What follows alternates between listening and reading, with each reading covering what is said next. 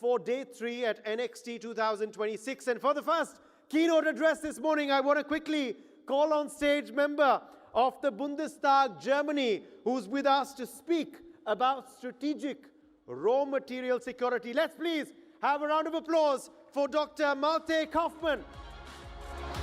It's the morning. Let's show them some energy. Let's get the stage going.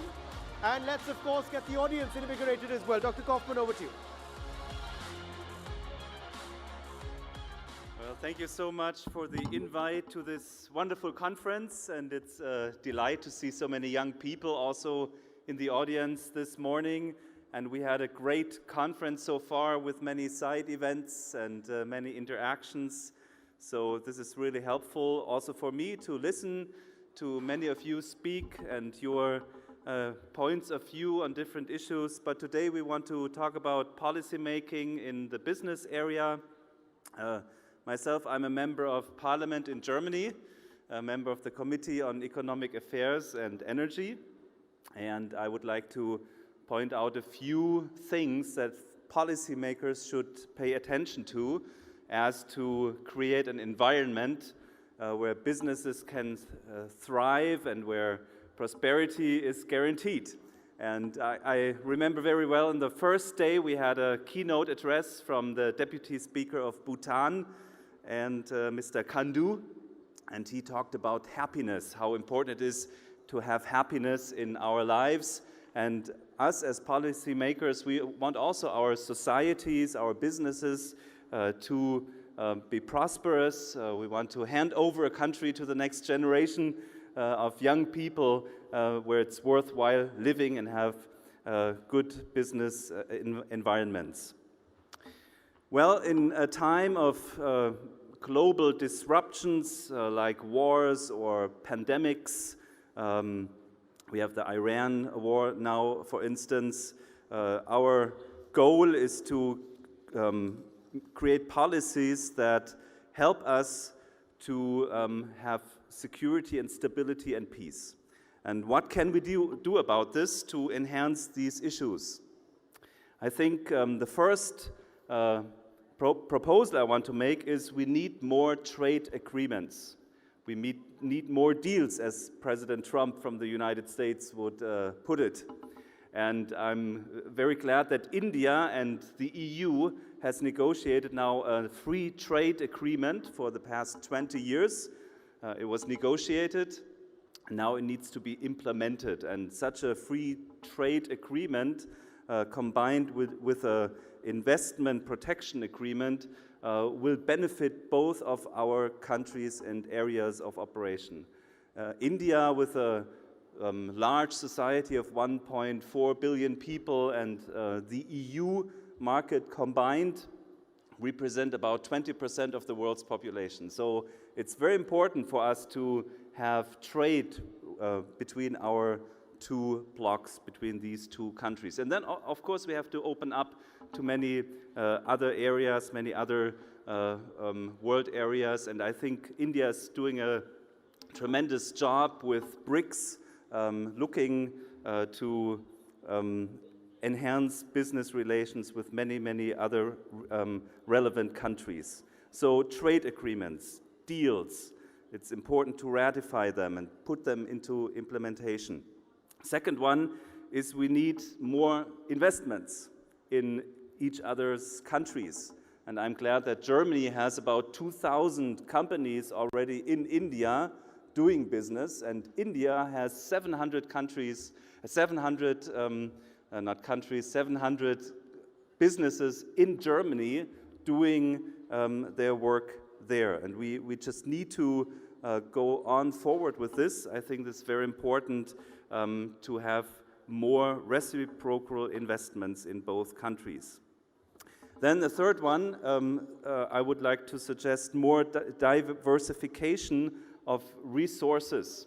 I come from the energy field, and I remember very well about 2 years ago we went with a delegation to India, to New Delhi, when India was responsible for the G20 heading the G20, and we talked about energy diversification. And I think it's very important that on the one hand we think about renewable energy, but on the other hand we should not make the big mistake to get out of all the other energy resources at the same time. I think India is doing a very good job also looking into nuclear energy. I learned that you want to double the nuclear energy in the next 15 years. And I think this is a very good example of diversification. And also fossil fuels, I think, is still needed in the world today, oil and gas, and at the same time looking for new opportunities, new investments, but not only doing the one and then neglecting the other. So diversification in resources, but also in sources. We should look at different parts of the world where we can have our supply chains being implemented. We have in Germany the big problem that in some areas of raw materials, we are dependent on only one or two countries, like in different seldom materials that are used for technology. We rely heavily on China and Taiwan, semiconductors, for instance. And I think this is a situation where we have to think about looking for more sources and making more deals and investments, so if there is a disruption in the supply chain, we still can get the material that we need. So after trade agreements and investments and diversification, a fourth issue that I would like to propose is we need to expand our relations. Economic relations with India are crucial. India is such a thriving nation and country, and I was really impressed yesterday by Modi's address, and it showed me that you have big aspirations, and also your space program is very, very amazing.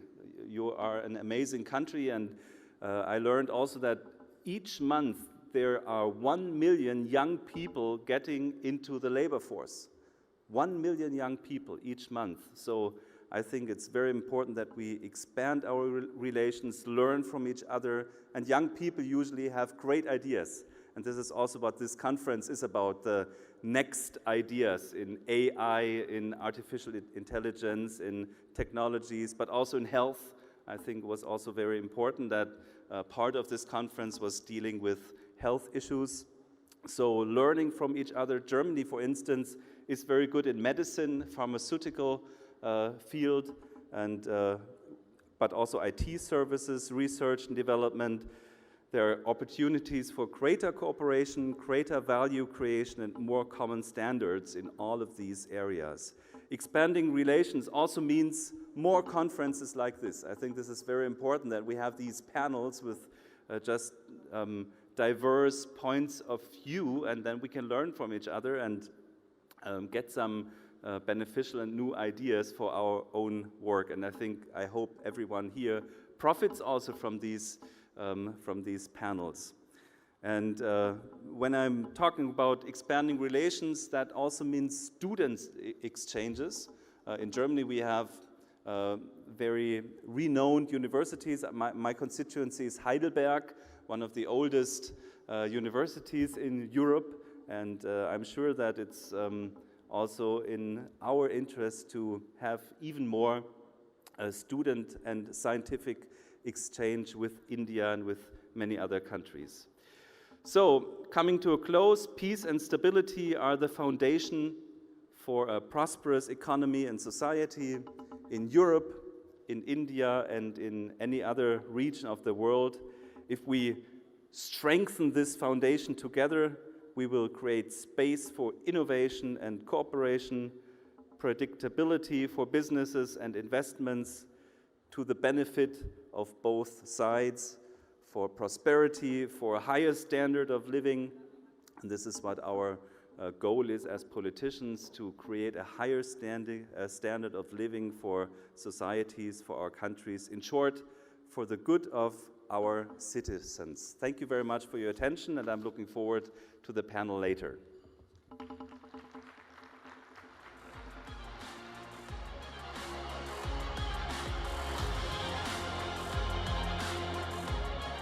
Thank you for that keynote, and you of course have set the tone and tenor ahead for the panel as well, because we are staying with this theme of next in business, and in this segment now to talk about the subject of the future of policy to fuel business growth. We have a power-packed panel lined up. In fact, joining us now on stage is the founder of Vantage Influence, Mr. Aaron Shaviv. Could we please have you on stage? Welcome. Also with us is Dr. Malte Kaufmann, who you just heard, of course, member of the Bundestag, Germany. Let's welcome you back onto the stage, sir. Mr. Suren Pandey is also with us, Action SA Treasurer. Ambassador Mark J. Sievers also joins us now. Welcome back to NXT. Ambassador Sievers, former US Ambassador to the Sultanate of Oman. And joining us also for this panel is Mr. Stuart Smith, Member of Parliament. He's in fact member of the House of Representatives, New Zealand. You heard him, of course, earlier at NXT, and we look forward to hearing more of your views on this subject. And moderating the panel today is Image Guru Dilip Cherian. Ms. Cherian, welcome to NXT. It's a pleasure to have you back at the second edition. You were, of course, part of our first edition as well. Today you are in the avatar of a moderator for this panel. So handing the floor over to Dilip Cherian for our first panel of Day 3 at NXT. Thank you and good morning. Pleasure to be here. Thank you, gentlemen, for being here at 9 in the morning. By Indian standards, by the way, this is dawn, okay, for as far as conferences are concerned. So we really are at the breaking news edge of the day in terms of news, and I'm delighted to have all of you. Because I'm not very good with names, you will excuse me while I look at the names to make sure that I get at least some of them right. The purpose of discussing what we are going to discuss today is that in 24 minutes, try and give those who are watching this a sense of policy making in your country, how it's made, and what forces, what pressures work on you, but also what it does to business with a view to the next 3 decades and to see how that goes. So I'm going to request all of you to make very short and very sharp comments to the questions I'm going to try and ask, so that we don't bore the audience with long speeches while they still haven't had their first cup of coffee, okay? So keeping that in mind, I'm going to start by asking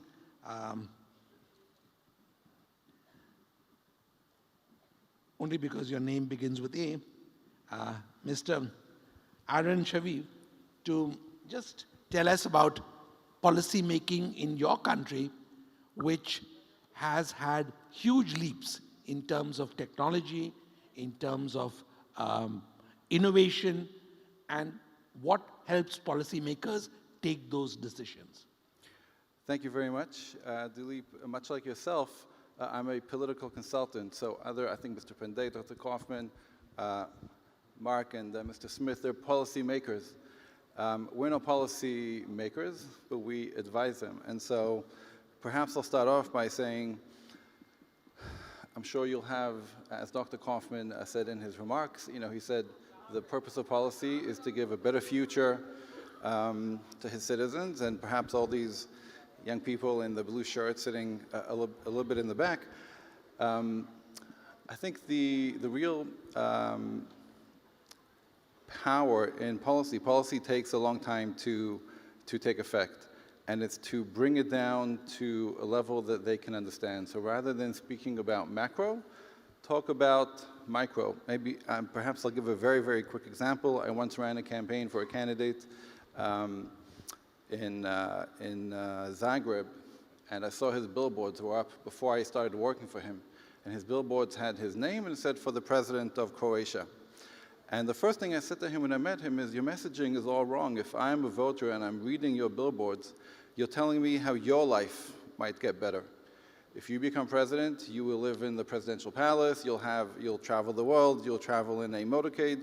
But as a voter reading your billboards, you haven't told me how my life might get better. And so perhaps for all the policymakers around, I think that's the main idea, is how will your policy really talk to these guys in the back and explain how is your life going to get better. Excellent, excellent. I'm going to come to you, Dr. Kaufman, because you've been already sort of named for the comments you've made.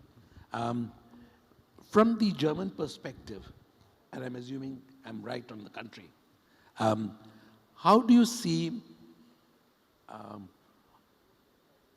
a slightly different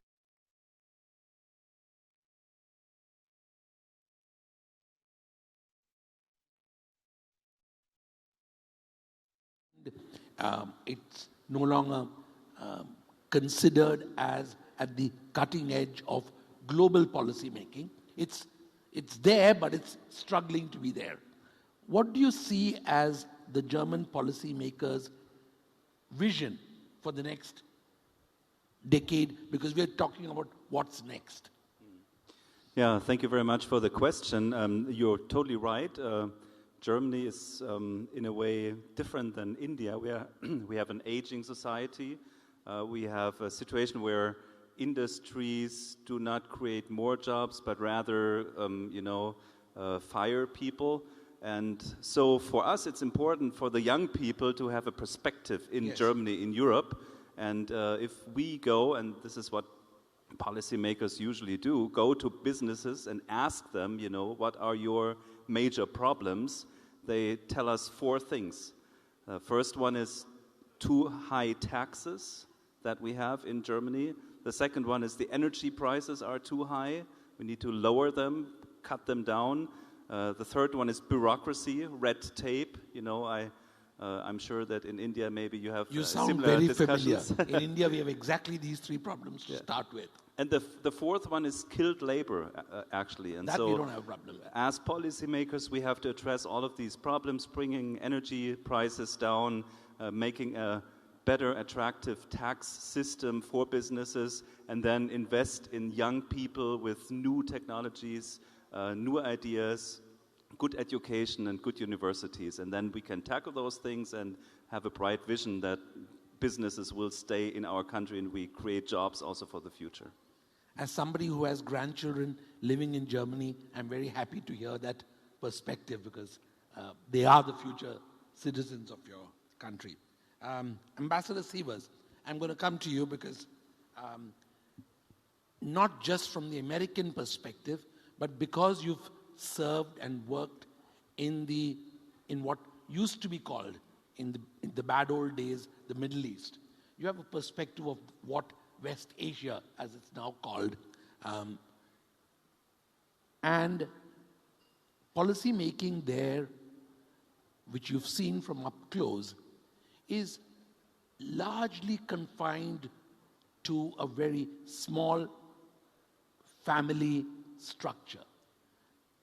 How, as an American, viewing it from the outside, did you see policy making as individual or family run versus oriented towards people's needs, as happened with Germany, where you have to go and ask industry, what is it you want? Does the same thing happen in your experience in West Asia, in the countries that you've served in? Let me talk a moment about the United States, because Sure. I think we're in a very interesting period where President Trump is recalibrating a lot of the domestic policies over the last decades, both in terms of international policy, international trade, but also domestically, where there is a profound disagreement inside the United States about the role of immigration in our society. And unlike, say, many European countries or India, where you have, a thousands of years of tradition. The United States is still a new country, and it's built on immigrants from around the world.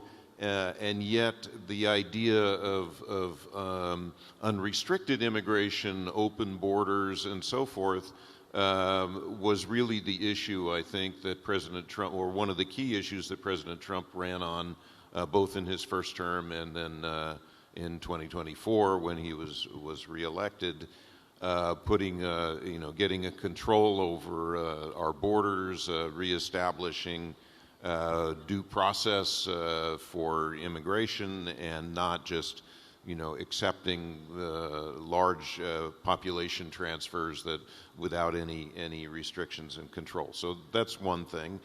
And then also, I think his base has been a somewhat different. A lot of it is the old Democratic Party base, workers in factory parts of the economy, the energy sector, truck drivers. He also brought about this getting rid of income tax on tips, so that's for all of the service workers. So that's a different base than the traditional Republican base that really looks at business. Applying that to the Middle East, look, the role of an American ambassador anywhere in the world really is first to look out for the interests of the American businesses and the American community, American citizens, and also providing access and information to the local society. I'll give an example of the UAE, where you're absolutely right. There are royal families in each of the Emirates, and they are the policymakers. And yet there is an institutionalized desire to protect and take care of the entire resident population, because the Emiratis are less than 15% of the country. And if the workers who come and professionals and people at all different levels come from all over the world, if they don't feel that they have a good and comfortable life in the country, it's going to cause lots of problems. So they have prioritized creating a safe and secure working environment and living environment for all of the people that come there. That's a very different thing than the United States, but it's interesting to have that contrast. Thank you. Thank you. I'm going to request you, Mr. Suren Pandey, to give us a perspective from the South African nation's perspective, because that's very far removed from the geographies we've talked about, I would think, probably from my perspective as someone who's only been to your country a couple of times, closer to the issues we deal with in India. Would you like to tell us how, as a party treasurer is one thing, but as somebody deep in the politics of South Africa, how do you see policy making getting future-oriented, which is the theme that we are trying to look at from a business perspective? Thank you very much for that question. I think just for the benefit of the audience, I'd like to start off by saying that South Africa's constitution is recognized as being world-class. We've got excellent policies. We have a young population. We have serious challenges in translating those policies into practical and basically fueling growth in the country. Hence, we have unemployment of 32%. Over the past 12 to 18 months, steps have been taken, and we've got various commissions of inquiries that's currently going on.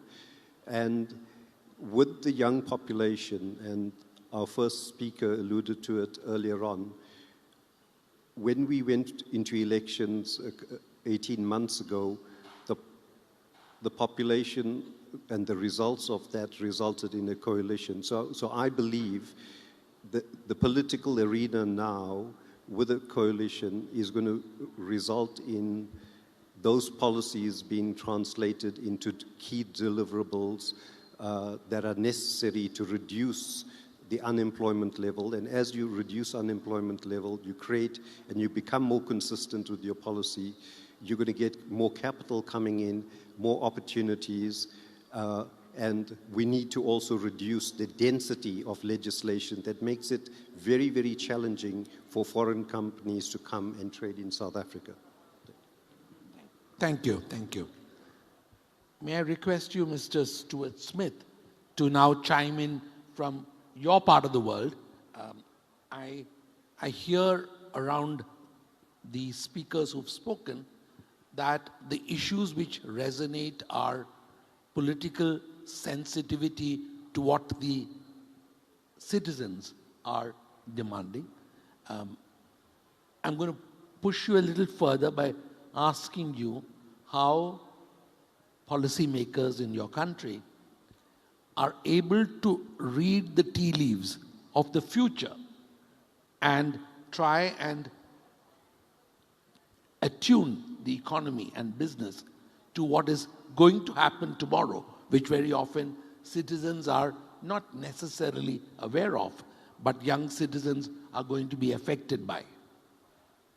Well, thank you for what is quite a difficult question to answer.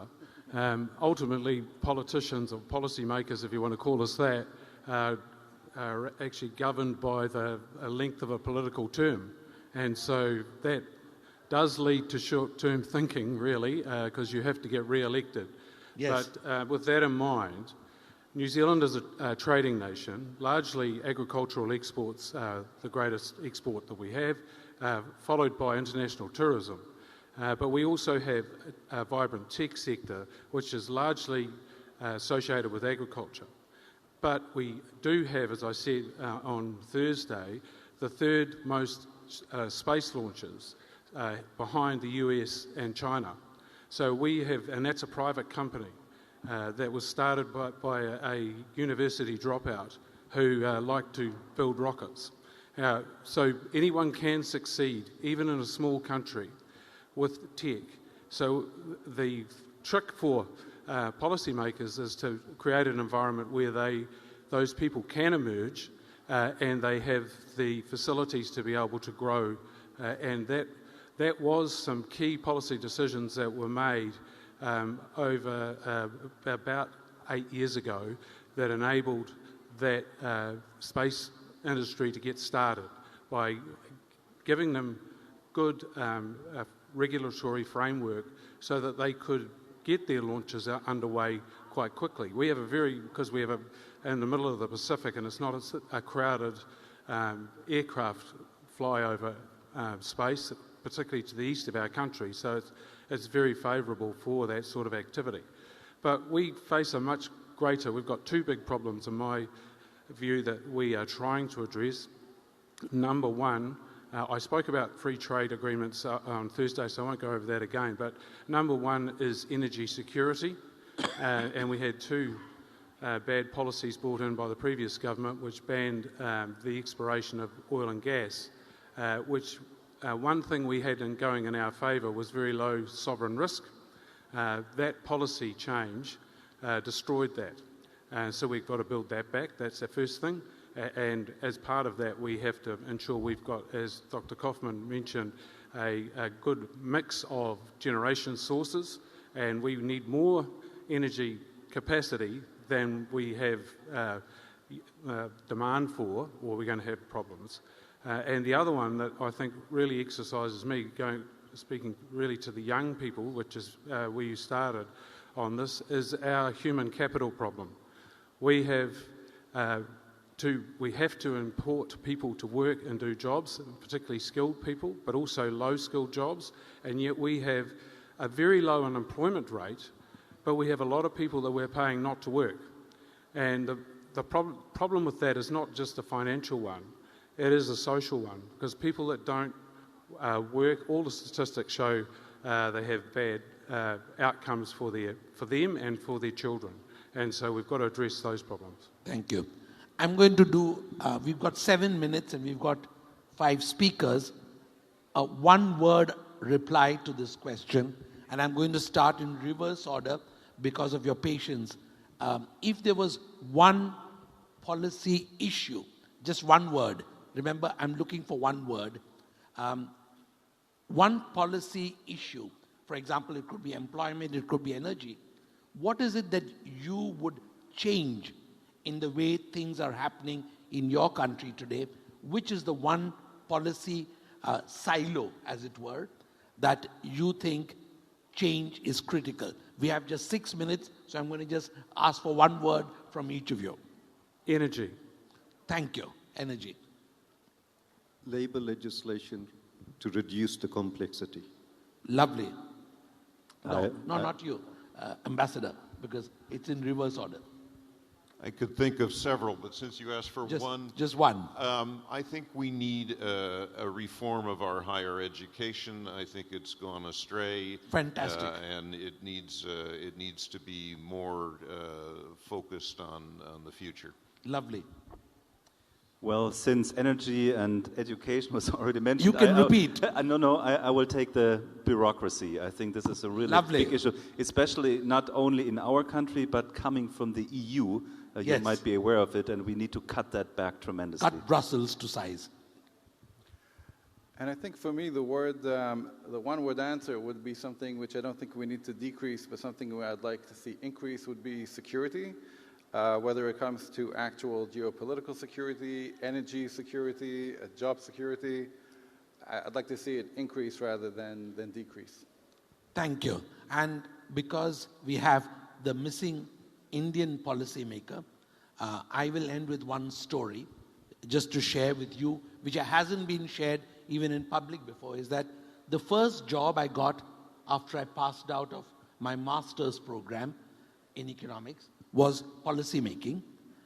Luckily, I was a junior economist, but this is a time which many of you, because you are either students of history or understand, was India's high socialism. So I was with a group of people in a big building which decided what the price of tires would be, what the price of paper would be, and we did massive calculations right through the day. Most of the calculations I didn't even understand. But finally, the price we decided was the price at which industry would have to produce and sell these products at. We've come a long way in policy making today, but I'm so glad that the global experiences that all of you have shared gives us a brief glimpse into what is next for policy making across the world. Thank you very much. Thank you all. Thank you. Thank you.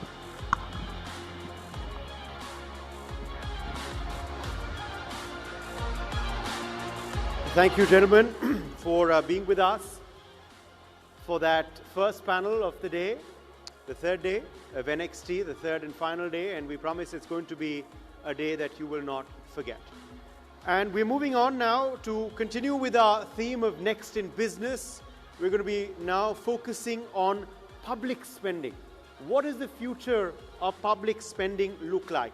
Well, that's going to be addressed by our next panel that I want to quickly now announce on stage. Member of the Nigerian Senate, Senator Ibrahim Hassan Dankambo is with us. Could we please have you on stage? Also joining us is Alan Beasley, Member National Assembly, South Africa. Welcome, Mr. Beasley. Let's please get you back on stage. Honorable Sujiva Senasinghe, Member of Parliament, Sri Lanka, is with us as well this morning. Welcome back. It was great to have you yesterday, and we are looking forward to hearing from you again today as well.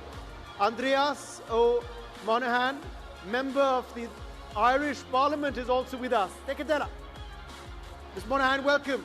Thank you very much for being with us.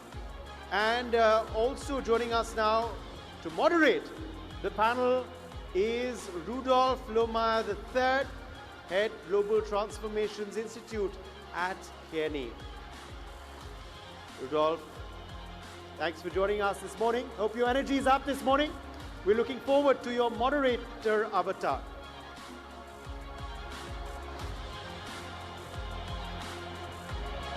Good morning, everyone. Thank you so much. The energy of our introductions at this event shall never be surpassed, and that means a great deal. Good morning, everyone. Great to be with you. I feel very privileged to be on this stage with these gentlemen because the issue that we are discussing is where abstraction and words meet the reality of governing and of creating public goods.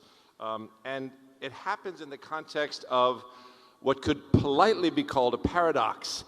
It could also be called the teeth of a shark, which is, on the one hand, governments around the world, as you know, we now face record levels of global public debt as a percentage of GDP. Governments around the world are facing fiscal constraints, pressures for more fiscal discipline, and yet at the same time, governments must do more to prepare for this uncertain future, arguably than they ever have before in countless domains. So this is the tension that sets the context for this discussion. And gentlemen, I'd like to start with that discussion. How are you managing the tensions in your country most productively or with most difficulty between the fiscal constraints that you face and the demands that you face to be prepared for the future? Please.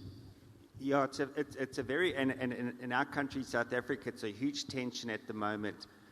Because there's huge demands, because there's so much inequality and poverty in South Africa, so there's so much demand for government spending, but at the same time we're getting into more and more debt, and more of our spending is being actually eaten up by interest payments. So there's no value for money for actual interest, because you're actually getting no benefit, you're paying somebody else.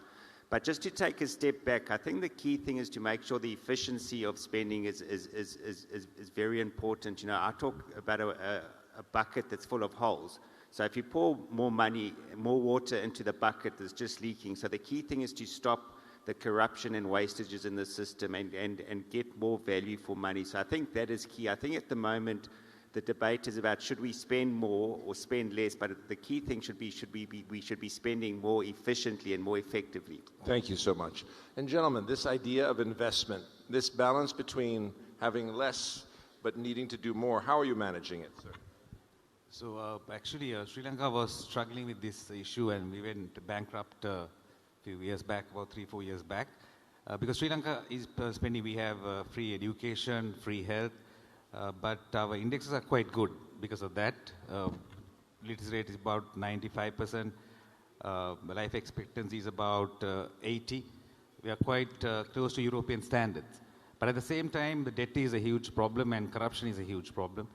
Debt is about 100% with all this public spending. So we have to strike a balance, and I would always advise to less government and to, because we have a lot of, we have about 1.5 million of public servants, and that the salary package is a huge burden for the government. It should be about 500,000 in reality. But people have got used to this left sort of idea. That I think in India also it's a similar situation. Everybody likes to have a government job, to have a pension, to relax.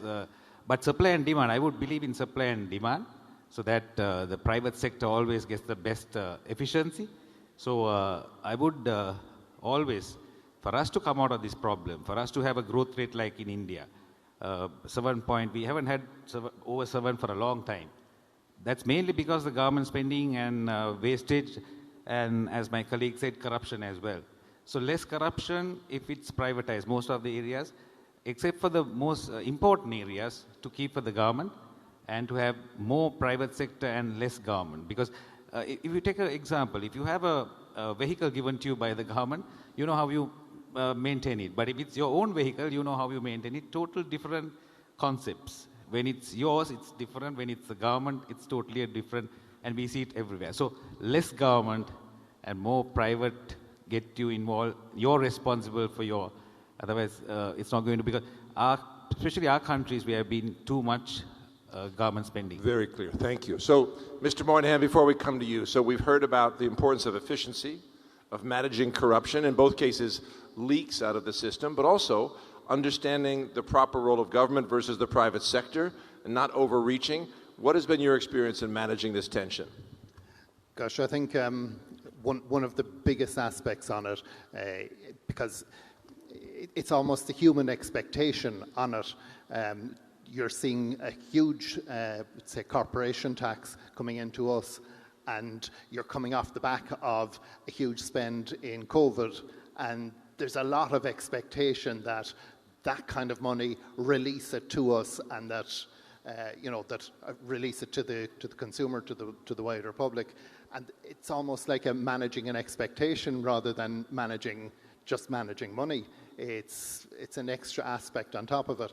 How are we managing it? It's a struggle for sure. We've started to face towards more strategic investment funds as well. Government have set up 2 of those over recent budgets, and it's helping to kind of maybe manage a little bit of the expectation, but I think that whole human angle has to be taken into account on it as well. It isn't just about cold hard numbers, and like you'll have competing interests, the wages demands because of cost of living going up, and then trade union trying to come together on an agreement. We're right in the teeth of it all at the moment, and I would say it's nearly as much as managing expectation as managing money. I completely understand. By the way, and this is your segue, as if perfectly planned, which it wasn't, is to the relationship between making fiscal choices based on a systematic framework, on a true framework of investment, versus really it being driven by politics. In my country, the fiscal challenge we face, which is vast, is a function of the politics, the political impossibility of ever raising taxes and so forth. So what is your experience, sir, in the balance between a systematic approach to investment versus the pressure of the politics?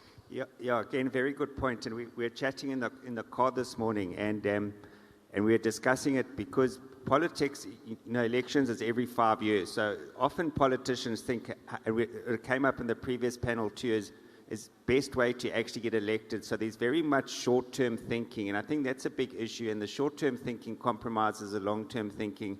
And I think President Modi's been in power for a long time, and you can see the consistency of having a particular policy and sticking through it. So I think there's just too much short-term dominance, and we all believe in democracy, but sometimes democracy every 5 years a change in government. So how do we get people to vote for us, and let's give them more money? And it actually in the long run it's actually defeating. So it's to just try and change that mindset that there needs to be more long-term thinking as opposed to short-term thinking. Unfortunately, politics plays a role in that.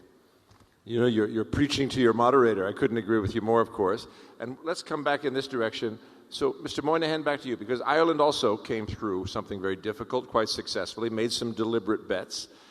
What was the balance in that between a framework approach, good fortune? Tell us. Yeah, definitely there was a very stressful time for several years on it, and I think even after that, and the very difficult decisions that would have been made by so many at that stage, and sacrifices by the public as well, there's almost like a scarring there, that there's almost a fear of making a wrong decision and maybe a fear of spending, and that hangover is there, as well as something that will be almost impeding moving on as well. Certainly a lesson learned on it. But I think that we also need to take a step back and decide on how are we going to go spending from here, and what's going to guide us on it. And whereas there's always a huge focus on economic indicators, GDP, unemployment, and so on, that we need to recognise that we're actually living in a society and not in an economy, and that we should be guided by societal values, the things that are important to a society to steer the budget. And OECD have established a well-being framework. New Zealand have been following up on it. We're started into that steps as well. And the idea behind it is that spending will be guided by the values of society, the quality of our housing, access to health care, educational attainment, biodiversity, the things that are important to us as a people will be guiding the spend, rather than cold, hard GDP, unemployment, and economic indicators. Fantastic. Well, so let me say that you've actually arrived right on time, honestly, as you'll see.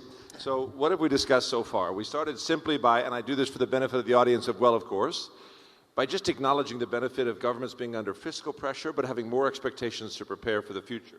This man's exceptional expertise, I want to weave him into our discussion. So in talking about how it's being managed, managing efficiency and corruption, to removing leaks in the bucket. But now we're really discussing, and that's why I mean the timing of your arrival is so perfect, the investment framework. How to think about these investments, considering the very different future that we'll face. We can't do everything. The analytic frameworks for prioritizing. And what we just heard from our friend from Ireland, Mr. Moynihan, is that it's actually an exquisitely democratic point that you've made, that the framework should be tied to the politics, to the society, and to its values. But on the analytic side, tell us your perspective, sir. Well, let me apologize sincerely for coming a bit late. Public spending, as it is a function of so many things, like I know have been discussed, and particularly, for us, public means mobilizing public resources and spending it in the interest of the public. And going forward, it varies actually from places to places.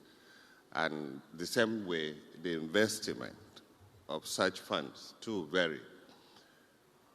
In developing countries where we still have a lot of challenges of security, of the SDGs and other social indicators, spending are normally channeled towards those directions.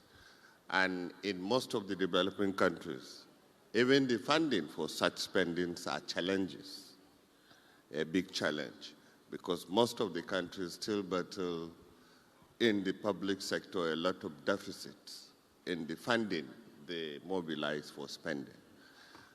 In other economies, that may vary because a lot of resources are mobilized and they have surpluses. They have different kind of fundings, that are accumulated over time.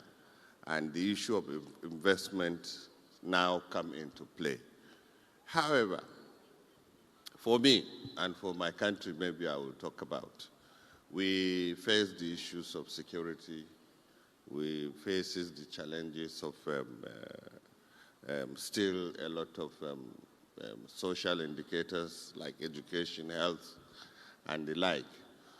We tend to channel most of our funding in those areas. And for investment purposes as well, the mechanisms used are mainly by our laws through the central banking system. We cannot channel any public fund outside instruments of government by our laws in our own kind of countries. Is completely a different area than the private, funding mechanisms that we are talking about. Thank you. Thank you so much. Mr. Senasige, you mentioned something so important, and of course many people are now trying to think through how the private sector, as you've said, can contribute to the creation of public goods. In Sri Lanka, as you're making this transition, what is the model by which you think about where the private sector can play its most proper role and where government must play its role? Well, it's actually, as you say, it's a double-edged sword to our part of the world. If you take progressive ideas and you lose the election. So because people are very passionate about the public sector. And it's even they are not in public sector, they are not in the governance, but they're still passionate about it. That's a very attractive slogan for left politicians to say that let's keep the public service, let's spend more from the government. So energy, I would say energy, and partly health, education. We can privatize, we can get the people who can afford to spend. And Sri Lanka is a good destination for education tourism. It's a beautiful country and we have resources. So private universities were discouraged in Sri Lanka. The government which is in power, it was a Marxist government. and they were actually protesting against privatization. So that hindered our progress for a long time. And India started, I think, 20, 30 years ago, it started the transformation. Even though Sri Lanka started liberalizing and opening the economy in Asia, India took it to a different level and they started private. In Karnataka, I believe that's how India progressed. They started private universities. But Sri Lanka, we could not do it because there was a lot of protest, privatization of hospitals, people who could afford. I would suggest, when I was a minister, I was telling them even government hospitals have a paying ward where people can pay and maintain the hospital. But that was discouraged by the public servants saying that, no, it should not be, we should have this monopoly, we should control.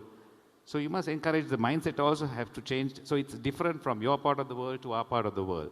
And there's a lot of corruption in our part of the world, but you all have gone through that 30, 40 years ago.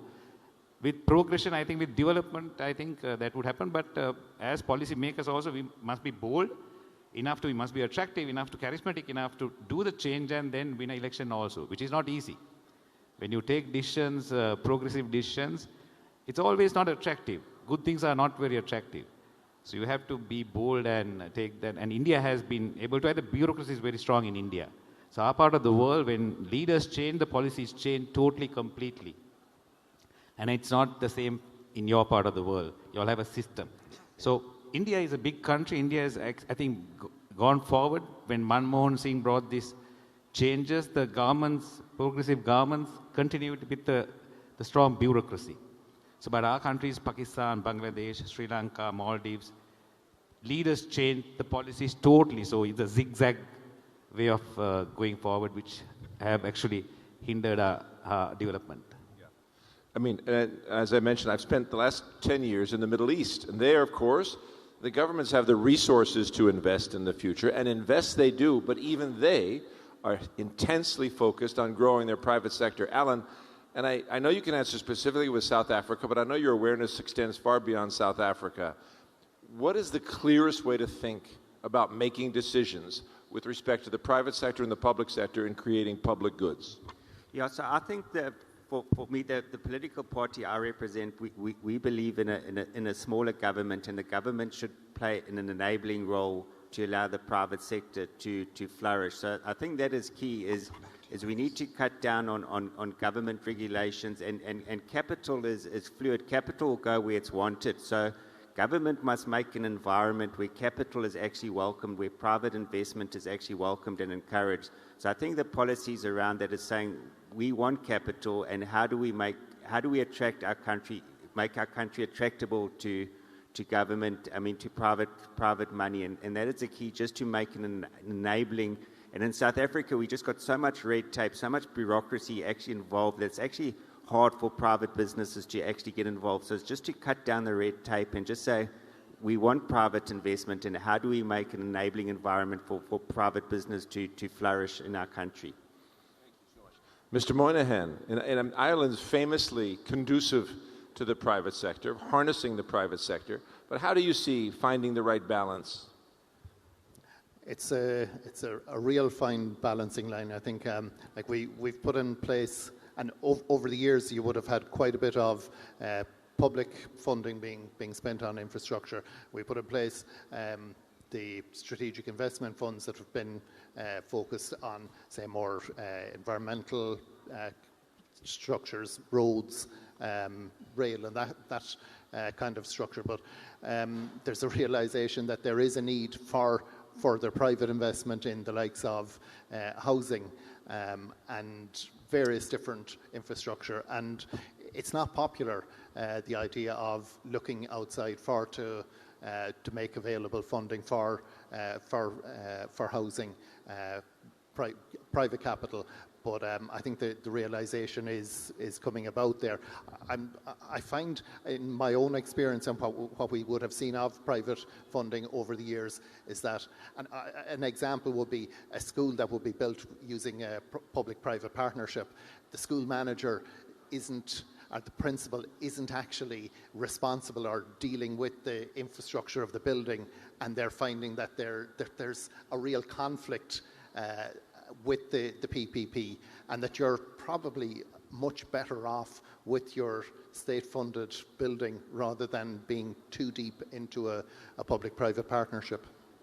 Well, thank you. Mr. Dankwambo, in Nigeria, help us. What have you learned about how to harness the private sector, harness market forces to create public goods, but yet remembering the central required province of the government?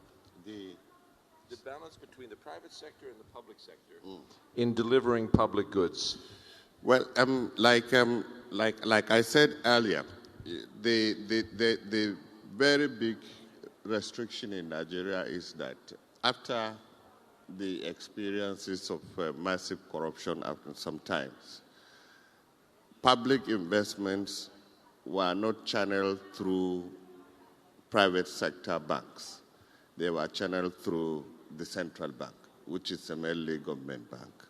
So for any kind of investment which involves the private sector, an environment is created where the two ventures, like he said, collaborate through PPP. And these are done through agreements over a period of time.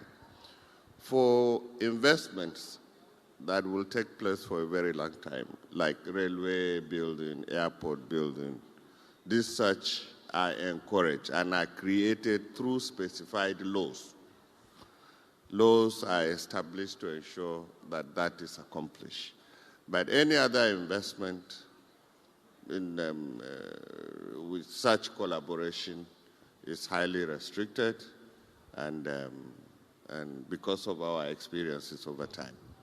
You know, it's fascinating. In the United States, we've gone through the same journey. And so there was a period coming out of the 60s and the 70s where the fear of the robber barons and of people having too much power, we developed an entire policy infrastructure about controlling and preventing the ability to have too much power. But what it's done, for example, in my hometown, the city of New York, is to build a mile of subway is so unbelievably costly and time-consuming because of the extent of the regulatory hurdles. Much more, for example, than to build a kilometer or 2 kilometers of subway in Paris. And so this is an important tension. Okay, well, so now, if we can now turn to the future. So, as you know, my interest is, and you made the point so well, government has to address the suffering, the bleeding, the needs of its people in the moment, but it also has to invest in the future. Understanding what is needed in the future and where that investment should go. What are the best approaches you've seen to this? Sir, I start with you. To understanding from the longer term perspective, what do we most need, and investing there. How in Sri Lanka do you make the case for those investments, or is it difficult? It's not difficult. It's, when it comes to investment, I think it will be easier. Welfare, it will be a bit difficult for the private sector to get. So two areas where we have to separate investment and welfare.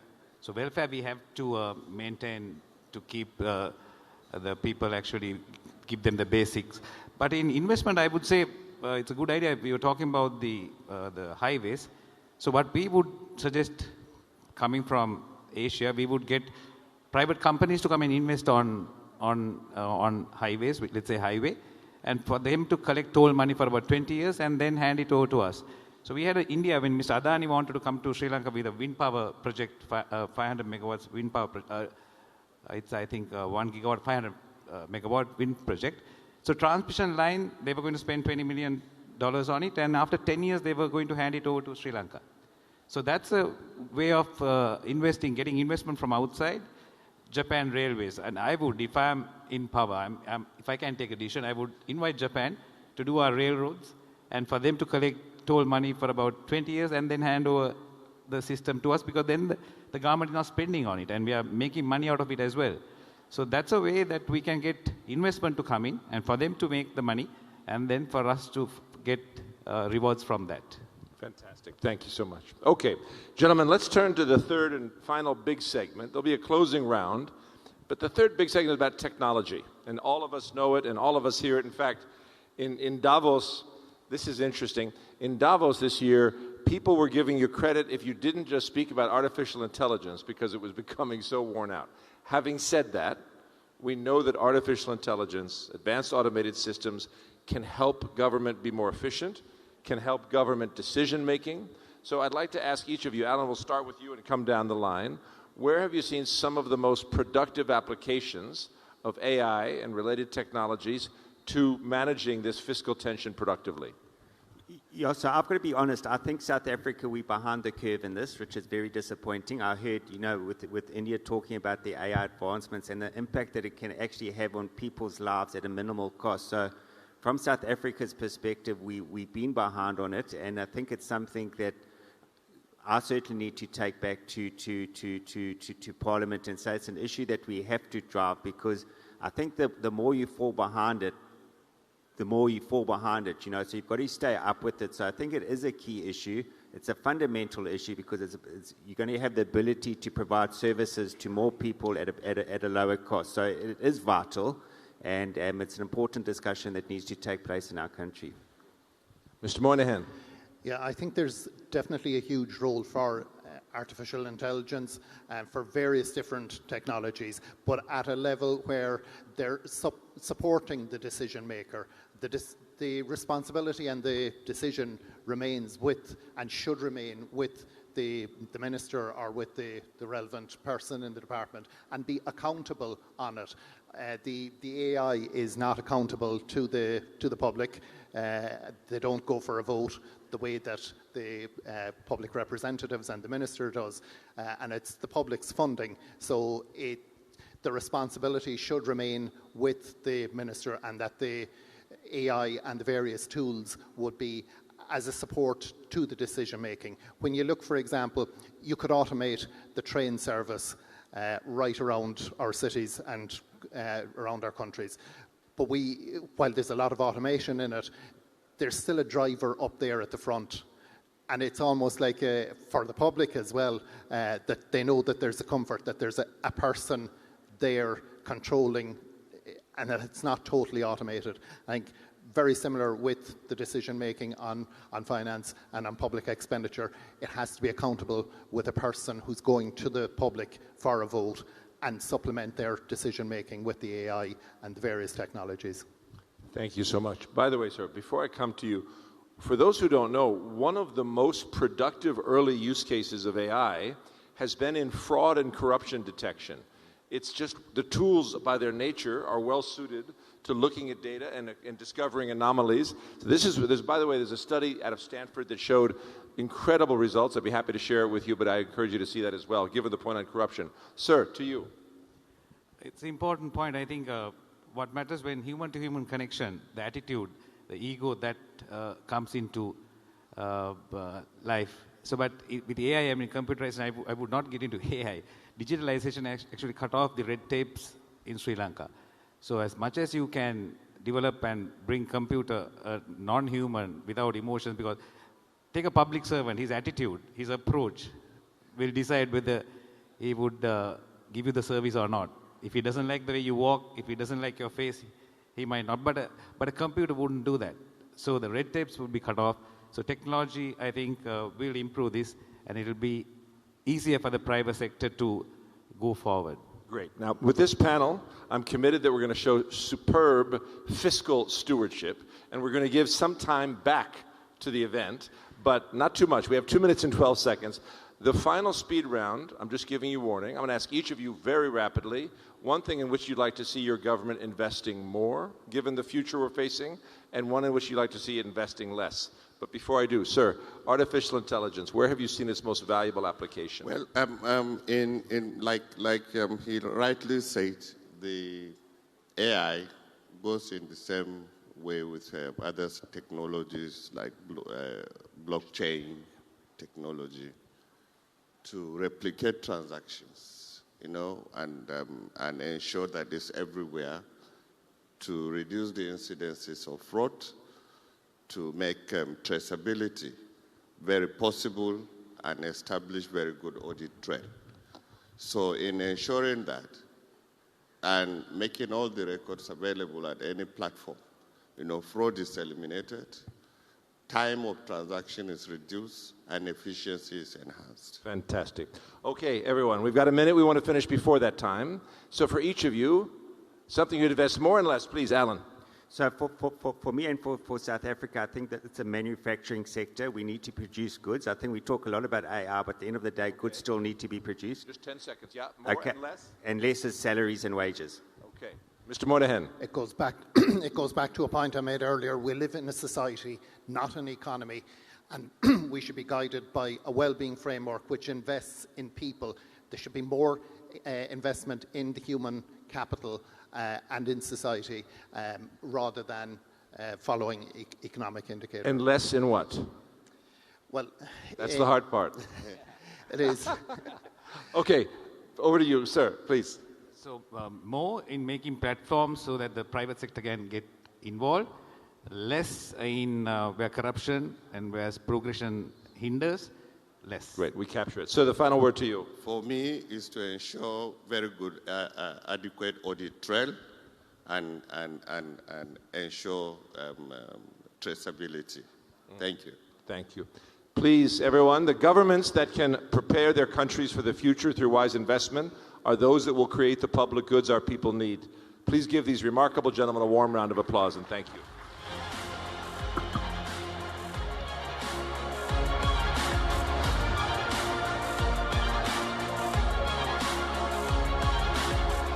And with that, we come to an end of our first segment for the day on Next in Business. What a very, very thought-provoking panel, isn't it? You know, some of these ideas, I'm sure you can apply it in your business and life from today itself.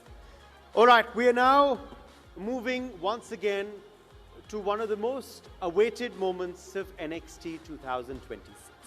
Every day, we have heard from a former head of state. And that trend is going to continue today as well.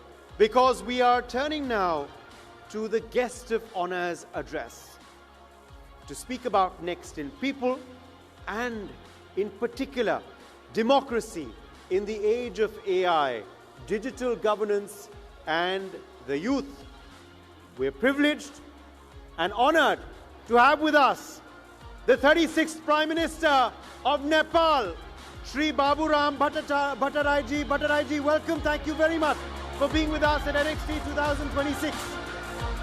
It's a pleasure and honor. Let's keep the applause going for the 36th Prime Minister of Nepal.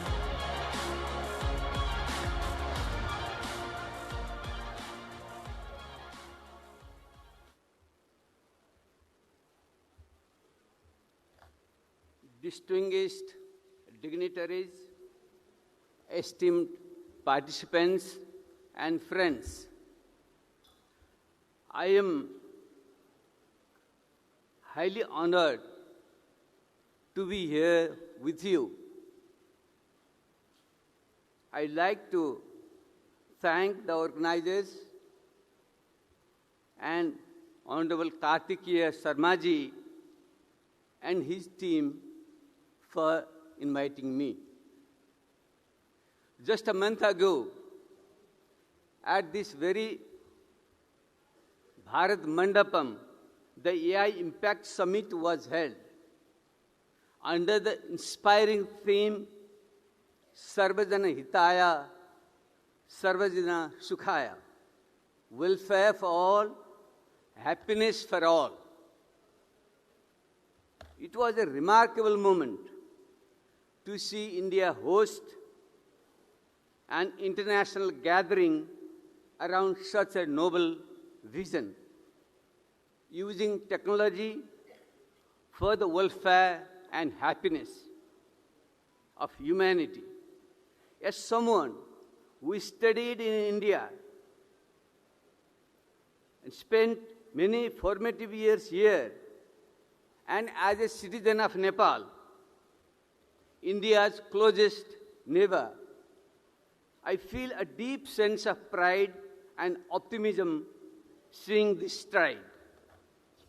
The topic I have been asked to speak about today, democracy in the age of AI, digital governance and the youth, is not only complex, but extremely relevant. I must admit that the word youth in the title particularly intrigued me. the inner youth of a 71-year-old man. When I reflect on my own youth, I often feel that I have lived in two different civilizations. When I was a young boy in Nepal, our village had no electricity. There were no telephones, no television, and very limited access to newspapers. The primary source of information and my connection to the wider world was the radio. I still remember the day my school examination results were announced. I heard my name and score on the radio, informing that I had topped national board examination in 1970. That was how information reached us, one shared voice, one shared moment, and one shared reality. At that time, I didn't realize that I was experiencing something fundamentally democratic, a shared information commons. Everyone heard the same facts at the same time. Reality was not personalized. Today's young people live in a completely different information environment. They don't hear one shared voice. They hear billions of personalized voices shaped by algorithms. Information is curated, filtered, and optimized for engagement. Young people today are more connected than ever, yet often feel more isolated. They have more information than ever, yet are more uncertain about the truth or lie. Technology has enabled us to access information instantly. But a serious question remains: are we actually becoming wiser or simply more overwhelmed? As an architect by training, I recognize the unprecedented benefits these technologies have brought: better healthcare, education, material comfort, economic opportunity, democratic access, knowledge sharing. Within my lifetime, I have witnessed changes that few eras in history have seen so in such a short time. Yet at the same time, something paradoxical is happening. Surveys conducted by organizations such as Gallup show that today's young generation, popularly called Gen Z, is experiencing higher levels of anxiety, uncertainty, and pessimism about the future compared to earlier generation, including my generation. This is one of the great paradoxes of our time. On the one hand, we live in an age of extraordinary technological abundance. On the other, many young people feel uncertain about their future, uncertain about employment, about economic stability, about building families and meaningful lives. Part of this paradox lies in the very technologies we celebrate. The rapid advancement of AI, robotics, and automation is already transforming economies, labor markets, governance system, and even our political processes. While these technologies are bringing immense possibilities, they are also posing serious risks.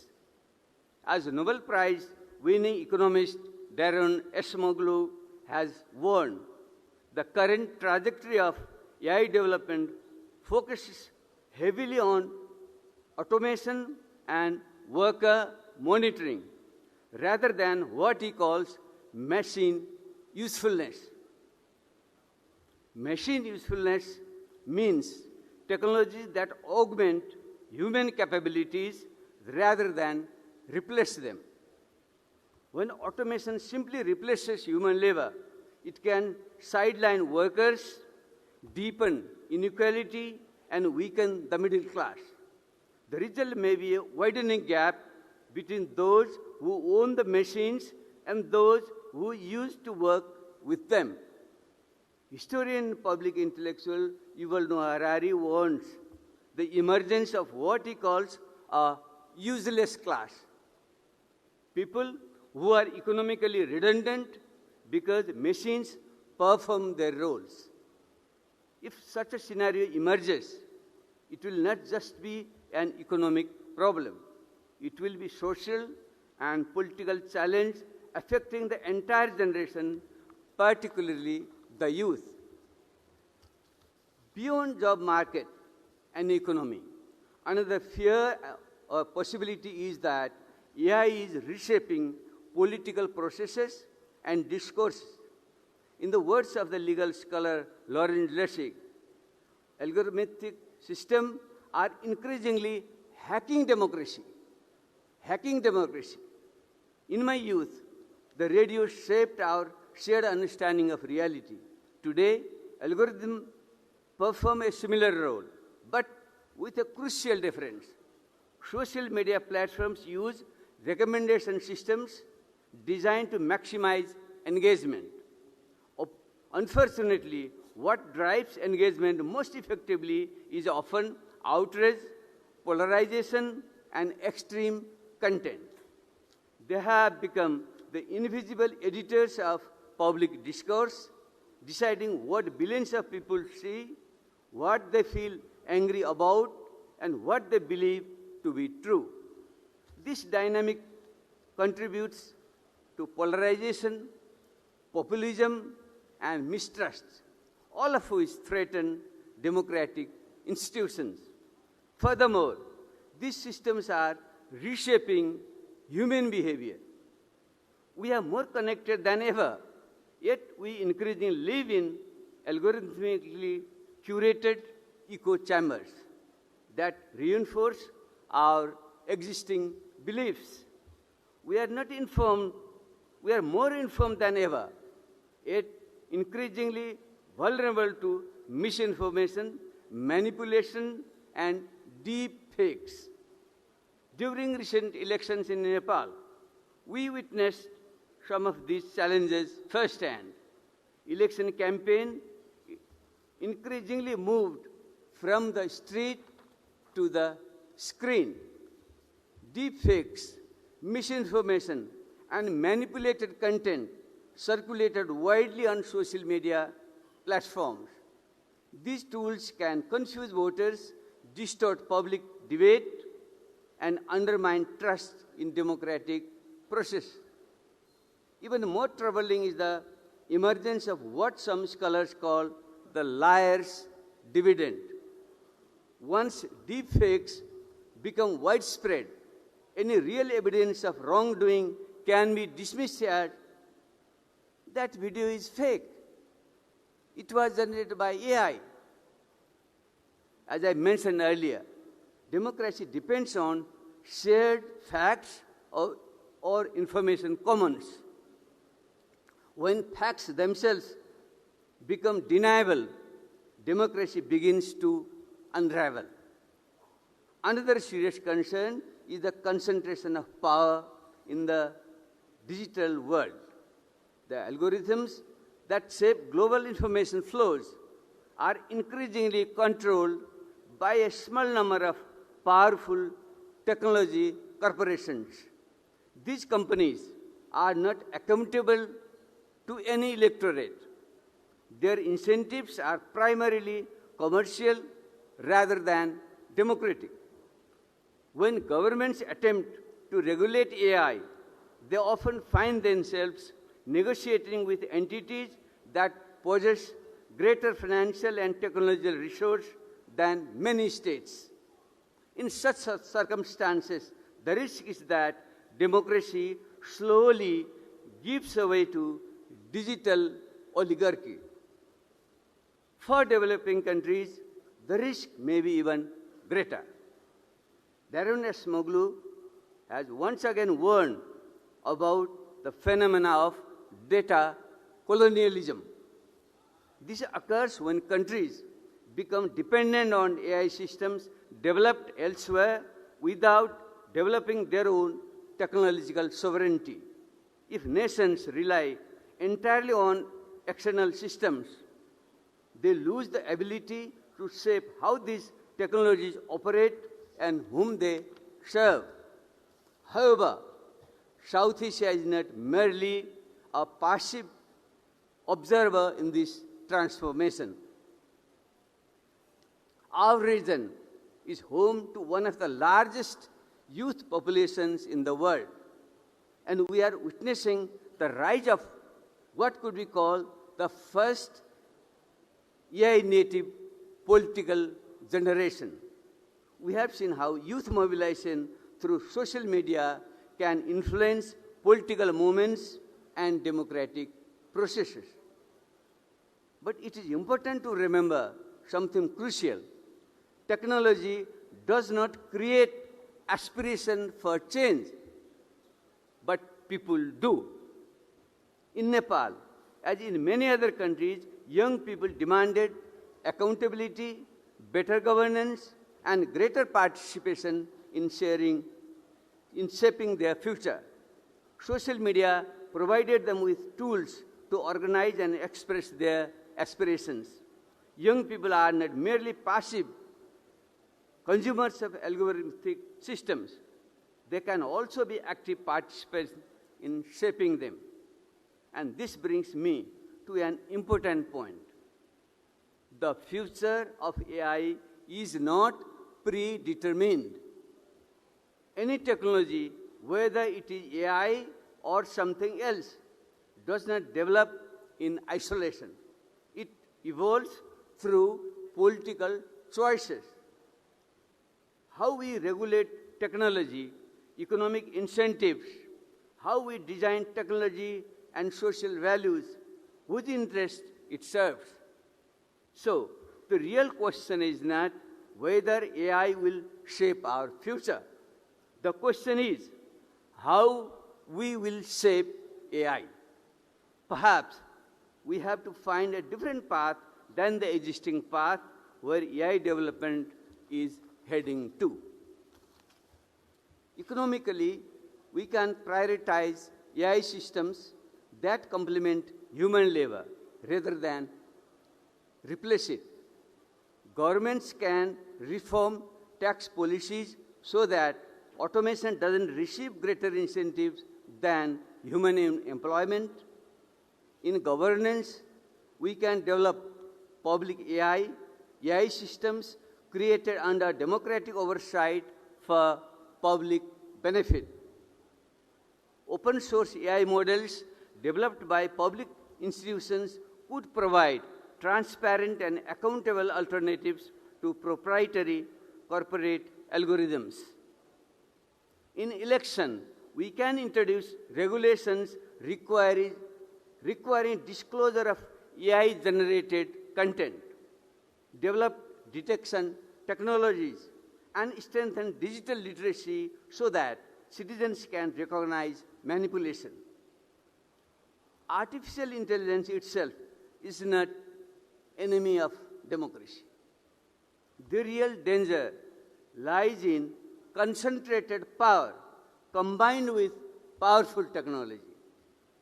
If we democratize the development and deployment of AI, these technologies could actually strengthen democratic participation rather than weaken it.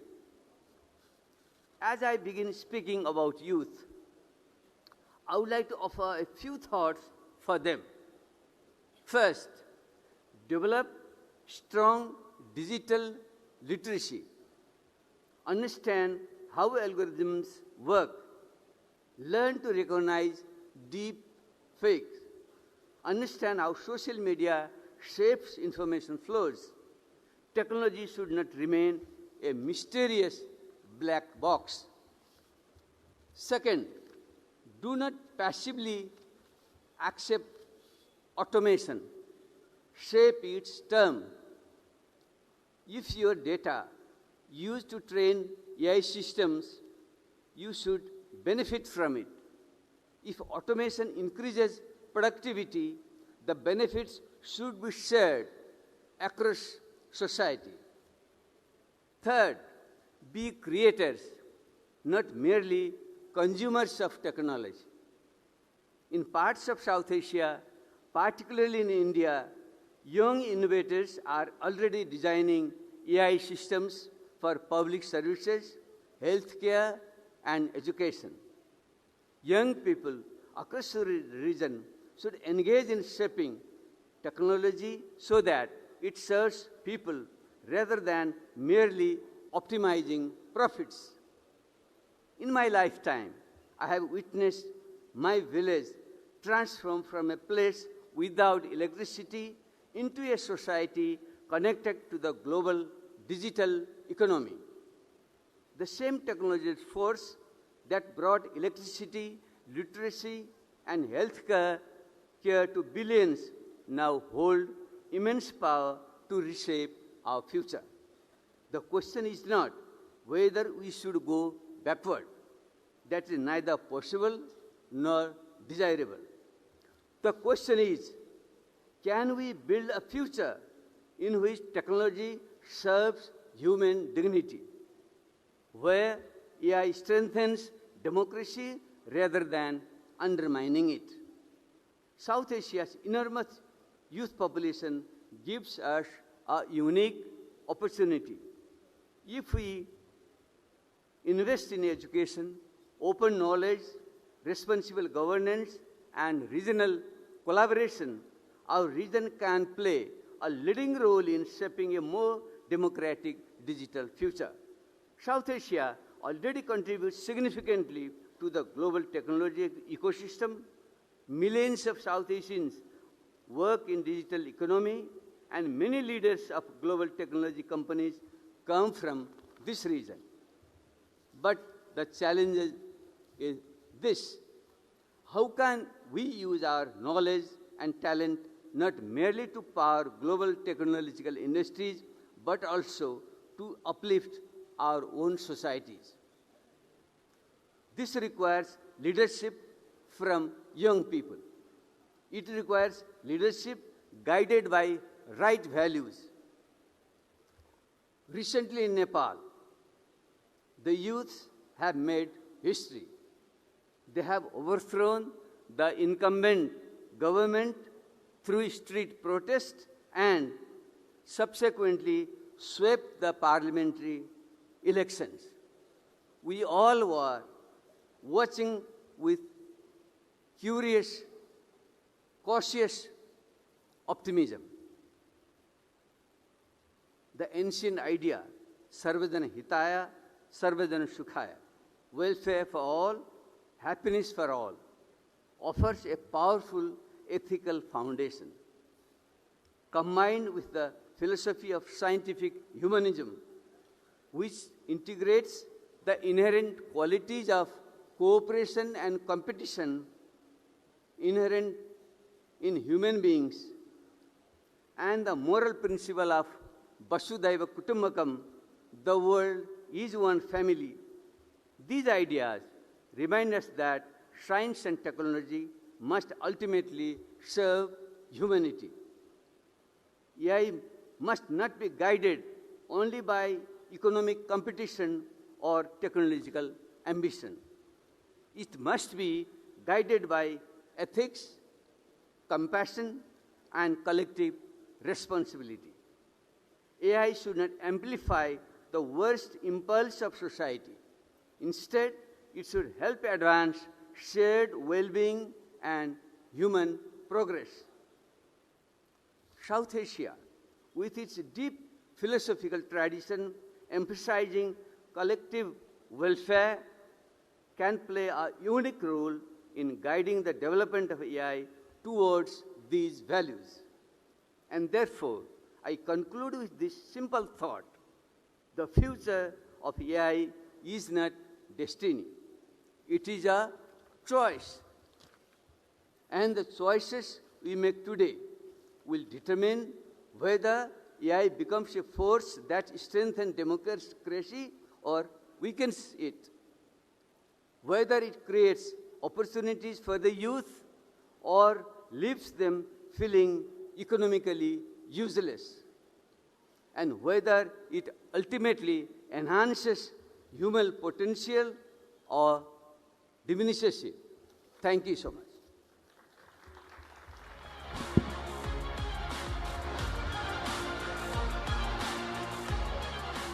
Thank you to our guest of honor at NXT 2026 for your time, for your valuable words, and of course also for your positive message for the India-Nepal partnership ahead.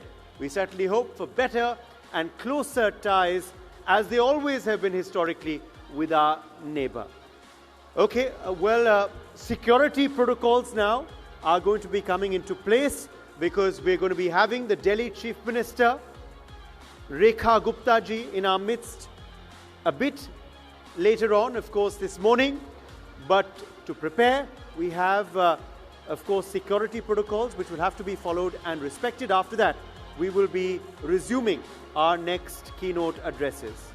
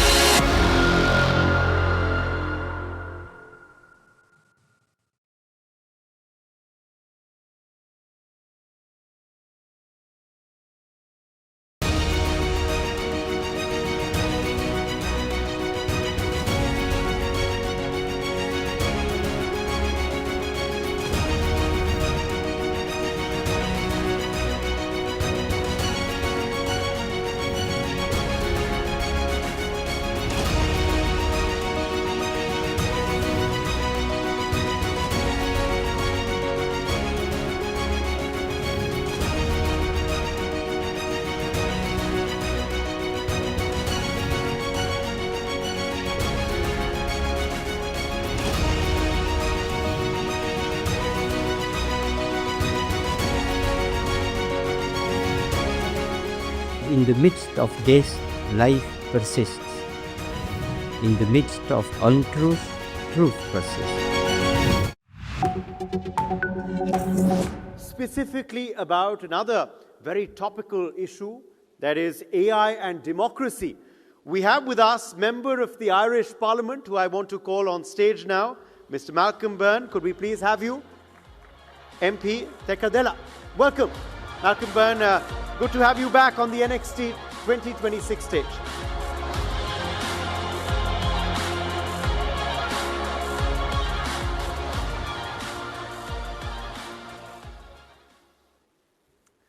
So good morning. Good morning. Great, we're all awake.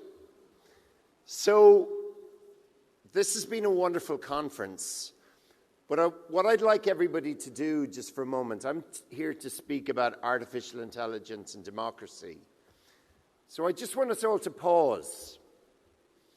And I'm going to invite everybody for just a moment, put down your mobile phones and close your eyes.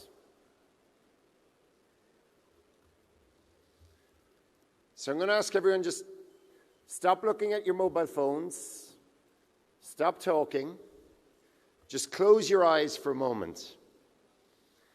And I want you to think about the fact that we're living in very difficult and changing times, but think about where you live. And for all of us, it's so lucky that we live in a democracy. And we're living through difficult times, but we're here in the world's biggest democracy.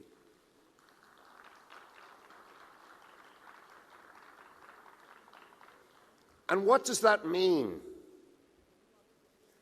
So what it means is that our human values, the things that are important to us, our ability to be able to express ourselves, our ability to be able to influence our governments, to be able to change our governments, to be able to protest about decisions our government makes in a peaceful fashion. These are things that are really important to all of us in a democracy. And it is critically important in this new age of artificial intelligence that those things that each and every one of us regard as important, that those values are protected in that world of AI. So those of you who haven't opened your eyes, you can open them back up again now. So we've been listening to some amazing speakers, and I have to say I totally agreed with the former Prime Minister of Nepal, who spoke so eloquently just a few moments ago. Some really fascinating insights. So I'm not going to repeat what he said, but just to say it is important to listen to what he said. But I want us to go away from this conference with a few takeaways. And those are the takeaways about the importance of democracy in the era of artificial intelligence. The first thing that I want us all to remember is, in any decision that we make, humans have to be at the center of those decisions. We can't leave it all to machines. Our values, the things that are important to us, have to be at the center of that. And that means we as legislators need to protect our data, but also our voice, our image, our likeness, those things that are intrinsic to all of us as humans. The second thing that I would say is that it's important that we get the balance right between supporting innovation and encouraging new ideas and safe and responsible regulation. And regulation and innovation are not mutually exclusive. It's about getting that balance right. When we look at elections, a critical part of our democracy, we need to protect them. We need to value that celebration of democracy. And that means tackling disinformation and misinformation and making sure that we continue to have free and fair elections in all of our democracies. We need to lead the debate around how we use our new technologies. Artificial intelligence is not a goal in itself. It's a tool for all of us. we should only be using those tools to ensure that for all of our citizens, the outcomes are better. Not for a few, not for those with power and wealth, but that if we're delivering public services, that we continue to do it in the best way we can, and if the new tools, including artificial intelligence, used in a responsible way, can deliver things more effectively, then we use those tools. I think it's really important in a democracy that we also ensure that those voices that are not normally heard do get heard. And technology can be an incredible enabler. So minority voices can come to the fore through the use of new technology, but they can also be repressed through the misuse of technology. So for those of us in democracies, it's critical that we ensure that those minorities and even majorities get their voices heard. And there is a danger that I would say that in this world of the tech bro, that the voices of women are not sufficiently heard. And I will say, I've enjoyed this conference enormously, but I do not believe that we heard enough voices of women on the stages here over the last few days.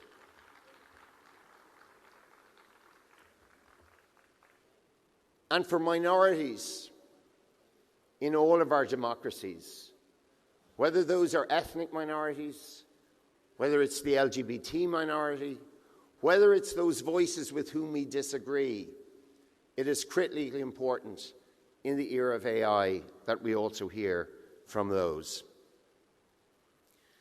I finally want to talk about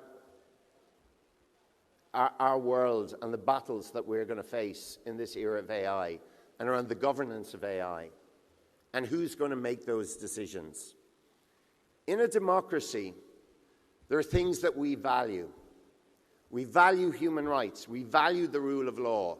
We've been fortunate to hear some very eminent judges and lawyers here over the last few days.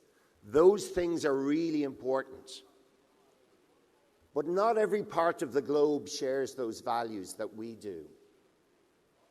And there are going to be differences. Coming from Ireland and from the European Union, we're not always going to agree with the United States. We're not always going to agree with India. We're not always going to agree with the great democracies of Latin America and so many other parts of the world. But what we all do agree on are important values about human rights, the rule of law, and the importance of democracy, about ensuring that humans are at the center of our decision-making processes. And we have real challenges in this world because not everybody shares those views. And our threats are going to come from those authoritarian regimes who don't put humans at the center of what they do. And India can play a leading role in this.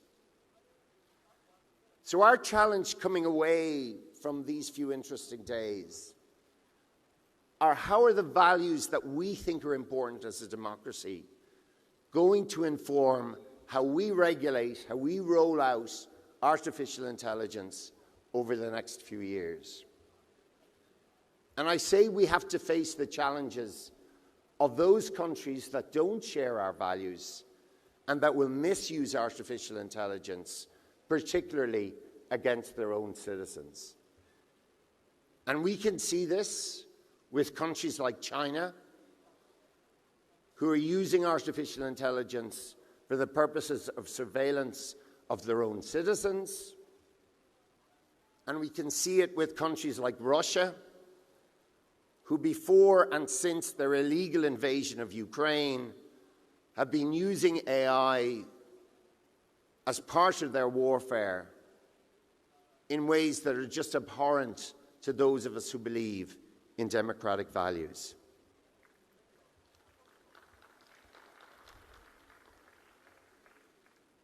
So coming away from these really interesting few days. I want to set the challenge to everybody here, to our legislators and regulators who we all came into politics with strong principles, things we really believed in, how we wanted to change our communities, change our planet, change the world, but particularly to all the young people who are here. This is a fascinating and really exciting time.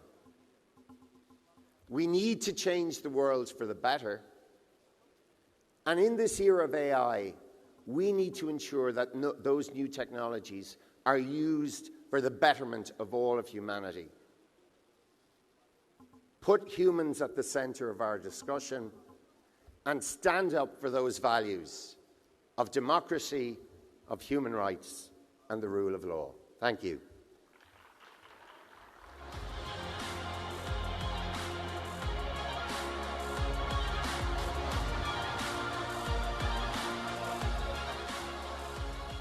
Thanks for your address, Malcolm. And of course, with that, we now turn to our next segment and our next theme. At NXT 2026, we're of course exploring different segments, different themes over the course of these 3 days. And now, to speak on next in equality, and more precisely, in fact, to delve on the future of equality legislation by giving the case of Mexico. We have with us member of the Chamber of Deputies, Mexico, Deputy Marcela Guerra Castillo. Welcome, Deputy Marcela. Thank you very much for being with us at NXT 2026. We're going to be handing over the stage to you for this next keynote address.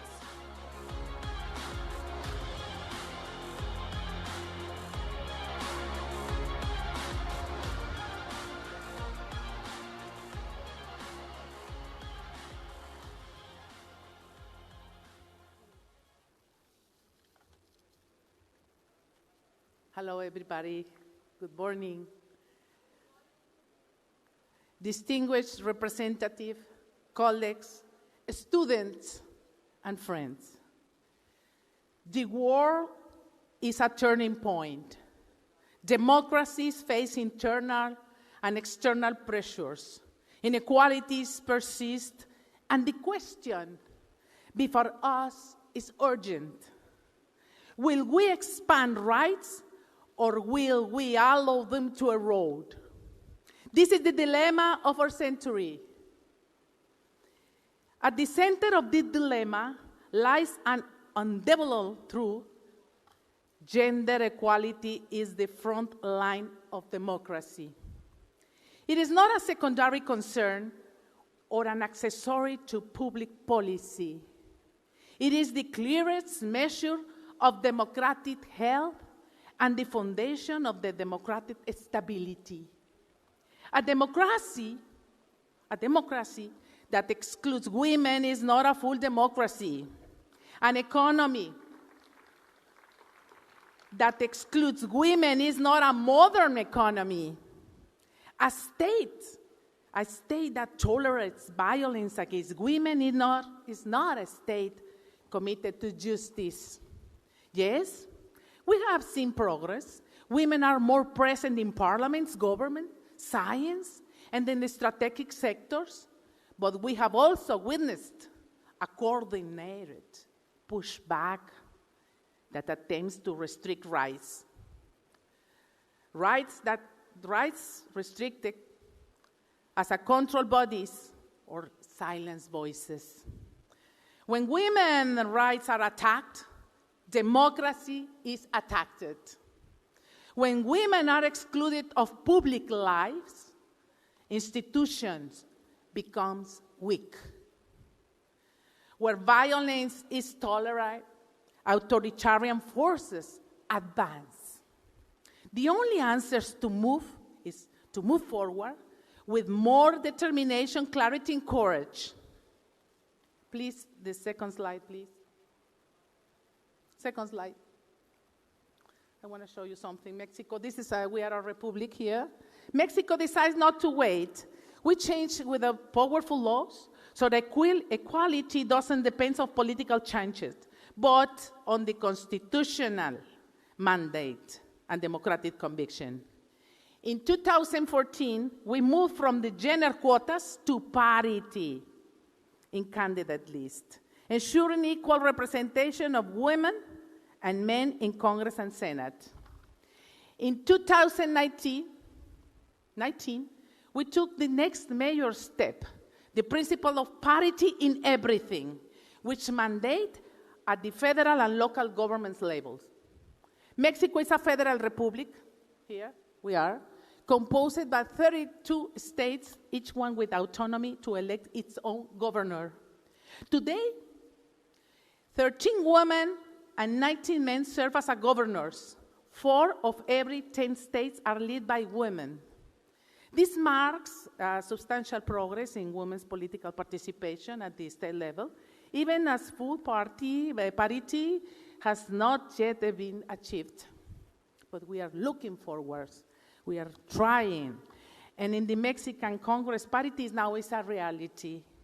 In the Chamber of Deputies, women hold 50.6% of the seats. In the Senate, women hold 50% of the seats. Can we switch now? Thank you. According to Interparliamentary Union, here is the map of the whole world, how we are in women representation. According to Interparliamentary Union, Mexico is the second democratic country in the world to have parity in parliamentary representation of women. For the first time in our history, a woman serves as a president of the Republic of Mexico. This is not a symbolic. It is as a result of decades of struggle, of reforms, and institutional perseverance. Mexico has also strengthened the legal framework to prevent and sanction the political violence against women, recognizing as a threat to democracy itself. These achievements reveal a powerful truth. When one nation decides to transform itself, change becomes a reality. But they also remind us that institutional change alone is not enough. Of course not. Parity and equality must be substantive, real, and effective. They must be in municipalities, cabinets, courts, business, universities, in the whole levels, in everything, and also in care economy. Equality must be lived, but not declare it. Not only declare it, has to be real. Equality is not a cost, not a burden, not a concession. It is the smartest public investment in the greatest competitive advantage that any nation can build. Countries grow faster when women participate in the included all process. Societies are safer when women shape public policy. Innovation accelerates when diverse voices are included. And peace lasts longer when women lead and negotiate it. Yeah. That's true. In the 2030 agenda is a mandate for transformation. CDGs, you know, the number 5, gender equality. It is a backbone of that. Without equality, there is no sustainable poverty reduction, not inclusive growth, not robust innovation, and no lasting peace. Mexico has aligned its constitutional reforms with this global mandate. Parity in everything, which means to guarantee for equal participation and strong measures against political violence from the pillars of state policy that bring society closer to peace, prosperity, and sustainable development. Equality cannot be dependent on political cycles or political changes or fluctuating even a public sentiment. It must be a state policy, national identity, and shared a global responsibility. Inspired by Mexico's experience, I invite all the nations represented here to adopt equality through 3 strategic commitments. Parity has to be constitutional at all levels of government. Criminalize and punish violence against women, reinforcing prevention and justice systems, and finance care infrastructure and close economic gaps through gender-responsive budgeting. Budgeting for women is very important. These choices are not ideological. They are strategic. They build legitimacy, social cohesion, competitiveness, and security. Women's rights are human rights. Equality must be a global standard. No democracy builds alone. No nation prospering in isolation. Our future will be shared, or it will be no at all. The future is not written because we write it with our laws. Institution and collective courage. We have to have courage to do it. Without full inclusion of women, there will be no development. There will be no strong democracy, and there will be no sustainable future. Let this century be the century of equality. Thank you very much.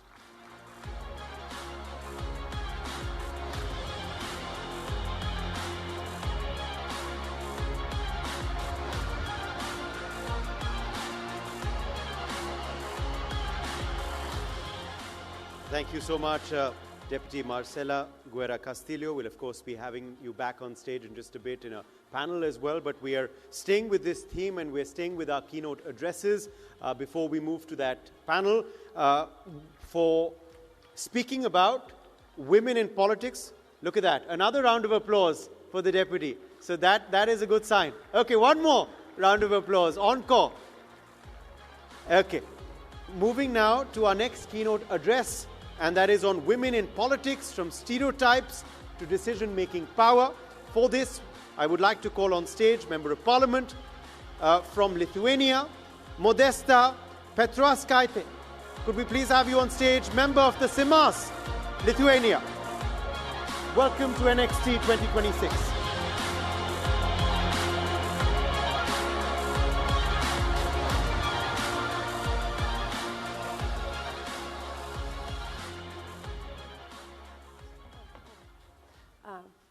Hello, dear colleagues.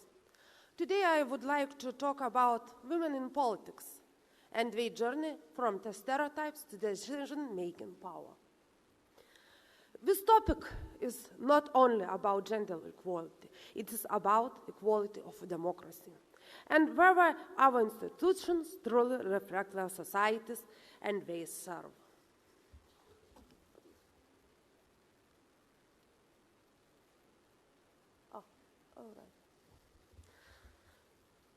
So, research shows when, maybe you can do the next slide, please. Oh. Thank you. So, research shows that understanding all leaderships began much earlier than we assume. Around the age of 6, many girls start to associate brilliance less often with their own gender. Nothing changed in their intelligence at this moment. What changed is change environment around them. Small messages like be nice or don't be too loud or graduate ambition and visibility. Over time, they influence who speaks up and who steps into leadership. Globally, women representation in national parliaments has increased. Over the past 30 years, it has grown about 11% to around 27%. This is real progress. Yet decision-making institutions around the world predominantly men. Structural balance is still unfinished work. So, in Lithuania, women currently hold 40 out of 141 seats in our Seimas. This represents about 28% of our parliament. Lithuania stands slightly above the global average, yet still below parity. Lithuania was also one of the first countries in the world to grant women the right to vote in 1918. India, the host country of this conference, it's the world's largest democracy. Women actively participate in election and public life. However, representation in national parliament remains limited. Currently, women hold about 30% of seats in the Lok Sabha. Economic participation also matters. In India, women now represent about 1/3 of the workforce. As more women engage in economy, expectation for political representation grows.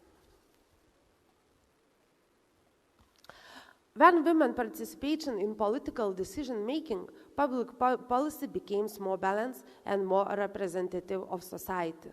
There are powerful examples of leaderships in Lithuania and India, as both countries have a strong personality. Now we have a new Prime Minister in Lithuania, Inga Ruginienė, also a woman. Economic power and political power are closely connected. Across the European Union, the gender pay gap remains around 12%.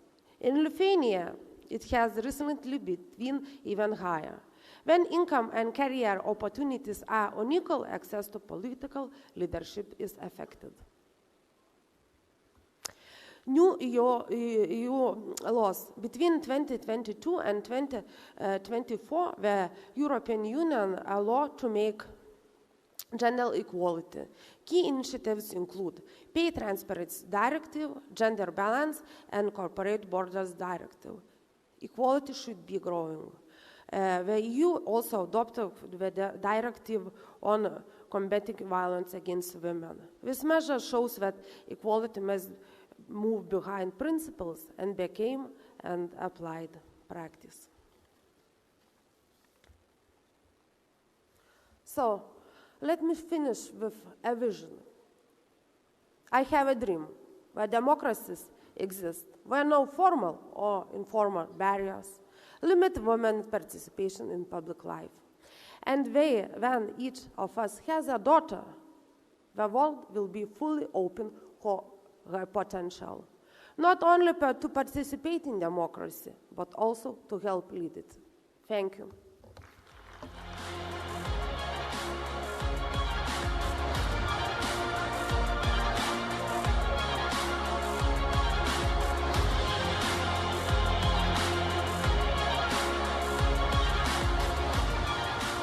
And now we're going to be delving on this panel a bit more in detail, because we in fact have a panel discussion lined up for you, which will build on some of those keynote addresses and of course also explore other issues. And for this, we really are very, very privileged to be joined by such seasoned representatives from across the globe. Joining us now for Women in Parliament session are the Women in Parliament. So welcoming on stage Member of House of Commons, United Kingdom, Honorable Shivani Raja first. Could I have you on stage, please, ma'am? Also with us is Modesta Petroiskate, Member of the Seimas, Lithuania, the Lithuanian Member of Parliament. Ma'am, could we please have you back on stage?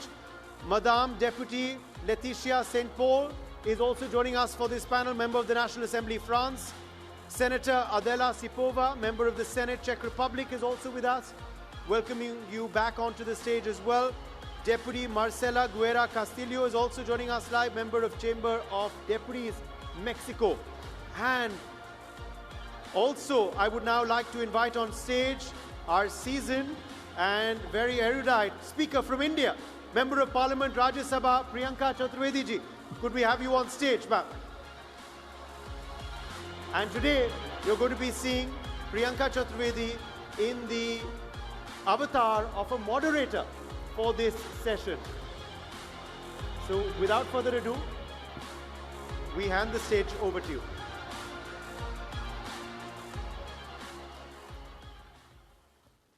So thank you so much, Uday. Yes, this is my debut role as a moderator. I'm usually given the task of talking about politicians in India and women politicians in India. But today I'm going to play the role of the moderator and understand how women and the dynamics of their representation in politics is making an impact globally, and how countries, various countries that are represented here on this panel, are, through their policy interventions, moving towards more representation of women in the parliament. So we have the Right Honourable Shivani Raja, who is a member of House of Commons in the UK. We have Ms. Modesta Petroscate, who has already spoken and given her perspective about women representation in Lithuania. She's member of the CIMAS in Lithuania. Then we have Madam Deputy Laetitia St. Paul from France. She's member of the National Assembly. We have Senator Adele Sipova from the Czech Republic. She's a member of the Senate. And we finally have Deputy Marcela Guerra Castillo, who we've heard earlier making a very powerful intervention about Mexico and how they have worked towards representation of women.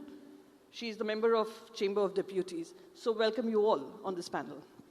So before we deep dive into representation of women, I'd just like to put out a few opening comments. So when we heard y'all speaking earlier, it became very apparent that when women come into politics and into policy making, they're not just representing their constituencies, they're representing communities and towards the economic growth story of their nations, which is more inclusive, which understands the ones which are on the sidelines and takes them along. So when women are absent in legislative, it is not merely a diversity problem, but a governance issue. IPU 2026 global data is very sobering. Women hold 27.5% of parliamentary seats worldwide, up from 11.3% in 95. But at the current rate of growth, we are 75 years away from parity. Only 1 in 7 countries is currently led by a woman. 101 countries have never in their entire political history elected a woman as head of state or the government. You've seen earlier where I think one of our slides showed women representation in India. The 18th Lok Sabha saw 74 women elected to office, which is just 13.6% of total members. The ADR report recently shows that across MPs and MLAs combined, women constitute just 10% of elected representation. But we're moving forward with a positive intervention in our policy dynamics.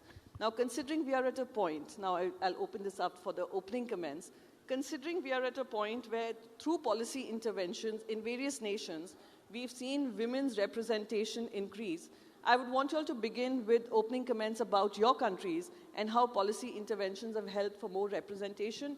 And in terms of Lithuania does not have any formal policy per se, but the responsibility has been given to the political parties to ensure natural progression of seeing more women representation. So how does this positively work to build more women leadership? And what do you think is the challenge and the right way forward? Starting with you, ma'am. Good morning. Thank you for your interest on that topic. First of all, I'm convinced that when you only recruit in 50% of the population, you miss 50% of talents in your country. And in France, there is a politic of quotas. So the political parties have penalties if they don't present 50% of women for the constituencies. It's not a proportional election in France. We are elected in our name. But at the end, we only have 36% of women within the French National Assembly. It's much better than before without quotas, but it's not a 50-50. And why? Just because parties propose women when the sociology is obvious that they won't win the election. So at the end, if it's a right constituency, they will put women from left-wing parties and vice versa. And this has quite changed with Emmanuel Macron in 2017. And that's the reason why I'm here talking with you today. He said, I want women in winnable constituencies. And that was the will change plus quotas. Fantastic. Thank you so much for your opening comments. I'd hand it over to you. Right Honourable Ms. Shivani. Good morning and namaste. There is a saying, and I believe it goes, that democracy is strongest when it represents the people that it, when it reflects, the people that it represents. And, you know, I think we have to acknowledge the progress made for women in politics. In the UK, we have a record number of women sitting MPs in the House of Commons. We have about 264 women MPs at the moment, which is the highest it's ever been. And I think that is, it's good to acknowledge that achievement. But despite progress, you know, in terms of political leadership globally, as you mentioned, there is still a lot of work that needs to be done. I'm really proud to be a member of the Conservative Party. We elected the UK's first female Prime Minister, Margaret Thatcher, and my party is currently led by another formidable woman, Kemi Badenoch. And I think it's really valuable for young women in politics like myself to have these female role models. And as you mentioned, Priyankaji, when a woman enters politics, the agenda broadens, policies become more balanced, they become more stronger, and they become more grounded in everyday life. You know, all of a sudden, conversations about family, communities, healthcare, they suddenly become a part of everyday policy making, and I think that is a huge asset which women can bring to the table. Absolutely. Thank you so much. Thank you for the question. So, as I said before, in Lithuania we don't have quotas by the law, but we have quotas in the party. So I am from Social Democrat Party, and we have a quota system for the women, half and half, in all elections. And I think most one of important thing to mention that our party have like a women union. It's really important if we want to educate, take decision maker better. If we want that women vote for women, because the problem in Europe, in India, and a lot of other countries is not that the women not be elected, but women can women now vote for women, and we have this resultation. So we have a system and union in our party, and I think it's work for Lithuania. Thank you. I am from Czech Republic, which is in Europe. But I must say the situation in Czech Republic is not very good from this point of view. Even when Czechoslovakia was one of the first countries in Europe that has had a first woman elected in 1912, even in that situation, this elected woman was not allowed to go inside the parliament. So this was what happened in 1912. And since 1920, we have codified the gender equality in our constitution. But I must say that I'm a very data-based person, and I will tell you some data. We have 33% of women in Chamber of Deputies, and only 20% of women are in Senate. And I am a senator, and I must say that you see it, that this inequality is impacting the law very much. In topics like gender-based violence against women, or, for example, also other reproductive rights, and these topics, this is very difficult to talk about it in Senate, for example. So we never had a prime minister, we never had a president in Czech Republic, and that's, I feel shame of that.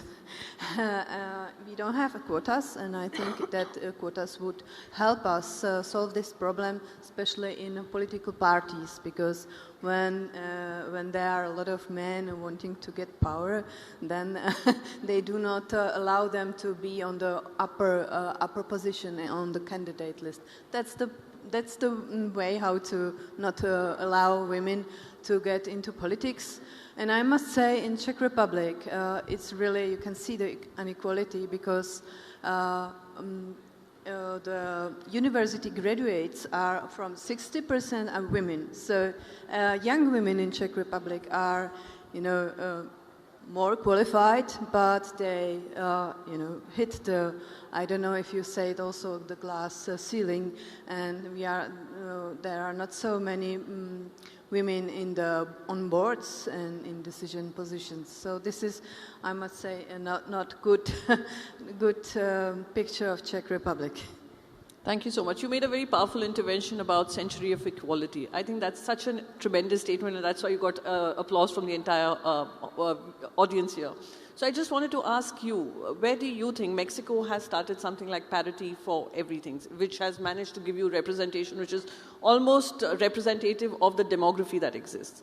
So where do you think Mexico has learned from, and what can it teach to the world? Yeah, thank you. Well, in Mexico, we believe that women are essential to democracy. That's why we changed the constitution. That's why the gender parity is in our constitution. Because we believe, certainly, that is not a rule, but it's a good message of hope. Because women, we represent the 50%, more than 50% of the whole population in my country, in the whole world. And we have the right to participate in our whole decisions. We have the right to try to move forward for the development of our country. And we have so many things to share to do for our country. And we can tell that women still face a discrimination, yes, of course. At all levels, for instance, in work level, for instance, in university sometimes. But we keep going with hope, and we keep going with the struggle, because it's not easy. It's not easy. We had also the agenda, 2030 agenda, and it's a very good road to follow, because the CDG 5, it takes everything there. Everything is there. So we have just to follow, we have just to sign, and we have to be resilient. When a women are prepared, we became resilient. And the resilient people helps the country. Like in India, for instance, India is a very, very good country of developing, and women are increasing in participating all time. I have been many times in India, and I can say that it's a lot of change, like in Mexico, and that is true. This is a very, very good thing, because if we have the political will to change the reality, women and men, not only the women, the men that have the decisions, you have to move forward. I love the passion with which you speak. Thank you so much. Thank you so much. And I'm saying the men that are in front of us. Thank you. I must share this with you, that when we were chairing the G20 forum, at that point in time, Prime Minister Narendra Modi ji spoke about women-led development. Earlier, we used to speak about women included in development, but he brought a new paradigm which spoke about women leading this development. So I think that changes the shift of a woman who's wanting to come and participate in the growth story of nations should be leading those changes, not just one of the followers, not just included in the economy, but leading that positive change. However, the common theme that I have seen exist globally is about how barriers are created for women to participate in political leadership or to be at the forefront of being political leaders. Even the IPU report shows that, the 2026 report shows that 76% of women parliamentarians have experienced intimidation or violence, against 68% of their male colleagues. Online harassment is now documented as a structural deterrent. It pushes women out before they reach a ballot and silences those who win. What concrete legislative interventions has your country introduced? Do they work? And critically, are the platforms cooperating? What I'd want to understand through this would be that how are we as individuals, women who are at the forefront of this battle, fighting these barriers and trying to bring these barriers down through our policy interventions in the parliaments, in our various parliaments. So we could start with Mexico again. You mean we have to learn to negotiate? For instance, how can we got that parity, because we passed in the 90s. In the 90s, we had the quotas. And we start in the quotas inside the political parties. It was very strongly. Oh my God, it was terrible. But we have to with the debate, everyday debate, and trying. And after that, we got a reform inside the party, the political parties. In PRI, I was in the PRI, there was the majority. We had the majority in the government, and we had the majority in the whole states before. And we started with that, and we installed the 30% of the quotas for women. After that, it passed 15 years to improve the amount of quotas, 40%. And then, just 2014, we have more strong women in the Senate. I was there with a lot of colleagues that very, very feminist and good, and we start negotiating with Mr. President and with the whole cabinet first, and on the side of the parties, and with the other colleagues. And we passed to the from the quotas to the parity in 2014, but only for the two chambers, Senate and Deputy chambers. After another years, struggle and everything, we took the equality in everything in 2019. Great. But it was not easy. It was very. But now we have been changing, and the country is better with the presence of women and decisions. Any lessons that we can take from UK? Well, I was just listening to that, and I mean, I'm not sure if having policy is the best way for women to get what they want. You know, policy, especially in the UK, is often very long-winded, takes years to come into fruition. And I think as women, we have this inner resilience, and we have learned that if we want something, then we must stand our ground, and we have to fight our way to get it. So you're right, there are perception barriers to women in politics. You know, my constituency was held by a man by men for over a century, actually. So when I entered politics, I immediately was scrutinized differently, I was judged differently, and I think that goes for all women sitting on the panel and women leaders worldwide as well. And that is unfortunately just the way it is. But I think one of the ways we can kind of combat that is just by having more women representation. I don't think the issue is not there is a lack of capable women. The issue is that we need to make politics more welcoming and more appealing for women. And the more women that we have willing to kind of participate in our democracies, the stronger our democracies they would become. And I think we need to, as women currently in politics and in parliament, we need to ensure that we create political systems where women entering politics is normal. You mentioned that in Czech Republic hasn't seen any women leadership leading the nation and leading the system that you'll have. What do you think is holding it back? What are the challenges? I'm sorry, I didn't hear you. You mentioned that Czech Republic hasn't seen any women leaders leading the nation till date. So out of the 101 countries I mentioned, Czech Republic happens to be one of them. In Czech Republic, women face a lot of barriers, I must say. And one of the things is also we have to help them, we have to encourage them to do the step and want to be a politician, because it's not usual. I must say.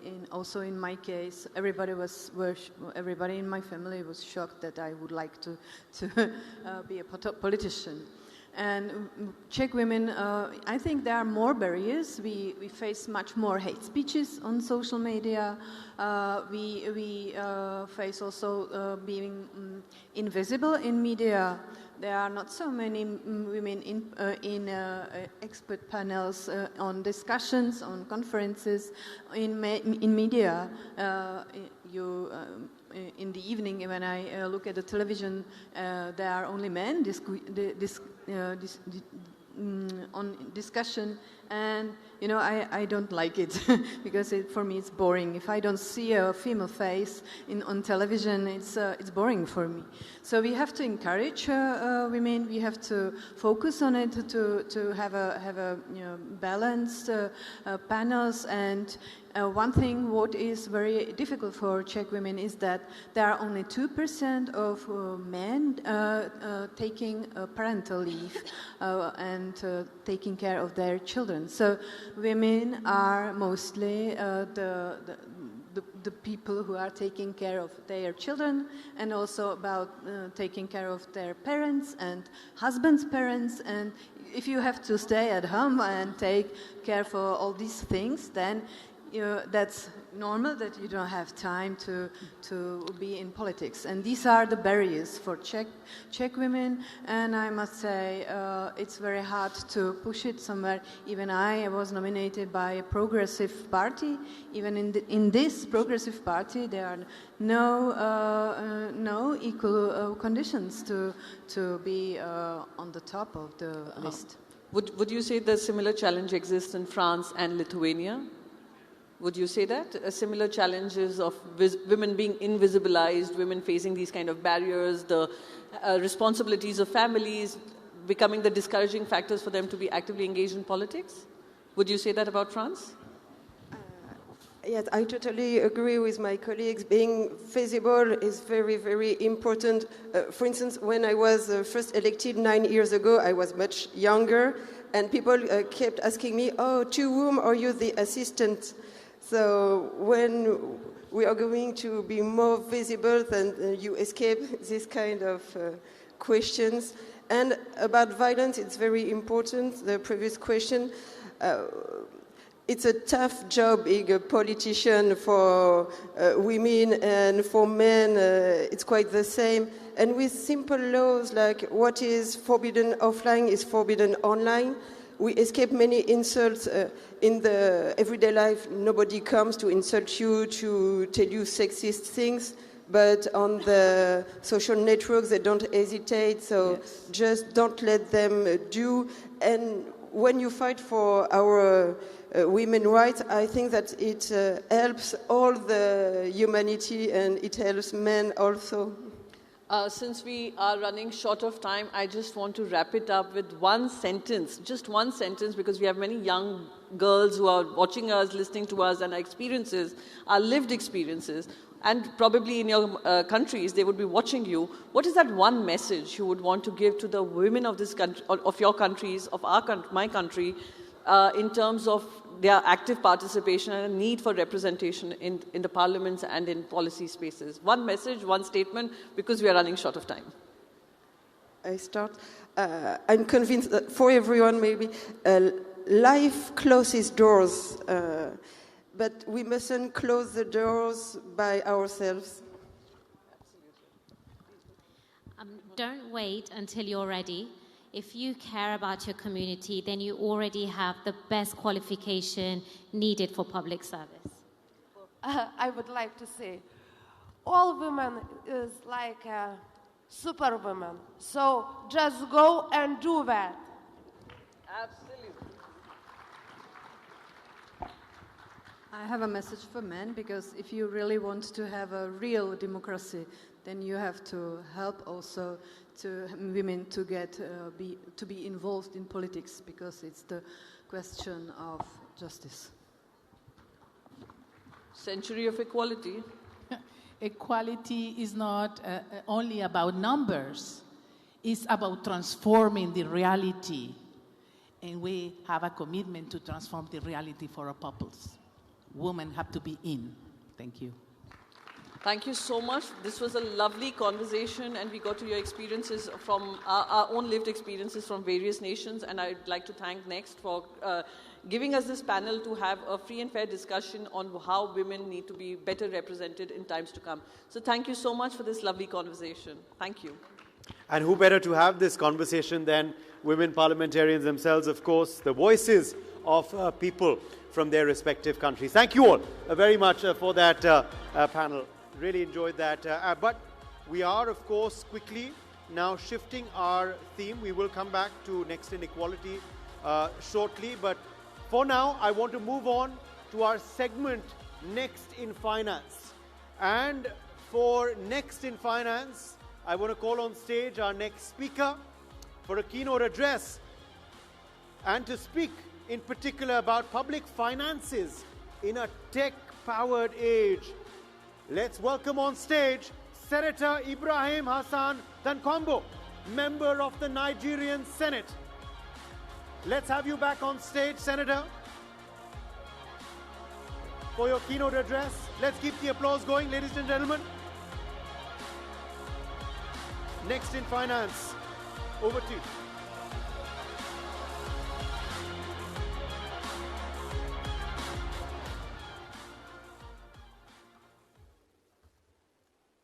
Thank you very much. Your Excellencies, distinguished guests, ladies and gentlemen. Let me talk about a bit about public finance, very boring topic, because all the time finance talks about taxing, spending, and borrowing activities to manage government economic and promote social welfare. It normally focuses on revenue generation through taxes, fees, and debt funding to ensure all our well-being. Public finance in technology age is transforming through digitalization, enhancing efficiency, transparency, and revenue mobilization. The tool, which is public financial management, serves as a backbone of government accountability, ensuring that financial resources are efficiently allocated, transparently managed, and properly utilized. Traditionally, governments have relied on centralized systems where manual oversights have led to inefficiencies, data manipulation, and financial mismanagement. Data has shown that over 2.6 trillion, or 5% of global GDP, are lost annually due to corruption and inefficiencies in financial management. As global economies increasingly shift towards digital transformation, emerging technologies such as AI and blockchain are presenting groundbreaking opportunities to mitigate these challenges.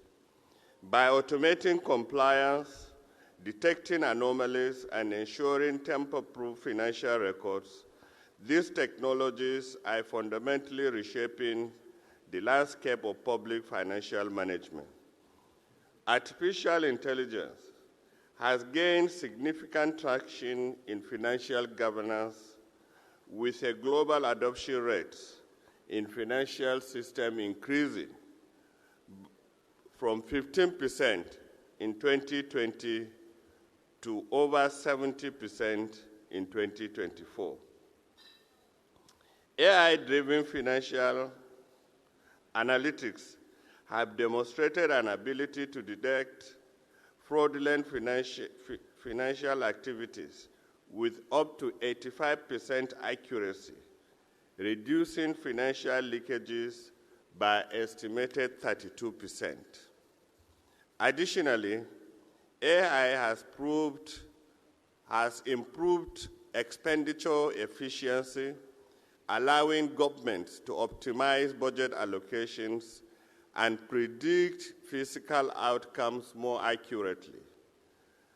Despite the advancement, challenges such as ethical concerns, algorithmic biases, and resistance to AI-driven automation still hinder its full implementation. Blockchain technology, on the other hand, has revolutionized financial transparency by ensuring immutability and traceability in government transactions. The use of blockchain in tax compliance has resulted in 20% increase in compliance rates, while its integration in government procurement has reduced mismanagement by nearly 30%. The decentralized and secure nature of blockchain records enhances trust and minimizes financial corruption risk. However, implementation barriers such as high infrastructure costs, regulatory uncertainties, and cybersecurity vulnerabilities present obstacles for widespread adoptions.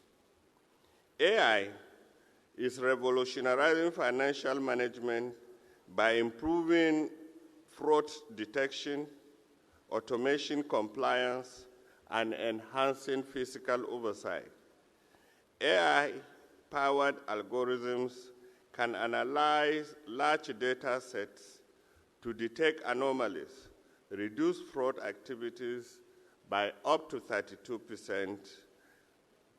Additionally, machine learning models predict government expenditure efficiency with up to 85% accuracy, aiding in better allocation. In blockchains too, blockchain ensures financial transactions remain immutable and traceable, reducing corruption and increasing transparency.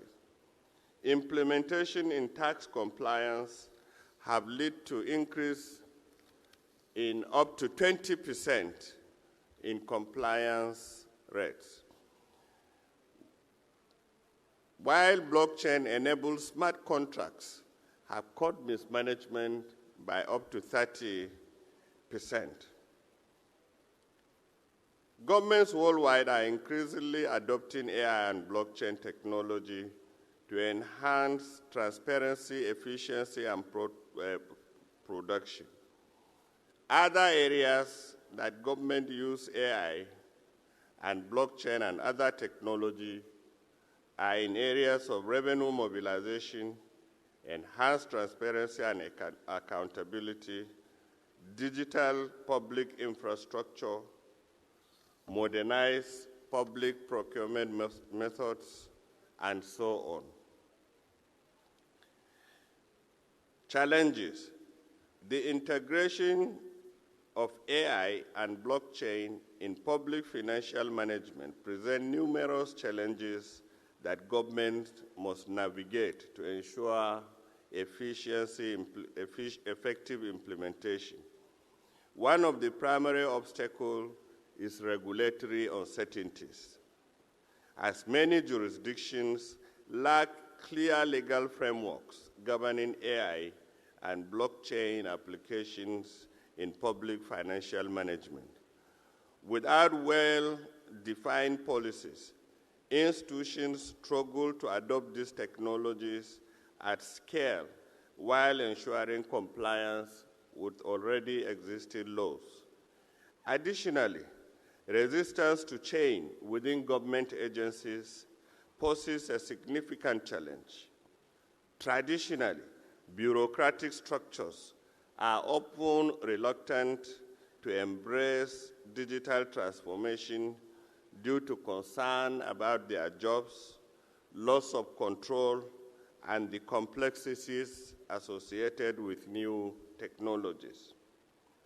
Cybersecurity risks further complicate implementation as AI-driven financial management systems and blockchain networks can become targets for sophisticated cyber threats, including hacking and data breaches.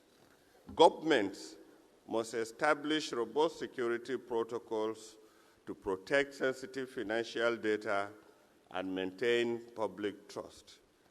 Another critical challenge in is infrastructure constrained, particularly in developing countries, where digital infrastructure may not be sufficiently advanced to support AI and blockchain integration.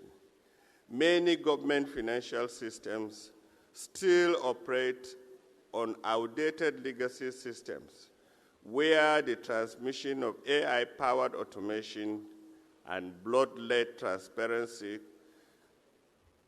and blockchain-led transparency costly and technically challenging.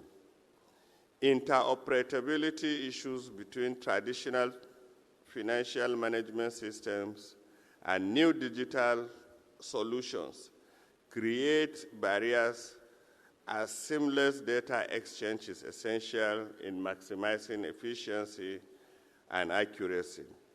Moreover, the successful adoption of AI and blockchain requires skilled professionals, but there is a talent gap in government agencies regarding expertise in these advanced technologies. Therefore, without proper training and capacity building, governments risk underutilizing these innovations. Lastly, ethical and transparency concerns emerge as AI-driven decision-making could introduce biases in financial management processes, while blockchain transparency could lead to privacy concern for sensitive government transactions. To overcome these challenges, government must adopt best practices that facilitate seamless integration of AI and blockchain in public financial management. First, establishing clear regulatory framework is essential for guiding the ethical and legal digital innovations in financial governance. Policymakers must collaborate with technology experts, legal professionals, and regulatory bodies to create adaptable laws that support innovation while ensuring accountability. Government should also invest in comprehensive digital infrastructure, upgrading financial systems to support AI automation and blockchain capabilities. These include modernizing data storage facilities, enhancing cloud computing resources, and ensuring high-speed internet connectivity for seamless digital transactions. In concluding, the integration of artificial intelligence and blockchain technology significantly enhances public financial management by improving transparency and reducing fraud and optimizing efficiency. AI-powered financial management systems have proved to enhance fraud detection, budget allocation, and financial efficiency. Governments that implemented AI in their financial monitoring experienced physical oversight with predictive analytics, enabling better budget forecasting and expenditure tracking. Despite these advantages, implementation challenges such as data privacy concerns, technical infrastructure constraints, and bureaucratic resistance must be addressed to fully leverage AI, PFM, and technology challenges. Thank you very much for listening.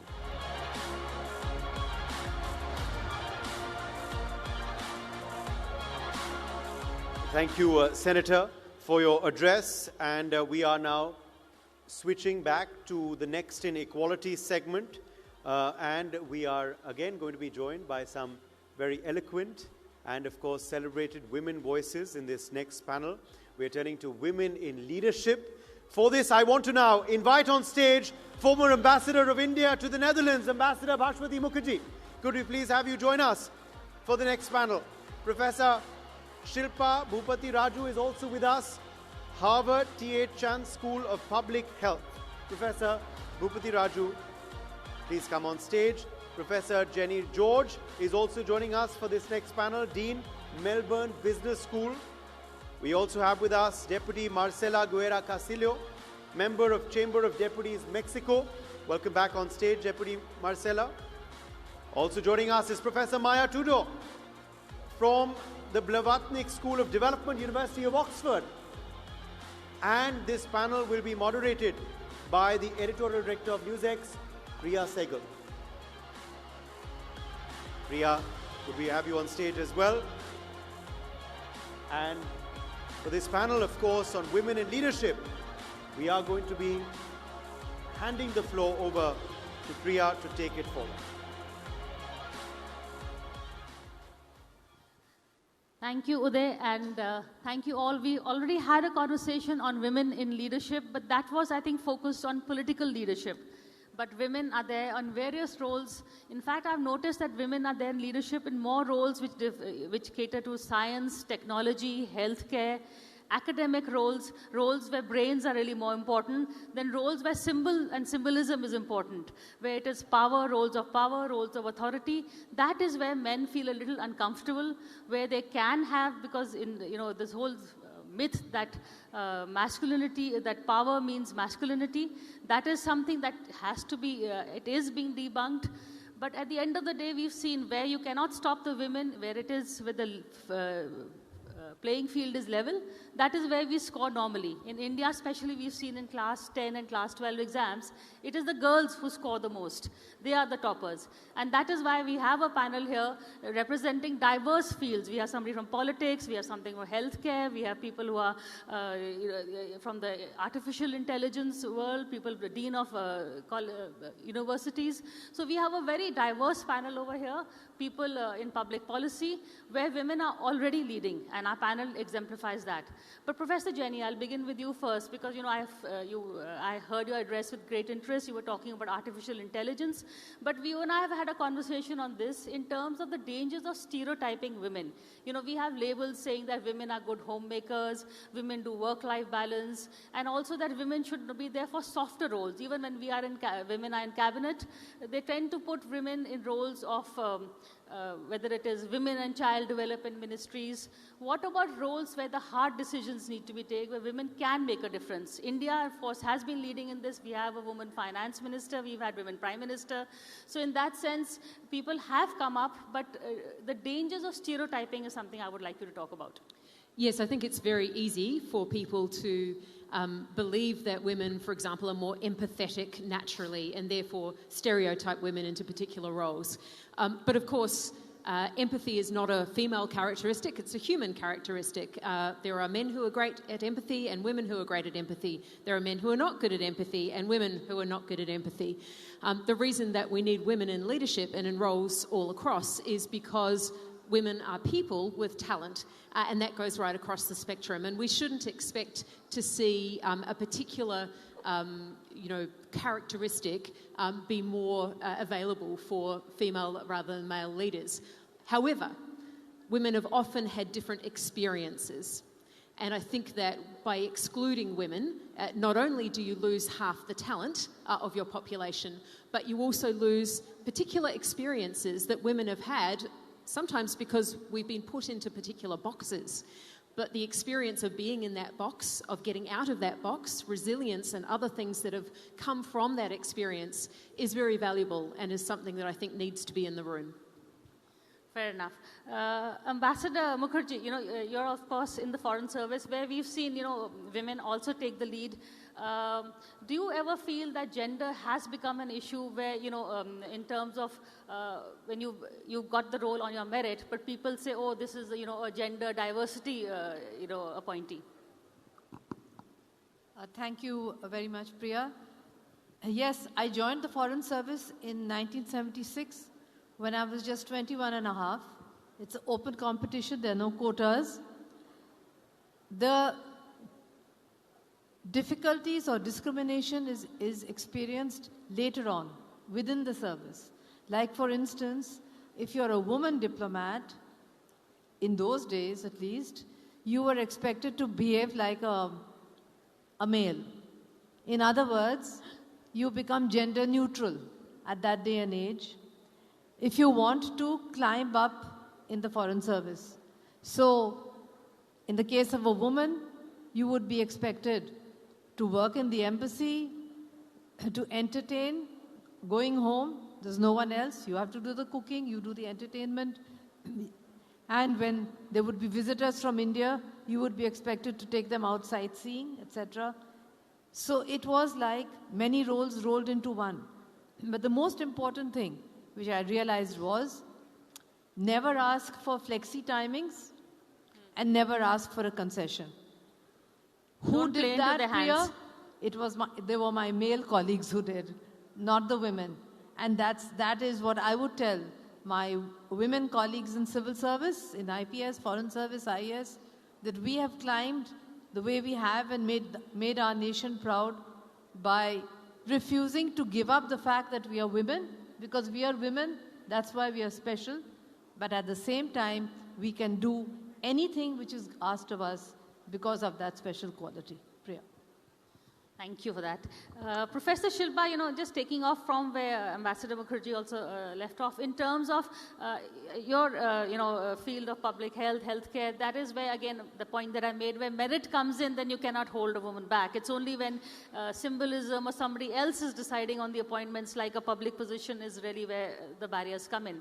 Have you ever felt that the gender card in terms of your work life, or even in terms of, for instance, when you go to work, the clothes you wear, or the way, you feel that you're being judged on your appearances when men are not? Women have to do that something extra special in the workplace? I think I'm a bit of an outlier where, my career path at Harvard has been successful just because I've had, there weren't many overt barriers. It was a very supportive, inclusive environment. And I realized that is a place of privilege, and I'm very grateful for that. But it also, we need to ask the question, how can we make that the norm, not the exception, right? How can you have an equal voice in the room where you don't have to always prove yourself that you deserve to be in the room, but that you can change the room, right? So in my field, in my institution, I really haven't had to face those structural barriers, but I realize that that is not the case everywhere.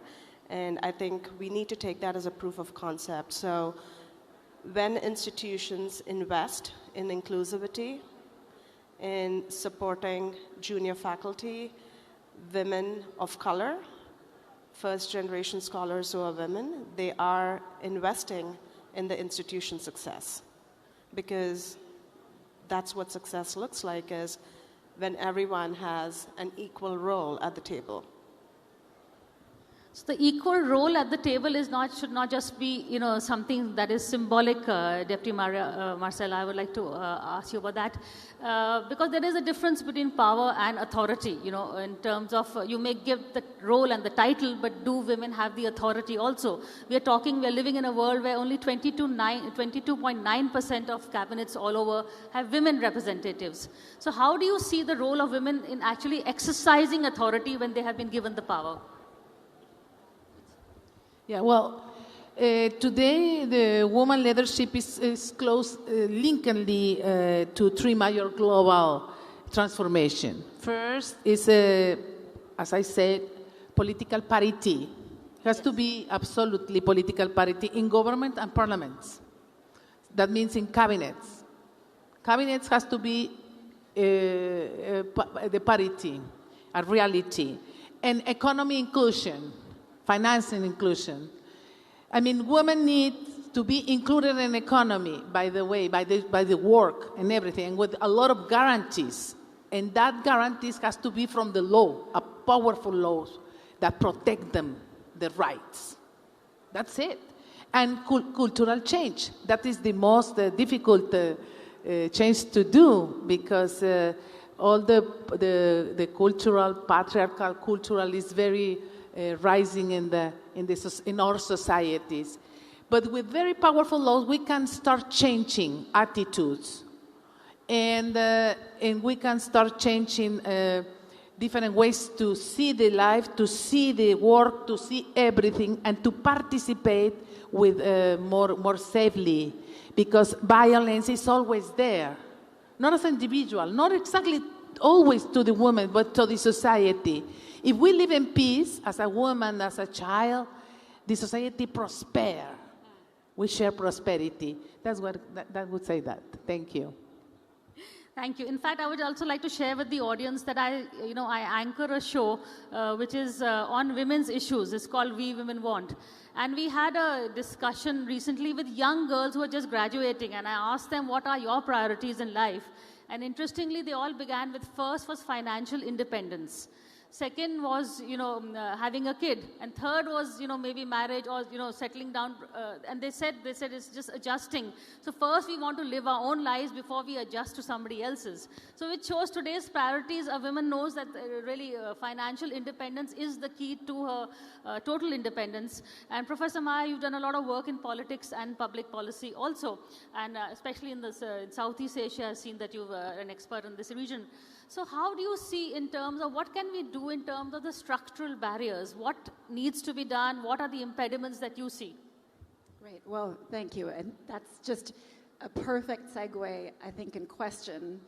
The panel is on women in leadership. And I believe that far too often we're asking women individually to have leadership skills, but it's often the structural barriers that are impeding real participation. So, I teach at a school of public policy, and I have including some very, talented Indians, IAS officers, tech entrepreneurs.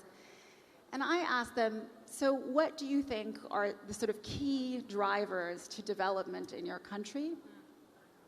They talk about things like infrastructure and development. They talk about moving up the value chain. But the single most untapped structural impediment is getting women to work, and getting women to work in large numbers. And in particular, there's not a single country that has moved into high income status that has not moved to around 50% of women in the labor force. So this is not an inclusion issue. It's not a diversity issue. It's a growth issue. And for a conference and conclave that has talked a lot about India growing, the single most important, I think, untapped barrier is getting women to work in large numbers. So Vietnam is at 70%, China is at 60%, even Bangladesh in this neighborhood is at 44%, India is at 25%. So when you think about India growing for the next 2 decades, the single most important thing you can do is get women to work. So I'm going to say 3 things about what we know from the research of how that actually happens. So the first is that you have to invest in the care economy. So you talked about the women coming onto your show who want to enter and they want to make a big difference. So what are the structural barriers that they're going to face? You mentioned they want to have children and they want to work. And those 2 things right now are deeply incompatible in India, in the Indian context. 2 years ago, the Nobel Prize winner, Claudia Golden, talked about this in her research. It's the motherhood penalty that keeps women. So investing in the care economy is one. The second thing, and that's particularly important for this city that we're all sitting in, is developing safe transportation infrastructure, right? Getting people to be able to feel safe getting to work. And then the third thing is flexible career pathways. And AI is going to do this anyway. Gone are the days where we had one career and the career kept with us, stayed with us for decades. Typically, people make 7 career shifts when they're entering the labor force today. So we have to enable women to dip in and out of different kinds of careers, and that there's lots of research on how that's done. Professor Jenny, in fact, we were discussing stereotypes and labels, and Professor Maya also spoke about the care economy and how motherhood and careers, in terms of there is a little bit of incompatibility with the women. We do need to take a break in our careers, and that is not often taken kindly. A lot of people, when they're hiring women, they ask that question, are you married? Do you have kids? I mean, is that all behind you now? Can you just focus on our work? If you're not married, then, the question that men are never asked that question. Should men get more involved? What is the solution really over here? How do we, segue both the genders? Well, it's a big question for which there's lots of different answers, and there'll be different answers in different cultures. There are, I think, two really important things. Firstly, you do have to have good care structures, and that can look really different depending on the environment. But secondly, cultures that have become much more equal in terms of career progression have often focused on the role of men in caregiving, actually.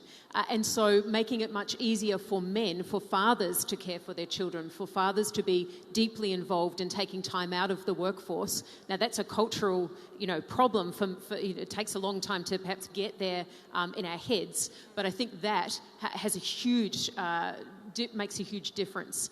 I think there's another really interesting thing, though, and that is women, by virtue sometimes of their caregiving role, bring things that we don't always recognise that are business opportunities. I think that there's a wonderful story of a woman called Marion Donovan who invented the disposable diaper. She went to venture capitalists and said, I've got this great invention, and they all turned her away. And they said, I don't think anyone will buy it. And she said, I promise they will. So no one invested. She did it herself, and she sold her company for a huge amount of money just a few years later. It's a great example of a business opportunity lost because the people making the decisions didn't have the experiences of a broad variety. And I think, the message, if you want one, is, move over, boys, include women, and you will make more money. Actually. So this is my business school hat on. I don't think diversity is only a justice issue. It absolutely is. I think it's also just an opportunity that we're missing. Thank you for that.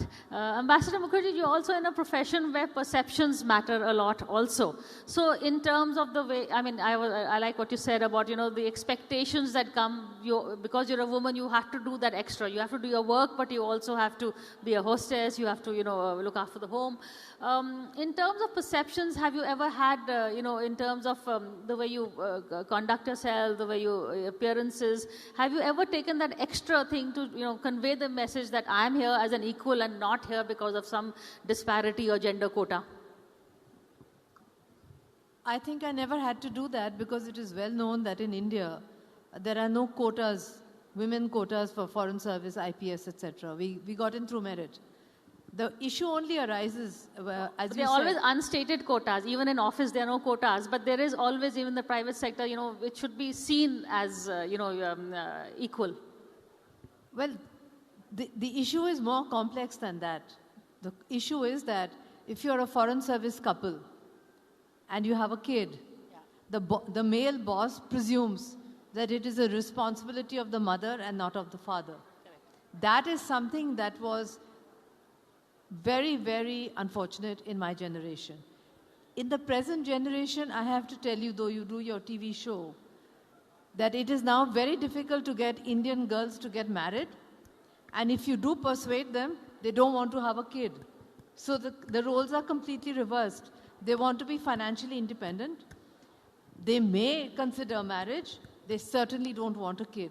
In my generation, it was, you have a kid, you look after the kid, you're a diplomat, your husband is also a diplomat, the kid is sick, the babysitter runs away, it's not the father's problem, it's the mother's problem. If you would ask the male boss, he would say, you're the one who decided to be a mother, you look after your kid. That has changed now, and I think that's a great development in India. That's a good note to end on. But Professor Shilpi, I would also, supposing I wear the devil's hat, in this case, the men's hat really, and ask you that is the level playing field because people are becoming more aware and they are trying to, include more women. Sometimes the men feel that the field is slanted now too heavily in favor of women. Yes, we are righting a historical wrong, but is there also a chance that men are right when they complain that women are being given an upper hand in some cases just because they are women? Or do you think that stand has no merit? I don't think so, at least in my field. I'm in the public health space. Not in your field, but generally in terms of the workplace. Right, right. I can see that definitely happening where, oh, you got this because you're a woman. And then to that I would say, no, I got it because of my brains. Not because of my biology. That still very much exists, and it's something that we have to break down. And I'm again lucky enough that I haven't had to face those battles. But again, don't apologize for who you are, right? Own your career, own your leadership. And your voice matters just as much as men's, right? So I remember people telling me, I grew up in India, and they said, well, you have the reservation for this entrance exam, so it's unfair. I get that frustration, but at the same time, if we didn't have that, we wouldn't be having this leadership panel. So I think it's important, and again, be unapologetically yourself. Do not be apologized. Good. Deputy Marcella, your work is also your field, it's politics. So there is a lot of public interaction, some amount of networking that takes place. Does being a woman be an advantage or a disadvantage? Yeah, well, I have been in politics for more than 4 years. It doesn't look like, but it's true. Okay. More than 40 years. And it's sometimes it's a struggle, but most of the times when you learn to how to negotiate it, how to move, and how to can tell what the other need, you can do more good politics. I'm from a state on the north, very industrial, in Mexico. And once I met a woman from India, impressive woman. She was the CEO of Pepsi Cola, Indra Nuri. She was in Monterrey, and she gave us a very magnificent speech about leadership. And that was a few years ago. It's about in the 18. And she was amazing. And she started to change the whole situation of Pepsi Cola with a lot of successful. What do I learn from that? I learned when she told us that they have to study each one what they need and what they want. If you understand that, you can handle all the situation in the environment of that company, or an environment in one political party, or an environment in a society. And women, we have that gift. We can see what the people want. Thank you. Thank you so much. Professor Maya, I take the same question to you. Do you feel that women in a public role, whether it is politics or, usually politics, where they have to network and do more outreach, does the fact that they're a woman, is that a handicap, or do you think, especially in patriarchal societies, we faced it, but I think the field is getting somewhat equal, but do you still see that as a handicap? I don't see it as a handicap in short, but can I just come back to the question that was asked earlier about the workplace and whether men are right to see this as a loss. So I just want to ask our audience, if you have children, so that's going to be primarily the people in the front, how many of you think that, or wish that you could spend more time with your children. And for the people at the back, which I know are mostly students, compare yourself to your fathers and how much time they spent in the workplace, right? I'm not going to ask you to raise your hands, but if you answered yes, and the research shows that most men want to spend more time with their children, they don't like the economy of greedy jobs where you have to be out working 14-hour days. You are also gaining by women in the workplace and by flexible pathways in which dipping in and out, in which taking, to the point, men taking paternity leave is one of the most important ways in which the economy equalizes. So again, imagine you're an employer and you're looking to hire a woman or a man, and they're identical in every respect. If your expectation is that a woman is going to be child-caring primarily and that men are not, your economic calculation is different. It's just simply different. And in a world when you're looking at those candidates and you're not differentiating on care, that's a different world and it's a more equal world. I like the question that you asked because when I record my show, we have, of course, a lot of guys in the office who turn around and say, women have a choice in that sense. Look at it from the other lens, that you can do a career. If you don't want to be a career woman, you can be at home also. Men rarely have that choice. It's really something. If the woman agrees to be the earner, then yes, you can be a house husband. But it's really the woman's prerogative. So they're saying, see it from our point of view also. But I know time is up, but I would just quickly like to ask you all just one sentence answer, and I'll start with you and go work my way back. What is the one impediment that you have faced personally, or do you think women face? I'm going to answer the question that's close to that, which is what advice would I give to young women in terms of structural impediments? And it's one that I haven't faced, but I think many people do. And that is the single most important choice you can make for making a career possible is to marry a feminist. Marry a feminist. Good advice. I will say that we have to have a balance between the public life and the private life. That means that, for instance, I am a wife, I'm a mother, I am also a worker, I'm a politician, because we are a multitasker. Women are multitasking. But I will say that the secret is to balance, to have a balance, and never give up. Thank you. Have a balance and never give up. Professor Shilpa.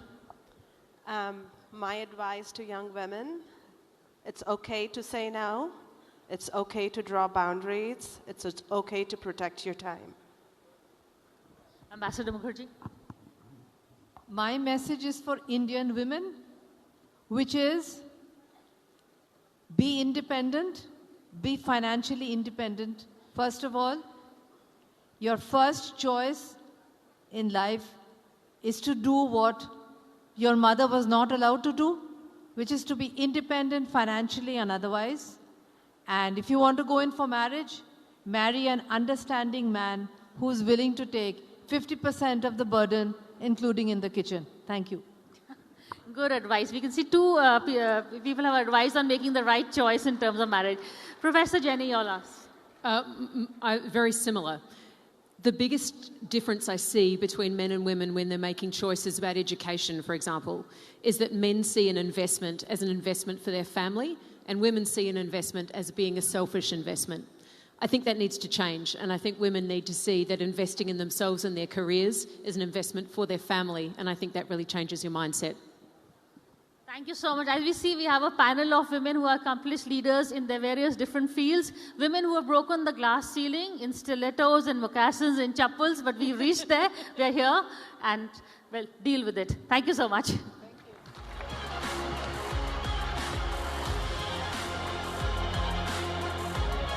Thank you. What an inspiring panel, wasn't it? And of course, staying with the theme of women in leadership, we will be having a woman who is, of course, in leadership in the national capital in just a short while as well in our midst. That, of course, was the Women in Leadership session that you can see has just concluded, of course. And we are going to be turning, of course, very, very shortly to our next segment. Ladies and gentlemen, could we please welcome, with a loud round of applause, the Honorable Chief Minister of Delhi, Srimati Rekha Gupta ji. Let's have a loud round of applause for our next special guest at NXT 2026. We're very humbled and privileged to be joined by the Honorable Chief Minister of the National Capital of Delhi. बहुत बहुत स्वागत है आपका ma'am. माननीय मुख्यमंत्री जी हमारे बीच पहुंच चुकी है, जैसे आप देख पा रहे हैं. And I will also tell my foreign dignitaries, our foreign delegates, that there will be a live translation of the Honorable Chief Minister's address. The wired headsets are all on your tables. You can listen to live translation when the Honorable Chief Minister addresses this August gathering in a short while from now. We're turning now to the next segment, Next in Delhi. And before we hear from the Honorable Chief Minister herself, I want to play out a short AV for our audience gathered here. You're all in the national capital of India today, Delhi. How much progress has been achieved in Delhi? What all are the activities, developmental activities that have been completed already? And what is the vision ahead of the Delhi government headed by Srimati Rekha Gupta, Chief Minister of Delhi? Let's show you in this short AV. आज हमारी दिल्ली सुविधाओं और infrastructure के मामले में तेजी से आगे बढ़ रही है. पिछले एक साल में आदरणीय प्रधानमंत्री श्री नरेंद्र मोदी जी के मार्गदर्शन में और माननीय मुख्यमंत्री श्रीमती रेखा गुप्ता जी के नेतृत्व में दिल्ली ने विकास की नई दिशा देखी. निर्णय हुए, नीतियां बनी और काम जमीन पर दिखा. पिछले 12 महीनों में दिल्ली प्रगति, अवसर और विश्वास के साथ आगे बढ़ी और उसके आधार बने सेवा, सुशासन, गरीब कल्याण और पारदर्शिता. हमारी सरकार ये सोचती है कि दिल्ली को दिल्ली बनाना जरूरी है. दिल्ली का इंफ्रास्ट्रक्चर जो है वो वर्ल्ड लेवल का होना बहुत ही जरूरी है. बदलाव की शुरुआत हुई जीवन की सबसे बुनियादी जरूरत, स्वास्थ्य से. जिस यूनिवर्सल हेल्थ कवरेज से दिल्ली वर्षों से वंचित थी, उसी आयुष्मान भारत योजना को पहली कैबिनेट मीटिंग में ही लागू किया गया. परिवारों के लिए 10 लाख रुपए तक का फ्री हेल्थ कवर सुनिश्चित हुआ. वय वंदना से सीनियर सिटीजन्स को स्वास्थ्य सुरक्षा मिली. आयुष्मान आरोग्य मंदिर से बेहतर इलाज लोगों के घर के पास पहुंचा. और हिम से अपॉइंटमेंट से प्रिस्क्रिप्शन तक पूरा स्वास्थ्य तंत्र पूरी तरह से डिजिटल और व्यवस्थित बना. जन स्वास्थ्य के साथ प्रकृति की रक्षा को भी सरकार ने प्रमुख प्राथमिकता दी. राजधानी में पहली बार प्रदूषण से निपटने के लिए पूरे वर्ष की रणनीति बनाई गई, जिसके तहत विंटर एक्शन प्लान लागू किया गया. Anti smog guns, mist sprays और एयर क्वालिटी मॉनिटरिंग से 24 घंटे 7 दिन ट्रैकिंग शुरू हुई. साथ ही इलेक्ट्रिक बसों के माध्यम से स्वच्छ परिवहन को बढ़ावा मिला. पिछले 365 दिनों में यमुना के पुनर्जीवन का अभियान मिशन मोड में आगे बढ़ा. Sewage interception, STP upgradation, drain mapping और फ्लड प्लेन प्लानिंग के माध्यम से यमुना को साफ और स्वच्छ बनाने की दिशा में तेज काम हुआ. पिछले 12 महीनों के कार्यकाल में दिल्ली की कनेक्टिविटी और मजबूत हुई. दिल्ली मेट्रो फेज 4 के 2 नए कॉरिडोर का शुभारंभ और मेट्रो फेज 5A के 3 नए कॉरिडोर का शिलान्यास राजधानी के ट्रांसपोर्ट नेटवर्क को नई रफ्तार दे रही हैं. फ्लाईओवर्स, बस डेपोज और ड्रेनेज मास्टर प्लान के साथ दिल्ली के इंफ्रास्ट्रक्चर को बड़ा बूस्ट मिला. विकास के साथ सुशासन और पारदर्शिता भी नई पहचान बनकर उभरे. पहली बार सरकार के द्वार जनता के लिए खुले. अब शीश महल नहीं, जनसेवा सदन है.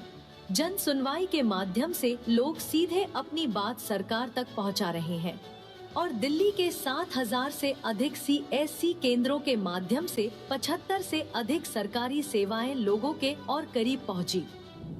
पिछले एक साल में दिल्ली सरकार ने माननीय प्रधानमंत्री श्री नरेंद्र मोदी जी के मंत्र सबका साथ, सबका विकास, सबका विश्वास और सबका प्रयास के साथ इंक्लूसिव डेवलपमेंट को नई गति दी. EWS हाउसिंग अपग्रेड हुए, कोविड ड्यूटी में दिवंगत कर्मचारियों के परिवारों को 1 करोड़ रुपए की सहायता दी गई और 1984 सिख पीड़ित परिवारों को सरकारी नौकरी देकर सम्मान और न्याय सुनिश्चित हुआ। वहीं शिक्षा क्षेत्र में भी महत्वपूर्ण कदम उठाए गए। प्राइवेट स्कूल्स की मनमानी फीस बढ़ोतरी पर रोक लगाने के लिए फी ट्रांसपेरेंसी एक्ट लागू हुआ। CM Shri schools, smart classrooms और मॉडर्न लर्निंग एनवायरनमेंट के साथ दिल्ली का एजुकेशन इकोसिस्टम और मजबूत बना।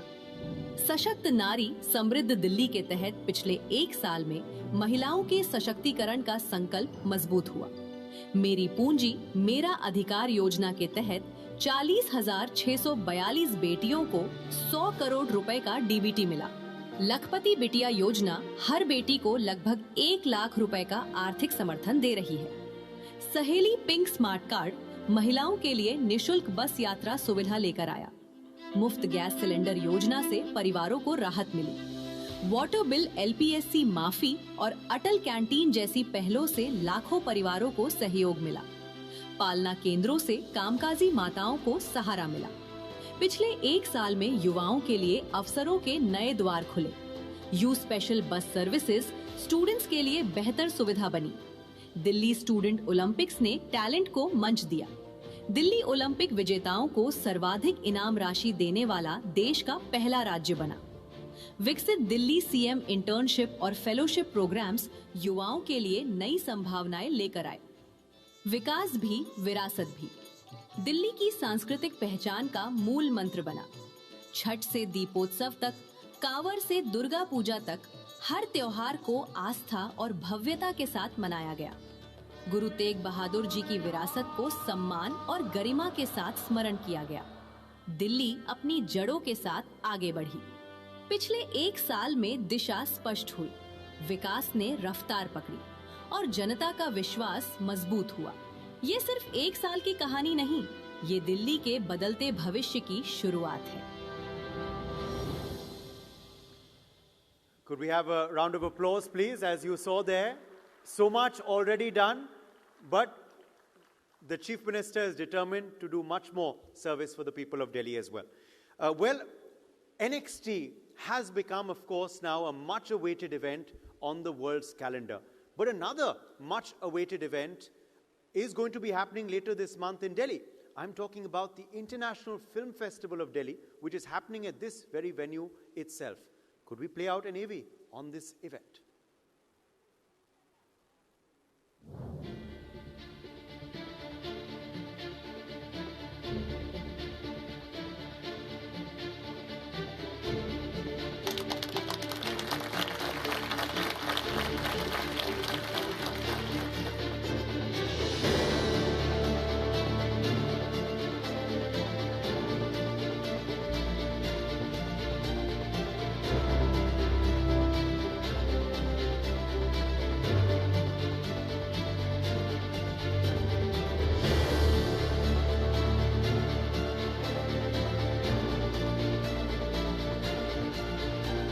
It is my honor to present the International Film Festival of Delhi 2026, 25th to 31st March, Bharata Mandapam, curated across various venues in the capital of India.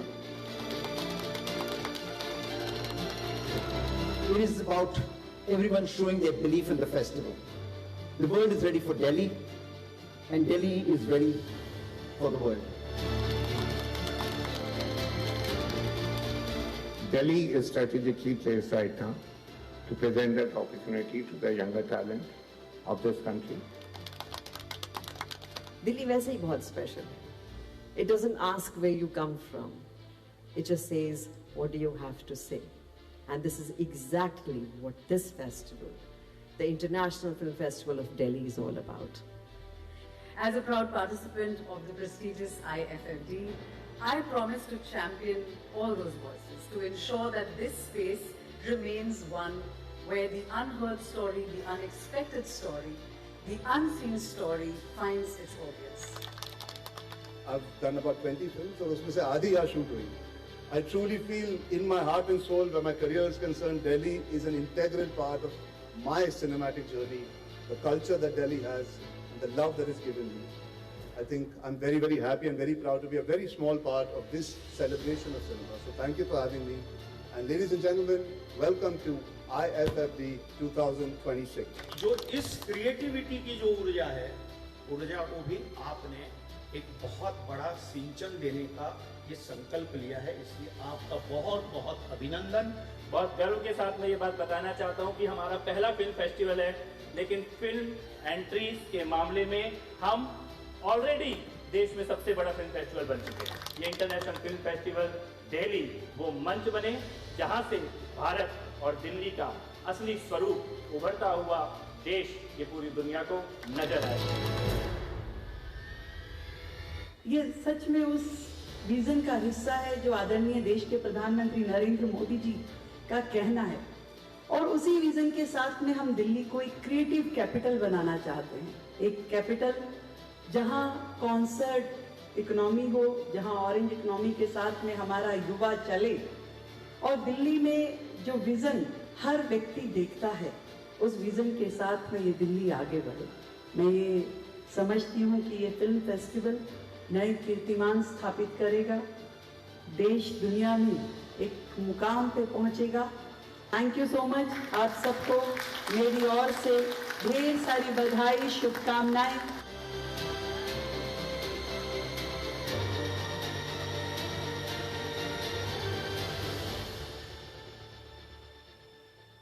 So mark your calendars for IIFD later this month in the national capital of Delhi. All right, without further ado now, I would like to call on stage the Honorable Chief Minister of the national capital of Delhi, Srimati Rekha Gupta ji. May I please have you on stage for your special keynote address. जोरदार तालियों से इनका स्वागत किया जाए। बहुत बहुत स्वागत है आपका मैम।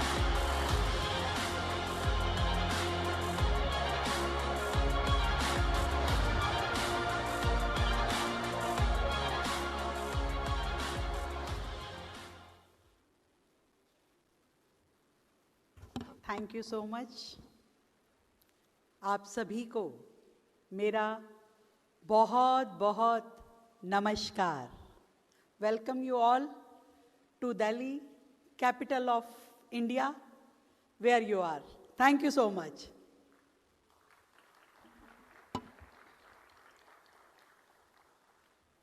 बहुत ही शानदार आज का टॉपिक है, What is next? भविष्य में क्या? What is in our future? पर जब फ्यूचर की बात कर रहे हैं तो आज while coming to this concert मैं याद कर रही थी 2020 मार्च मंथ को। आप सबको याद होगा, यही मार्च का महीना पर 6 साल पहले पूरा वर्ल्ड, पूरा विश्व क्या सोच रहा था, क्या देख रहा था उस कोविड के टाइम पर।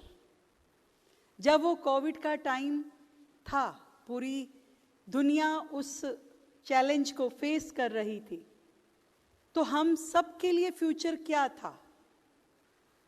एक डार्कनेस, एक पैनिक, अनसर्टेनिटी, केवल कुछ नजर नहीं आ रहा था। दुनिया किस ओर जाएगी, क्या उस फ्यूचर में हम होंगे या नहीं होंगे? पूरा विश्व केवल वही सोच रहा था। आज हम यहाँ बैठ करके अपने फ्यूचर को प्लान कर रहे हैं। एक बार मिल करके उस ईश्वर का, उस भगवान का, उस गॉड का धन्यवाद करें। आप सबको मेरी ओर से बहुत धन्यवाद है कि आपने समय निकाला और इस प्रोग्राम को ज्वाइन किया, जहां आज पूरे वर्ल्ड से लोग आए हैं, डेलीगेट्स पार्टिसिपेट कर रहे हैं और जानना चाहते हैं एक दूसरे को, एक दूसरे देशों के लोगों को। और सच में मैं बधाई देती हूँ कार्तिकेय शर्मा जी को। एक बार चाहूँगी जोरदार तालियां कार्तिकेय जी के, जिन्होंने इस ब्रॉड कंसेप्ट के साथ, इस ब्रॉड विजन के साथ हम सबको यहाँ एक प्लेटफॉर्म दिया। ऐश्वर्या पंडित जी जो चेयरपर्सन हैं नेक्स्ट की, आपको भी बहुत बधाई देती हूँ और आप सभी डेलीगेट्स को भी शुभकामनाएं देती हूँ। और आज का ये कन्वर्सेशन फ्यूचर में क्या है, हमारी प्लानिंग, उसके डिस्कशन के लिए है। आप सब ने भारत के प्रधानमंत्री नरेंद्र मोदी जी को सुना और मैं आपको कहना चाहती हूं कि भारत मोदी जी की लीडरशिप में जिस तरीके से आगे बढ़ रहा है और जिस तरीके से उन्होंने इस 21वीं सदी के लिए भारत का प्लानिंग किया है, एक जवाब जो आप सब मांग रहे हैं कि what is next, what is next idea, what is next technology, what is next governance, what is next opportunities, इन सब की तैयारी के लिए भारत के प्रधानमंत्री नरेंद्र मोदी जी ने तैयार किया विकसित भारत 2047 का विजन, 2047 का प्लान, जो कि अपने आप में पूरे देश के लिए और देश के हर नागरिक के लिए एक राष्ट्रीय संकल्प है। हमारा प्रॉमिस है अपने आप से कि हमें अपनी इस कंट्री को किस और लेके जाना है। और मैं इतना कह सकती हूं कि हमारे इस संकल्प में ना केवल तकनीक है, बल्कि इनोवेशन, इंक्लूसिव ग्रोथ के साथ में इंडिया आगे बढ़ने वाला है। और सबसे इम्पॉर्टेंट जो है वो ह्यूमन सेंट्रिक डेवलपमेंट, जो हमारा मिशन है, और उस मिशन के साथ में ये देश आगे बढ़ रहा है। आज यहाँ जो डेवलपमेंट है वो पीपल ड्रिवन डेवलपमेंट है। आज टेक्नोलॉजी से एम्पावर्ड हमारी हर इंडस्ट्रियल सेक्टर है, हर सर्विस सेक्टर है, और लगातार उस पे भारत काम कर रहा है। जब नेक्स्ट की बात करते हैं तो नेक्स्ट जनरेशन रिफॉर्म की बात होती है, और नेक्स्ट जनरेशन रिफॉर्म में सबसे पहले इकोनॉमिक रिफॉर्म को हम सब टारगेट करते हैं। मुझे ये बताते हुए बहुत ही खुशी है कि भारत ने इकोनॉमिक रिफॉर्म में जो मुकाम हासिल किया, जिस देश को दुनिया डेवलपिंग कंट्री के नाते जानती थी, आज हम डेवलप्ड कंट्री के मुकाम पर पहुंचे हैं, जहां जन धन योजना से फाइनेंशियल इंक्लूजन की दिशा में हम आगे बढ़े हैं, जहां हर एक सिटीजन का बैंक अकाउंट हो और हर सिटीजन जो है अपने बैंक अकाउंट के माध्यम से, अपने जनधन अकाउंट के माध्यम से, अपने आधार कार्ड, आइडेंटिटी कार्ड के माध्यम से सरकार डीबीटी, जो एक बहुत ही ट्रांसपेरेंट सिस्टम है, सरकार की किसी भी पॉलिसी का बेनिफिट आपके सिटीजन को देने के लिए, तो डायरेक्ट बेनिफिट ट्रांसफर हमारे देश में आज डिजिटलाइजेशन का और टेक्नोलॉजी का एक ऐसा माध्यम बन गया है जो पूरे देश के लिए गर्व की बात है और पूरे विश्व के लिए एक एग्जाम्पल है। डिजिटल पेमेंट्स के लिए भी मैं समझती हूं कि भारत एक रेवोल्यूशन की तरह से काम कर रहा है। आज हमारे देश में छोटे से छोटा व्यक्ति भी डिजिटल पेमेंट्स को यूज करता है।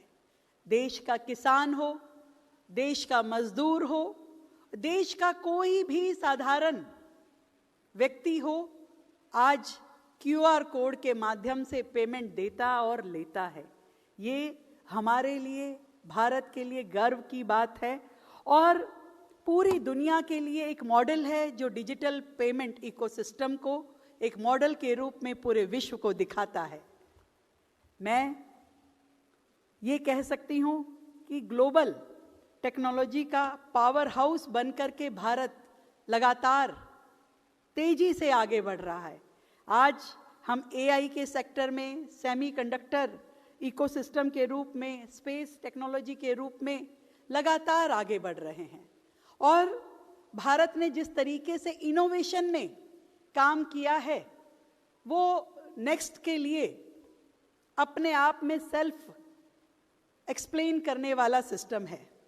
हमारे यहाँ इनोवेशंस को, स्टार्टअप्स को जिस तरीके से महत्व दिया गया है, आज भारत का युवा जॉब सीकर नहीं, जॉब गिवर है, जॉब क्रिएटर है। अदरवाइज इतनी बड़ी पॉपुलेशन जो देश की है, उसमें सर्वाइवल शायद बहुत मुश्किल होता। और इसी तरीके से पूरे वर्ल्ड के लिए यदि मैं कहूं कि भारत क्या है, what is next to the world from India, तो मैं ये समझती हूं भारत में लोग आज मार्केट नहीं, पार्टनर देखते हैं और एक ग्लोबल पार्टनरशिप का प्लेटफॉर्म भारत बन के उभरा है। जब पूरी दुनिया के आगे इतनी सारे चैलेंजेस हैं, क्लाइमेट चेंजेस आपके लिए बहुत बड़ा चैलेंज है, हेल्थ केयर एक्सेस हम सब के लिए बहुत बड़ा चैलेंज है, digital divide and sustainable energy हम सब के लिए चैलेंजेस हैं। ऐसे में भारत सॉल्यूशन गिवर बनकर के आगे आया है। मुझे प्राउड है कि हम भारत की राजधानी दिल्ली की बात करने के लिए आज यहाँ पर हैं। और दिल्ली क्योंकि भारत की कैपिटल है, इसलिए भारत का डेवलपमेंट दिल्ली के डेवलपमेंट के बिना अधूरा है। और दिल्ली की ग्रोथ स्टोरी बताते हुए मैं इतना कह सकती हूँ कि यहाँ जो मॉडल हमने प्रस्तुत किया है दिल्ली में, we are new to the government in Delhi, but we have given our best in these 365 days. I am celebrating my 1-year opportunity with all of you here. Delhi में हमने पॉलिसी इनोवेशन से लेकर के टेक्नोलॉजी अडॉप्शन और citizen centric governance पर काम किया है। सबसे पहले जो देश के प्रधानमंत्री नरेंद्र मोदी बोलते हैं कि डिजिटलाइजेशन और ट्रांसपेरेंसी ये हमारी किसी भी प्लानिंग का एक बड़ा पार्ट है। और उसी दिशा में हमने कोशिश की कि दिल्ली का हर एडमिनिस्ट्रेशन डिजिटलाइज किया जाए।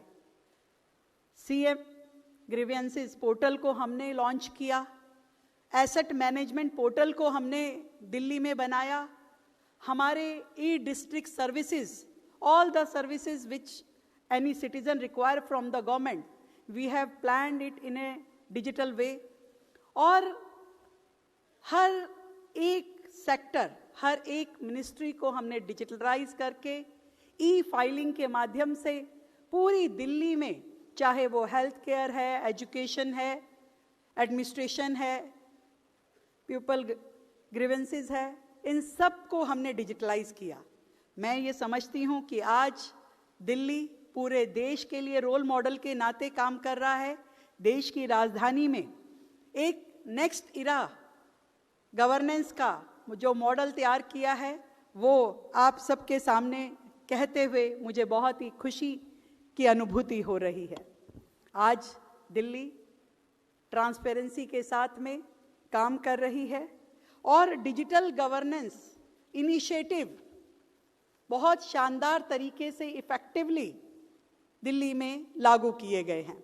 मैं जरूर बात करना चाहूँगी next generation initiative eight Delhi, capital of India. हमने कोशिश की कि दिल्ली का हर स्कूल डिजिटलाइज हो, हर क्लासरूम स्मार्ट क्लासरूम हो, हर स्कूल में कंप्यूटर लैब्स हो, हर स्कूल में डिजिटल लाइब्रेरीज हो, हर स्कूल में बेस्ट स्पोर्ट्स इंफ्रास्ट्रक्चर हो। और ये सब कुछ दिल्ली को एक रोल मॉडल बनाने के लिए है, ताकि हमारे इस शहर का, मैं ज़रूर दिल्ली के बारे में एक बात और कहना चाहूँगी, हमारा ये जो शहर दिल्ली है, इसका पॉपुलेशन आप में से कई देशों से ज़्यादा है। ये कहते हुए कि एक छोटा सा शहर दिल्ली 3 करोड़ का पॉपुलेशन आई डोंट नो कि पूरे वर्ल्ड में किस किस देश से ज़्यादा पॉपुलेशन हमारी सिटी की है, फिर भी हम ये सोचते हैं कि हमारे इस शहर में हर बच्चा अपने एजुकेशन को बहुत अच्छे तरीके से कंप्लीट करे, हर बेटी ग्रेजुएट हो कम से कम, और हर बच्चा अपने लिए एक ऐसा फ्यूचर डिसाइड करे अपनी एजुकेशन के माध्यम से जो उससे अपने पैरों पे खड़ा होने का मौका दे। तो that is what Delhi is working for, और लगातार अपनी इनोवेशंस के साथ में दिल्ली एजुकेशन के सेक्टर में काम कर रही है। Health care, next health care system for Delhi.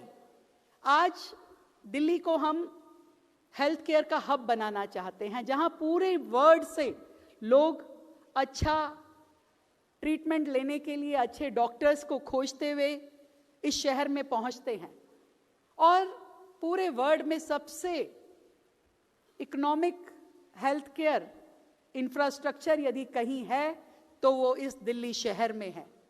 मैं जब भी ये सोचती हूँ कि दिल्ली के लिए, अपने हॉस्पिटल्स के लिए, यहाँ की मशीनरी के लिए हमें क्या करना चाहिए, तब इतना बताना चाहूँगी कि last 1 year we have purchased ultra modern machinery for our hospitals. We have adopted latest technologies for our healthcare system, और पूरे हॉस्पिटल एडमिनिस्ट्रेशन को हमने डिजिटलाइज किया so that we can have online OPD booking, digital slip, and real-time patient record. We have record of each and every patient which comes to our hospital in Delhi. आज दिल्ली के hospitals शानदार है, और देश और दुनिया के लाखों लोग यहाँ आकर के अपना मेडिकल ट्रीटमेंट लेते हैं, और उनकी जान बचाने का काम दिल्ली करती है। मैं इसी श्रृंखला में what is next for our environment, दुनिया में एक बहुत बड़ा शोर मचाया जाता है कि दिल्ली का एनवायरनमेंट थोड़ा खराब है, पर मैं ज़रूर यहाँ आप सबको बताना चाहूँगी कि दिल्ली के एनवायरनमेंट के लिए हमने क्या क्या प्लान किया है। हमने दिल्ली के लिए एयर क्वालिटी मॉनिटरिंग स्टेशंस, जो रियल टाइम आपको एयर क्वालिटी के बारे में जानकारी देते हैं, पूरे देश में सबसे ज़्यादा एयर क्वालिटी मॉनिटरिंग स्टेशंस जो हैं वो दिल्ली शहर में है। और इसी तरीके से हमने 280 एमिशन मॉनिटरिंग सिस्टम भी दिल्ली शहर में लागू किए हैं। हमारी कोशिश है कि धीरे धीरे दिल्ली का ये पॉल्यूशन जो इस शहर में रहता है, इसे कम करना होगा। मैं ज़रूर ये बताना चाहूँगी कि पॉल्यूशन को किसी पासपोर्ट की ज़रूरत नहीं होती आने के लिए, तो वो बिना इनवाइट किए भी आता है, पर उसके लिए सॉल्यूशन की ज़रूरत होती है जिसे सरकार कर रही है। तो उसके लिए एमिशन फ्री ट्रांसपोर्टेशन पे हम काम कर रहे हैं, ग्रीन कवर को बढ़ाने के लिए हम काम कर रहे हैं, डस्ट मिटिगेशन पे दिल्ली में काम चल रहा है, और वो भी मिशन मोड पर। दिल्ली आपको हर साल पहले से बेहतर, और यहाँ की हवा भी आपको हमेशा स्वच्छ मिले, इसके लिए दिल्ली गवर्नमेंट लगातार काम कर रही है। मैं जब पॉल्यूशन की बात आती है तो पॉल्यूशन से ज़्यादा एनवायरनमेंट पे काम करने की ज़रूरत होती है, और उसी लिए कि नेक्स्ट एनर्जी प्लानिंग वो क्या है हमारे दिल्ली शहर की और गवर्नमेंट की, उसे भी बताना चाहूँगी। आज क्लाइमेट इज़ आवर रिस्पॉन्सिबिलिटी। इस क्लाइमेट को बेहतर रखने के लिए, हवा को साफ रखने के लिए ये ज़रूरी है कि हम पूरा ध्यान जो है वो क्लीन एनर्जीज़ पे लगाएं, और क्लीन एनर्जीज़ के लिए सोलर पर दिल्ली शहर ने बहुत काम किया है। आज प्रधानमंत्री सूर्य घर योजना दिल्ली में एक बहुत ही बेहतर काम कर रही है। मुझे ये बताते हुए खुशी है कि लगभग 20,000 से ज़्यादा बिल्डिंग्स के ऊपर हमने रूफटॉप सोलर प्लांट लगाए हैं। 600 से ज़्यादा गवर्नमेंट बिल्डिंग्स के ऊपर हमने सोलर प्लांट लगाए हैं। और we have given subsidies to private sector, even industrial sector, to plant solar rooftop on their buildings. मुझे लगता है कि सोलर पे काम करने से एक बहुत बड़ा चेंज क्लीन एनर्जी को यूज़ करते हुए किसी भी शहर में लाया जा सकता है। और इसी में ही हम लोग जो काम कर रहे हैं जीरो एमिशन ट्रांसपोर्टेशन, आज दिल्ली शहर में पूरे भारत के हर राज्य से ज़्यादा इलेक्ट्रिक व्हीकल्स हैं। पूरे दिल्ली में आज हमारी पब्लिक ट्रांसपोर्टेशन की जो फ्लीट है वो देश के किसी भी राज्य से ज़्यादा है। We have 4000 EV buses in this Delhi city. और हमारा टारगेट है कि 2029 तक हम लोग दिल्ली का पूरा पब्लिक ट्रांसपोर्टेशन फ्लीट EV में चेंज कर दें। और नई EV पॉलिसी जो हम जल्द लाने वाले हैं उससे दिल्ली के प्राइवेट व्हीकल्स को भी पूरी तरीके से EV पे लेकर के जाएं। नए चार्जिंग स्टेशंस, नए bus depots we are making for them, ताकि पूरा का पूरा एक इकोसिस्टम चेंज हो और दिल्ली जो है वो क्लीन एनर्जी पे ड्राइव हो और दिल्ली को बेहतर हवा मिल सके। मैं इसमें ये भी बताना चाहूँगी कि एक सर्कुलर इकोनॉमी पर भी दिल्ली काम कर रही है। फ्यूचर की बात जब हम करते हैं तो waste to wealth is a common principle for all of us, for every country, for every state. और इसी के लिए दिल्ली में नए वेस्ट टू एनर्जी प्लांट हम लोग प्लान कर रहे हैं, लगाने वाले हैं। बहुत सारे अभी वर्कआउट हुए हैं। न्यू बायोगैस प्लांट्स वो भी दिल्ली में लगाए जा रहे हैं। न्यू ई वेस्ट प्लांट वो भी दिल्ली में प्लान हुआ है। और इन सब के माध्यम से दिल्ली धीरे धीरे जीरो वेस्ट सिटी बने, साफ सुथरी, और जहाँ पर हर वेस्ट का एनर्जी कन्वर्ट करने में यूटिलाइजेशन हो। दिल्ली शहर एनर्जी यूज़ करने के लिए पूरे देश का एक अलग मॉडल प्रस्तुत करे, इस पे लगातार सरकार काम कर रही है। मैं ये कह सकती हूँ आप सभी इनोवेटर्स को, पॉलिसी मेकर्स को, इंडस्ट्रियलिस्ट को, डेलीगेट्स को, कि ये जब आप नई संभावनाएं खोजते हैं, जब आप फ्यूचर की संभावनाएं खोजते हैं, तो please look at India.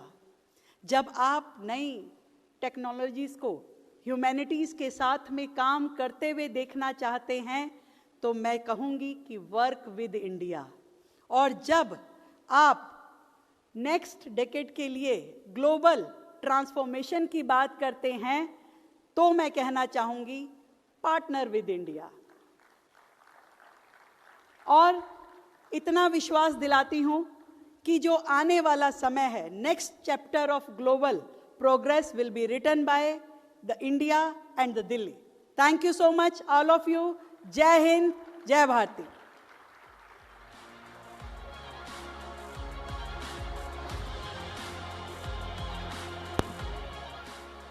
Thank you so much, ma'am, for your speech, your address, and of course also आपके जो शब्द हैं वो हमारे विदेश से आए हुए अतिथि अपने देश तक लेकर जाएंगे। और ज़रूर उम्मीद करते हैं कि और पार्टनरशिप बढ़े भारत के संग, उनके देशों के संग। और दिल्ली जैसे आप कह रहे हैं कितना बदल रही है, कितना बदल चुकी है और आगे भी बदलती रहेगी।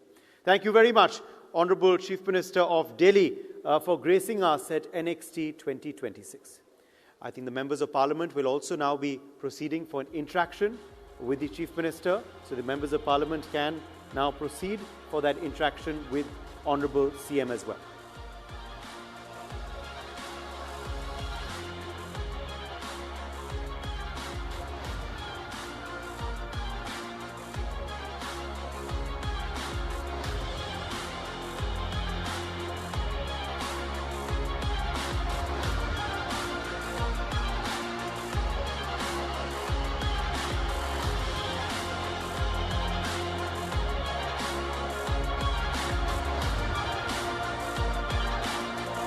I request our audience now to please settle down because we are moving to our next session.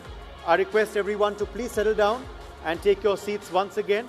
We are moving now to our next session, which of course is part of our segment Next in Global Affairs. We have a very special guest, of course, with us now. Let's please have a loud round of applause for the Junior Minister of Foreign Affairs, Regional Integration and Trade for Mauritius. He has joined us. We welcome you to India and we welcome you to NXT 2026. Could I please call you on stage for your special address on the future of ocean trade routes? Warm welcome to His Excellency Ambirajan Narsinghan. Let's keep the applause going, please, for the Honorable Minister from Mauritius, who is with us now at NXT. I hand the floor to you, sir, for your keynote address.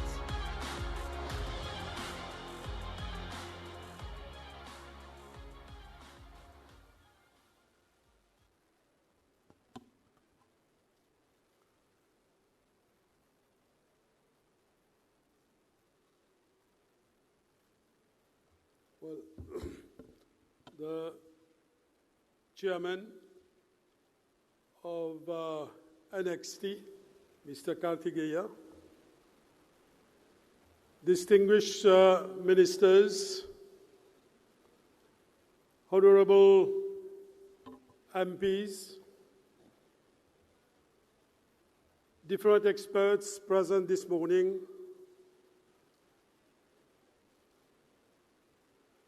diplomats,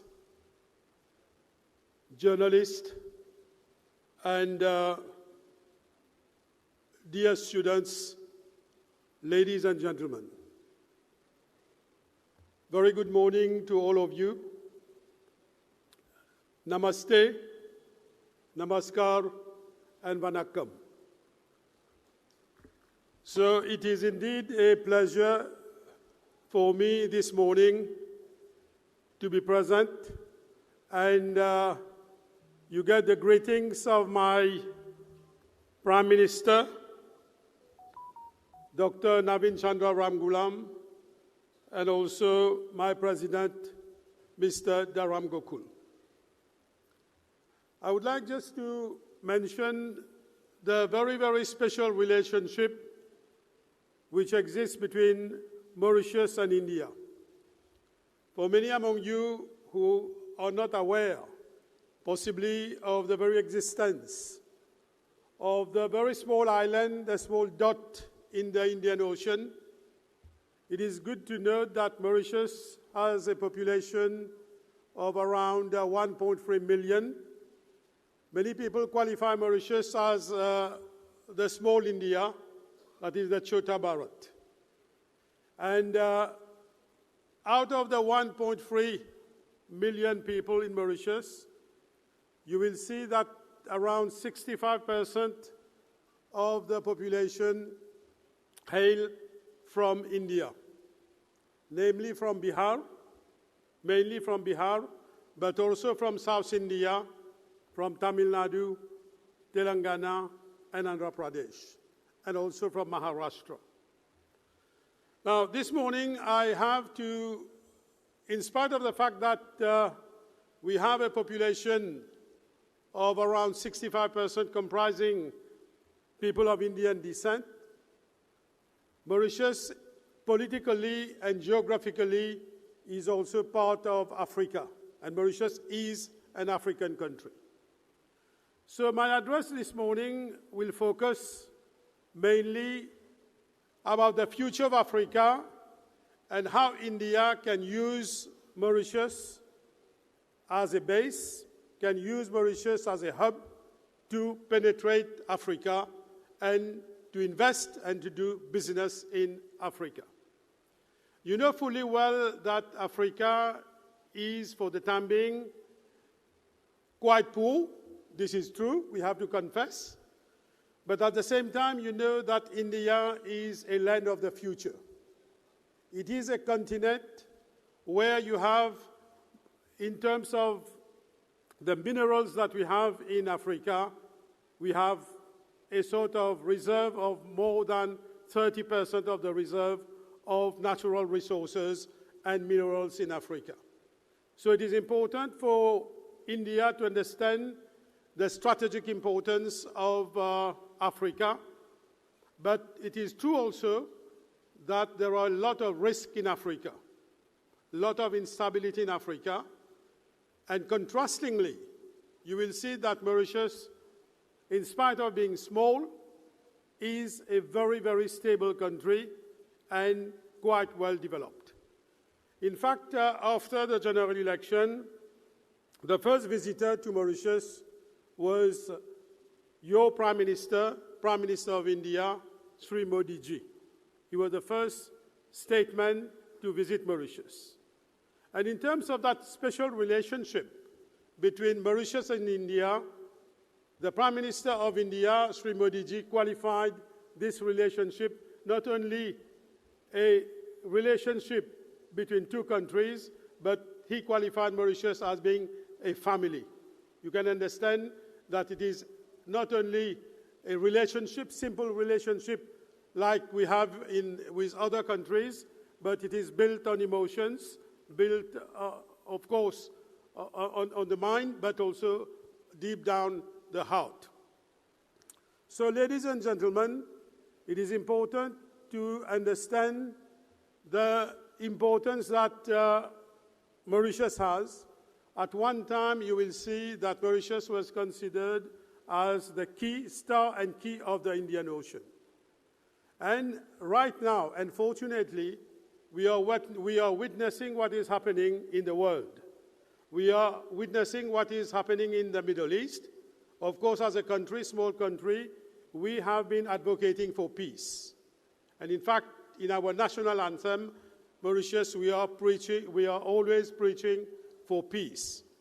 So you understand that what is happening in the Red Sea, you understand what is happening in the Strait of Hormuz for the time being, and how there is major disruption in the world because of the war among the Americans and Israel and Iran.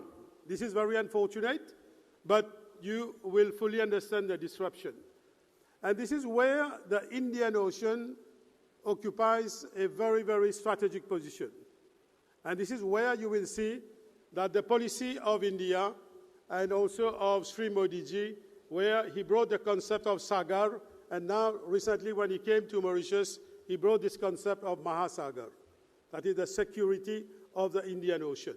You will understand that all nations need a very safe haven, and Mauritius can play that role of a safe haven, and that is why we in Mauritius, in spite of the fact that we have been fighting to win over one island which was ceded to the British, Diego Garcia, you will see that now we are on the point of getting back Diego Garcia, but the Americans have got the military base there. We don't have any problem with it. They're going to keep the military base. And India also is playing a very strategic role in the Indian Ocean. And we count a lot on India for the security of the ocean. At the same time, you will understand that India has to invest in Africa. And this is where you will see that Mauritius has the most important sort of comprehensive economic agreement with India, known as the SEGPA. And you, businessmen who are present this morning, will have to understand the importance of that special economic agreement that we have with India.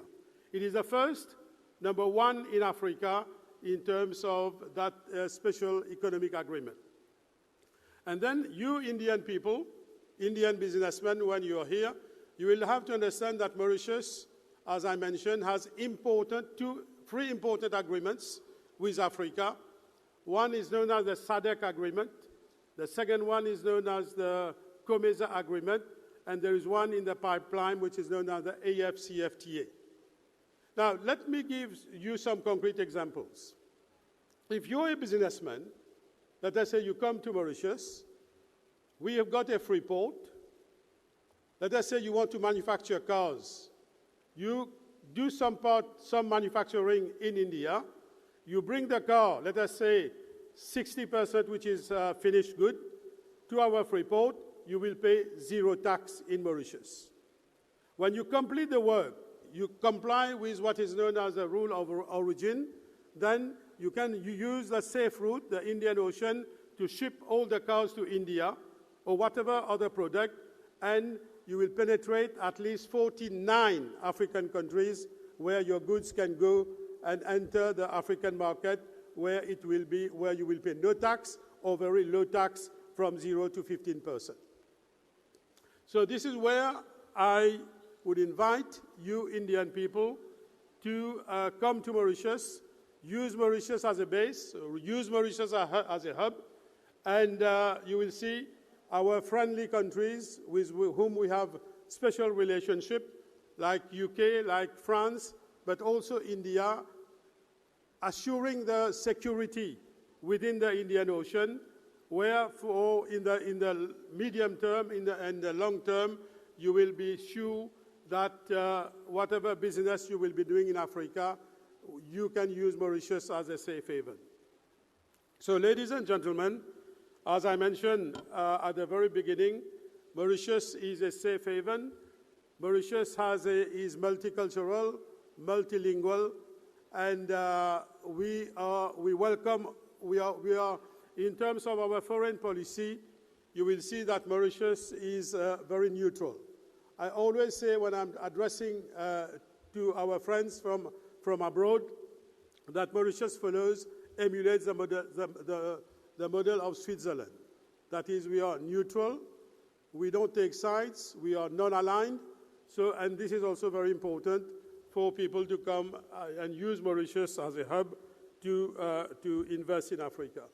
So today, in face of the crisis that we are facing, I think we have to keep the Indian Ocean very, very safe, and we rely a lot on India to ensure the security of the Indian Ocean. So when you look at the position of Mauritius also, it is a bridge not only to Africa, it is a bridge also, you will see, to Australia and to many parts of Asia. So I think it would be very important for you to understand that the importance, the relationship that exists between Mauritius and India, and also how Mauritius is a strategic hub to go and invest in Africa. So ladies and gentlemen, on a concluding note, I would like to thank the chairperson of the NXT for taking the initiative to invite so many brilliant academics, researchers, MPs from different countries, from Finland, from Ireland, from so many countries. So this is a unique opportunity that we are having this morning in order to brainstorm, to discuss, and to come with concrete solutions. It is important you will note, it is very important to debate, to discuss, but now this is a testing time. We need concrete actions. We have to walk the talk. We have to come together. We have to express solidarity to all people in the world, and we have also to preach for peace. And this morning, I will make a special appeal to all the protagonists involved in different sort of wars, that we want peace for the world to develop, and especially to save the downtrodden people from wherever they come. So thank you, and I will be here to discuss more, and we can interact and exchange ideas. Thank you.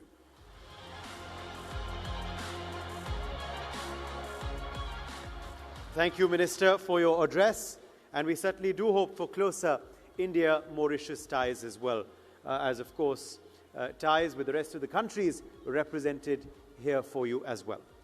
Okay, we are now turning our focus, staying with, of course, this segment of Next in Global Affairs, to another keynote address. For the next keynote address on anticipatory policy making, let's please have on stage Associate Dean, School of Public Policy at the London School of Economics. In the UK, Professor Alexander Evans, OBE. From LSE all the way to NXT. Welcome. Thank you very much, and it's very good to be back in Delhi.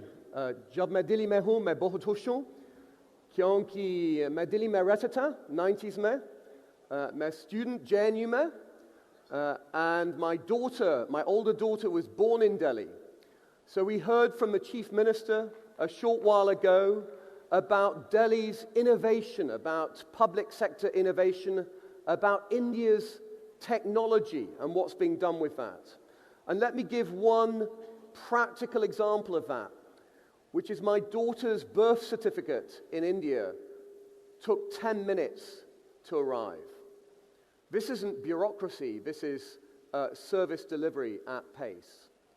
But what I'm going to be talking about today is anticipatory policy making. So in the theme of NXT, in the theme of Next, how do we make sure that we bring the future into policy making? How do we make sure we bring decisions about tomorrow into meetings we're holding today? And I'll start, if I may, with a Norwegian word, tidsklemmer. And this word is used for parents of under 5-year-olds. You're feeling busy, you're feeling stressed, you don't have time to think. Jalti jalti hai. This sense of urgency that comes in. And I would argue that anybody who's in a senior political or senior business role is in a permanent phase of tidsklemmer. You're always feeling stressed. There's never enough time. There's a WhatsApp, there's a signal, there's a phone call, there's meetings, there's people who want to take your time and spend time with you. So the question I would have is how do we make sure that we're building time to think about some of these issues around the future? And it turns out that each of us has a personalized time zone. It's not just whether you are in India or in the UK or in Japan. Each of us have a time zone that's framed by when were we born? How old are we? How do we perceive the past? What's the biography that's led us to the role we're in today? And that time zone shapes our level of optimism or pessimism about the future, and it shapes often the quality of our decision-making as well. The good news is we spend lots of our time thinking about the future, but usually it's, when is this man going to stop speaking? What's for lunch? What am I doing on Sunday? Yeah? It's not necessarily thinking about where will I be in 10 years' time? How do I make good plans for my city, my country, or my business? Now, it turns out that surprise is not new. We've all experienced a surprise, good surprises, bad surprises. But it turns out it's very difficult to prepare for surprise. And I love old documents, Purana documents. Here is an old document, a declassified CIA document from 1982, about how difficult it is to prepare government for surprise. How do you actually train to recognize that surprise is part of what you're going to experience? So the purpose of my talk today is effectively, how do you escape your personal time zone? How do you escape that time squeeze so that you can think a bit more about the future? And a bit of that reflects the reality that surprise is always around us. My friend Ricardo Luna, who was Peru's foreign minister a few years ago, he was also a professor at Princeton and a variety of other universities, came up with what he calls the Luna Law. And it's the iron law of proliferating unintended consequences. The fact that no matter how much you prepare, you're getting ready for that drive to Gurgaon or getting ready to go down on the metro to Aerocity, and something will happen, some surprise will happen, it will take longer, maybe there's been a crash, maybe there's a delay, maybe you forgot your phone. whatever reason. So Ricardo Luna calls this the iron law of proliferating unintended consequences. Now, sometimes those unintended consequences can be excellent. And India's been at the heart of some of those positive surprises. The Green Revolution was not expected, but it transformed food security in the 1960s and the 1970s. Global trade and commerce transformed development and economic growth across the world in the 1980s and beyond. And India was a vital part of that, in particular in the 1990s and ever since. The internet transformed commerce, life, information. And again, it wasn't anticipated. The scale of the impact of the internet wasn't anticipated. And of course, we're now seeing AI transforming the very world we're living in right now. But unintended consequences are difficult to prepare for, as we're seeing with the war in the Middle East right now. Nobody, I think, would have anticipated 2 months ago that we would be facing an oil and gas price shock and fundamental questions about what happens next in the Middle East. Nobody would have thought that we'd have 15 lakh people who have found themselves stuck in the Middle East because of the impact on transit and air travel. So what can be done? What's the positive story around some of this? And I teach anticipatory policymaking at the London School of Economics. I also teach on geopolitics and technology. I think there are some things that can be done that will help with this. Some of it is around making the time for long-term thinking and long-term policy making. Switching off, disconnecting, taking that hour either individually or as a collective to think about what might happen in 10 years' time, what might happen in 5 years' time, the different scenarios about what is plausible and possible, but also plausible even if it's unlikely. There are lots of exercises you can do: red teaming, challenging, exercising, running simulations and exercises to see what that world might look like for your business or for your government. And challenging what I call extrapolitis, the most infectious disease of all, which is a way that we think that tomorrow is going to be just like today, but just a little bit different. Extrapolitis. So how do we create a medicine to protect us against extrapolitis? And institutional responses can help. A policy planning unit in a foreign ministry. A policy planning unit in a prime minister's office. Think about Niti Aayog and the role that's played in India. But finally, I would argue also opening up bureaucracy. I spent over 20 years as a bureaucrat in the British Foreign Service. I've served as a diplomat in a number of countries, including in India. I served as an advisor to our Prime Minister in 10 Downing Street. But one of the biggest challenges of a bureaucracy is it tends to be a vertical. If you live in the bureaucracy, you don't necessarily have experience to draw from business or from the world beyond. And if we really want to challenge extrapolitis, to challenge the lack of imagination in thinking about the future, I would argue the one thing we can do is encourage more movement in and out of government, and more connectivity in and out of government, including at the senior level.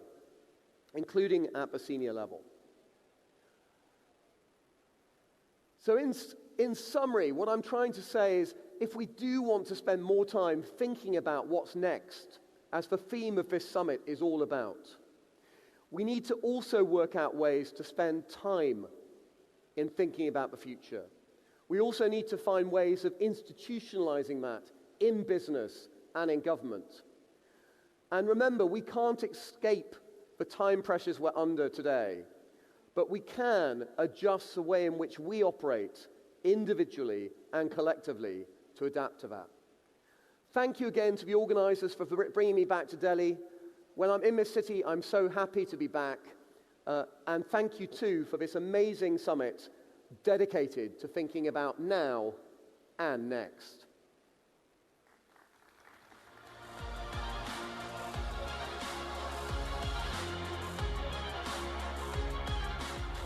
Absolutely. And, well, with that, let me tell you what's coming next as well.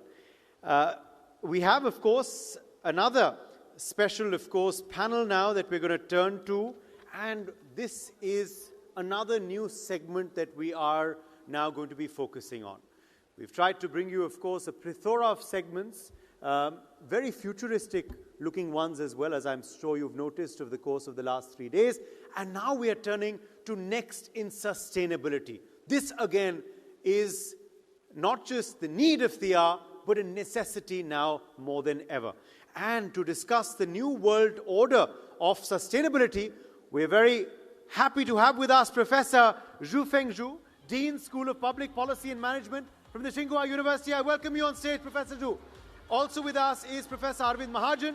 He's Regents Professor at the Texas A&M University. Professor Mahajan, welcome to NXT. And I hand the floor over now to Senior News Editor of NewsX, Devika Chopra, to steer this discussion forward.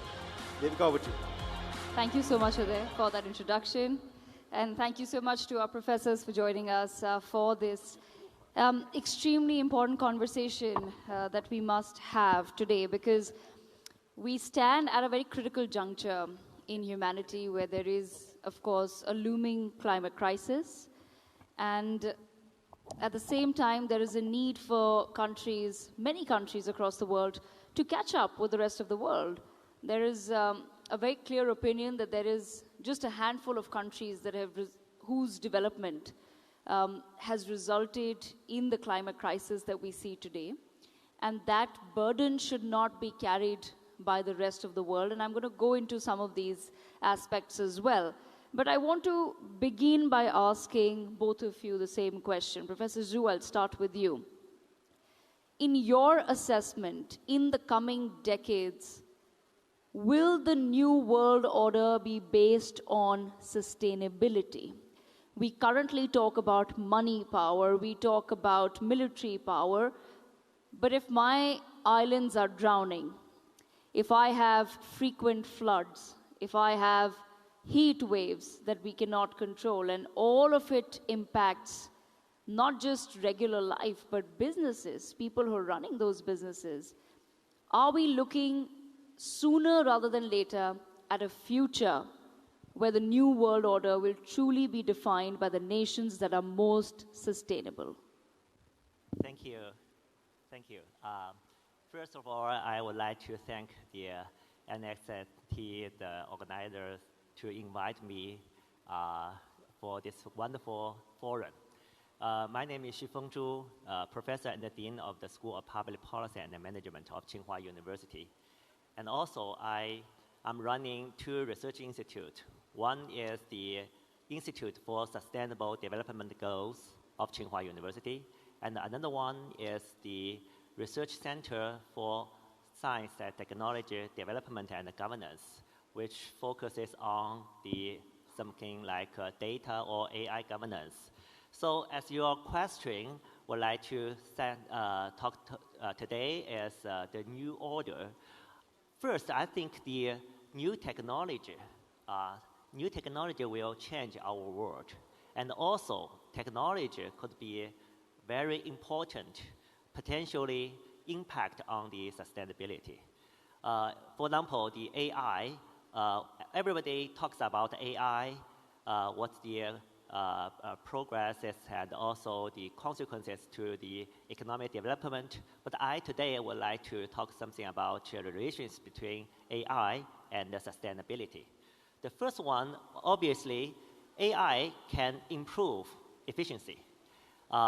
In different industries and sectors, the companies and the government and also municipal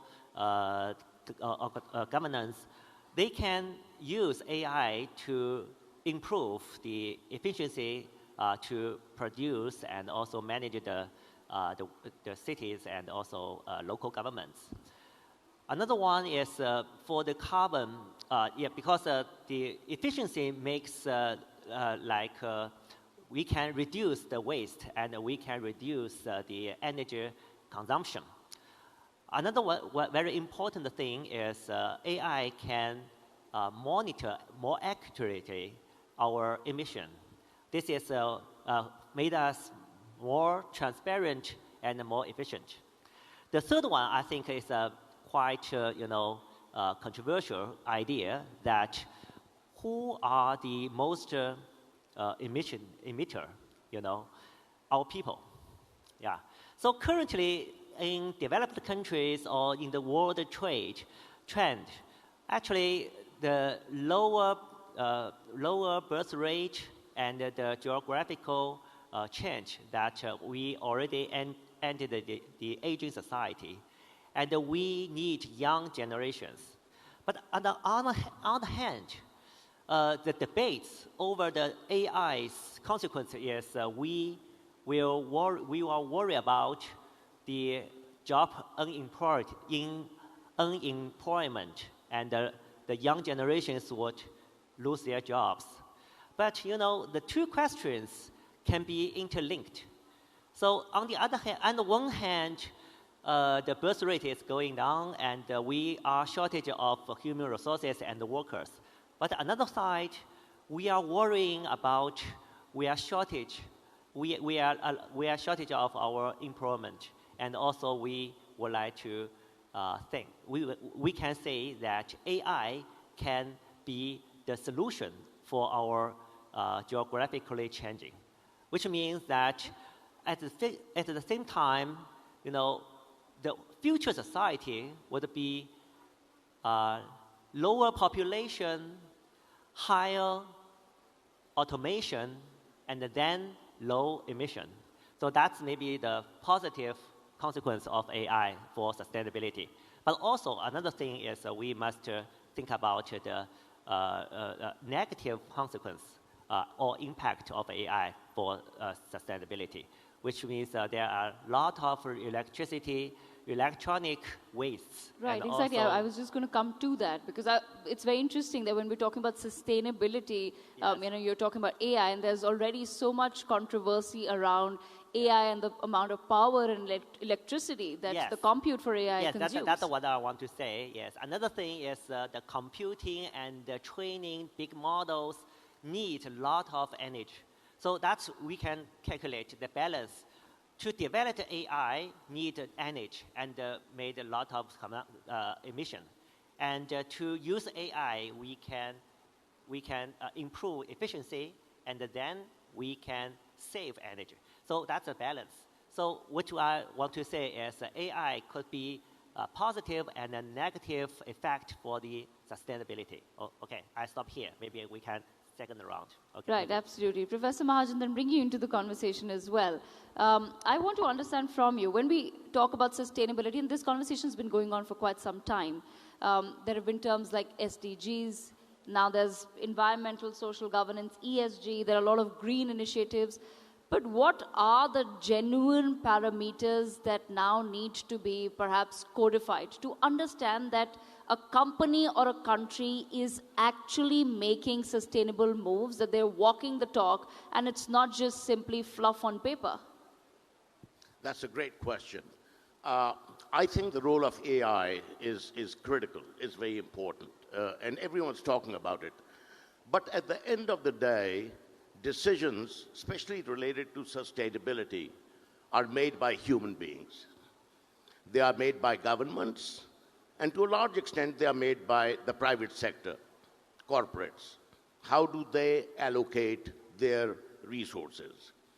And that is where my research is focused on, being a professor of finance and interested in issues of ESG and corporate social responsibility, as well as corporate social irresponsibility, because those are critical in conserving and sustaining the planet, the decisions which companies make.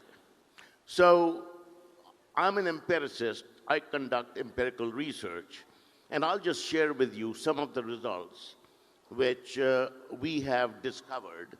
I have no dog in the hunt because the issue of sustainability and climate have taken on a political connotation as well. And I have no position on that, may have personal opinions, but as an empiricist, we just analyze the data and report the results. And some of these results actually have come from my co-chairing a PhD dissertation with a PhD student at IIT Delhi, who is a professor.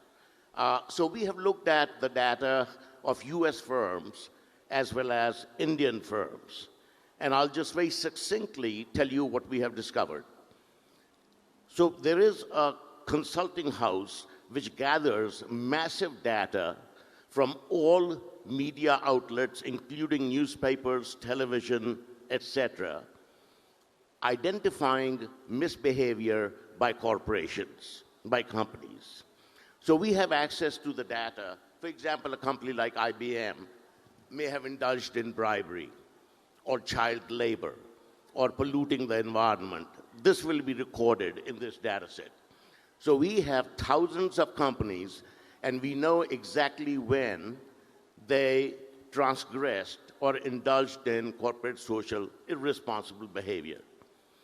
What we do is look at what happens to the typical financial matrices like return on investment, return on assets, stock price, as to what happens. And what we discover is very interesting. Consistently, we find that when companies undertake misbehavior, when they pollute, when they don't worry about climate, we find that their ROA goes down.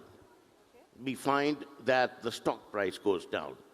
The effect is not just short term, but it's longer term as well. We also managed to get data from a very large retail chain in the United States, where every time when you go and shop and you go through the checkout counter, it records whether you bought a toothpaste or a toothbrush or a shirt. It knows the brand, the company which made it, and we have this data for all the transactions which took place, which are literally in millions. And what we try to find out is a company, when it violates or indulges in corporate social irresponsibility or violates ESG, what happens to its sales? And what we find is that the sales consistently decline for these companies. Okay. What is interesting, and this is where I think demographics and political persuasions come into play, we find that these results are much more acute in places where you have Democrats ruling as opposed to the Republicans ruling. We find that the results are more acute when this store is located in a high-income area, or it is located where the educational level of people is high. So these results are very consistent that if companies do not look at their social responsibility and sustainability in a serious manner, okay, there are consequences in the marketplace. But I want to then, go a step further, because let's also then talk about governments and nations, right? You've given me the example of companies not working and not taking the idea of sustainability seriously. But if I were to take that same example and apply it to the world and look at the world as a group of larger and smaller corporations, Professor Zhu, and I'll take this same question with you as well, sir. Professor Zhu, I want to understand from you, how are we then to ensure that sustainability does not become a luxury that can't be afforded by the developing world? First, your question related to two levels of inequality. The first one is within a nation, which means the domestic inequality between upper level and the lower level populations. Another one I would like to emphasize today is the inequality among different worlds in the world. in developed countries and developing countries. Let me talk about the new phenomena of AI development.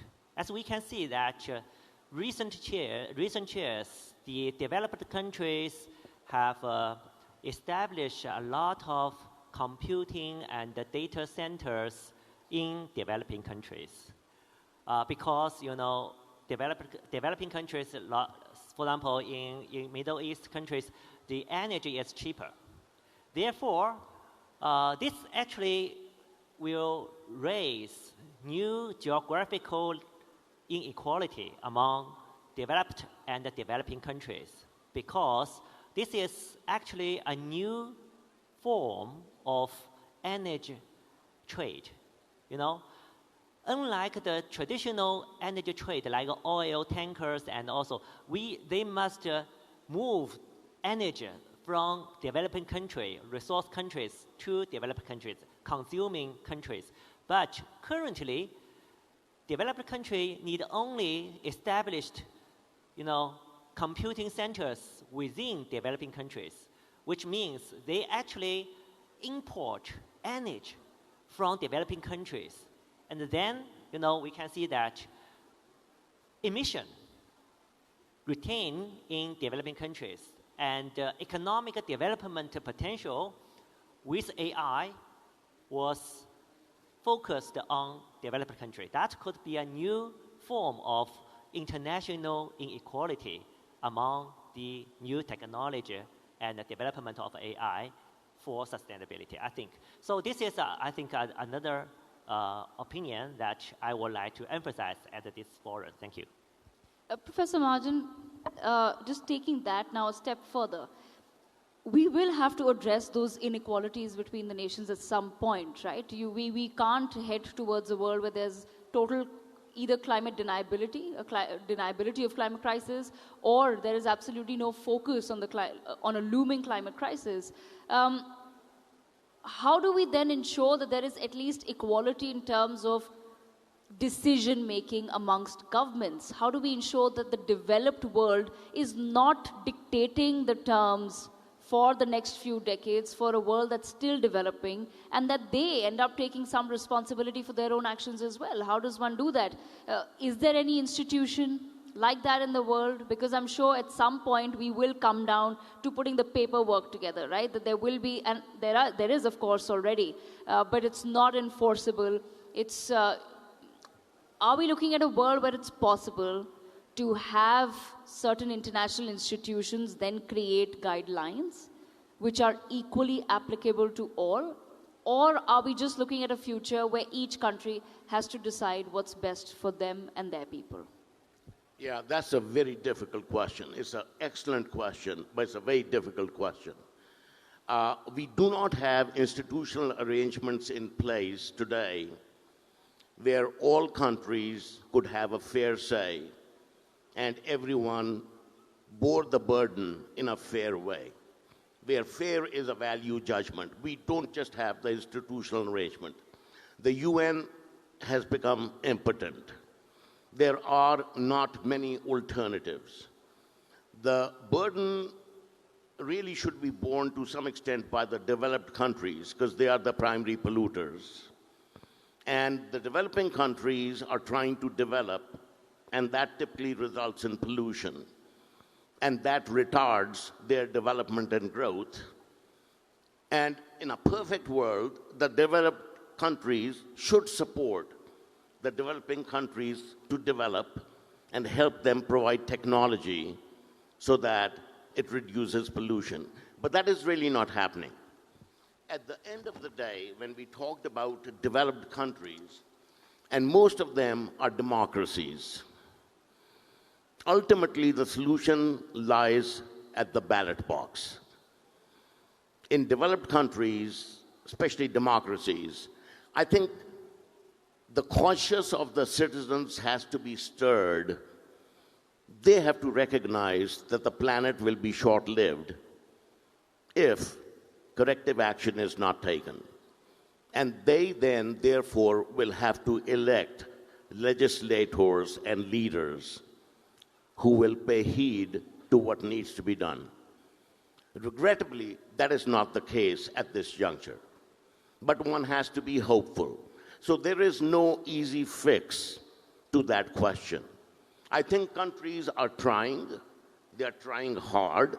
Many developed countries are voicing their concern, but not all of them. And this is a process in how governance takes place amongst countries. So we have to rethink. We have to rethink. You know, we had the League of Nations. That was replaced by the United Nations. We have to rethink what kind of a central command and control structure can be created, which is meant for the benefit of mankind and not just a few countries. Absolutely. And since you're both academics, I'm running out of time, but I have one last question for you. And I say this with some thought here, because policies are only as good as the leaders who bring them, and they're only as good as how all the leaders stay in power. And we've seen that. For example, in the United States of America, there was a lot of talk about EVs, sustainability, and then, of course, the government changes, and suddenly there's all this talk about, oh, climate change is not real. So a lot of the policies are dictated by who's in power. And therefore, my last question to both of you, 1 minute each. What is the one thing that we must stop teaching the next generation of leaders? Professor Mahajan. What we must stop teaching? Why did you give me that question first and not this gentleman here? Because that is a very difficult question to really answer. All right, then maybe you can tell me one thing that we must teach to the next generation of leaders. Well, what I would say is to teach our young people the value of conservation, the value of being frugal in expending energy and resources, and let the system start its course from that early stage onwards. Because the older dogs, it's very hard for them to learn new tricks. The younger generation is much more given to these kinds of issues, and they're much more sympathetic to the planet. And therefore, I think our focus should be that at early age in schools to start young people making aware of what might happen if we do not correct our ways. Absolutely. Professor Zhu. 1 minute. What I want to teach the young generation is, throughout the history of human civilization, technological revolution could be the main driver for the prosperity of our society or our world. So our young generation, you must learn the technologies, how to promote the development of technology, and we would like to look forward the next technological revolution and the prosperity of our society. Thank you. Right, absolutely. On that note, a huge round of applause for our speakers, for our professors who've joined us from Texas A&M and from the Tsinghua University in China. Thank you so much, Professor Mahajan, and thank you so much, Professor Zhu, for joining us at NXT 2026. Thank you. Well, with that panel now, we are turning our focus to next in global affairs once again. It's time for our next segment, and in fact, in this, we are going to be having a keynote address now on the future of immigration and diasporas. Again, a very, very topical issue, a trending issue, an issue that is being talked about, spoken about, not just in the country our next speaker belongs to, but across the world. I would like to invite on stage member, House of Representatives, New Zealand, Honourable Rachel Brooking, MP. Let's have some energy for her, please. Let's get the applause going. I know it's nearing lunch, but let's keep the energy going in the room. Thank you very much.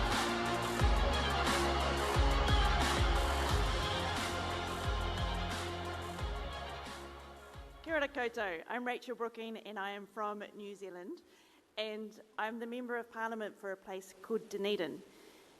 I was previously, in the previous government, the Minister for Oceans and Fisheries, Food Safety and Associate Environment and Associate Immigration. So I think that is why I'm talking today on this topic. I want to start with New Zealand's place in the world. As you can see from this slide, New Zealand is, of course, at the centre of the world. We are also very far away from anywhere else. We have some islands nearby, and then the nearest big landmass is Australia, and that is a 3-hour flight. So it is a long way away. And I say that to set the scene because our immigration issues in New Zealand are quite different from the rest of the world. And that is because you cannot swim here, or you cannot run through any barriers or anything like that to get to New Zealand. Normally, you have to fly. We have a huge issue, though, of course, in New Zealand because some of our neighbours are those Pacific islands that the last segment was just talking about. And they will be very much affected by climate change in a very dramatic way. And of course, a lot of the rest of the world is going to be affected by climate change as well. Now, I'm here with the New Zealand delegation, and I have a photo here with Tangi Utikiri and Stuart Smith and another colleague who's not here. And I just want to note that this is a cross-party delegation from New Zealand, and that's important because mostly in New Zealand, immigration has not been an overly politicised issue that we see in some other places in the world. And on that cross-party note, last year, the Prime Minister of New Zealand, who is not from my party, he's from a different party, he came to India with a large contingent of people, and some of them were party members from my political party. So it was cross-party, and we are all very invested in our relationship with India, and of course it included many diaspora from India who are now in New Zealand. New Zealand is also different from a lot of other places because we have a Treaty of Waitangi, and this was signed in 1840.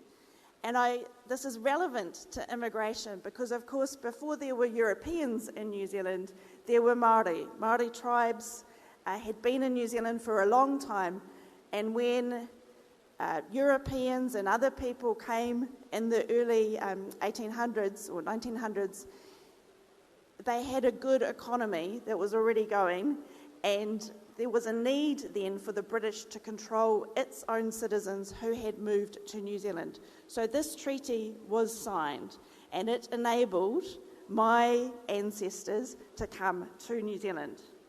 So of course that treaty was signed with Queen Victoria, who I know India also knows about, and it's important to note that not everybody who came to New Zealand at that early stage of our young country in terms of non-Māori populations were Chinese gold miners that came in the 1860s. There were some Indians that came in the 1890s, and of course many other people as well. In New Zealand, we celebrate this Treaty of Waitangi on Waitangi Day, which is the 6th of February. And this is a recognition of the bicultural approach in New Zealand, that we have Māori and then the Crown, which represents everyone else. So within that everyone else, New Zealand is a very multicultural society, especially now. Auckland, which is our biggest city, is one of the most diverse cities in the world.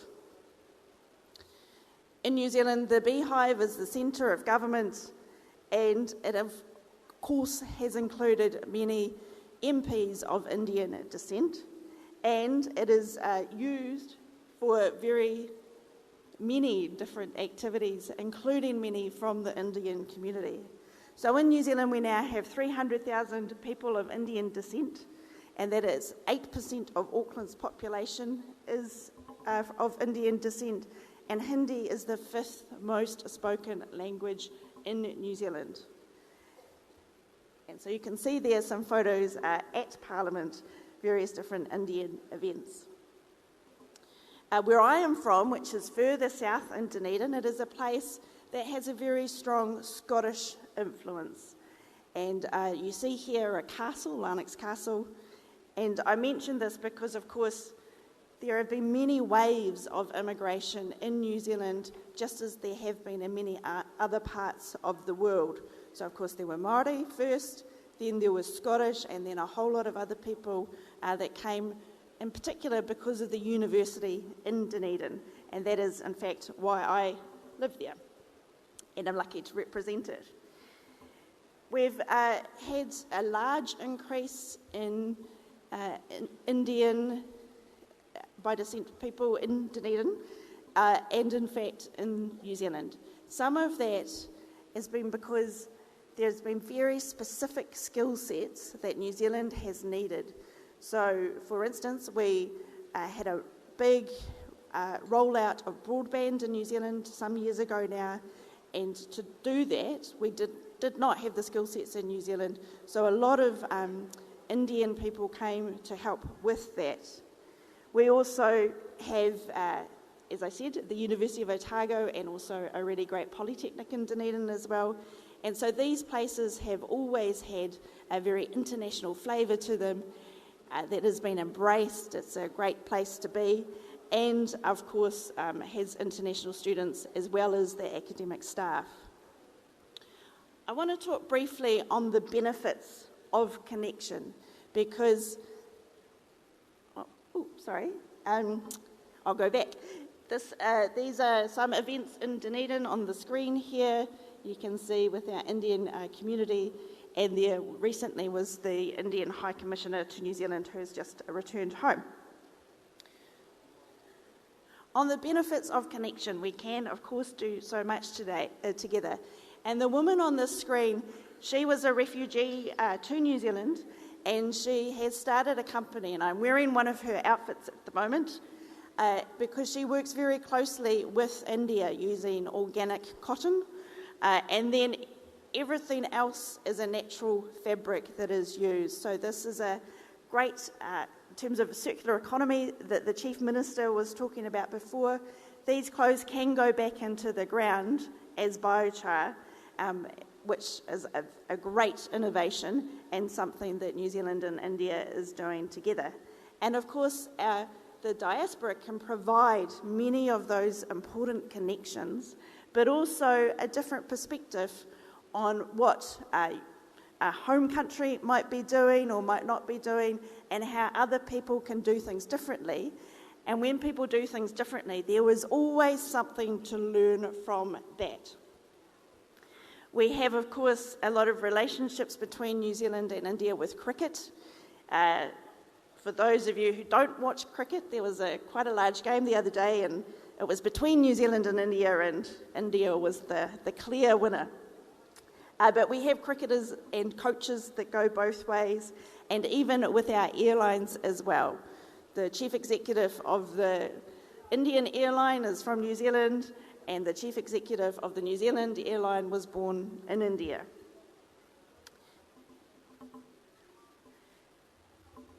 So here are just some pretty pictures of New Zealand because it's a great place, and I encourage everybody to come and visit it. And I want to note that there will always be immigration. There has always been immigration throughout history, and we know that will never change. But it is always important when we have this immigration that everyone is open-minded and respectful. And that goes to really any situation in life, I think. So in conclusion, the future of immigration, as I said, it will continue to happen. And we see in many parts of the world that it is already very difficult. And in New Zealand, it is different because we get to choose clearly who we want to come and live in New Zealand. Whilst there are those difficulties, it's so important to embrace the opportunities that come with the diaspora.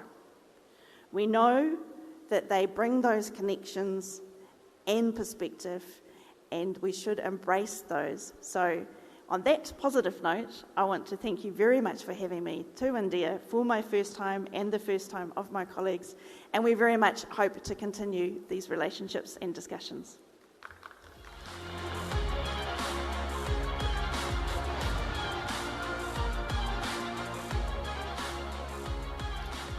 Thank you very much, Honourable Member of Parliament, addressing us there and, of course, giving us a lot of points to ponder on. And now we turn to another special segment at NXT 2026. As day 3 now slowly moves into the afternoon phase, where we're going to be focusing on Next in Deep Seas, and to speak about Next in Deep Seas, and in particular about the future of mining and the oceans. The oceans are seeing a lot of activity these days. What is the future of mining and the oceans looking like? Well, to discuss this, I want to invite on stage back once again the special guest who we are very humbled to have with us from Mauritius, Junior Minister of Foreign Affairs, Regional Integration and Trade from Mauritius, His Excellency Hambirajan Narsinghan. Could I invite you on stage, Excellency? Honorable Darren Bergman, Member of Parliament. In fact, he's Member of the National Assembly, South Africa. He's with us as well. Could I have you back on stage, Darren Bergman? And with us is also now Member of the Eduskunta, Finland, MP Ville Skinnari. MP Skinnari, welcome back to NXT. Day 3, and Senator Francisco Chauhan, Member of the Senate Chile, also joins us. We really enjoyed your keynote yesterday. Now we're going to speak to you more in this panel. Welcome back to NXT, Senator Chauhan. Could I have you on stage, please? And this session will be taken forward by the Senior News Editor of NewsX, Devika Chopra. Could I please have a round of applause, ladies and gentlemen, for our panel? Let's give them some encouragement. They're all set to delve into issues deep into the ocean. Thank you so much, Uday, for that introduction. May I request all our guests to be now seated so that we can begin this extremely critical discussion. And I must give some context that we're at a very critical juncture in humanity, where there's now a consistent need for us to move towards a sustainable and a greener future. But that green future, those electronic vehicles, the batteries, everything also comes at a very high environmental cost until technologies are developed for the same. Everything that's required to move towards that greener future, those minerals are many, many kilometers down into our oceans. But our oceans also serve as the most critical part of planet Earth. And that's the larger conversation we'll have for our global audiences today. I'd like to begin this conversation with, if I can, with His Excellency Mr. Narsinghan. So I have to ask you, of course, Mauritius is a very large ocean state. How are you balancing the need for economic growth from the sea with the duty of also protecting your environment and therefore your citizens? Yeah, in my main speech this morning, I did mention that Mauritius is a very, very small country. Small country, but I think with a vast space of ocean. We have many islands, and unfortunately, I have to confess also that up to now, we have not exploited the ocean to its fullest extent. And I mentioned also in my speech this morning that Africa harbors approximately 30% of minerals in the world. And also you will note that we have not developed any technology to exploit the minerals in the seabed. And here we are relying a lot on our partners, friendly countries, traditional friendly countries, but also a lot on India. And as you know, India is doing a lot of surveillance in the Indian Ocean, helping us because we have to confess, we don't have the capacity to do the surveillance. So there is a lot of monitoring being done by India.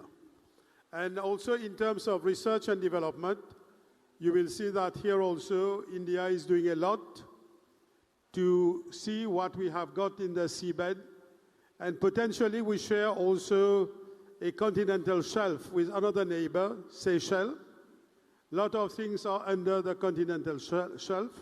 So this is where all the countries, having the sort of common-minded countries, will have to come together in order to exploit these natural resources under the seabed. But Mauritius, you see, we also putting a lot of emphasis. It is important to do mining in Africa, but what has been happening in Africa, there has been a lot of exploitation. And now the sort of partnership that we want to do with Africa is to not only to do extraction of minerals, even in our vast ocean space. We don't just want to exploit it, but to add value to it.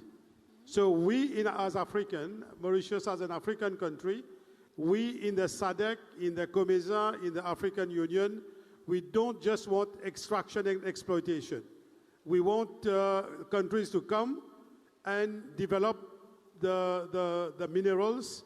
If ever we have minerals in the Indian Ocean, we want countries to come to do a sort of equitable exploitation. This is very important. And we want things to be very sustainable. This is where we want countries to come with green vessels, not only to exploit, not only to pollute, but to do it in a very sustainable manner. This is very, very important for us. Your Excellency, you spoke about exploitation, and I want to touch upon that. How do we then ensure that wealth from the deep seas is not limited to countries that have the technology to access it, but for everyone? How does one ensure that, for example, the perceived global north is putting its weight behind this chatter about sustainability and it's not just fluff on paper? So this is where now African countries and also Mauritius, we are very cautious when we are doing any type of partnership. It is not only to focus on sort of short-term gains, but to look at things in a medium term, long term, and even if other countries, they have more technology than African countries, more technology than Mauritius, we welcome countries, we welcome all nations to come and do the partnership, but as I mentioned, I would lay emphasis on that, to do it in a very equitable manner and to be fair to Africans. Absolutely. Let me bring in Honorable Darren Bergman into the conversation as well. I'd love to understand from you. Now, Africa, as we all know, is a very rich country in terms of land-based minerals. Does deep-sea mining present itself as an exciting new opportunity, or is it perhaps a threat to the existing economy? And how do you balance going forward?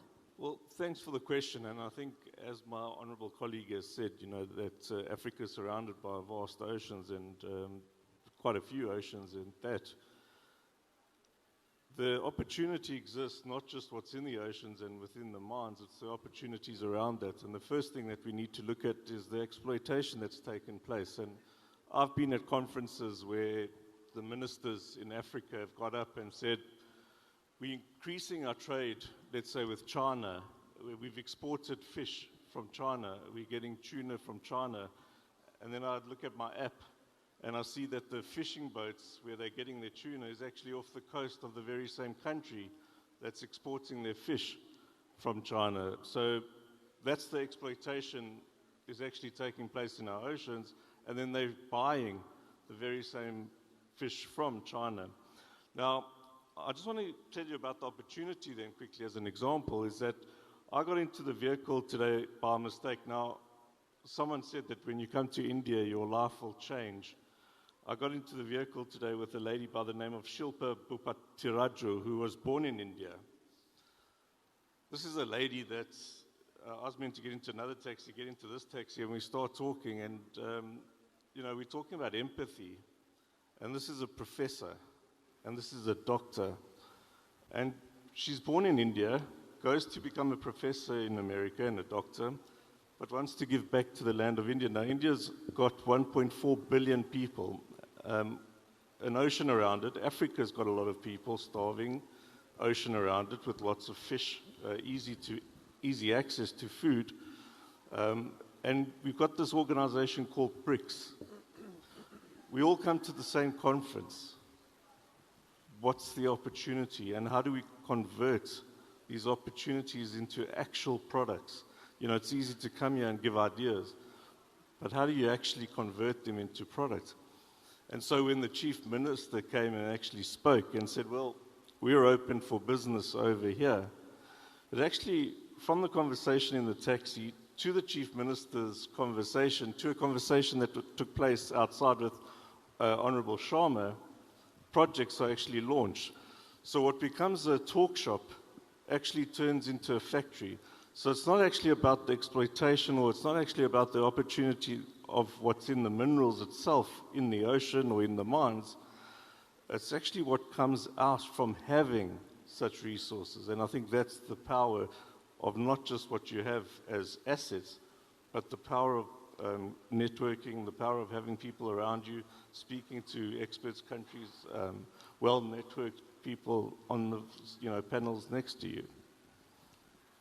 At the same time, I just then want to understand from you, is there a possibility of ever there being a global rule coming into place which protects our oceans before, for example, commercial mining really ends up becoming, the thing of the future? It's not going to be always limited to governments or large firms. I'm assuming that's where deep sea mining is headed, where more and more commercial mining will also take place.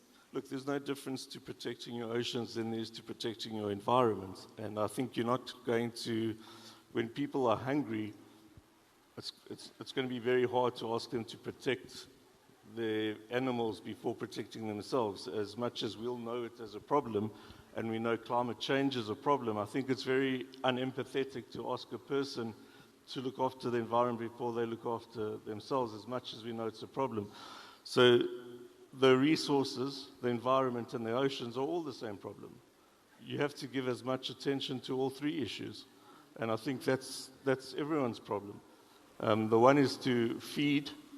The one problem is other people need to help feed the one side, and the other side is to then help protect the environment, or help protect the oceans, or help protect the resources. But everyone has a responsibility to play.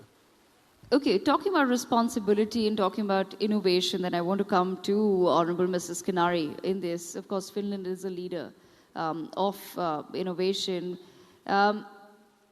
How close are we to having green technology needed to make underwater mining truly sustainable? Are we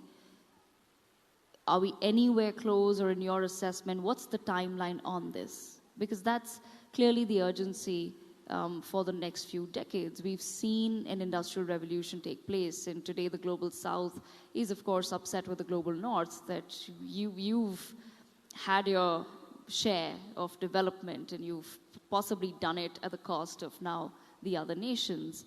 And yes, it may seem like a harsh assessment, but on paper it stands quite true. So I do want to understand from you, as far as technological innovation goes, in your assessment, what's the timeline for that? Because we can't go into deep sea mining with the same mindset that, oh, maybe one day we'll have a sustainable way of doing this, but for now, let's just get on with it. Well, thank you so much, and thank you, dear colleagues, from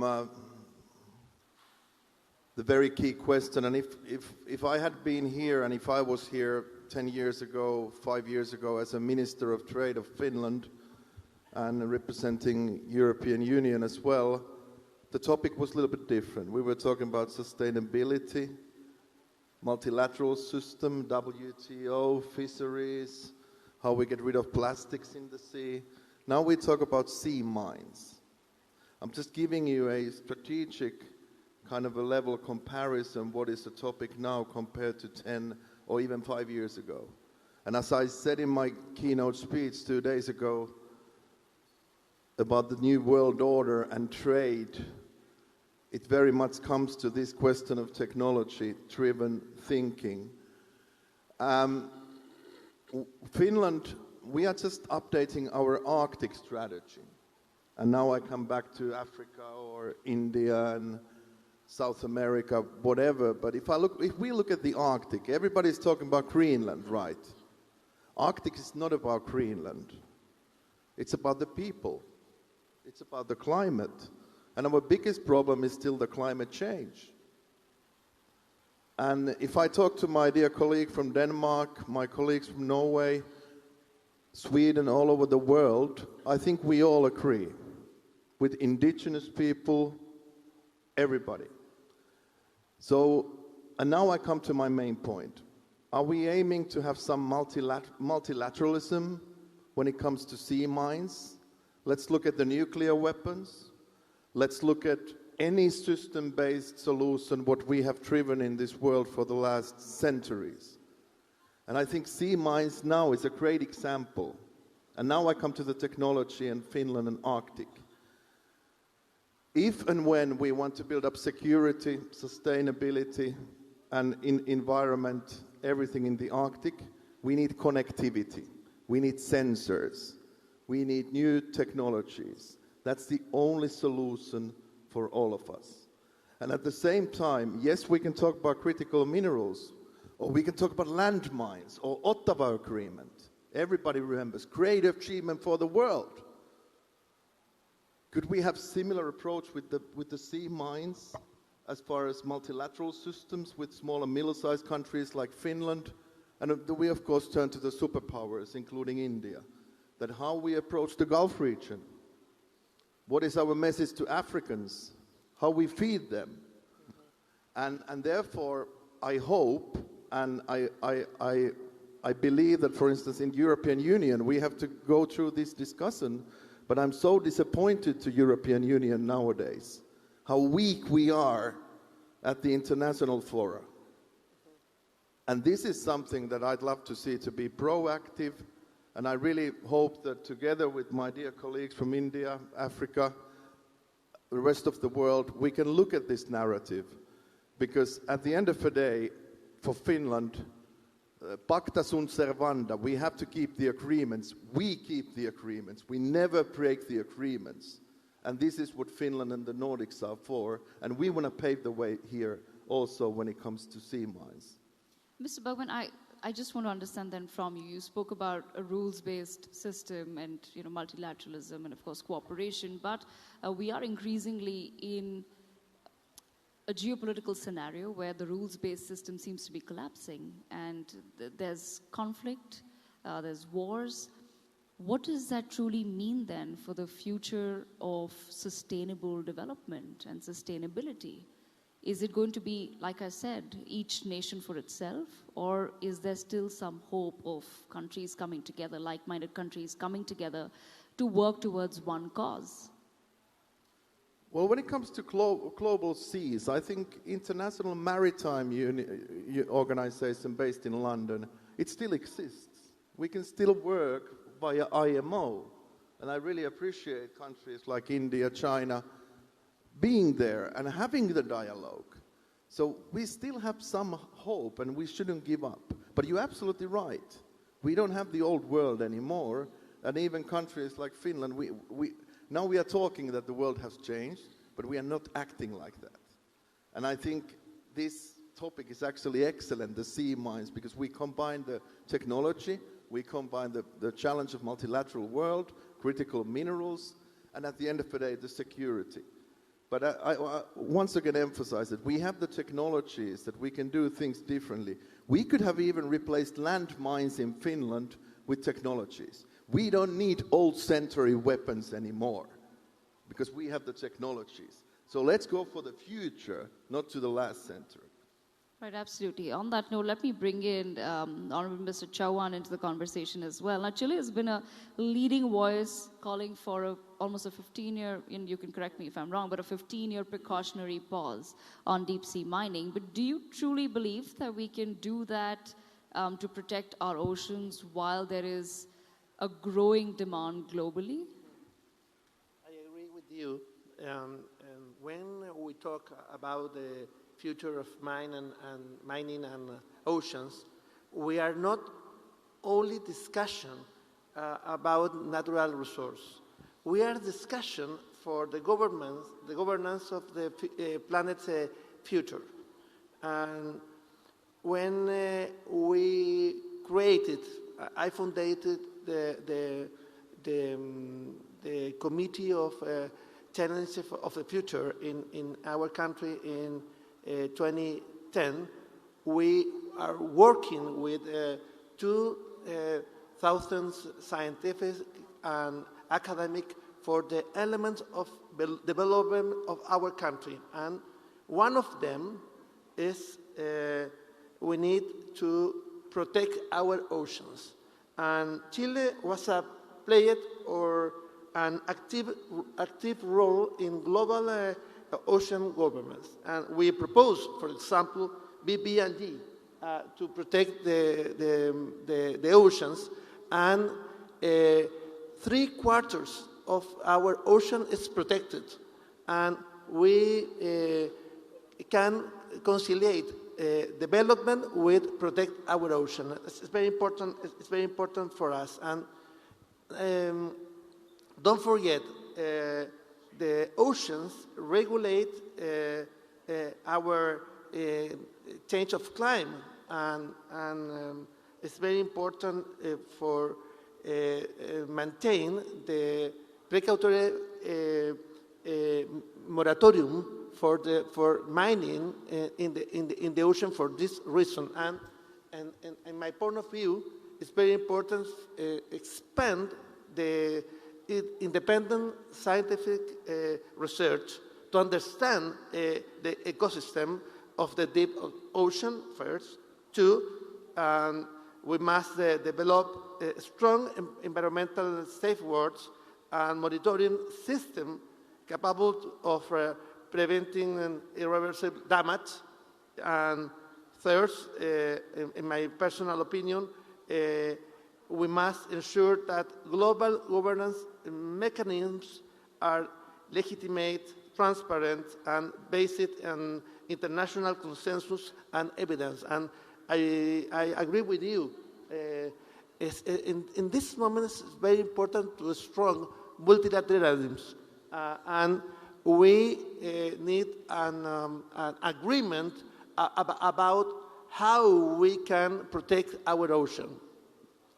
And I have to end this conversation, but I do want to understand from your perspective, because Chile is advocating for this moratorium, for the 15-year pause, there must be then a worry about the Pacific Ocean becoming a site for unregulated, a so-called resource rush, let's call it that. Is that a worry for you? And how do you then convince the other nations on why it's critical for us to either develop the technology to make it more sustainable, deep sea mining more sustainable, or to perhaps look at a pause, or maybe look at some sort of a circular technology and better recycling? For the moment, it's necessary a moratorium. Chile was a leader for this for the reason we need expand an independent scientific research, and you can imagine Chile is the more largest country in the world. We have a big ocean, and we protect 3/4 part of our ocean because it's very important to conciliate development with protect the ocean. Absolutely. I've unfortunately run out of time, but I thank all of our panelists for joining us for this very important conversation. Of course, this will be the conversation of the future, certainly, and we do expect that for the next few decades we'll be now discussing, as you've also pointed out, sir, that the conversation in the past 5 years was very different, but it's now rapidly progressing towards more and more towards our oceans, and that's something that we should be thinking about today rather than tomorrow. On that note, thank you so much to all of our guests for joining us at NXT 2026. Thank you. Thank you. Well, a round of applause for all our distinguished guests here on the panel talking about the future of mining and the oceans. Well, we'll move on to our next session. While we are at it, which is the next in deep seas, we also want to talk about what is the future of ocean logistics, supply chains. When we are talking about marine transportation, that is the future. That's where there is, in fact, transportation that brings about a lot of revenue for countries, connects countries from all across the world, brings the world closer together. And having a discussion on that, talking about commercializing it, building revenues, let's call on this stage Dr. Pushpinder Punia. He's the advisory board member, Blue Ocean Corporation, London. And in conversation with him is my colleague Uday Pratap Singh, Senior Editor, NewsX.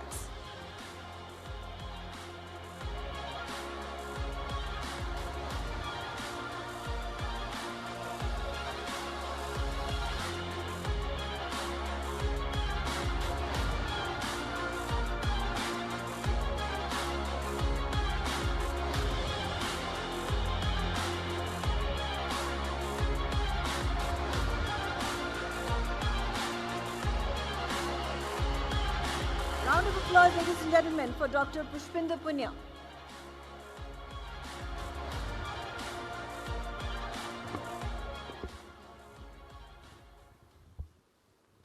Hello and welcome to our audience here, of course, physically present with us, and welcome virtually to all of you joining us on television and on our digital platforms. We're going to continue this theme of Next in Deep Sea by now diving straight back into the ocean.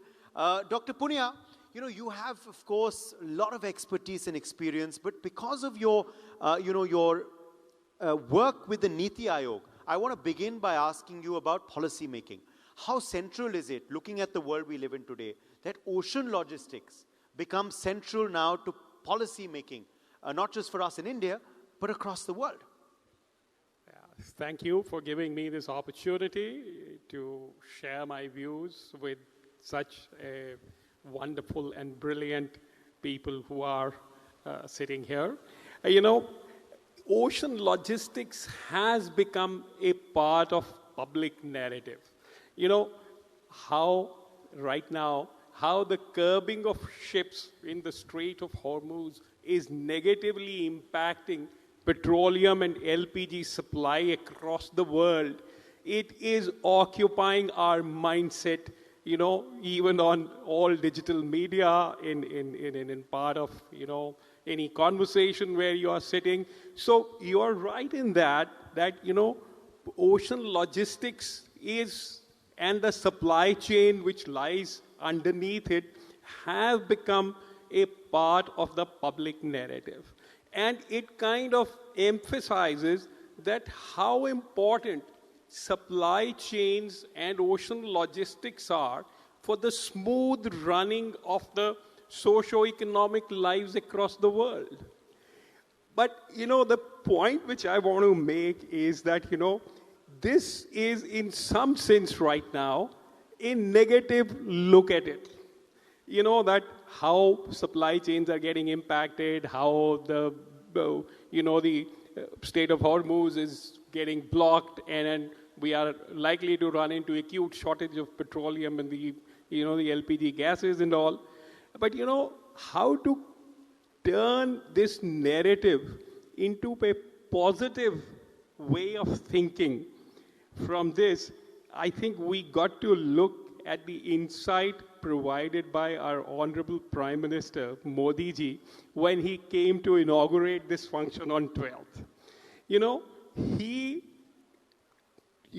related 12th of March with one of the most important event in the Indian history. And that is when Mahatma Gandhi started his Dandi March. So, what was the Dandi March? For those of us who are, sitting in the room, are from abroad, Dandi March was a non-violent protest by Mahatma Gandhi by taking 78 volunteers from Sabarmati Ashram and going up to Dandi which was at that time, had a different name, how you can protest non-violently to bring about a humongous change. So that is what the Sabarmati Ashram's move by Mahatma Gandhi on 12th of March was. That, to get freedom from the colonial power, we got to organize people in peaceful manner and then show how exploitative those laws of, the salt laws at that time were, and how they could be broken without really causing any fight or any dispute. So Mahatma Gandhi took 78 volunteers with him and then walked 387 kilometers over 24 days and went to Navasi, and there, by using the ocean's water and evaporating it, he produced salt and showed that, look, alternates are possible.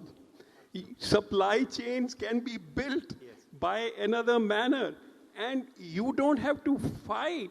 Yes. You can, turn all those changes by positively mobilizing people, by building a positive narrative about it, and then showing how exploitative those laws are. Absolutely. I'll come back to, of course, smooth, supply chains, how important that is, and very interesting that you give that historical narrative, of course, and how relevant it is today as well, as PM Modi has said. But I want to quickly draw you back to another event from earlier this year, the budget.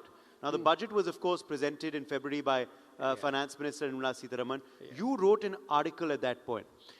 You talked about India becoming a maritime hub and how this is possible, the way forward. Tell us more about that vision and how we can actually make our pathways into this maritime hub. Yes, that's a very significant question which you are asking. And I think this is the way of looking how public policy, which is field-based, as our current, establishment, our current government, led by Modi ji, is connected with. And I must share that I am given a task in Niti Aayog to hold a consultative group. And this consultative group is meant to take the stakeholders' opinion so that, the public policies are in line with what can make positive impact for maximum number of people. So, as you are rightly pointing out, in the budget of this year, when Honorable President of India, Ma'am Draupadi Murmu, addressed the joint session on 28th of January, she specifically mentioned this point that India has the potential to become the maritime hub in next decade if proper investments are made, if the laws and the regulations by which our ports and all are not performing at the highest level, they are changed and modified. And then she pointed out in her address specific things that, look, we have, 7,517 kilometers of coastline available in our country, which can be put into operation. We already have 12 major ports, but our 200 smaller ports can be developed into far greater capacity so that we can become the hub of the international trade of tangible goods. And she pointed out that we are going to invest 70,000 crores of rupees in building the port infrastructure, as well as, in bringing about the changes in the coastal areas so that we can then make sure that all the tangible trade from India which takes place, and right now I must give you a figure that currently 95% of our tangible goods which are sold by us, exports or import, they are all done through foreign shipping.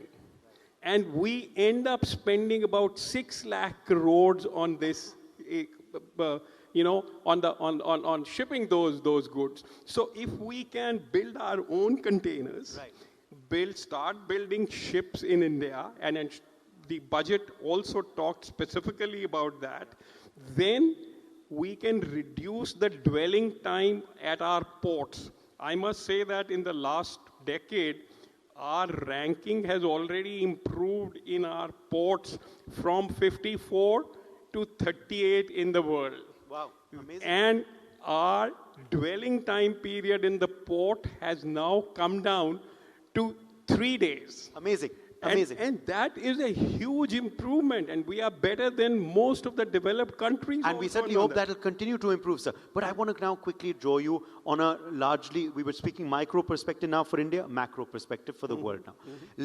In your role, particularly as advisory member for, of course, such a global corporation like the Blue Ocean Corporation is in London, Dr. Punia, how do we make policy and how do we ensure that, there is not an antagonistic sort of attitude amongst the world in disrupting supply chains? How do we better cooperation so that logistics is smooth? That will, at the end of the day, help consumers as well, reduce prices, and ensure freer movement.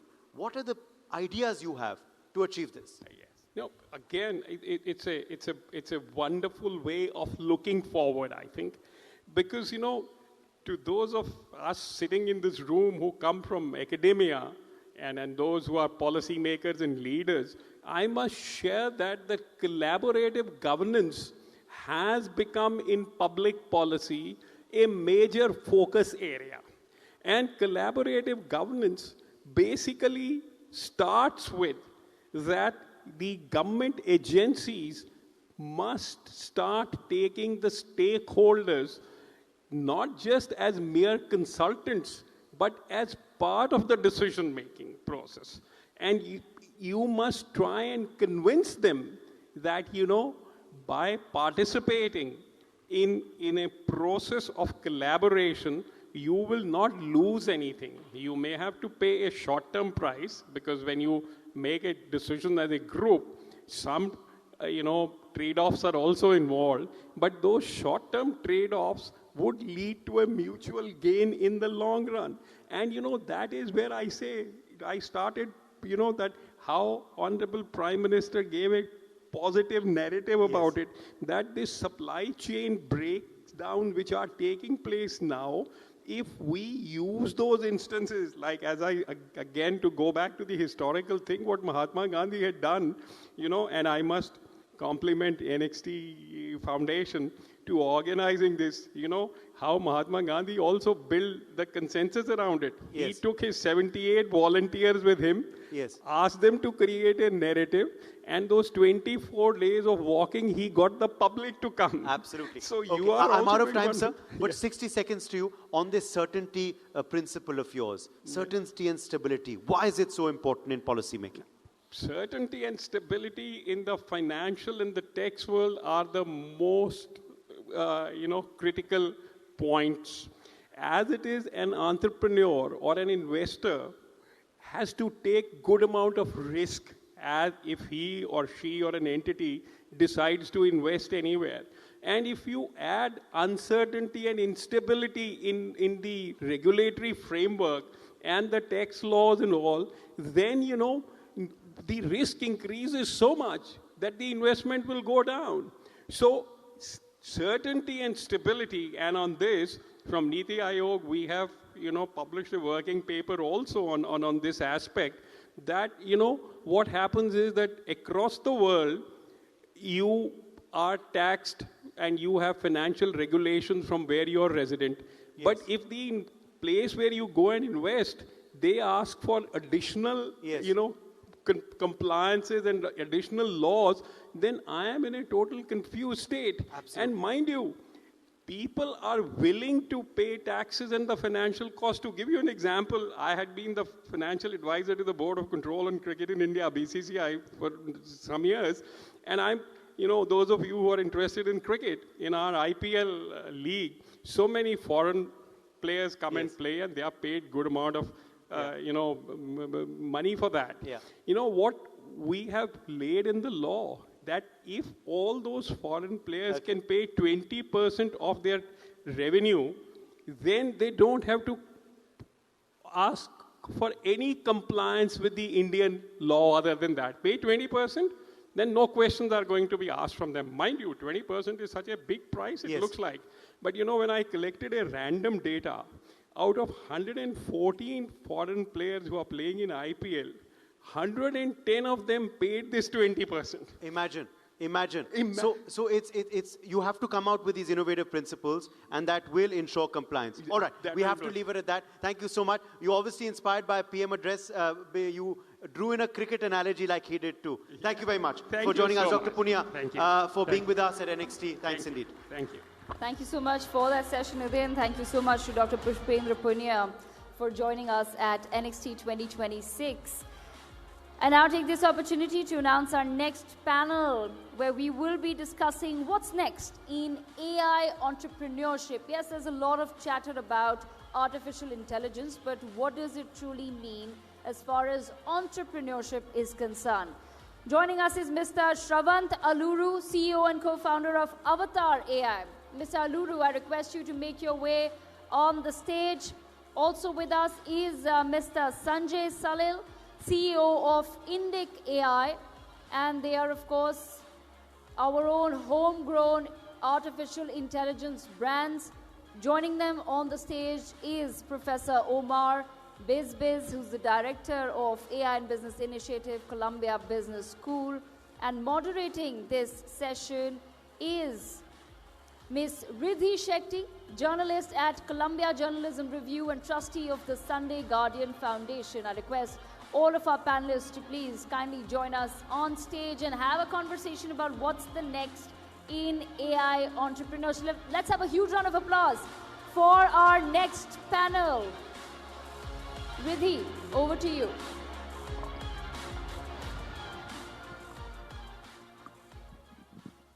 Thank you all for joining us here today. And just to get things started, in the past 2 years, we've seen AI grow astronomically.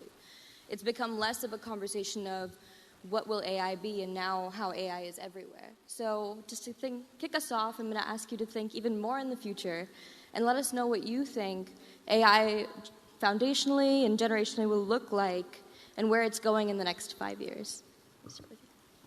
First of all, thank you very much for this opportunity to come and speak to all of you and with such an amazing set of panelists.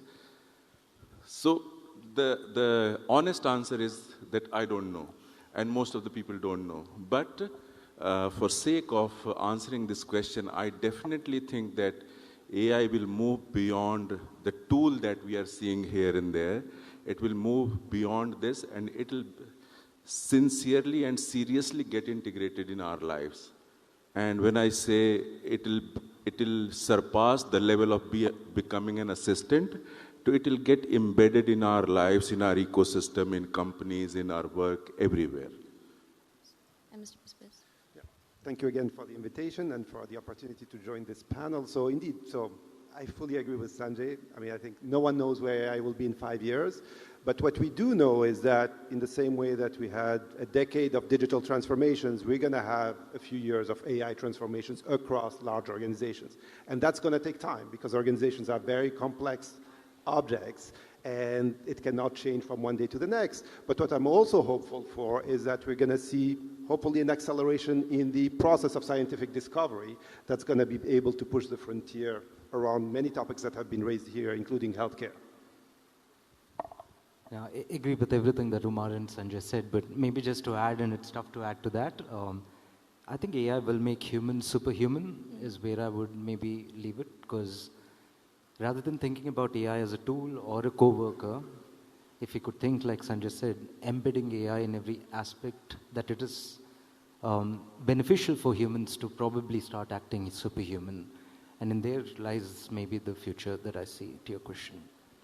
I'm curious, Mr. Salil and Mr. Allure, both of your companies approach AI from a hand-in-hand perspective instead of using AI as a tool, having it work hand-in-hand with humans. I'm curious why you think this approach is essential and how it differs from using AI as a tool and how we can sort of go forward with that methodology. Would you like to take? Sure, yeah.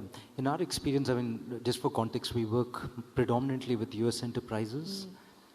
And in that experience over the last decade, what we've seen is instead of thinking about AI as a tool, which is almost AI in software kind of a mindset, which has been the last decade, we have to evolve into thinking about a central organizational brain, which is persistent in its memory, which is continuously improving in terms of compounding the intelligence with every human usage, piping back into intelligence for tomorrow, right? And those feedback loops and operation as a platform. So I actually think, like we said to the earlier question, AI cannot be thought of as a point solution anymore.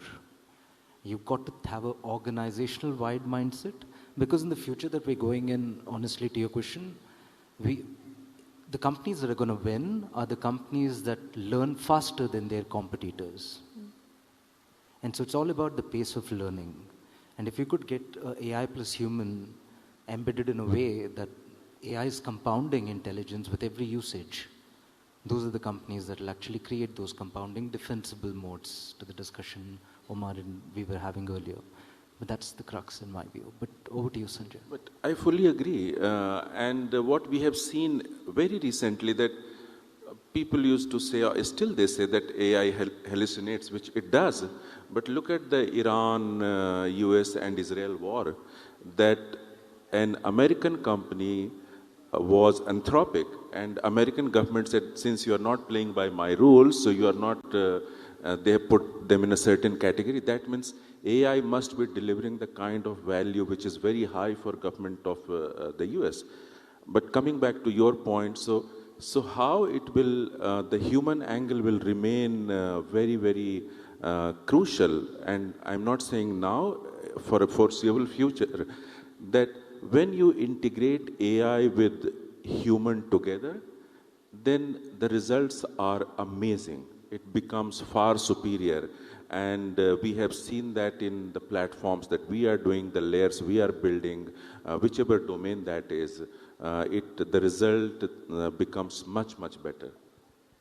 Thank you for that. And Mr. Biswas, I'm curious, there's a constant conversation about how AI is replacing jobs, but there's less of a conversation about who is now having the power in a corporate structure when it comes to the use of AI. How does AI reshape the decision-making process within companies? Is it the engineers or the data owners or the leadership that has most control? And I'm curious to hear your thoughts on that. That's a great question, and it touches a little bit on how processes are going to be redrawn within companies. And I would say one possible answer is that possibly all of these constituencies will benefit from AI transformation. Of course, how can it make sense? In a way, because everyone will have the ability to interrogate these AI systems. And just to give you an example, a few months ago, I was sitting with the CEO of a large company who was saying how their own processes have changed. Now, before a board meeting, they don't ask anymore for the slide deck that has been filtered through 3 layers of management. They can have access to the unfiltered data and then interrogate it themselves to try to understand what are the right questions to ask based on the data that there is. So in some sense, leadership will benefit for sure, but I think there will be a feedback loop where other people will understand what are the first order questions that the company should be focusing on and redirecting the work accordingly. Absolutely, and I'm curious to hear both of your perspectives on So how I fully agree with what Dr. Omar said. To my mind, it should primarily remain with the leadership, because what is happening right now, and I'm saying this with experience from several countries, because AI is not only for the US, India, etc., etc. It is for the entire world. And when you go to, we work a lot in Africa, and you go and talk to the leaders, and leaders, when I mean president, prime ministers, they don't really think this has come, not even coming, this has come, this is here. And if those leaders, or similarly the leaders in organization, they are not attentive about this, they are not sharp about this, then those organizations, those countries would be at a huge disadvantage. So it should primarily remain there, but like Dr. Omar said, it should be with all constituents so that it could be driven in a way which is purposeful, which is responsible, which is in the long run beneficial to those organizations and those countries and societies.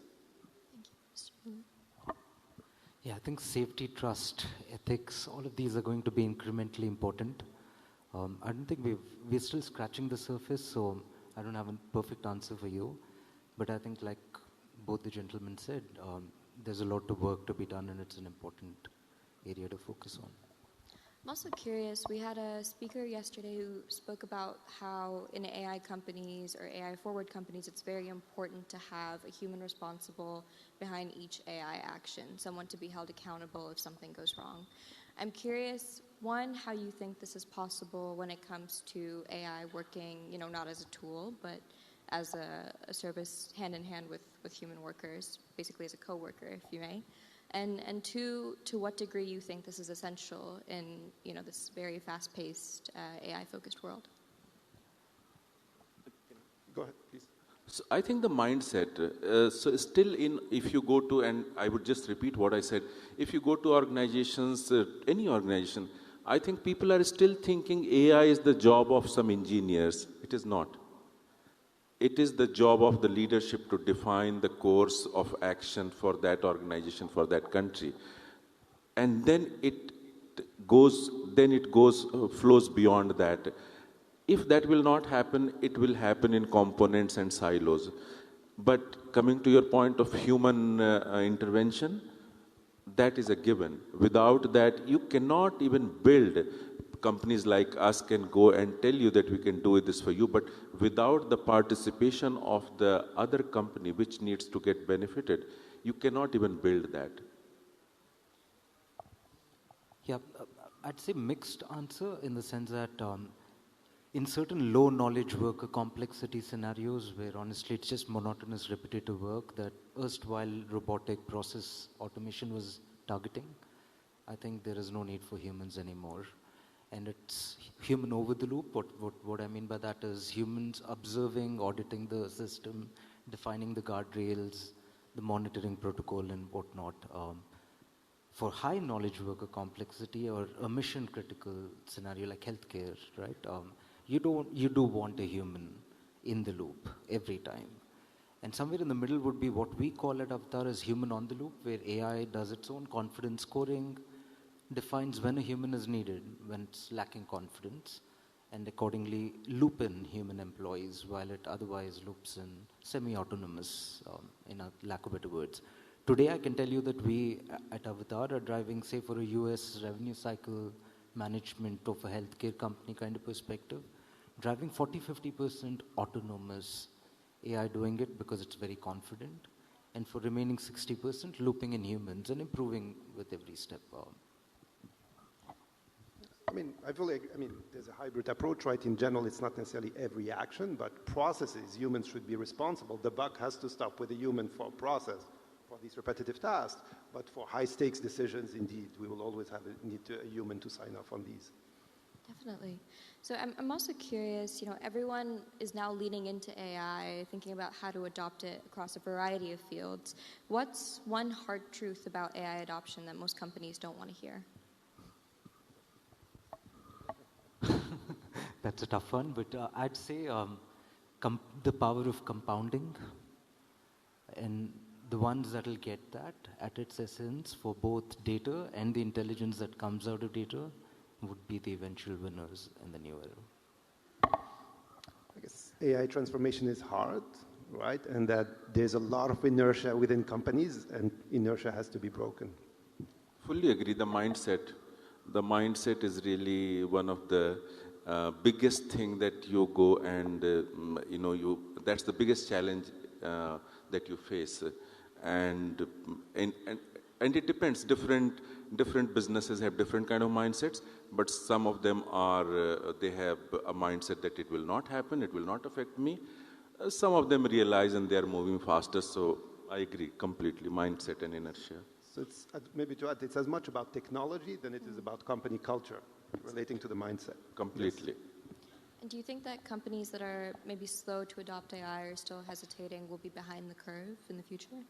100%. This is not even an option now. 100%, and the realization will be sooner than later. And in the sphere of thinking about how to move your own companies forward and how to teach students or acknowledge what's going to happen in the future, while it's very unpredictable, what are some of the biggest risks that are on your mind, and how are you working to counter them? Sorry. What are some of the biggest risks on your mind at the moment? So the biggest risk is, and we were discussing, the biggest risk for an organization like us is the talent. If you do not manage your talent well, if you do not get the best talent, then to my mind, that is the biggest risk than anything else. Because if you can have that, and if you really understand, second is focus and verticalization where you are. So if you spread yourselves too thin, then that is a challenge. But talent, I think, is the biggest risk. I would say the biggest risk is not experimenting. I mean, technology is evolving extremely fast. The time scale of the technology is dramatically different than that of organizations, that of institutions, including academic institutions. So we have to change the pace of experimentation that happens within organizations. Yeah, I would echo both of them. AI will not replace human jobs.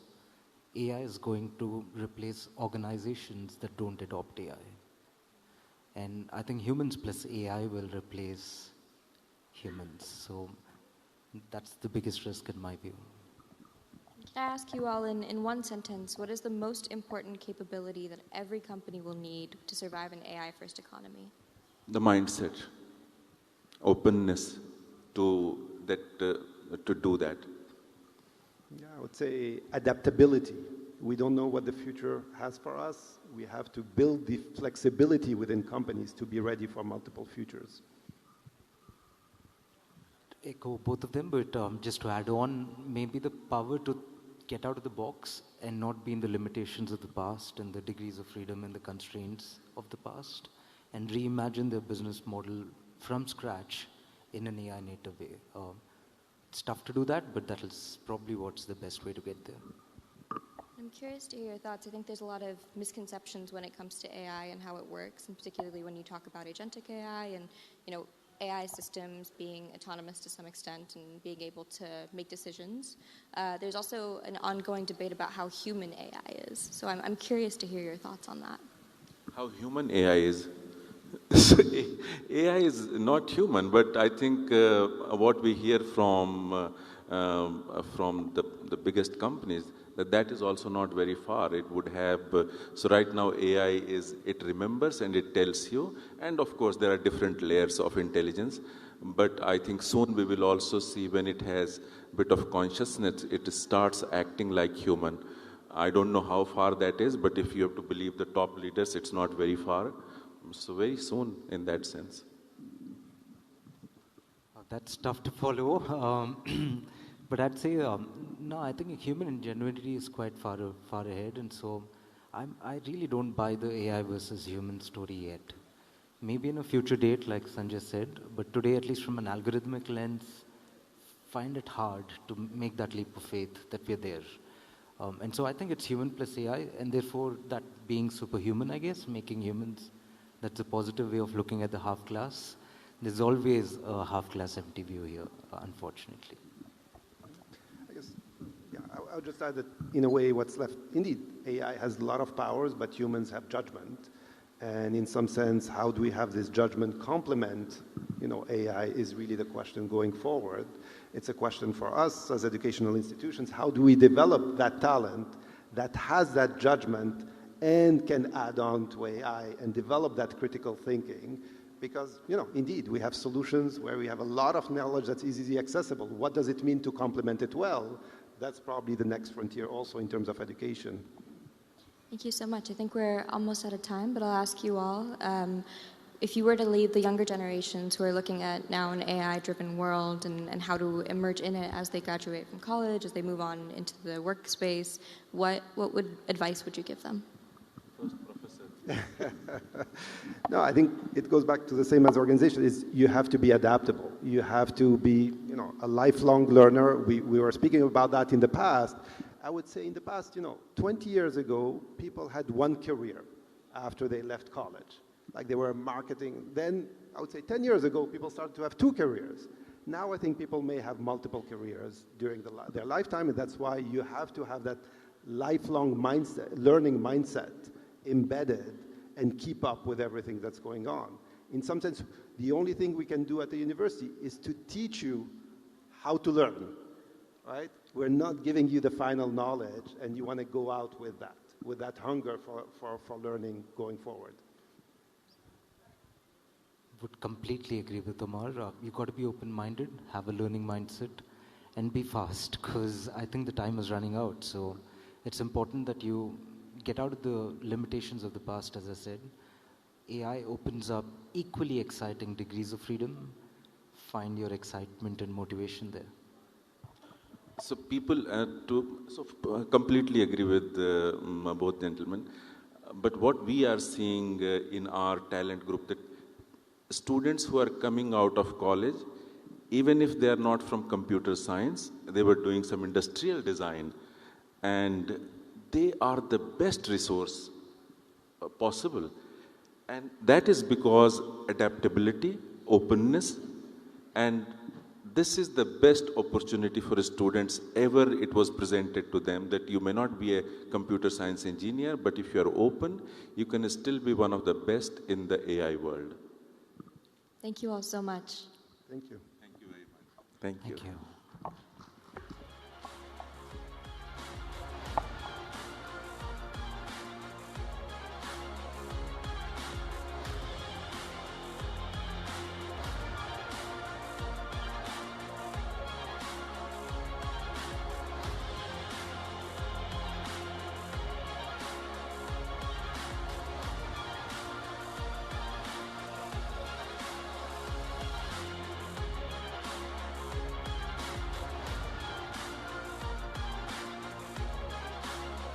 And at NXT 2026, of course, our special sessions continue. We are turning our focus back to this next segment, which is also now going to be on Next in AI.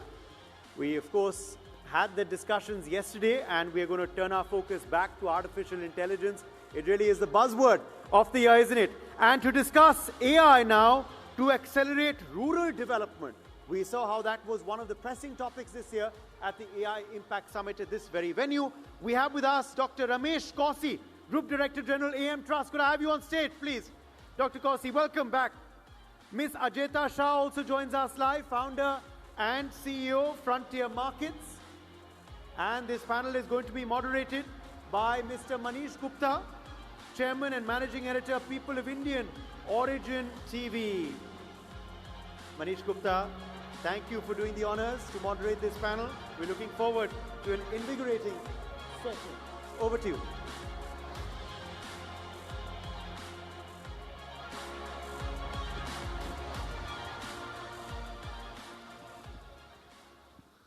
Good afternoon, all.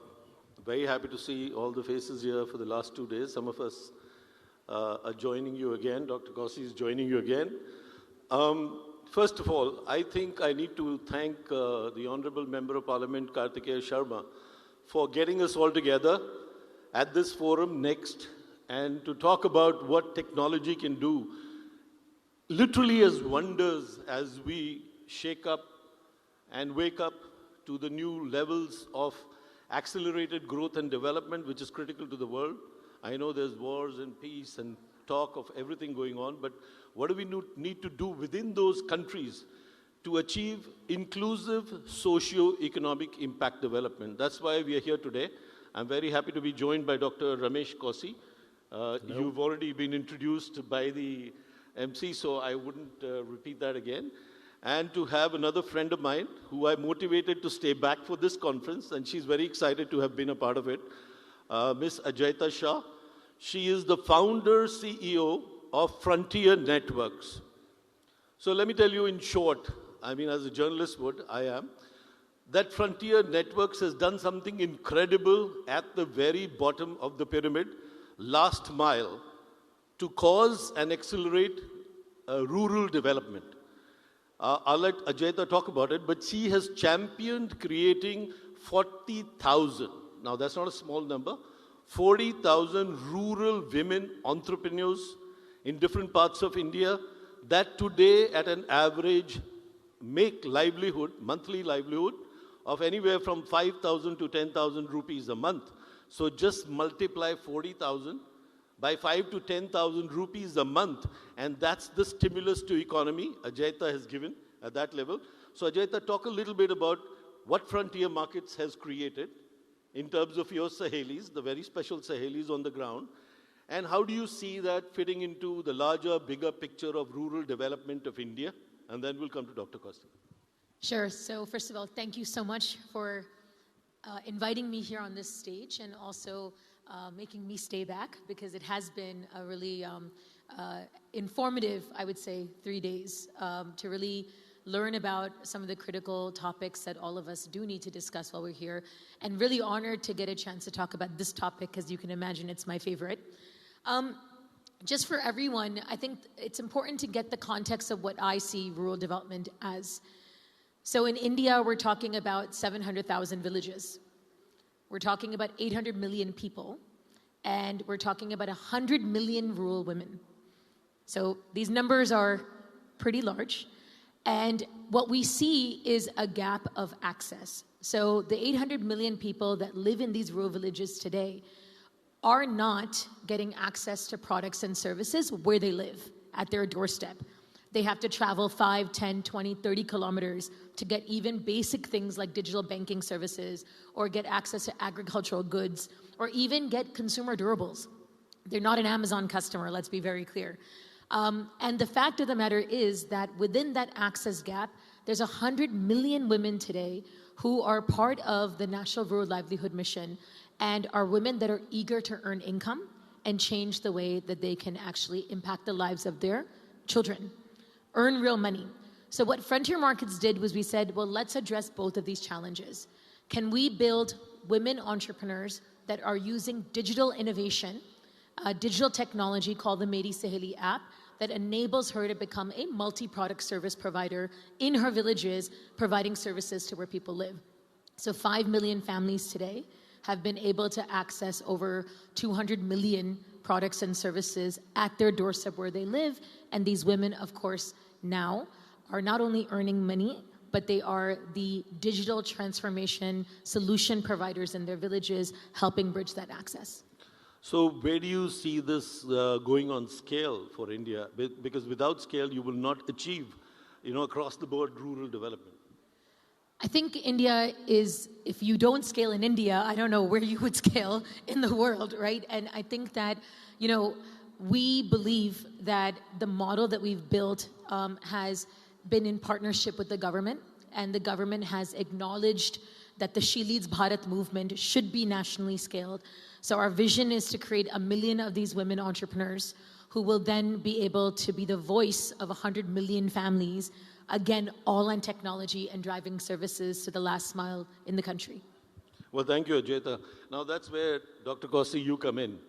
In the last 2 days, we are talking about using this platform, this very beautiful NXT Summit, to talk about what is next in the process of our daily evolution, in making life and lifestyles better for humankind. I'm not going to be scared about AI versus humans. I am not. I don't think anybody should be. But how do you, what needs to be done as we scale? What kind of technology, and specifically AI, can do to enable what we are talking about, accelerated rural development, and most importantly, inclusive socio-economic impact development? Okay. No, it is a very interesting and important question. And again, as I said yesterday, the question of sovereignty is extremely important. This is critical. It is very important to understand that today India is generating 1/5 of the data of the world. But what is the percentage of this data that India is controlling? Not a lot. And applied to rural segment, what is the percentage of rural data that India own, manage, control? This is a big issue because if we are not moving faster on the sovereignty subject for rural activities, all the data will be controlled by externals, company, and they will lock an asset that belongs to India. So on that part, it is extremely important to understand that, as Ajita says it, the access gap is worse, depends on the matter, a big question. But the infrastructure part at the rural level is even more important. Why? Because if we don't position what I call the rural data stack for India, we won't be able to extract the value from the data for the benefits of India and for the women's entrepreneur, for example, because they need to be involved in this part. And to close with your huge question, also the AI part for rural and sovereignty in terms of LLM is extremely important. It's about not just 5, 10 languages. It's about 4 more, but it's also the production of tokens that have to be integrated into the system. So, yes, rural world is extremely important to India's. As the numbers were given, they are huge. Rural activities can be a major contributor to GDP. And to, in one sentence, to formulate that, Indian data sovereignty starts in the village. And this is the appropriate level to start thinking data, rural data stack. So my question to you, let me repeat something that I want to get out of this conversation is, AI, it's here. There's no, 5 years, 10 years. I want to use AI today to empower rural women, grow the number of women, create socio-economic impact development. How fast can it be done, and how will you do it? It can be done within a few months. Why? Because the AI, the technology stack exists at the application level, at the infrastructure level, at what I call the level of management and centralization, and also in the kind of, at the level where we need to check the information. So to say it in simple words, whatever the level of stack that are applied to what the global AI solution, technology are ready to be deployed, but we must do the right thing to make sure that the value is extracted for the beneficial of India, of the players, the stakeholders, but also at the local level, at the ground level, to the women, to the people, to the rural world. So this is why I'm saying it is important to build the rural data stack. Just quickly, and then I'll come back to you, Ajayta. Dr. Kausi, it's easier said than done, but what will it take to do it? Can she do it with her 40 while she's expanding to 1 million? Or would you need the government's involvement, the state's involvement to do it? Of course. It is a game where the government, where the ecosystem will have a huge play to play. Because on the first step, there will be a framework to position, a strategic framework to build this rural data stack. It needs to be made by the government.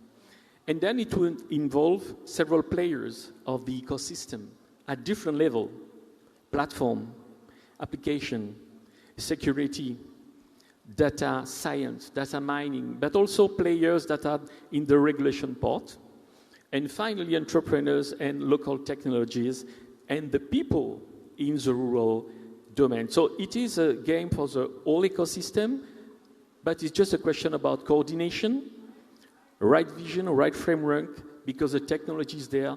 Let's make that happen.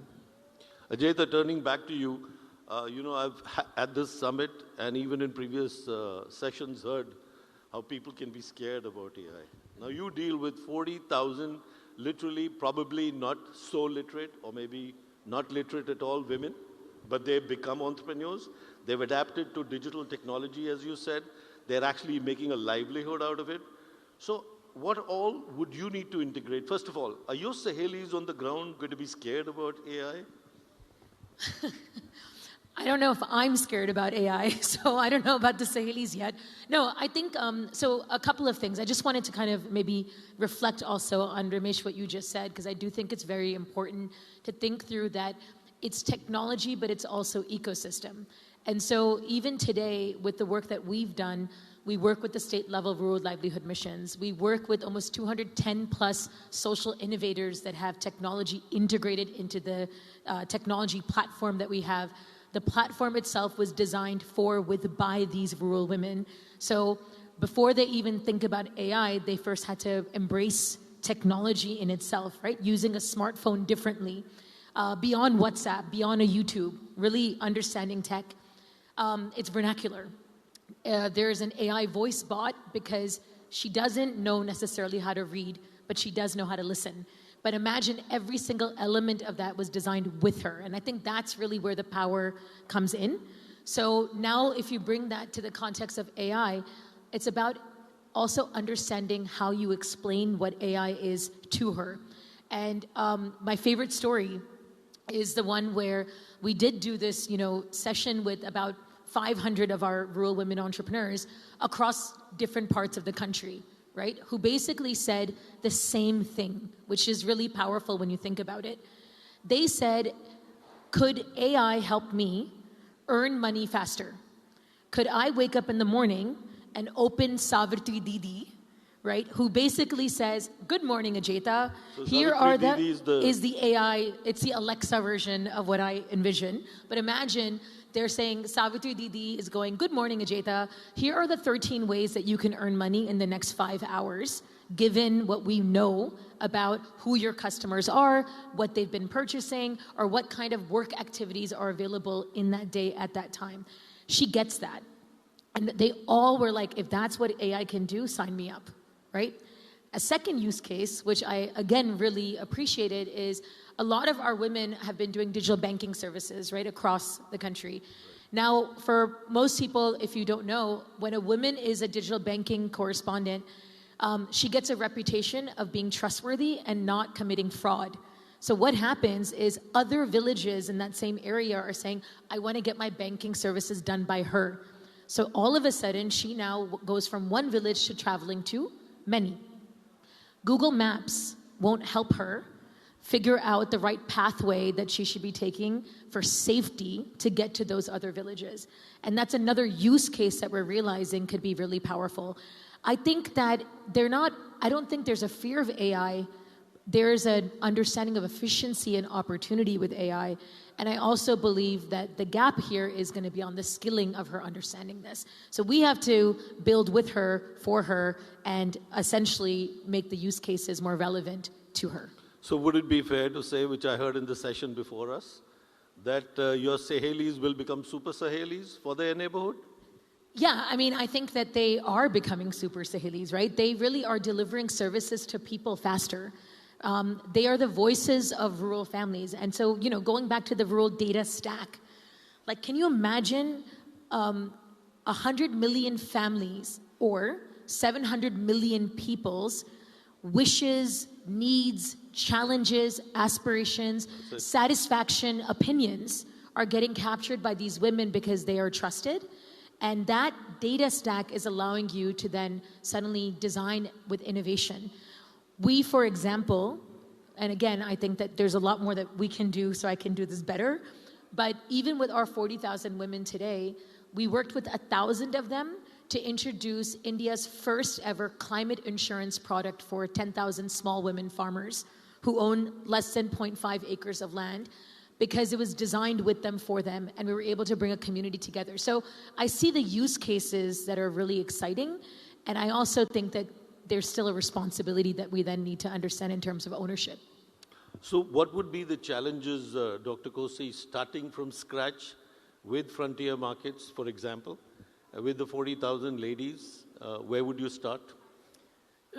First of all, I'm very excited to have this starting this cooperation with Ajeta and Frontier Markets, because there is a huge opportunity for us, to build this sovereignty at the village level, at the block level, what I call this rural data stack.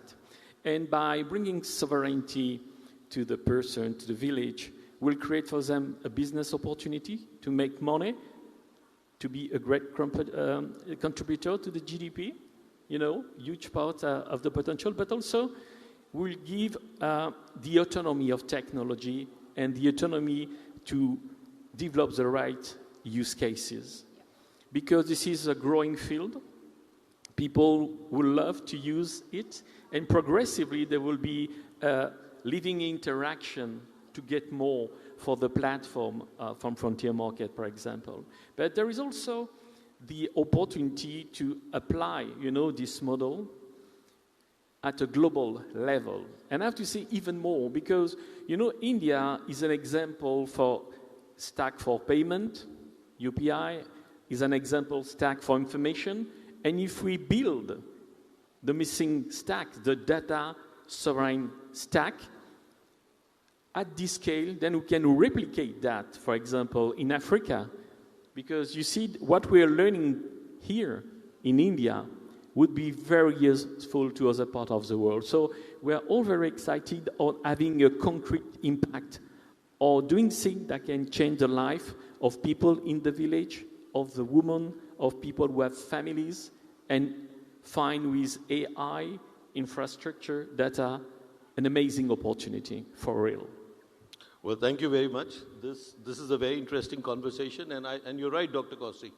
We've seen in the past that technology-led innovations that have served India are a good, not just a demonstrator, but literally can be replicated in other global south countries. So this would be something that literally every country in the global south needs, and if it works for India, if we can make it happen, then naturally it'll have a multi-fold, many-fold impact. One thing I'll just add to that is also that in most of the conversations that I've heard over the last 3 days, we're forgetting that women make up 51% of the entire population of this country, and there is a big digital divide that needs to be addressed. There's a systemic barrier that needs to be addressed, but if we do it with the intentionality of working with these women, please understand that's the game-changing outcome of what we know. Because when you invest in women, right, it's a multitude of impact that gets created, right? She doesn't just invest in herself, she invests in her children, she invests in the future of the country. So that's why we say when she leads Bharat, India thrives. And so now imagine with AI and technology, if we invest in her ability to become that super Saheli, I would say dhamaka will happen, right? It's going to be a beautiful outcome and we should be getting ready for it. I'm glad you brought it up, Ajayita, because I would have wanted you to bring it up, that including women, particularly rural women, is very important and integral to any development, particularly socio-economic impact development. And I think coming to that question of which is asked all the time, that what do people think of AI? Is it going to take over humans? Is it scary? If AI integration is done with these women at the bottom of the pyramid and shows how it changes life and lifestyles, no kids of tomorrow, even coming from villages, would ever be scared of AI. Rather, they would love the integration of AI into their lives, into their styles, into how better it makes their lives. Any last comments? It's not just a comment, but again, I repeat, Indian data sovereignty starts with the village. And this is something very stimulating that AI, people will love it because it will change their life, but also bring them more opportunities and revenue. We have to make that happen, and we must start with this framework for India, for the nation. Well, thank you. Thank you both very much. We can go on talking forever, but I know there's a limitation to time. I also want to tell the audience, ladies and gentlemen, and young folks here, that it so interestingly happens that all three of us are Indian diaspora. Ajayda was born in New York but decided to give up her life here and come and do transformational changes and grassroots level work in India. Dr. Ramesh Kossi is from Mauritius, 6th generation, moved to France and is here to be a part of the AI revolution, which I think India can lead. And I grew up in Delhi, but now live between Los Angeles and here. And it's wonderful to be here and look at all these, hear people talk about how and what next. Thank you very much. Thank you.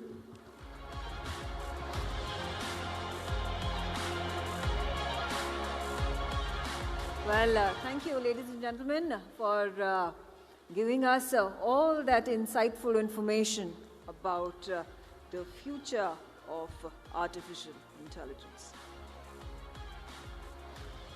All right, moving on to our next session. We're talking about money. We're talking about the future of money. And for that conversation, let me get onto our stage Dr. S. Ravi, who's Chairman and Director for Tourism Finance Corporation of India Limited.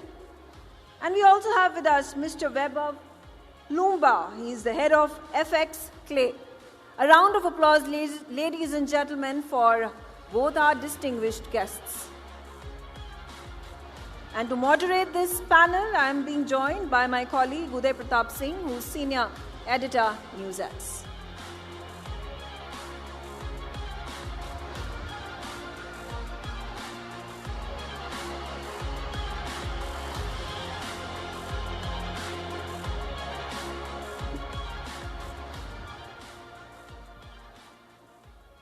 And welcome to this special session. At the end of the day, as they say, what makes the world go round? It's money. And we are going to be focusing on next in money in our next session. And of course, these days, the economy, finance, trade, these are all buzzwords, of course, in 2026. But I want to start out, by asking you, Mr. Ravi, and I know Ms. Luma, of course, wants to give a bit of background before he comes to the point of what's next in money. But let me ask you first. When I say what's next in money, what comes top of your mind to you, Mr. Ravi? So, first of all, what is money? It's a whole ecosystem of banking, insurance, AIFs, market, AIFs, and cross-border transactions. And this is the whole ecosystem of money, commodity trade. So this whole, and industry, which is manufacturing, and the trade that happens, all this brings in money. But what is the most important aspect is the regulation that has come in the last 10 years. You see, RERA has come in. You have seen how IRDA has made regulations stronger, how SEBI has become very highly sort of regulating the whole thing, and also the ultimate beneficiary clause, FATCA guidelines, etc. So if you look at the present ecosystem, and I'm just stating the facts here, there are about 54 mutual funds, 72 insurance company, 80 lakh crores sitting as AUM with mutual funds, and about 75 lakh crores sitting with insurance companies. We have a commodity trade of 50,000 crores every day, and the deposit is at 2.62 trillion. So this is what is the whole ecosystem that is there at present. So this is what I have to say. Okay. And how have we moved in the last 10 years is visible. ATM, kiosk, internet banking, and now depositories. Then you have a CDSL, NSDL, and everything. So, and CIBIL. So you look at the whole landscape, how it has moved, is a very interesting aspect. And it continues to move. It continues to move. It's not just, what the past has been, but it continues to move, which leads me to my next question to you, Vaibhav, on the movement of money. Just give us a bit of background on that, on kind of what, dominates the movement of money in the world that we live in today before we get to next in money with you, and what the trends are that you foresee. Yes, I think I'll take it a little one step back from what Dr. Ravi said. So movement of money, once the infrastructure is in place, it's in place in many parts of the world. Of course, in India, what Dr. Ravi said, the gift city and the infrastructure is ready. But you need a lot of geopolitics, growth, all that to move around as moving parts to come to such an institution. Now, when it does come to such an institution, that's when the scale happens. Usually, if you see, I look at cycles. My real work is to look at macro world, look at geopolitics, look at large, long-term cycles, 10, 20, 30 years. Now, at some point, when India and the city and all the IFSC is going to be up and running completely, 5 years in this 25-year cycle, we'll see a big boom. Now, why does that big boom come? Because the money moves in that way. We have seen it in the Middle East in the last 5 years. Of course, it's going to be reversal now with the whole geopolitical situation. So geopolitics, GDP growth, we've seen in America in the 70s, Middle East, and maybe now next 20 years, 25 years, it's India. So India needs to be prepared for the infra, as we rightly said, and we will see the movement come. So I see the movement coming at some point now, sooner than later. And then let's get to what's next in money, Vaibhav. What's coming up next? So I think the movement, again, I've clarified. So you need geopolitics, you need regulation, legal framework, and the sentiment. I think sentiment is very important. Money moves on psychological factors, on what people think and behavior. So where are we seeing it now? I think at this point, since we are here at Next in India, and I wanted really to say that I think the stars are aligned for India now again. I'll come back to you because I just want to address, in this entire conversation, and you've raised some interesting trends which we'll delve on. But Dr. Ravi, on now banking, because where do people keep their money? It's in a bank. We've seen how digital India, Jan Dhan, has transformed the way people do banking, and particularly in rural parts of the country. And it's a big model for our international guests as well. The Jan Dhan accounts and the digitization of banking in India is a model that the world can learn from and follow because of the scale of its rollout. How is banking going to continue to change, though? And what kind of safeguards also are needed in terms of banking and also insurance, Dr. Rav? Yeah. First of all, UPI, just adding to what you said, UPI is a great example and a great success. Now, all the dignitaries who come from abroad, they don't buy things with their credit card, they buy through UPI as well. Yes. So that is the first thing that has happened just in the recent past. But coming to what is going to be the future. So I personally feel because it is depositors' money, regulations will get stronger. And that is the first and foremost. And you have seen it. The number of collapses that have happened in the banking system is very limited, and the Reserve Bank has, in its wisdom, always addressed that in a very quick and in a very definitive manner. For example, PMC Bank, what happened, or Yes Bank, what happened, they did address. So the regulators will get stronger here.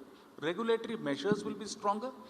There we have seen a consolidation. I see further consolidation because strong banks are very good for us, and I further see a lot of consolidation. And the next thing that I see in the next 5 years, absolutely what will happen, the convergence of banking, insurance, commodities, all into one. And that is what we will see, because what has happened, already the banks are selling insurance products and also other products. So the convergence will happen, and that is going to be the big game changer. If you look at it at 5 years now, it will be a 15 to 20% CAGR growth. That is what I foresee in the banking system. I see also that there will be a lot of issues which will be there, which will creep in from the data privacy which is coming, because that is a very big issue that is coming. How to tackle that is going to be a big problem, because we have data all over the place. And then last but not the least, I see centralization of data. For example, one account will have the state savings bank. It will show your statement of stocks. It will show what you are having in commodity, what you have it in gold. All that will come into one format. That is what I see future of the whole universe converging together. That is what I see. Let's now address taxation, compliance, and investment with you, Vaibhav, if you're good with that. Let's move on now a bit on how people are going to, what's next in investing, how people's investments are going to change, also in terms of taxation as well. How can government make things easier? And if you make things easier, it gets people to comply as well, particularly through innovative ideas. I think one of our panelists, Dr. Punia, referred to that earlier in his segment. Yes, I'll take a part of this question. The rest I'll leave it to, I think, Dr. Ravi, because he can answer. But saying that, I'll go over again how India needs to get the infra right, which is getting. I mean, taxation is a little bit beyond the scope right now, but regulation, compliance, legal, banking infrastructure, UPI, technology, AI, I'll come at the end. All of this, if it's ready, people used to run to Dubai, DIFC, Abu Dhabi, all of them to set up companies. You have about 10,000 of those entities in DIFC, 10,000 in ADGM, in the Cayman Island, which is a very big jurisdiction for, parking AIFs and money. There are about 120,000, about 120,000. And Delaware, which is used as America's, offshore, is about 1.5 million entities. In Gift City, we have 1,000. So there's going to be a massive upside. Even if we go up from 1,000 to 10,000, it's 10x of growth. We've got a lot of things ready in that sense. Where AI will come now, I think this is stage 2. We are I think at stage 2 when we see the money movement into these places. And stage 3 will be when there'll be sophisticated products available to the Indian public to invest in. I mean, equity 25, 30 years back was a very, everybody did not have access to. Now it's available to you at the click of a button. But then there are more sophisticated structured products, private credit, private equity, which is still far away for people. But then again, in the next, I would not say 5 years, I think in the next 2 years, it will be available to everybody. And AI will help us navigate that transition. Because, I mean, I go back to a fundamental. You have information is internet. Internet gave us all information. AI is giving us now knowledge. I think understanding we have to still do humanly. Before I come to Dr. Ravi, you raised the example of Gift City. I want you to delve a bit more into that, on how that can be a model for other parts of the country as well. As you're saying, it's set to completely transform investments and possibly take a lot of investment out of some of the places you referred to as well. How can Gift City be a model for creating such a zone even in the rest of the country? So I think we stick to first a national champion, which could be a Gift City rather than regional champion. So we first focus on the national champion. Now, the good thing is that India, as the growth goes on, a lot of money in all the other centers I'm talking about was actually overseas hot money. That is why it comes out. But if you take Delaware and America, I mean, Delaware, all the money that goes into Delaware is American money, so it doesn't really go out.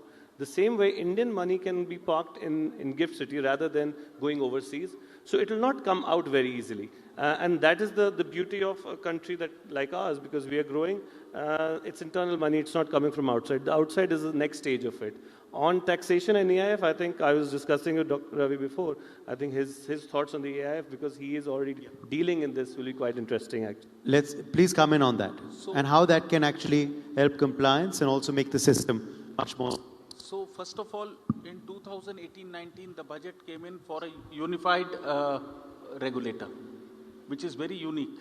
In the sense, you don't have to go to RBI separately, you don't have to go to SEBI separately, you have a unified regulator. And that's a very, very big, strong statement from India that everything will be decided there. Yeah. That's the first and foremost.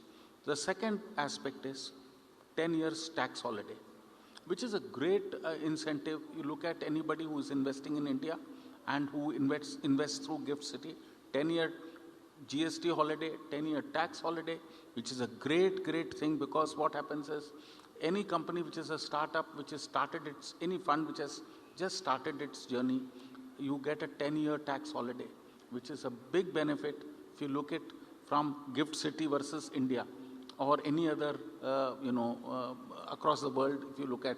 So that is why if you look at the ranking itself, from 85th rank, Gift City has come into the first 50, it has gone to 49th rank now.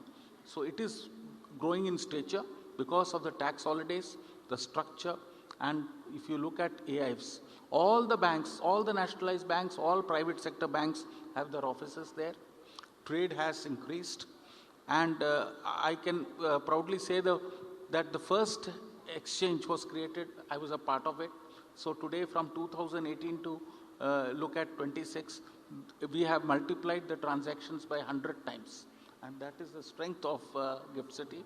More to come because we are learning there. And there are small hindrances. For example, the human capital is not available. Quick turnaround is not available. Okay. But that is all happening as on the ground. Okay. And quickly also to get your thoughts on next in investing. How is investment behavior changing? So investment behavior, the valuation game is over in my view. Because the last 5-7 years saw a lot of valuation games. And I think people will be very realistic in their investment as we go forward. And that is because what we have learned from all the failures, I can't say it in public, but there are some in public domain like the Byju's and all these companies which have gone flat and people have lost money, LPs have lost money. Yeah. But the new era is going to be careful investing, cross-border investment, and also the freedom to invest. Okay. For example, I can go and invest in US stocks. Yes. So the freedom is there. Whichever market is more favorable to the investor, I can go there. Okay. You want to add something? Yeah. Yes, just I think we've gone through the first 5-year cycle where we stumble and make these mistakes of investing in a FOMO effect. Yeah. I think we've surpassed that. In the next 5 years, we'll be more smarter and sophisticated investing with AI's help, actually, because the people will use that tool to understand better. Absolutely. Okay. Also, crypto, Bitcoin, a trend that's here to stay or headed for bust? My view, it is going to be very difficult, especially if you look at India's outlook at least. And India is one of the largest market. But I don't see digital currency will come in. It will not be the Bitcoins, but it will be the digital currency. The digital rupee. The digital rupee. And there is a little bit of sort of people are not too comfortable with Bitcoins. There is a blockchain technology and all that. But that will be used for back office, for banking, etc.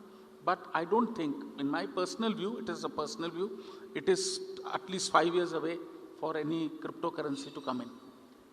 Yes, in India it is 5 years away, maybe, or 10 years, but globally it will start to get used a little more. Because if you ask previous generation, is gold better or Bitcoin, they will say Bitcoin, right? If you ask somebody who's in his late 70s, he'll say gold. So I think you have to go with that challenge. Yes. And things keep changing. Okay, absolutely. We've tried to delve in a bit.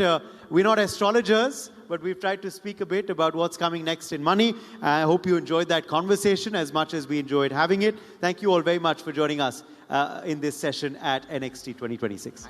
Thank you. Thank you.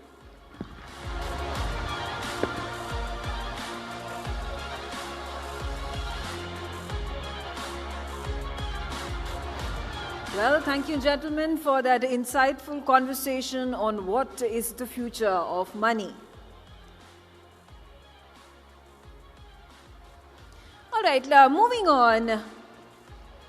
We have a very special message from Colonel Eaton Stipp. He is an Israeli former fighter pilot, businessman, and commercial astronaut. In fact, he became a private astronaut after having traveled in the Axiom Mission 1.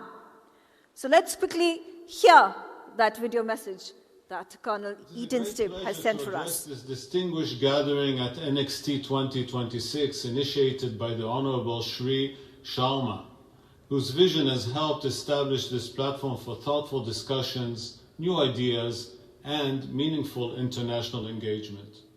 We are here today to celebrate space, or Vyomatsav as it is called in Sanskrit. This is the name given by CMS School in Lucknow to the inspirational mission to space last year of Group Captain Shubhanshu Shukla, leading AX-4 to the International Space Station. Shuks followed in the footsteps of astronaut Rakesh Sharma, contributing to a new chapter in India's ambitious human spaceflight program, Gaganyaan. Space is no longer only a frontier of exploration and wonder. It faces new challenges, as it has also become the domain shaped by complex geopolitical fragmentation.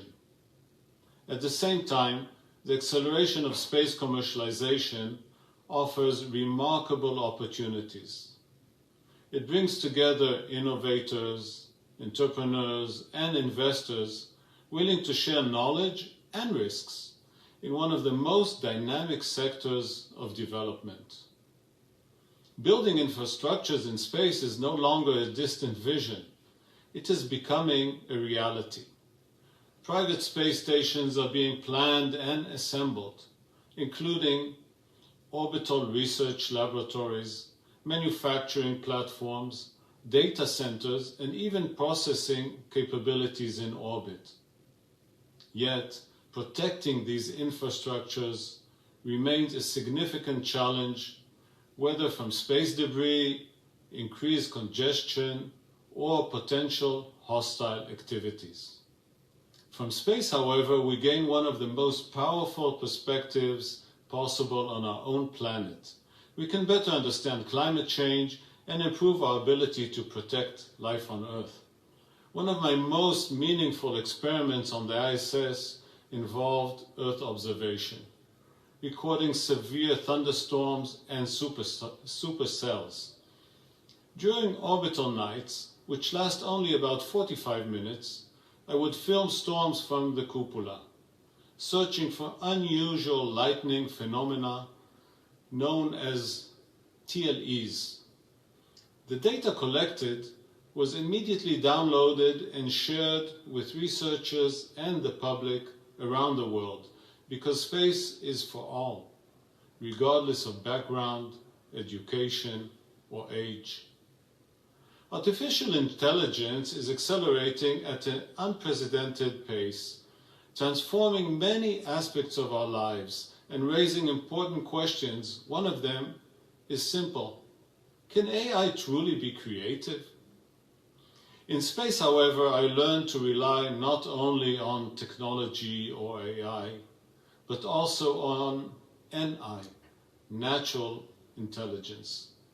Having experienced astronauts beside you makes all the difference. People like Scott Kelly or Mike Mullane, who are with you in Delhi, represent the value of human judgment, experience, and teamwork. In recent years, I have been following with great interest the remarkable achievements of ISRO. And it is truly inspiring to see India steadily emerging as one of the world's leading nations in space exploration. So let us continue to explore, because the greatest discovery we make in space may ultimately be a better understanding of ourselves. Thank you very much.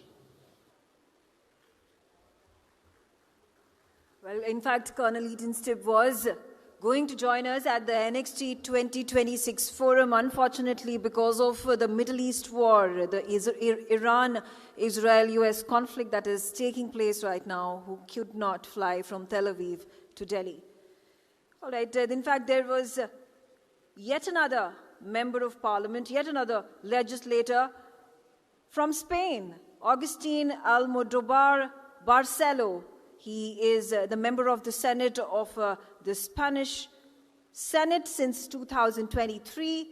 He has also sent us this video message in lieu of his absence at the NXT 2026 forum. He was also supposed to fly down here in Delhi to participate. Unfortunately, because of the circumstances, the geopolitics that is in turmoil, he was not able to attend the summit. Let's take a look at that message. Ladies and gentlemen, unfortunately, due to the current international circumstances, I am not able to be with you in person today. However, it is a truly pleasure to join you virtually and contribute to this important conversation.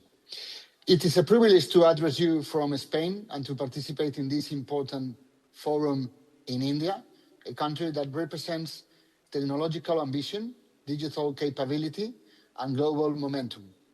Allow me also to recognize the importance of Next 26 Parliamentarians Forum, a remarkable platform that brings together policymakers, innovators, and global leaders to exchange ideas and explore solutions to the major challenges shaping the world. Spaces like this are increasingly valuable because the future of our societies will depend on our ability to connect political leadership, technological innovation, and international cooperation. And I would also like to express my sincere gratitude to the founder of NEXT, Member of Parliament Kartikeya Sharma, whose vision and leadership have made this forum possible. Initiatives like this demonstrate how dialogue between nations and institutions can inspire new ideas and help us build a more innovative, connected, and forward-looking global community. Before speaking about artificial intelligence and smart destinations, let me start with a simple but fundamental truth. Tourism is not a secondary industry. Globally, tourism represents around 10% of GDP and 1 out of every 10 jobs worldwide. For many countries, it is a key driver of economic growth, territorial development, and social opportunity. Tourism creates prosperity where other industries cannot. It revitalizes regions, creates employment, and connects cultures. But in the 21st century, there is a new reality. Tourism success must be governed, because successful without management can quickly turn into instability. And this is where artificial intelligence becomes transformative. Today, the world is breaking tourism records once again. More travelers, more connectivity, more spending, but also more pressure on infrastructure, the environmental and local communities. The key question has changed. It's no longer how do we attract more tourists. The real question today is how do we manage success in a way intelligently. Artificial intelligence allows destinations to move from reactive management to predictive governance, from improvisation to anticipation, from simply collecting data to making better strategic decisions. This is not just a technological change. It is a governance transformation. Allow me to share an example from Spain. I was born and live in a city that made tourism part of its identity. It is called Benidorm, in the province of Alicante. Today, Benidorm is proud to be the first certified smart tourism destination in the world. This certification requires meeting strict criteria in governance, innovation, technology, sustainability, and accessibility. Benidorm developed an integrated data system capable of monitoring visitor flows, mobility patterns, and resource consumption in real time. This allows the destination to anticipate peak demand, optimize services, and maintain a high level of tourism activity while protecting residents' quality of life. This lesson is simple but powerful. Technology is not a decoration. It is a decision-maker infrastructure. Artificial intelligence strengthens tourism governance in 3 key ways. First, predictive capacity, helping destinations anticipate demand, congestion, and risk before problems appear. Second, resource optimization, allowing public services, mobility, and infrastructure to adapt dynamically to a real demand. And third, sustainability intelligence, enabling destinations to measure environmental impact and adjust policies with precision. Artificial intelligence does not replace leadership. It strengthens leadership by allowing decisions to be based on evidence rather than improvisation. Countries that manage tourism intelligently strengthen their competitiveness, their stability, and their international reputation. And this is why India has a unique opportunity. India combines technological capacity, digital infrastructure, and scale. Very few countries are better positioned to integrate artificial intelligence into tourism governance. Artificial intelligence can help protect heritage sites, prevent over-tourism before it appears, balance regional development, and improve visitor experience. In short, it allows destinations to grow without destabilizing. Let me conclude with a final reflection. In the past, countries competed to attract more tourists. In the future, they will compete to manage tourism more intelligently. Tourism remains one of the most powerful engines of economic growth and employment any nation can rely on. But leadership will not belong to those who receive more visitors. Leadership will belong to those who manage them the best. Artificial intelligence gives us the opportunity to move from reaction to anticipation, from improvisation to planning, from volume to value. And the countries that understand that this lead with the next area of global tourism will be the ones that will lead the world. Thank you very much. Dear Mr. Sharma, dear distinguished guests of the NXT conference, greetings here from Berlin. Right behind me is the Reichstag. I'm very thankful for the invitation that I had received from you. Unfortunately, I cannot attend this year. We have a large schedule, many things to do here in Germany right now. So this year I'm unable to attend, but I would like to use this opportunity to express my gratitude that this conference is taking place in India. I think it's very important. We live in challenging times. We see geopolitical developments which are to the detriment of many of our countries. And I think in times like these, it is so important that we work together and that we do our best to stay in touch and to manage trade as free as it possibly can be. I can say for my government, Bundeskanzler Merz, that he's very much committed to finding and building new partnerships around the world. And I'm very happy that I can mention also that the European-Indian trade deal is a done deal. So I think we need to work along these lines even more. The more we work together, the more we trade with each other, the better for the world. And in that spirit, I hope that you will have a very fruitful conference. And as I said earlier, next time I'm more than happy to join and meet all the people from around the world. For today, I wish you the very best conference, a very good conference, and I hope to see you in some place at some time soon. All the best. Yours, Klaus Wiener. Ladies and gentlemen, distinguished parliamentarians and honored guests, it is a privilege to join you at the NXT 2026 Parliamentarians Forum. I also extend my sincere appreciation to Honorable Kartikeya Sharma for creating this platform for global dialogue. Let me begin with a simple picture of the near future. A doctor in a rural clinic uses AI to diagnose illness with the precision of a major hospital. A farmer relies on satellite data to protect crops from drought. A student in a remote village attends a virtual classroom connected to a world-class university. It is the promise of innovation, but there is another possibility. The same technologies accelerate misinformation, undermine elections, expose personal data, and concentrate economic power in the hands of a few. This is the paradox we face. Technology is advancing faster than the governance systems meant to guide it. Our task is not only to innovate, but to govern innovation with wisdom, courage, and foresight. Around the world, parliaments are confronting the same questions. How do we unlock the economic potential of new technologies while protecting privacy and fundamental rights? Do we encourage entrepreneurship while preventing misuse and harm? And how we ensure that innovation reduces inequality instead of widening it? These are not theoretical issues. Cyber attacks now target hospitals, financial systems, and democratic institutions. AI-generated misinformation can destabilize public trust in minutes. Digital disruption is reshaping labor markets faster than education system can adapt.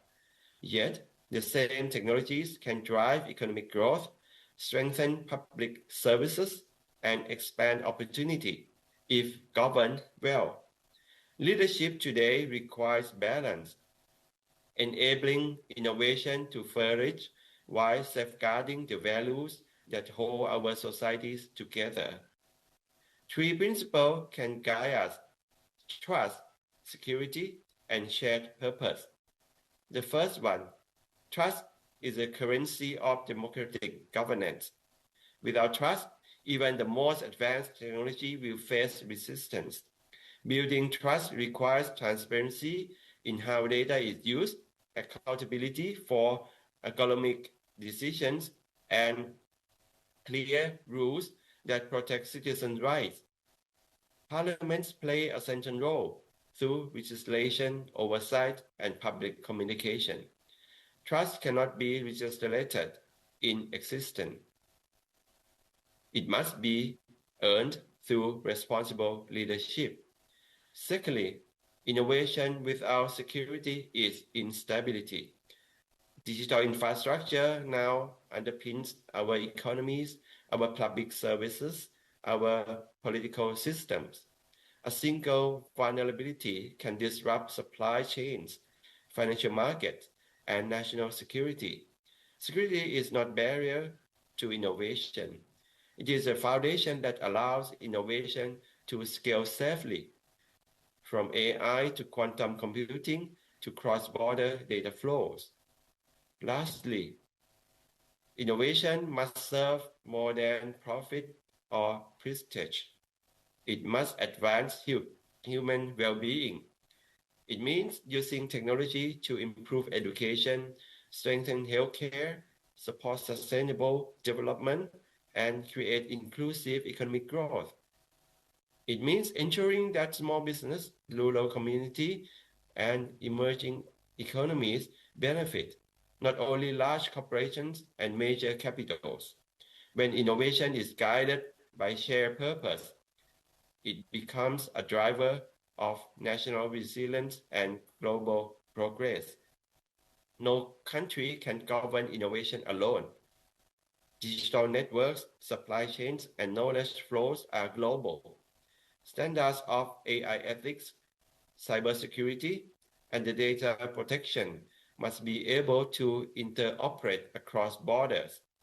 Emerging countries, especially in Asia, Africa, and Global South, have a unique opportunity to leapfrog traditional barriers through responsible innovation.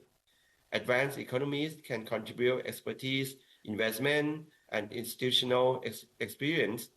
Through cooperation, we can ensure that technology narrows global divides rather than deepening them. So, I invite all of us, parliamentarians, innovators, and leaders, to reflect on three questions.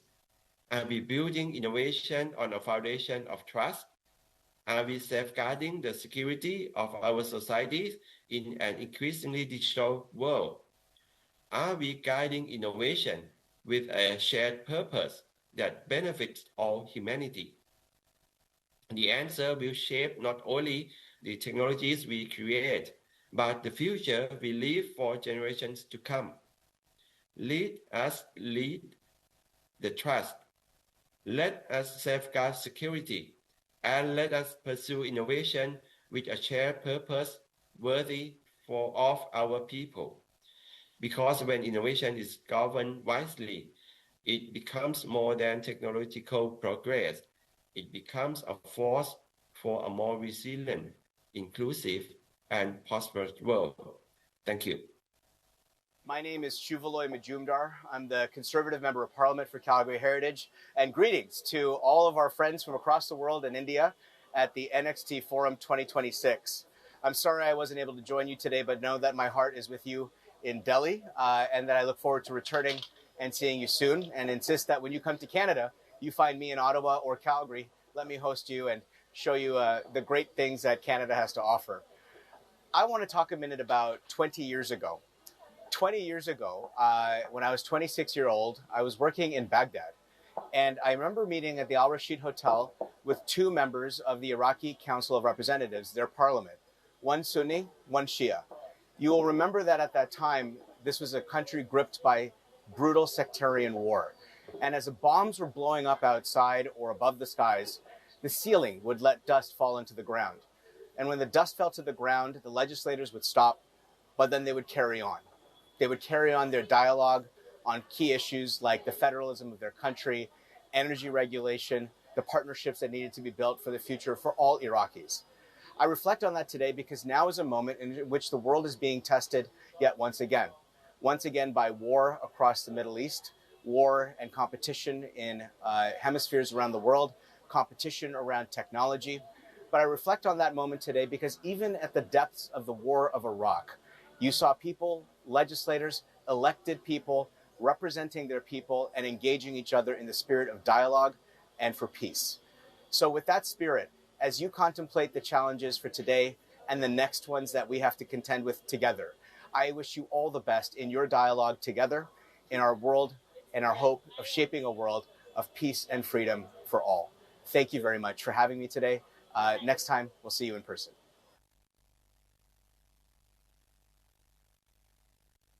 Ladies and gentlemen, let me begin by warmly thanking the Honorable Kitekeya Sharma for this kind invitation. History rarely moves slowly, but today it is moving at exponential speed. Artificial intelligence is transforming our relationship with knowledge. Energy transition are reshaping the balance of the world, and new partnerships are redefining international geopolitics. In this new world, the most valuable resource is not oil, mineral, or even technology. The most valuable resource is vision. Vision to innovate, vision to cooperate, and vision to build a future that benefits humanities. India, under the leadership of Prime Minister Narendra Modi, is showing today our ambition and scales of a nation can help shape the future. Gathering like NXT Summit exists for one reason: to bring together those who imagine, design, build the world of tomorrow. So allow me to conclude with a simple convictions. The future does not belong to those who predict it. It belongs to those who have the courage to create it. Thank you. Good morning, distinguished parliamentarians, colleagues, and partners. It is an honor to address you in the NXT Parliamentarians Forum. I would like to begin by recognizing the impressive and long-standing leadership of legislators represented here today. However, I want to specifically address the leaders of tomorrow present here today. Because your commitment for better laws for persons historically forgotten is crucial. We especially need to act now to strengthen laws that protect people from sexual violence. Sexual violence remains one of the most pervasive violations of human rights across the world. It affects people of all ages, genders, and backgrounds, but women, children, and marginalized communities are disproportionately affected. Despite increased awareness, many survivors continue to face significant barriers when seeking justice. Too often, legal frameworks lag behind the realities survivors face. Parliaments play a critical role in closing that gap. Legislation does more than define crimes and penalties. It signals what society stands for. It establishes accountability. And it shapes how institutions, from police and prosecutors to courts and support services, respond to survivors. However, effective legislation on sexual offences requires more than simply updating criminal codes. It requires a survivor-centered approach. This means ensuring that laws prioritize dignity, safety, and access to justice for survivors at every stage of the process. First, legal definitions must be updated. Many jurisdictions still rely on outdated definitions of sexual offences that fail to capture the full spectrum of harm, especially including non-consensual acts that occur without physical force. Modern legislation increasingly recognizes that consent, freely given, informed, and voluntary, must be at the core of how sexual offences are defined.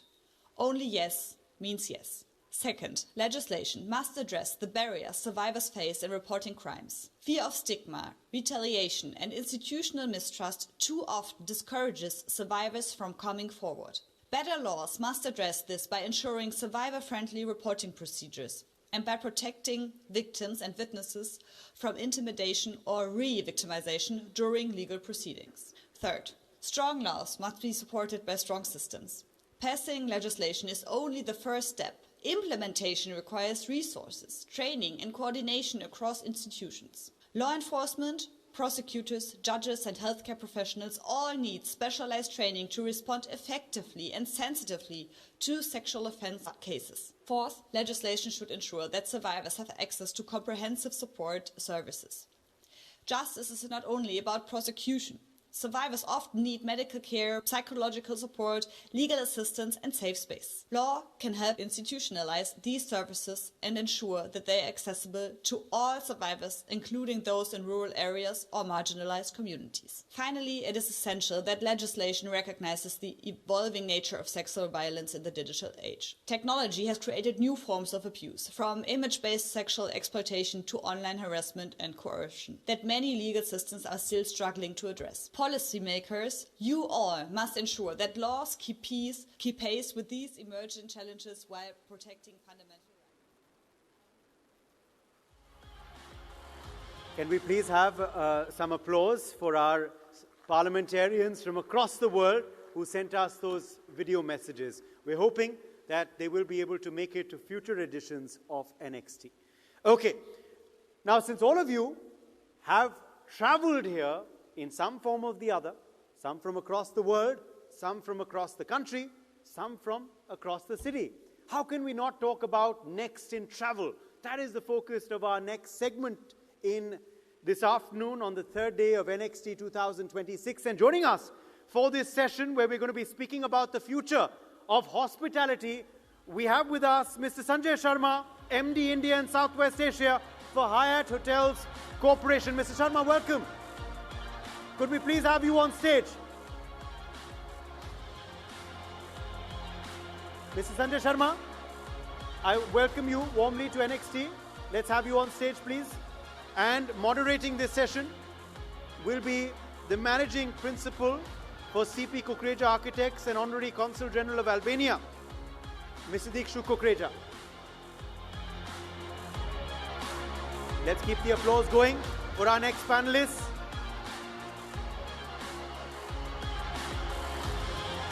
Dikshu Kukreja, for doing the honors, I thank you and hand the floor to you.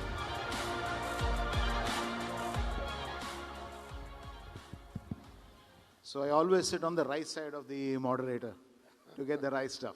But thank you for being here. Good afternoon and welcome to this NXT session. And very, very, very thankful that you guys are here to listen to us. Thank you. So yeah, thank you, Uday, and good afternoon to all of you. Pleasure to see a diverse crowd spanning generations, and I see a large young crowd as well. So Sanjay, maybe we should touch upon their aspirations as well. The topic is very interesting, which is about the future of hospitality. So hospitality today, I believe, sits at the intersection of travel, of culture, design, of course. I'm an architect, so I can never forget that, and urban development. And hotels, I don't think anymore are just places to stay. They have become cultural icons within a city. They have become culinary destinations. They have become places to just go and meet people, visit, be there, be seen there. So hotels are constantly evolving. Sanjay, from your perspective, it would be interesting to know, because you are the managing director of the India and Southwest region for Hyatt Corporation. That's a global brand. So it would be interesting to know that representing a global brand, what is their perspective towards the idea of creating a unique identity of travel when you look at the hospitality sector? Thank you for that. I think for the youth sitting in this hall, India is the youngest population. And hospitality for India, we start with something called Atithi Devo Bhav. So that's something which we grow up with. Our mothers, our families have taught us that. And from an expectation of what's going in the future and from a global brand perspective, I think we think global, but we execute local. Looking at what's right here, what we can take from the location and kind of incorporate in what we are doing. So we have actually, if you look at some of our brands from a Hyatt perspective, you look at Andaz. Andaz is something which is taken from India. Andaz is your personal style. Aapka Andaz kya hai type, right? So Andaz is the personal style and we have a brand around it. Now what does that mean? That means that in that hotel, you will be given experience of what you like. So you can ask something to be cooked for you. You can ask for an experience which can be done for you. For example, the Andaz in Delhi you have 401 experiences. It can be a calligraphy session, it can be a session in Old Delhi, it can be something in Hazrat Nizamuddin, it can be something to do with the temples or spiritual. So there are 401 experiences like that. So that's one brand, right? And 401, you one said. experiences yeah. Goodness. So we have a book in every room which says 401 reasons to be in Delhi. And each page has a different experience. So what we do is, we have also 401 rooms in the hotel. So based on the number of the room, we actually open that experience for the guest when he checks in. So that's a very interesting concept. Yeah. I have not heard that one before. Then if you look at a brand like Centric. Now Centric is a brand which we look at the location and where we see that where we can put this hotel and people can walk to places of interest of that particular location. So we have a brand which goes into that location so that people can experience what's around it, whether it is museums, whether it is shopping areas, whether it is other things of interest from a heritage perspective as well. That's the other brand. The other one, which I'm really, really interested in, which I really think is going to be very good for India, is a brand called Alila. Alila brand. So now what we do in that is, we actually look at the location and we'll see that what can we take from the location when we build the hotel. So all our materials, we try and use what is available around so that we can give to the nature. We can look at how we can get ourselves immersed in the nature which is around the hotel. Whether it is the locality, whether it is the community, whether how the hotel is being built, what materials we are using.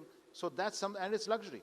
It's So leisure is luxury. that something which is just confined to the Alila brand? Or that was going to be my next question to you really, that how do you look at design, development, storytelling as a part of the hospitality experience for a guest traveler? You took up, there's one word which I would take from that is storytelling. We are in this world, it's all stories. We are making our own stories. And we would like each of our guests to make those moments. Sorry, could I just request for a little more silence, please? It's going to really help because you are going to get some tricks and secrets of where you should be staying or what you should be looking at next time you're planning a vacation or going out with your friends, where you should be staying or what you should be seeking from that hospitality brand. So let's hear it carefully from Sanjay. So a little bit of silence, please, shall be appreciated. Carry on, Sanjay. Yeah, so as you said, so we look at experience. Storytelling is something which we really want. It's not the general storytelling, but it's about how for each individual we can,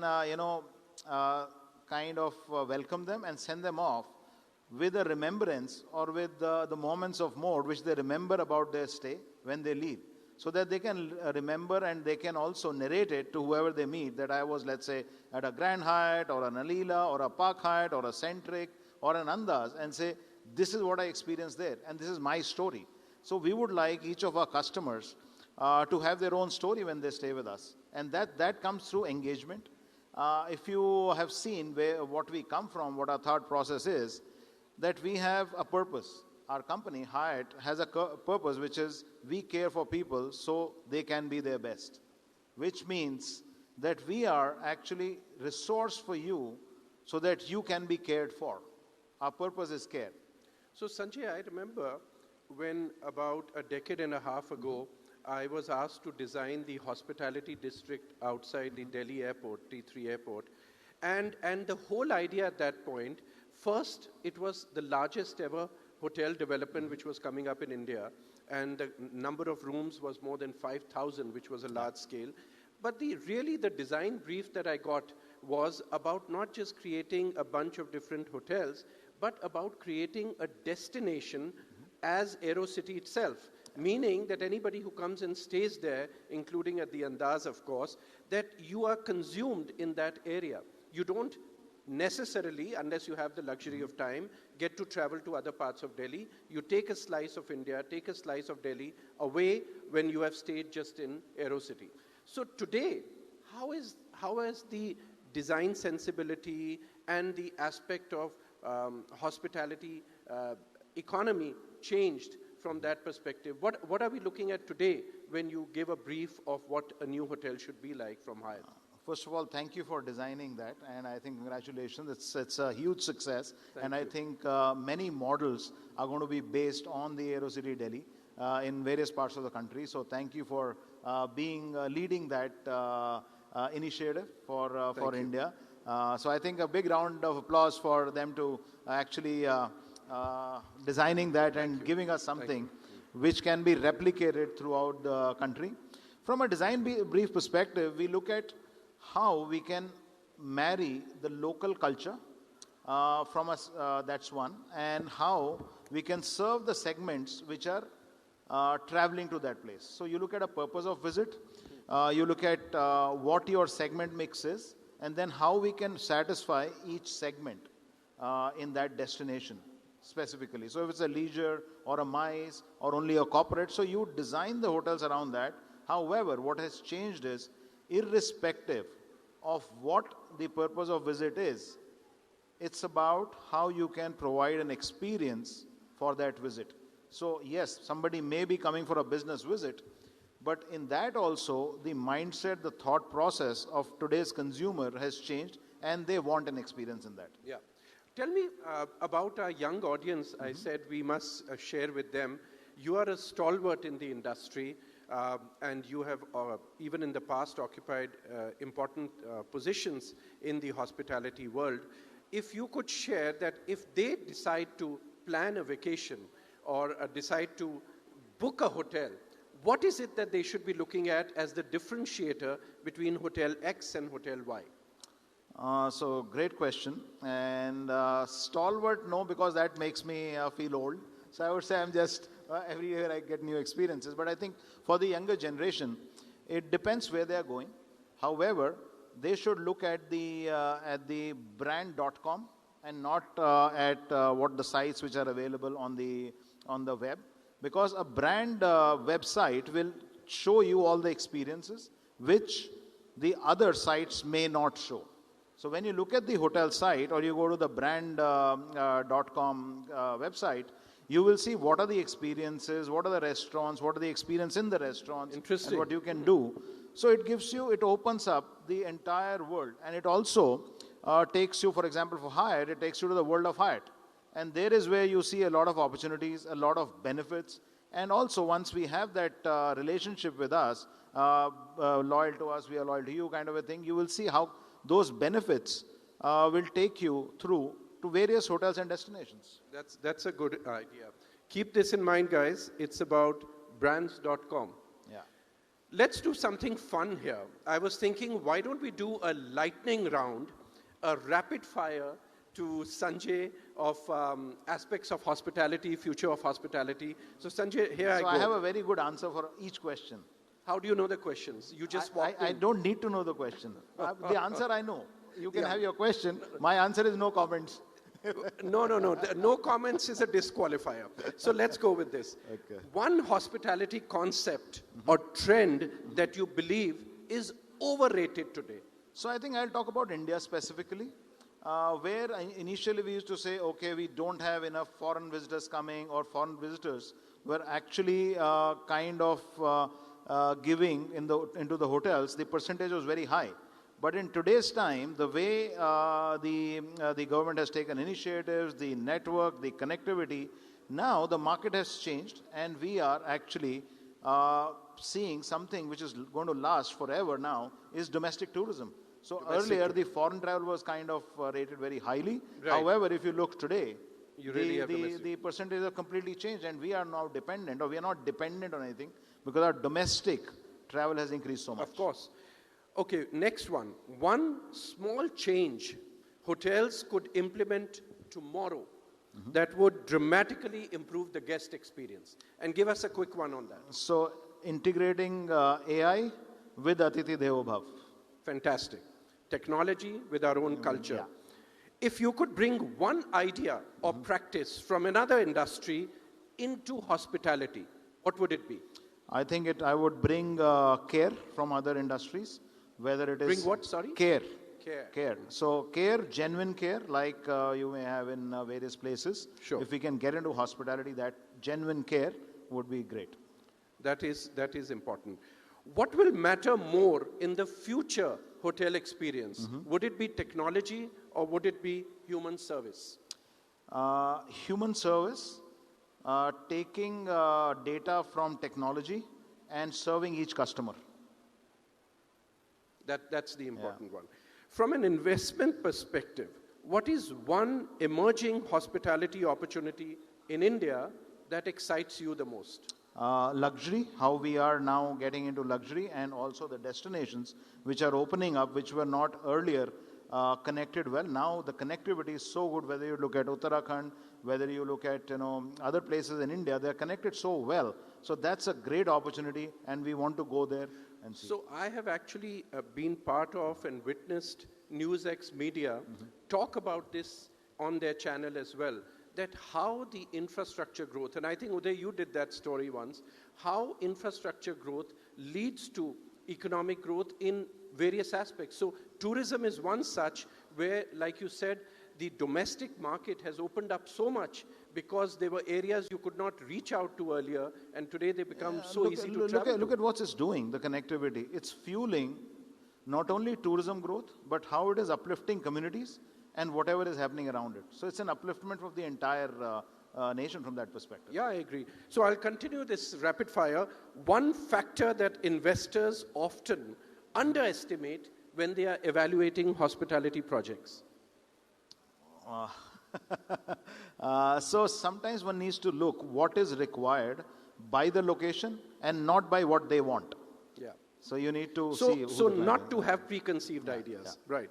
Sanjay, the next one is one destination in India that you believe is still unexplored and is the next hot one that people should think of visiting. I think our hills are underserved. So I think we need to get a lot of hotels in our hills. Like we are doing something in Lansdowne, Alila in Lansdowne. We are doing an Alila in Coorg. We are doing an Alila in Igatpuri. So I think we need to advertise, and we need to communicate more on these destinations. My last one would be that if you had to use 3 words to describe the hotel of 2035 or 2036, 10 years from now, what do you think that hotel would look like or be like? I personally would, if I would go and stay in a hotel, I would want the warmth of home, and I would want, from a technology perspective, to have the world within my grasp. Fantastic. Sanjay, that's really wonderful for you to share your thoughts with us. And I feel just the way after COVID, hospitality sector bounced back. I mean, I think it was one of the sectors which suffered the most, but then bounced back like how. With the world today in its war and strife that is going on, I do hope and believe that it's the same bounce back that the hospitality sector is going to bring. And I, as a designer of hotels, feel that they are great opportunities to be able to demonstrate the culture, the tradition, the legacy and history of that country and bring out and create masterpieces. I think we have, we actually, this is in our blood, this is in our DNA, because we coined this thing, Atiti Devo Bhav. That means any guest is like God. Like so God, if we can coin that, I think we need to live by that. Absolutely. I couldn't agree with you more. Thank you, Sanjay. Thank you for being here. And compliments to NXT. It's a great platform for us to exchange thoughts and ideas. So thank you, audience. Thank you.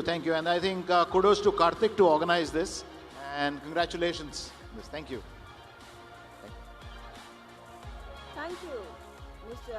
Sanjay Sharma and Mr. Dikshu Kukreja for that insightful conversation on the future of hospitality. Well, we will shift our focus to yet another session. We're talking about philosophy. What is the future of it? The theme of the next session is modern parallels, Confucius, Vedas and Western philosophy.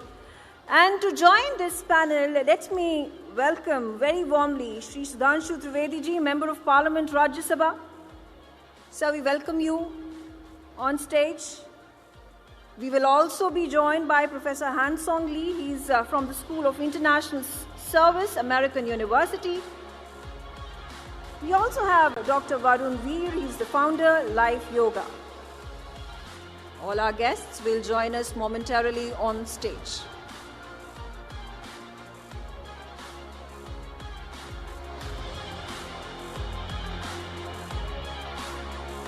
All right, ladies and gentlemen, a huge round of applause. We have Professor Han Song Lee, we have Dr. Varun Veer, and we have Shri Sudhanshu Trivedi. And the panel will be moderated by Mr. Uday Pratap Singh. He is Senior Editor, NewsX.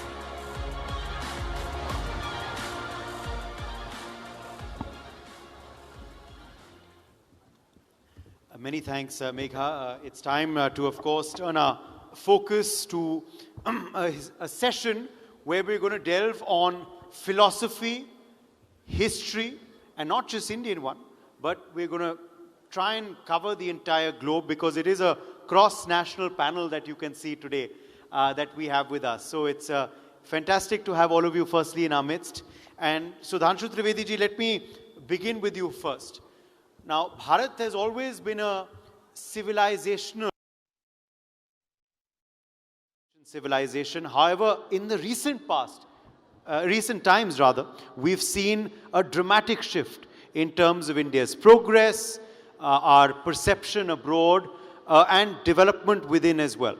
But how much are the ancient Vedic philosophies continuing to guide the policy and vision for India's direction ahead?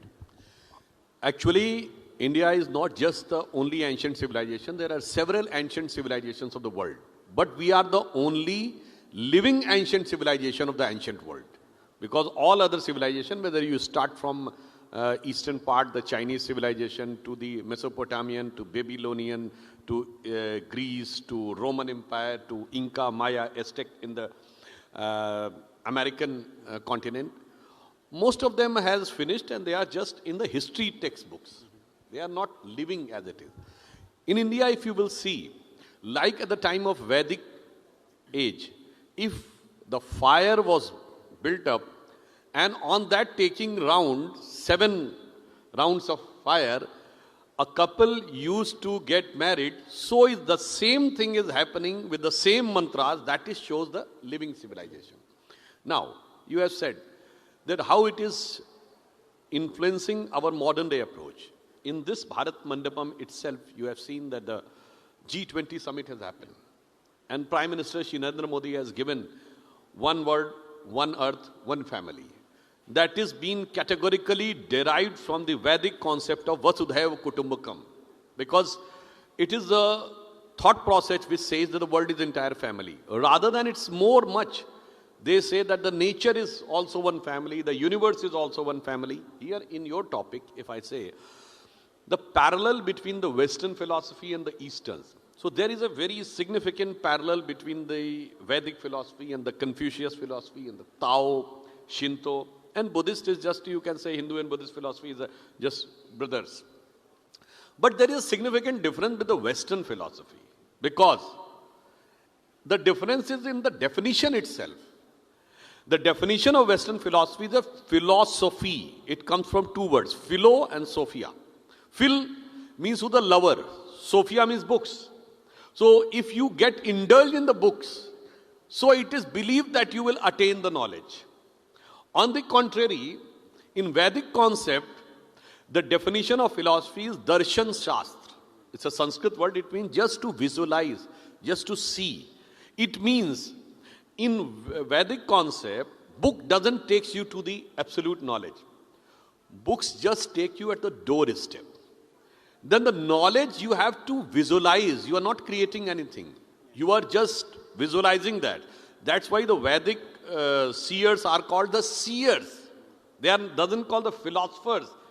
They are called the seers. And the second difference is, it is the only concept which accepts that everything is available everywhere. The Maya says, the definition of Maya is a Sanskrit word which names of Ma means no, Iya means this. Neither this, that. There are several parallel aspects are available. And lastly, Vedic philosophy also, I think it's a very rare philosophy in which the abstract science is very much there. All of you might have heard the word Vedic mathematics.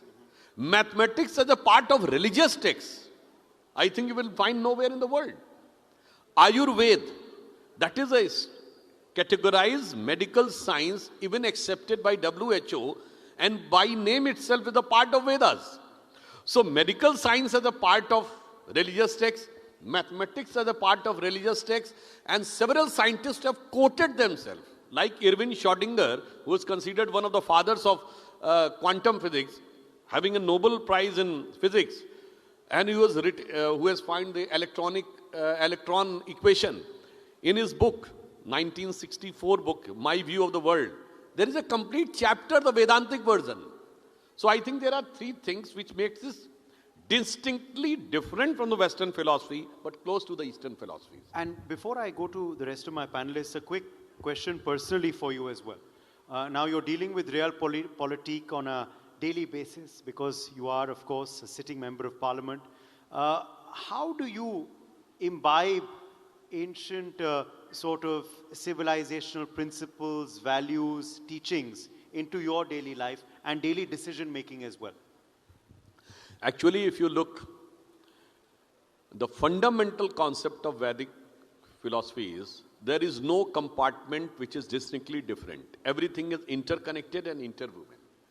From a person, there is a very strong institution interconnected, that is the nucleus family, husband, wife and children. Then another strong institution that you call family, your relatives, the blood relatives. Then another strong institution which you call caste. Then comes the class. So a concentric system goes on which you feel every time in your life, even in politics. Somebody will think that this is a little bit different or maybe some controversial angle. The concept of one man, one vote arrives from the Western society, where the configuration of the society is individual, then direct society, no institution in between.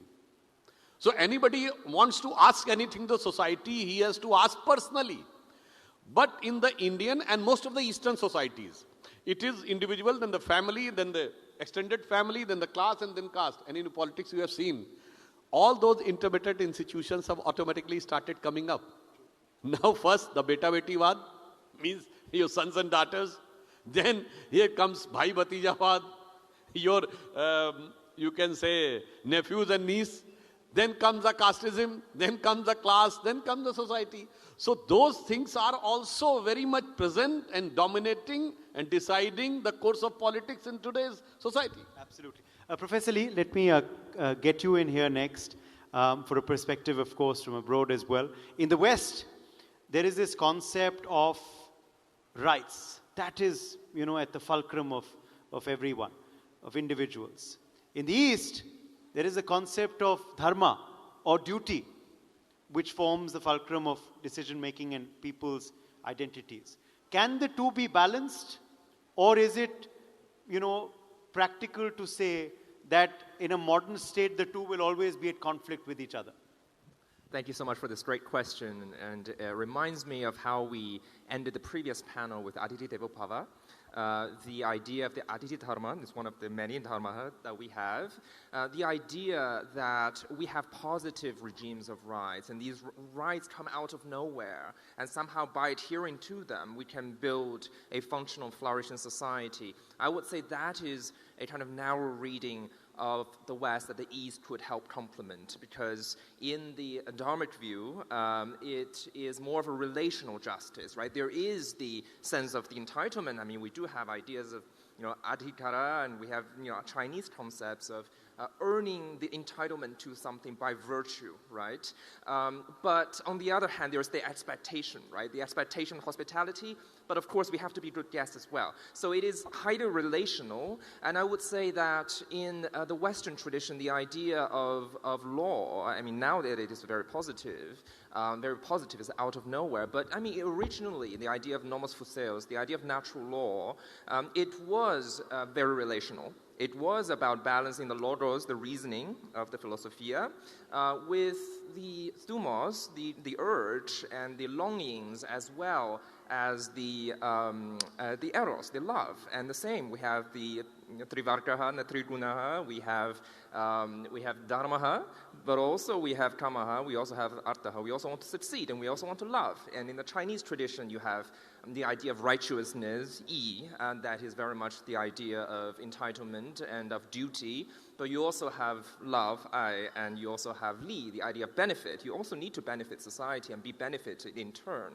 So I would say that we need to harmonize these different strains of thinking about what is the good life, and the East has a lot to offer.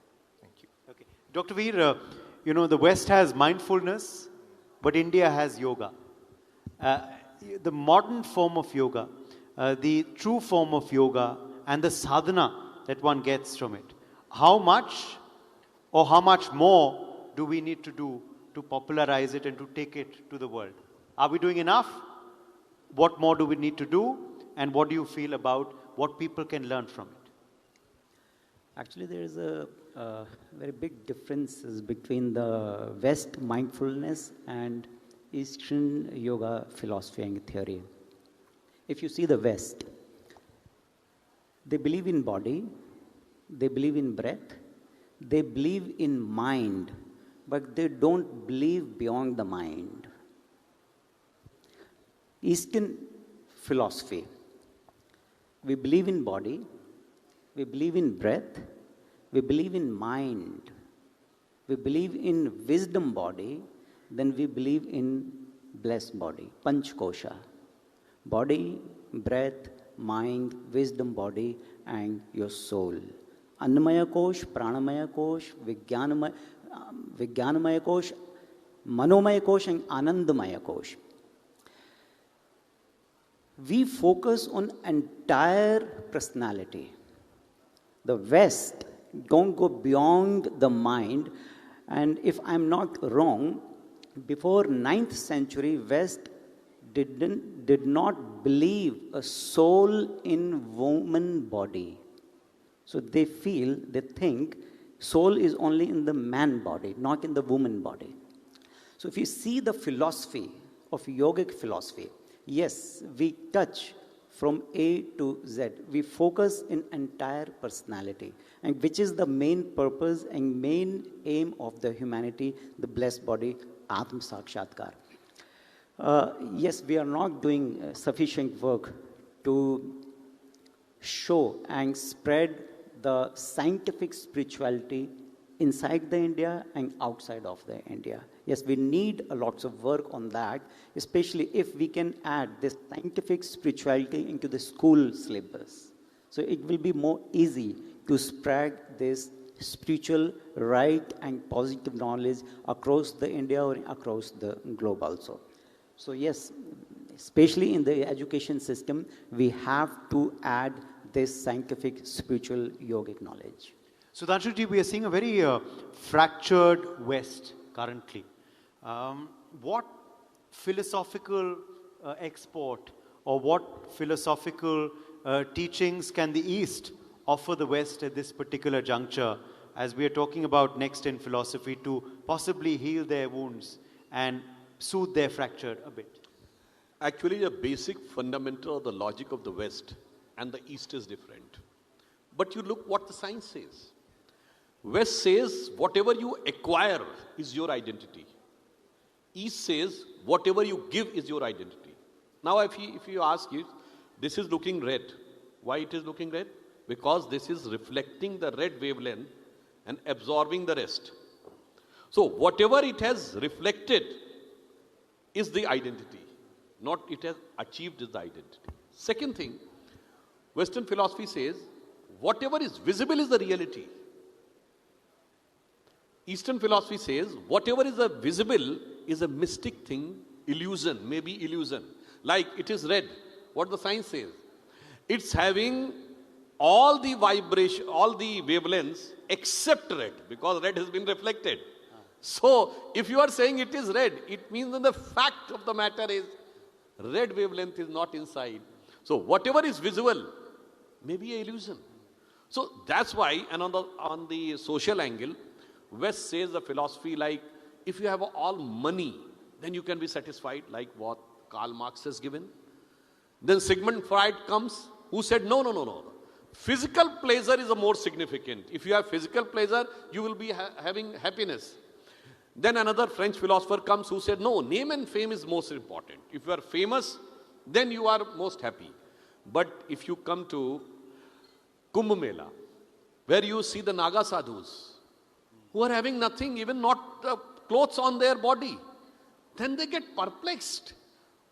Why they are so much happy, despite having no money, no physical pleasure, and no name and fame. So I can say in one couplet in Hindi that symbolizes the difference of the Western philosophy with Indian philosophy, कि वो सुख खोजें भौतिकता में, मदिरा में मांस की बोटी में.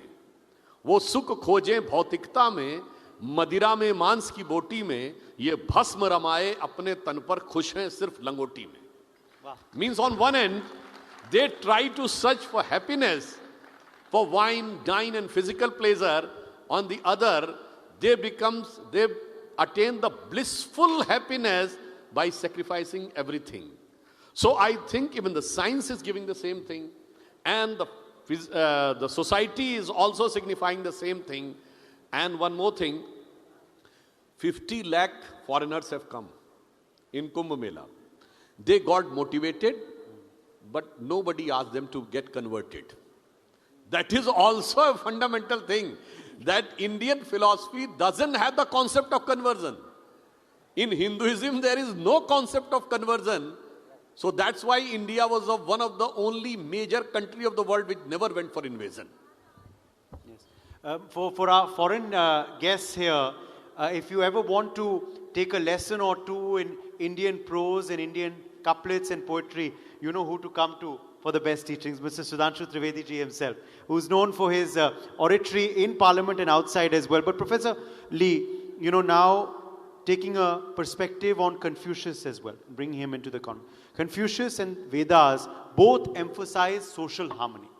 But in the world that we live in, it's a hyper world, digital world, changing world, is harmony now an obsolete concept?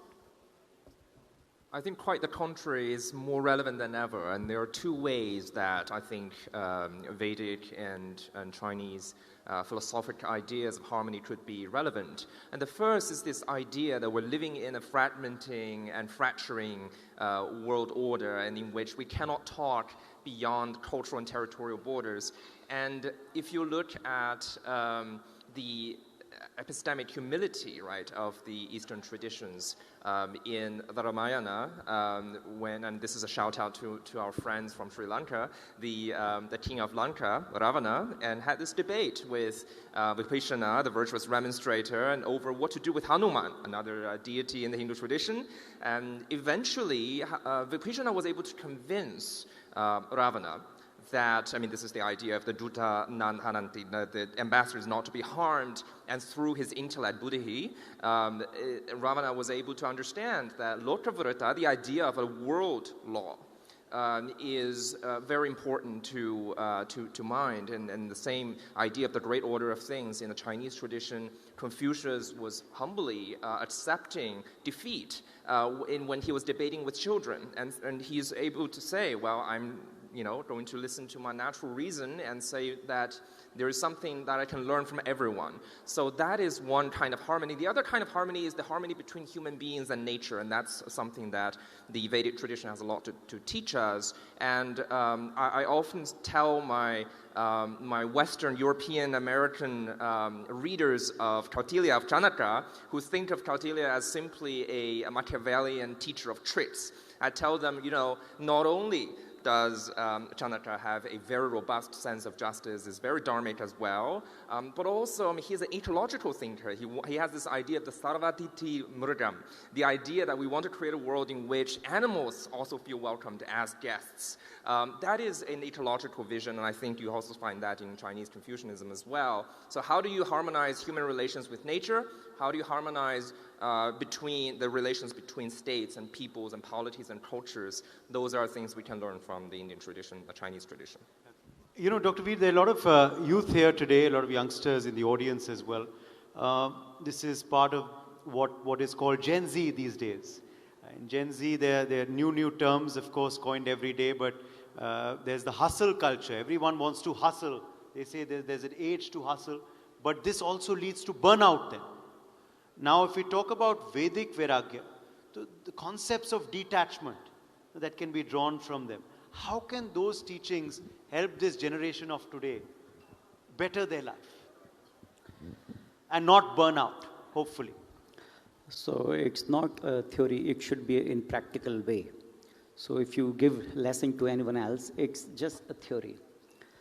So again, see if ahar nidra bhay maithunische nir nirnam dharmo hi tesha madhiko vishesha dharmenhina pashu visamana. What's the differences between the human and the animal?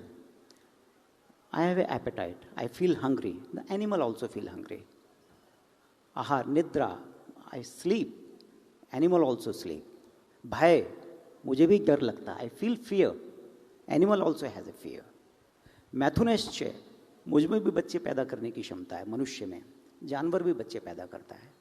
Animal also can have a cultivation power, birth power. But what's the differences between the animal and human? Dharmo hi tesha madhiko vishesha dharmenhina pashu visamana. The buddhi, the wisdom, that should be a wise wisdom, not a religious wisdom. It should be a spiritual wisdom. Not dharmic buddhi, but dharma buddhi. Not a religious, but it should be a spiritual buddhi. So that can define, and that education we need in the syllabus. When we are going to give this practical education, then we can get. But yes, we're also following the Western philosophy. If you see our education system, it's not an Indian education system. It's not a Bharatiya Guru Shishya Parampara. There's a syllabus. Pehli se 12वीं tak, or education, whatever, from first to graduation. So there is no Indian education system. 100% this is the Western education system. And this Western education system can't bring the peace and balance in the mind. If we want to give the peace and balance in the mind and bring the more scientific spirituality, we have to add the Vedic scientific philosophy in the practical way. It can be possible, yes, meditation, the chanting, the breath work. If you do pranayam, 100%, you just do pranayam in 5 minutes, 100% you can release stress, anxiety, depression. One thing, slow down your body. Yes. Slow down your breath. Slow down your mind. Slow down your thought process. Slow down your life. Zindagi kahan bhagi ja rahi, we don't know. It's so fast. And we don't know where we are going. So just relax. Slow down. Dharma ka pehla lakshan hai dhriti. Dhriti shamadamo astyam. Dhriti dhairya. Patience. No, Dr. Veer, hearing you just now, one is already feeling a bit relaxed. So we possibly need to hear you more. But Sudhanshu ji, we're out of time. So last word to you. Before we end with a couplet, I will request you on our NXT stage, dedicated to NXT, from you. But philosophy, values, principles, 30 seconds, last question. We see in politics today, everything is transactional. There is no ideology, it seems, left in you. Abhi bhi philosophy, principles, values, does this matter anymore or not? Definitely, if there is no principle, I think the existential crisis for any system is there. So if anything has no principle at all, it's bound to be destroyed. But I would like to conclude with a fundamental difference in the Western thought process and in the Indian thought process. Every civilization and philosophy was in search of God or the divine element. But their divine element got stopped at a distance, either in a book or in a messenger or in a place of worship. But in the Vedantic concept, it doesn't stop at far end. It comes close, close, close inside you. The God seems to be inside you, and not only that, it's become non-dual. When you say Aham Brahmasmi, I myself is the manifestation of divinity, then you becomes non-dual with the supreme consciousness, which Swami Ram Tirth had said, "Oh, brimful is my cup of joy, having fulfilled all desires, what shall I do and where to move? I fill all the space, no room to move." And lastly, I would like to end with a couplet with our former Prime Minister Atal Bihari Vajpayee ji in his very famous poem, Hindu Tanman, Hindu Jeevan, Rag Rag Hindu Mera Parichay. The one stanza is dedicated to Vedic concept. He says, मैं अखिल विश्व का गुरु महान, देता विद्या का अमर दान, मैंने दिखलाया मुक्ति मार्ग, मैंने सिखलाया ब्रह्म ज्ञान, मेरे वेदों का ज्ञान अमर, मेरे वेदों की ज्योति प्रखर, मानव के मन का अंधकार क्या कभी सामने सका ठहर, मेरे स्वरनभ में गहर गहर, सागर के जल में छहर छहर, इस कोने से उस कोने तक कर सकते जगती सौरभ में, हिंदू तन मन हिंदू जीवन रग रग हिंदू मेरा परिचय. I would like to translate it, summarize it, that I was, means Vedic wisdom was a guiding principle for the entire society. And whenever the crisis of darkness or ignorance came, the light of Vedas came to guide the universe, and it is having the capability to blissfully motivate and guide the world from this end to that end. And lastly, on Chinese, I would like to say one very famous Chinese thinker, Hu Shi. You might have known the name. He was a vice chancellor of Peking University and also the permanent ambassador, I think, in UN. He was in 1940s, 50s. He has used a very famous phrase, which in today's context become very significant. He says, India has culturally dominated and controlled China for more than 2,000 years without sending a single soldier across the border. Interesting. Okay. Well, I will not get you to respond to that because otherwise this conversation will keep going on. But thank you all very much for joining us. And thank you for, I think, hopefully guiding our youth as well in a positive, very China is also doing good thing. Departing away from Mao's cultural revolution, now they are establishing the Confucius centers. So ultimately the culture becomes the guiding principle. I'm sure you can vouch for that, isn't it, Professor Lee? Thank you very much for joining us. And I think the youth can learn a lot from this session. Thank you.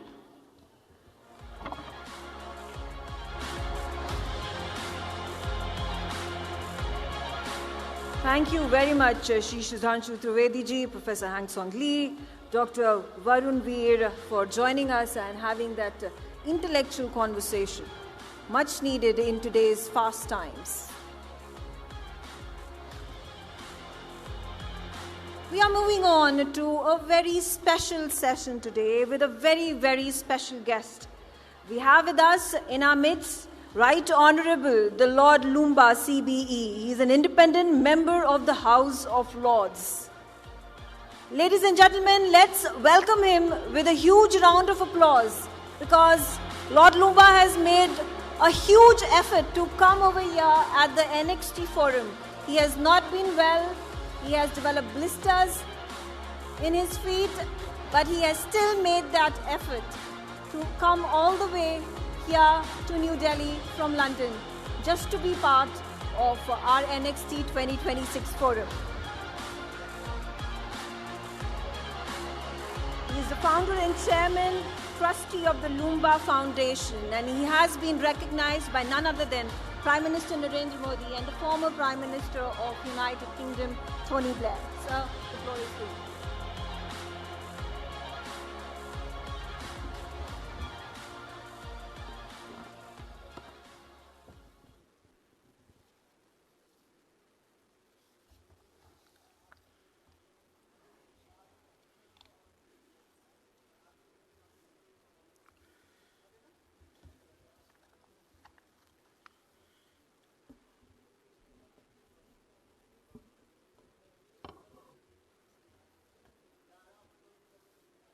Distinguished guests, respected colleagues, ladies and gentlemen, good afternoon.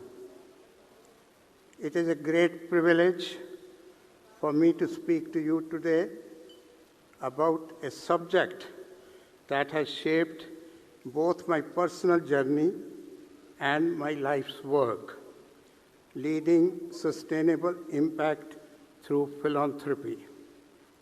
Let me begin with a simple question for all of us. What is philanthropy? Quite simply, philanthropy means the love of humankind expressed through acts of generosity aimed at improving human welfare. But philanthropy is more than generosity. Charity may provide temporary relief.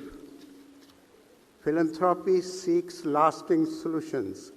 It is about restoring dignity, creating opportunity, and empowering people to transform their own futures.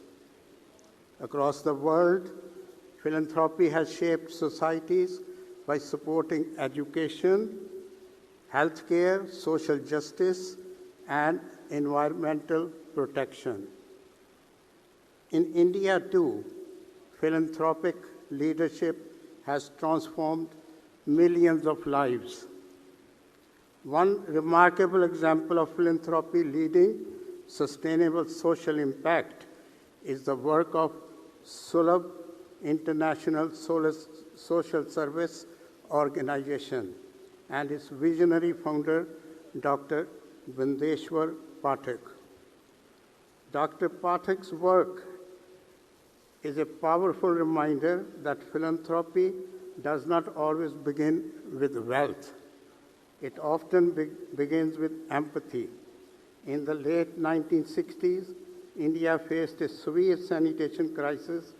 Millions of people lacked access to safe toilets and the practice of manual scavenging, where individuals, often from marginalized communities, were forced to clean human waste by hand. Manual scavengers lived under extreme social discrimination and humiliation. They were denied dignity, opportunities, and social acceptance. He realized that the problem was not only social prejudice, but also the absence of proper sanitation infrastructure. Without toilets, the cycle of manual scavenging continued. He founded Sulabh International with a mission to eliminate manual scavenging and improve sanitation across India. Over the decades, the organization has built millions of household toilets and thousands of public toilet complexes across the country. Today, Sulabh's work is recognized globally as one of the most successful sanitation movements in the world. It demonstrates how philanthropy combined with innovation can, from sanitation to social empowerment. Ladies and gentlemen, my own journey into philanthropy did not begin with an organization or a strategy. It began with my mother. When I was a young boy, my father passed away after suffering from tuberculosis, and my mother, Pushpavati Lumba, became a widow. At that time, widowhood in many parts of society carried not only grief, but also social restrictions. Soon after my father passed away, my grandmother, who herself was a widow, told my mother that she must remove her bindi, take off the jewelry, and change into plain white clothes. My mother had been a vibrant woman. She loved colors. She wore jewelry like most married women in India. But within hours, everything changed. The colors disappeared. The jewelry was removed.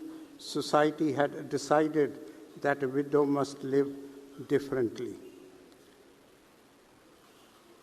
As a young child, I did not fully understand the customs or traditions.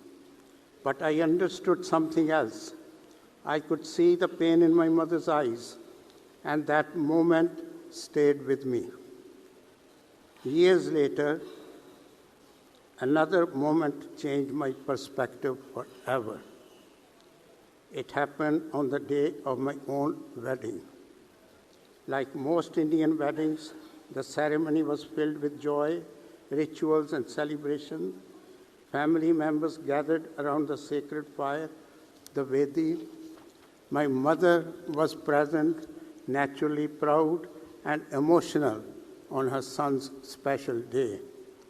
The priest who was conducting the wedding ceremony asked my mother to move away from the Vedi. Why? Because as a widow, she could bring bad luck to the newlywed couple. Imagine the moment.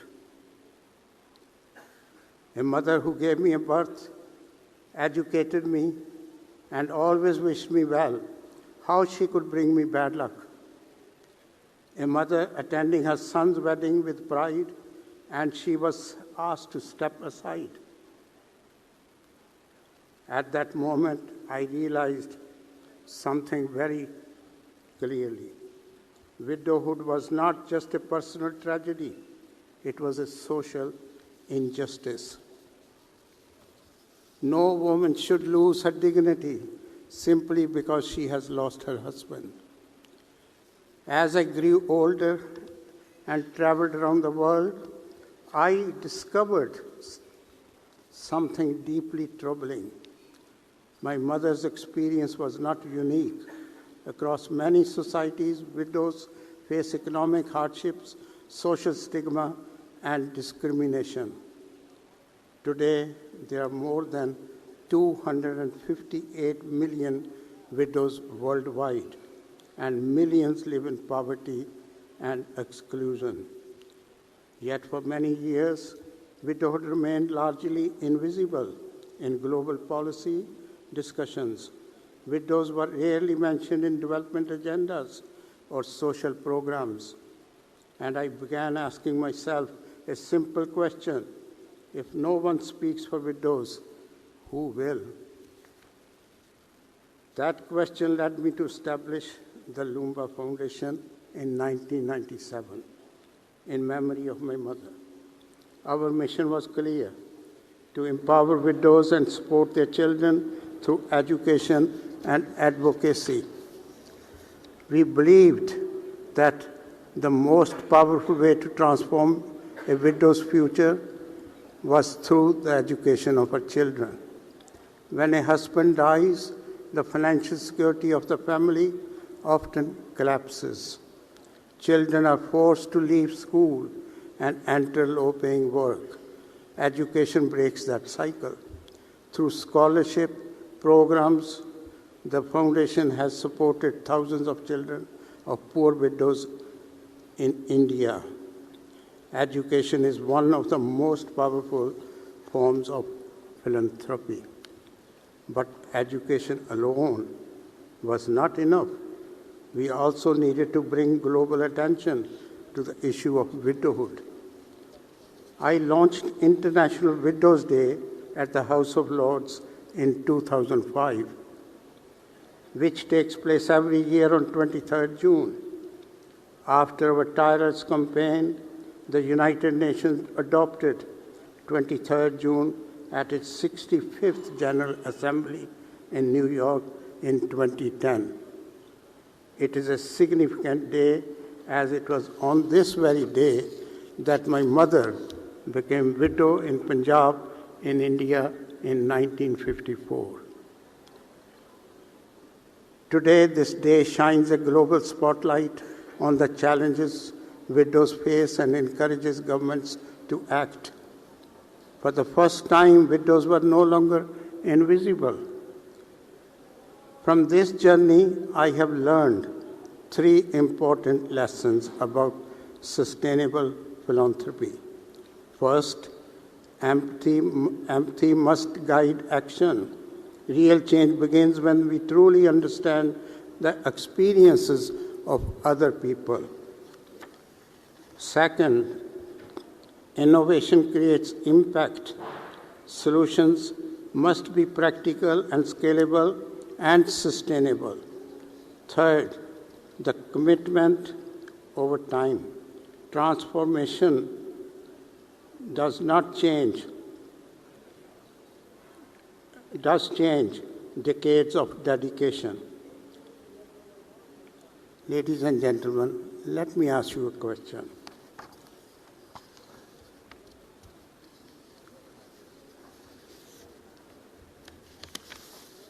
How many lives could we transform if every one of us committed to supporting just one vulnerable family of a widow? Imagine the possibilities. My journey into philanthropy began with a woman who lost her husband, who was asked to remove the colors from her life, who was asked to step away from her own son's wedding. But to me, my mother was never a symbol of misfortune. She was a symbol of strength, courage, and resilience. Philanthropy is not about giving money. It is about giving dignity, opportunity, and hope. And let me leave you with one final thought. The true measure of a society is how it treats its most vulnerable members. If we remember that principle, we can build a world where widows, their children, and all marginalized communities live with dignity and opportunity.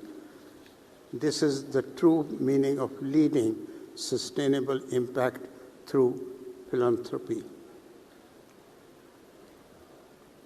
In conclusion, ladies and gentlemen, when my father passed away, my mother, Pushpavati Lumba, lost her husband.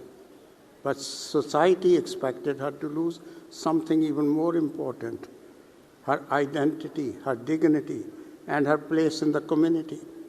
That experience changed the course of my life, because I came to believe something very strongly. Widowhood should never be invisibility. Every widow deserves respect. Every widow deserves opportunity. And every child of a widow deserves future. Through the work of the Lumba Foundation, we have taken steps to that vision. But the journey is far from complete. So I leave you with this thought. If compassion becomes action and action becomes commitment, philanthropy can change the destiny of millions. Let us work together to build a world where no widow is forgotten and no child is left behind. Thank you.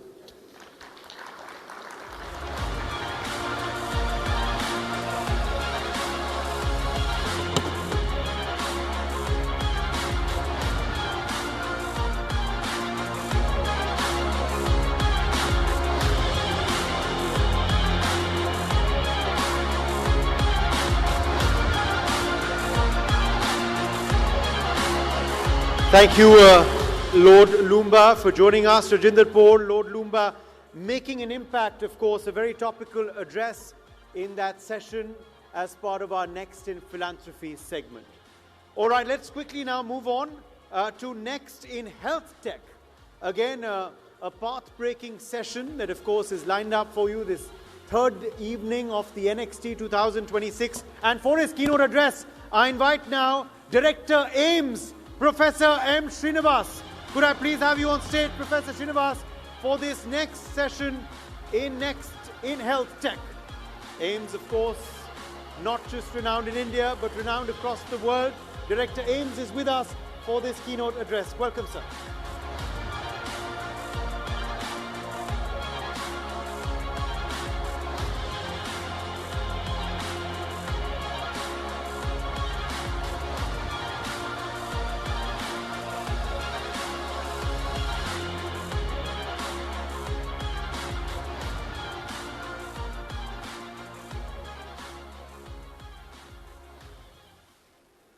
Namaskar to all of you.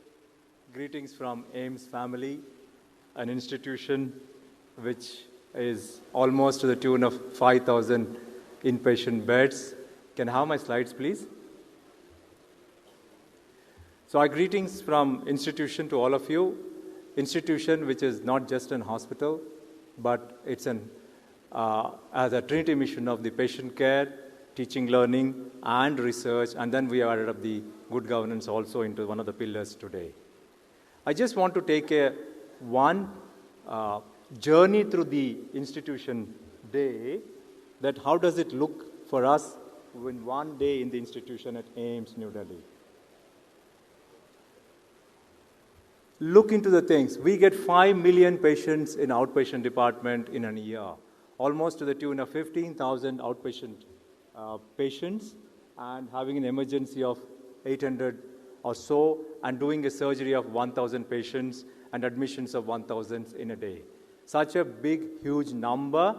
The crowds doesn't lead to confusion, and there is no chaos, and we're managing it. It's through our services, our IT technologies, and our various solutions of good governance which we have put in. So this is a glimpse of how a one day in the All India Institute of Medical Sciences looks like. Just wanted to share with you. And where do we stand it? People say that when the large numbers are there, the quality cuts the quantity cuts the quality, and all those things. It's not just a hospital which we are looking at. We are also looking at how do we give our best of the hospitality in addition to the hospital. That's where today, when the rankings are happening, the national and international, where do we stand? Recently we were awarded the 6th in the Brand Finance Global 250 Hospitals. And this is the first time that an Indian hospital, from the government as well as the private, has come into the global rankings. So this is something which I wanted to share with our international dignitaries. And then, where do we stand with the international NewsWeek Internationals and various rankings which are happening? For the first time in the history of the country, the institution has come within the 100 of the government and the private institutions in the country. And we're the number 1 in the country, and we are 97th in the global rankings when you look into the best hospitals of the country. And then, of course, in our own institution, in our own rankings of the National Institutional Ranking Framework, we are number 1 as a medical university, we are number 1 as a medical hospital, and of course, we carry forward the Trinity mission of the patient care, teaching, and the research as well. And then, are we not doing the research? Yes, definitely we are doing research, and we are number 1 with respect to the research rankings, with respect to the things. The people always say that hospital is supposed to just take care of the patients or so. It's not just beyond. We go beyond that. Look into the national programs which have happened. Each one of them has happened through the policy, advocacy, thinking, handholding to the Niti Aayog, the ministry, and the various protocols, SOPs, guidelines, and all. And today, whatever the programs which we have in the national level, they are the part and parcel of the policy advocacy, the knowledge inputs given to the government, and also to the various programs, the clinical trials and the national programs which we are going through. I'll not go into the details, but just to say that, today we are having iodization of the salt because the research started at the All India Institute of Medical Sciences to say that the iodization is necessary to prevent the goiters in the country.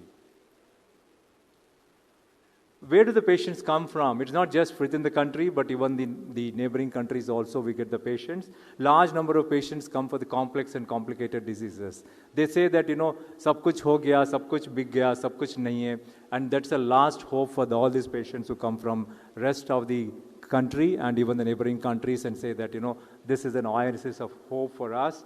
And that's where we stand today to say that the foundation pillars, the basic foundation of the Trinity mission of the institution is patient care, teaching, learning, and research. And of course, we're adding up one more foundation there as a good governance for us. When you look at a large number of 5 million of the patients, then people think that, the crowds lead to the confusion. Today that we have deciphered that out, and there are IT solutions, there are governance and the transparency modules which are available to say that the patient experiences seamlessly into the institution right from the entry up to the discharge of the patient at the hospital. And that's what there are various mechanisms, the initiatives with solutions which we have put into that is giving us that how the patients when they come, how do they taken care. And we are part and parcel of the various programs of the Ayushman Bharat Digital Mission. We got the prize for the highest number of the ABBA IDs which we have created. And then we are with respect to the Ayushman Bharat Digital Mission and also the PMJ program, treating the patients free of cost in this institution. Whether they are insured or not, the treatment is free in our institution. And then we are 24/7, not only just for emergencies, but also for the routine investigations and the radiological investigations and all. Main hospital is almost to the tune of 250 acres, and then if you look into all the satellite centers, they come to almost 600 acres of campus. So we just wanted an intra-hospital navigation. Google also will not help us because when the patients are in the basement or in the elevators and the lifts, there may not be a possibility of the GPS location, but we have our own intra-hospital navigation system which has been put there so that the patient at the click of the button will find out where to go, how to go, and there will be a Disha for that, and that's what the Disha app is called, which we have put it. And of course, we have various generic the medicines and the Amrit pharmaceuticals outlets in our institution. The patients who come for the institution, they come with a lot of hope. They may not have the relatives. They cannot afford to stay in the hotels and the areas. So that's where we have created the Vishram Sadans for them so that they can have the patient attendants can stay in those Vishram Sadans in the institutions. Large number of waiting areas. Those I request the international delegates to visit the place and say that it is like an airport lounge. We have created the waiting areas for our patient attenders and the patients in the hospital. Staggered appointment systems, online appointment system through the ORS portal, and staggered appointment to the timings of the consultations. And of course, we are part and parcel of creating ABBA ID. ABBA ID is a unique health ID which is there under the Ayushman Bharat Digital Mission. And then we do have our teleconsultations to the patients for the follow-up. Whenever they wish to have a follow-up with our doctors, we can have a teleconsultation with them. When you visit a mother's block in the institution, you can see that there is a special launch for the mother's nest, which we have called it. That is something which gives a feeling that mothers, the patient attendants are also taken care in the hospital. That means just to say that it is not just a hospital, but we are taking care of the hospitality also. That's what I just wanted to give some through the pictures. We are part and parcel of bringing the artificial intelligence into the healthcare, and we are the medical partners for our the big mission of health in AI the Government of India has embarked upon. And we are working with Indian Institute of Science, Bangalore, and IIT Delhi to give these AI solutions to the nation and to the global south. Because whatever the solutions which the All India Institute of Medical Sciences is getting are the solutions for the global south. And that's where we have put our money and energy and the time and the research and the R&D into the AI, into the healthcare. And recently we had a Honorable President of the French Republic to visit us, that AI in the healthcare for the French, which we want to take it, a joint collaboration between the Indian institution and the French institutions to give AI solutions in the healthcare so that we will make an early diagnosis, make a precise diagnosis, and to the treatment and the follow-up. So that kind of solutions are going through the collaborations which we have. And then there are people, we have our own center in the Antarctica. Recently, we showcased the technology where sitting in the All India Institute of Medical Sciences, New Delhi, we were able to do the ultrasound diagnostic test from the Antarctica. We can reach out even to the 12,000 kilometers of the area. Geographical boundaries have been siloed, have been broken, and then we are reaching out to the large number of areas also for this.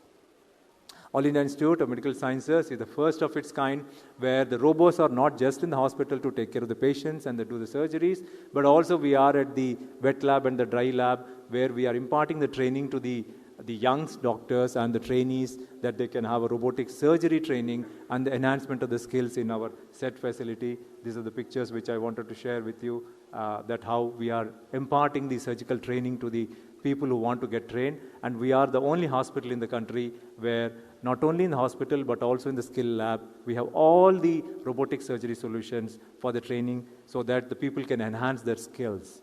And of course, we have all the transplants right from the renal transplant, and then we're looking at how we can go into the phase transplant as also. Recently, we had a collaboration, MOU signed between the Indian space research organizations. We want to go beyond the boundaries of the institution and beyond the boundaries of the earth to look into how best we can look into the research and development, bring back the solutions from the space research to the mankind for the treatment, for the early diagnosis, so that we can share with the rest of the world that how a research done from the All India Institute in the space can come back and help the mankind so that we can have a frugal innovation done. Because India is always known for the frugal innovation, and we look into that how we can give affordable care to the patients and the masses, and that's where we are looking at how best we can look into the space research into the health also. And then this is the transformation in the healthcare. The All India Institute has done it. How the patient journey, how this is going on. We have our own dream of transforming and then going into the master plan, into the big health university on our own, because our institution from 1956 has the buildings which are a little older. So we are going with the bigger vision of bringing the newer buildings so that we truly become not only by the care, but also not by just the quantity, but also by the look and the feel of the patient experiences also. That's the vision which we carry. And ladies and gentlemen, I just wanted to share with you, it's not a small thing that we handle 5 million outpatient departments in a year. This is something which the patients come from nook and corners of the country. Complex diseases, complicated diseases, they all come together and then say that this is an oasis for all of us, the poorest of the poor in the country.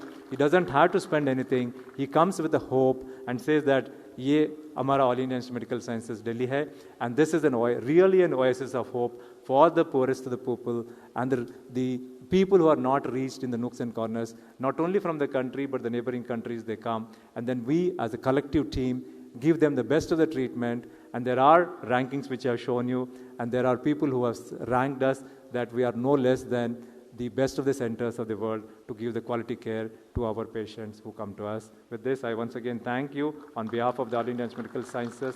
Thank you very much.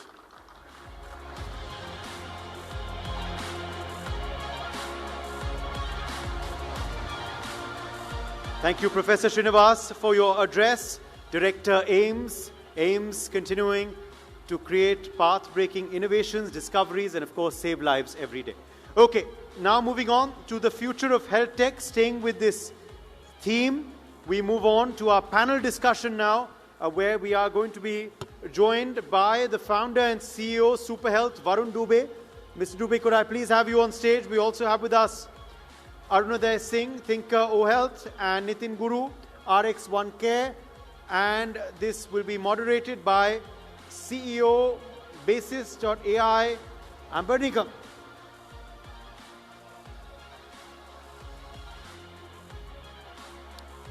Thank you all, gentlemen, for joining us. And Mr. Nigam, I hand the floor over to you to talk about the future of health tech. We are very intrigued to know what you have in store for us.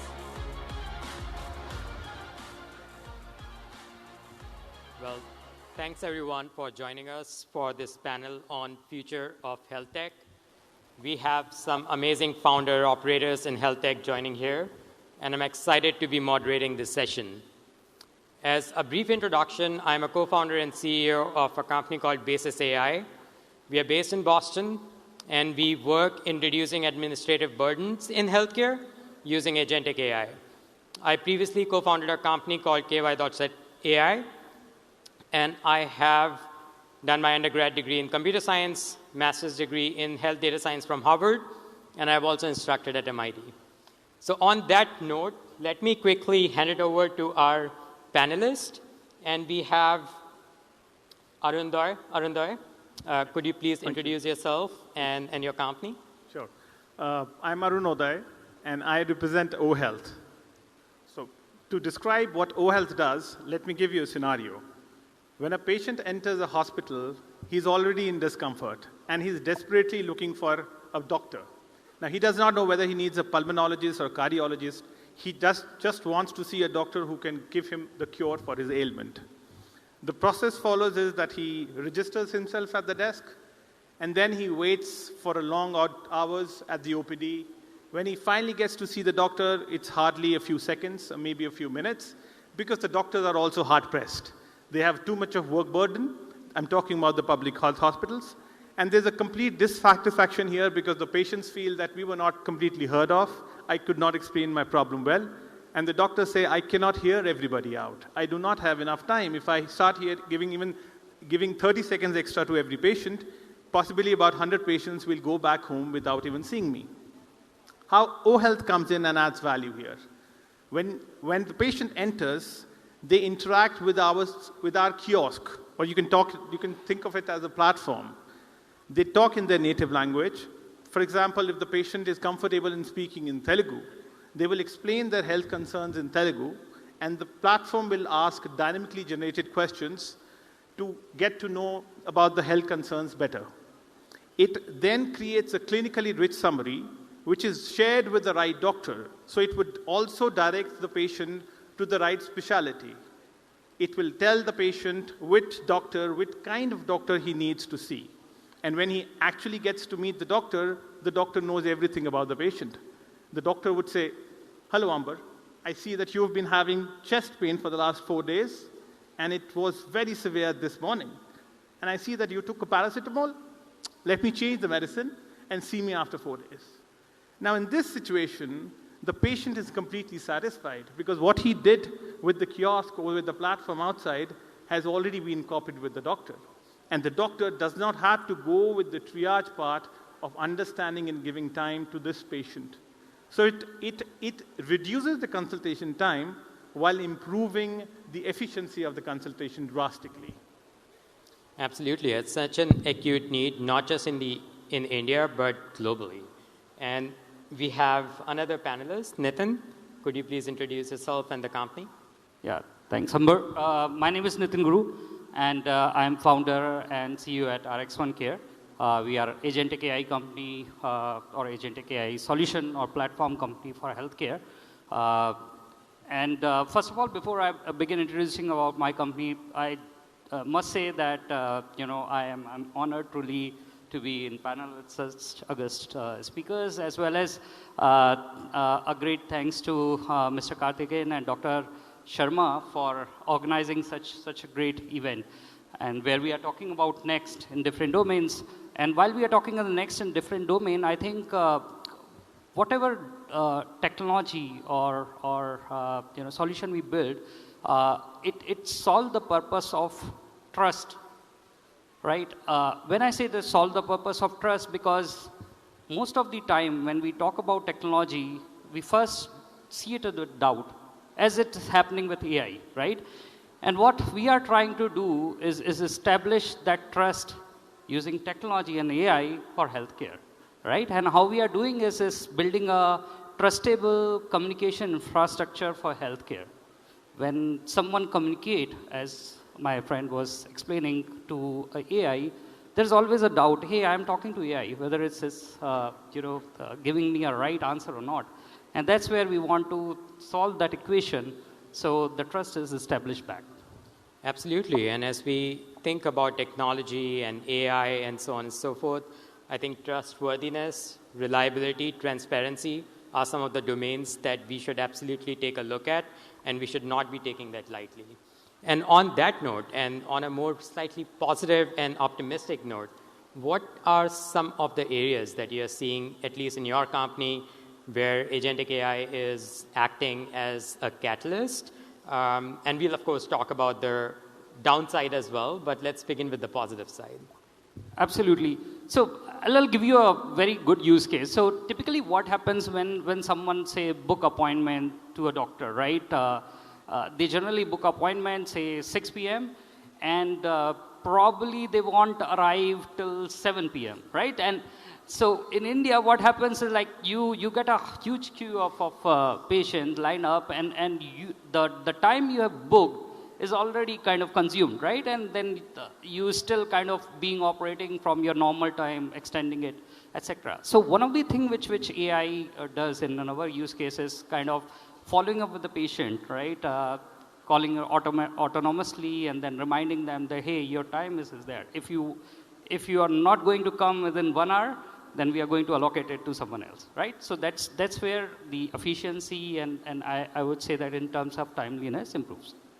Makes sense. And I think as you think about different geographies, and all geographies have their own nuances, some are more on time or some are less punctual and so on and so forth. So that was an interesting example that you just quoted. And Arunodaya, based on your experience, where you're seeing the technology being really helpful, and how are you finding it unique, let's say if you're operating in India or if you're operating somewhere else, and how is technology helping or enabling you for those deployments? I think India is at a very sweet spot, because the adoption of technology, even if we feel that probably the bottom of the pyramid, which is the slowest in adopting technology sometimes, and especially when it comes to AI, we feel it's beyond their measure to even understand how to adopt it, is completely false. Because when it comes to adoption, they are the ones who are ready to experiment, probably with the reason because they have the least number of options. And they are the ones who are looking for a better way of reaching out to their destination. That could be probably ordering something through grocery or even reaching out to the right doctor. So when we come to this bottom of the pyramid, earlier when we introduced this technology, the question was asked, do you think somebody coming from a village would be okay with using this technology, would be comfortable using this technology, would be happy to talk to a computer, would be happy to even explain their problems? They would just brush it off and say, let me talk to the doctor, or make me meet a doctor. I don't want to talk to this. This was the ideas initially. But to everybody's surprise, these were the people who actually were very forthcoming in talking to a kiosk or platform. They said, okay, at least somebody is there who's asking me questions. This is brilliant. Because the public healthcare system is a little different in India. Patient load as well as the disease load is ever increasing, but our infrastructure is limited. The number of doctors are even more limited. We are trying to use digital tools to bridge this gap to make the process more streamlined. And these are some of the solutions which can actually play a great role. Absolutely, and technology being an enabler, when you're founding a company, many a time you have constant doubts about all the time you are invalidating the hypotheses. So when you actually come across a hypothesis that works, I think that's the goal for us founders, I guess. On that note, and on a more measured perspective, let's also talk about some of the things that keep you up at night. How about we begin with you, Aruna, there? Well, India is an ensemblement of not just technologies, but also languages. And languages are a very important, critical aspect of our tool which we are using. When you think of one state, it's not just one language. It's not that easy. In one state itself, there are several dialects and several tones and several nuances and even several terms for many diseases and the way to express themselves. We constantly keep on working and training our models so that we don't miss out even on a single medical information which is shared by the patient, because that's very critical in the journey of its diagnosis. That is something which we are very, very critically working on. And if you have to ask me what is something which is keeping us up, is that we keep the entire team up in the training of the languages, and I think we are succeeding very well on that. That's amazing. And Nitin, what are your thoughts on that?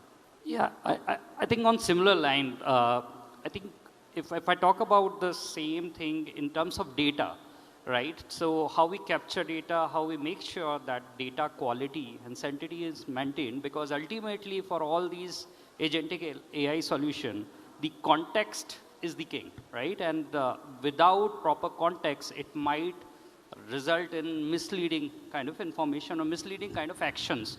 And that's where I think if you ask me in one word, data is something which I'm very much concerned about and passionate also about, that how we make sure that data quality is maintained.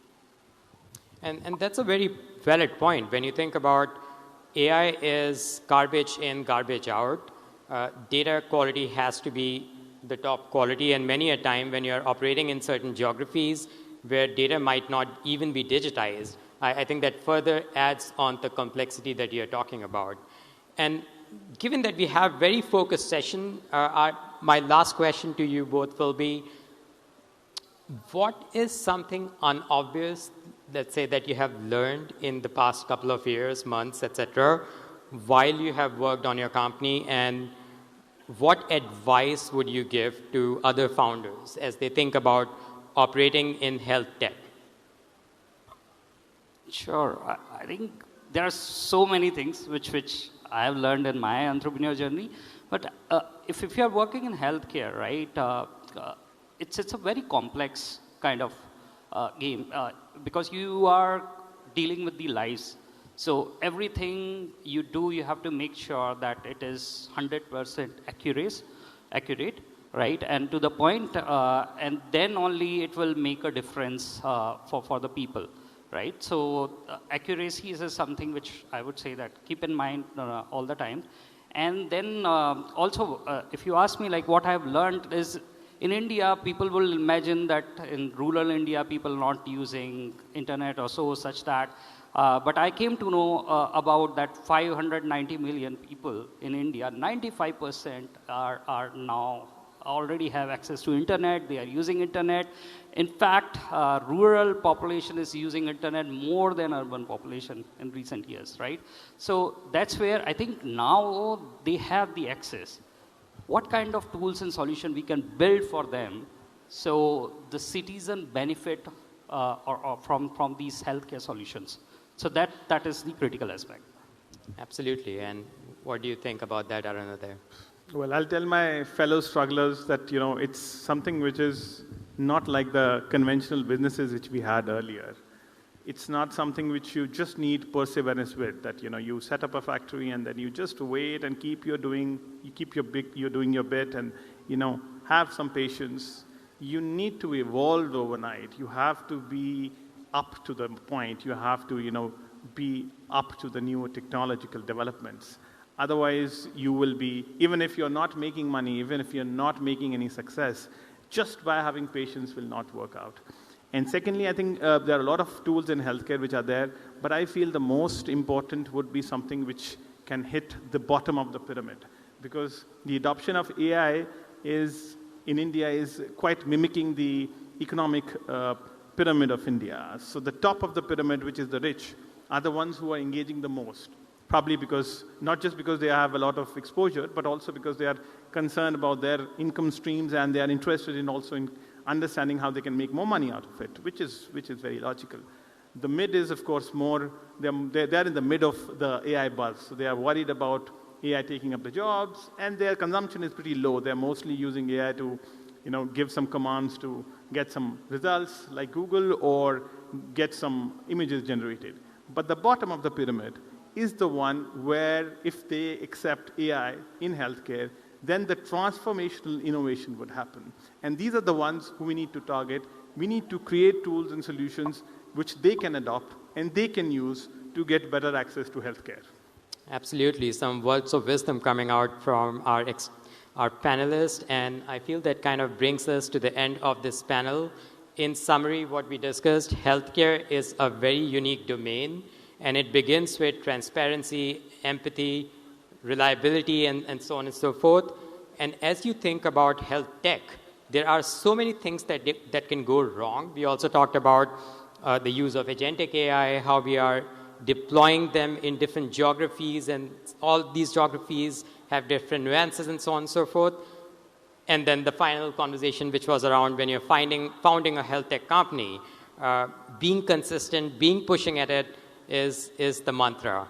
So thanks so much for joining us for the panel, both of you, and thanks so much, everyone, for being here on the panel as well. Thank you. Thank you. Thank you. Thank you all for that session. A very futuristic panel there, wasn't it? Okay, we are now quickly switching our focus to another trending theme, another buzzing theme, another theme that will reflect with a lot of the youth gathered here today. I'm talking about next in gaming. Yes, our focus now shifts to next in gaming, and in particular to speak about gaming in the world of artificial intelligence, gaming in the world of AI. We have joining us today the founder and CEO for Underdog Studio. Could we please have you on stage? Mr. Vaibhav Chavan. Mr. Lokesh Suji is also joining us live. Welcome to you as well. Honorary General Secretary, Electronic Sports Federation of India. And we also have Ajay Sharma, esports athlete, live with us. Mr. Ajay Sharma, I welcome you onto stage as well. Gitesh Singh joins us live, former Indian esports athlete. Lokesh Suji, of course, is Honorary General Secretary, as I said earlier, Electronic Sports Federation of India. And Gitesh Singh, former Indian esports athlete, joins us live. Mohammad Ayan, Head of Esports League Operations, Lidoma, is also with us live. And this panel is going to be moderated by Aniket Singh. He is MD at Zarks Technologies Private Limited. So, very, very excited to hear you all. Many of the youth have been waiting for this session. Not just youth, actually, everyone. So, I hand the floor over to you, Aniket.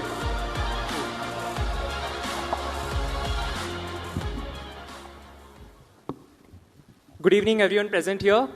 So we are representing Next in Gaming. So yes, this is one of the topic where we all speak about, okay, this is just a mere entertainment, right? But yes, today gaming is not just an entertainment, it's a business which we can focus on. So for that, let's talk about gaming. So gaming today has evolved far beyond just entertainment. It has become a global industry driven by technology, competition, content creation, and digital communities. Globally, the gaming industry has crossed $180 billion in revenue, with esports becoming one of the fastest growing sectors within it. India today represents one of the largest gaming audiences in the world. And the big question is no longer whether gaming will grow, but how India positions itself within the global gaming and esports ecosystem. To explore that, we have an incredible panel today representing governance, industry, operations, market insights, and competitive esports.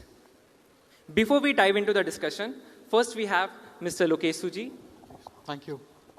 So I would like to request you to please introduce yourself to the audience. Namaste, everybody. My name is Lokesh, and I'm the Honorary General Secretary with the Esports Federation of India. I am very proud that, I'm also part of the Asian Esports Federation as the Vice President and the Board Member.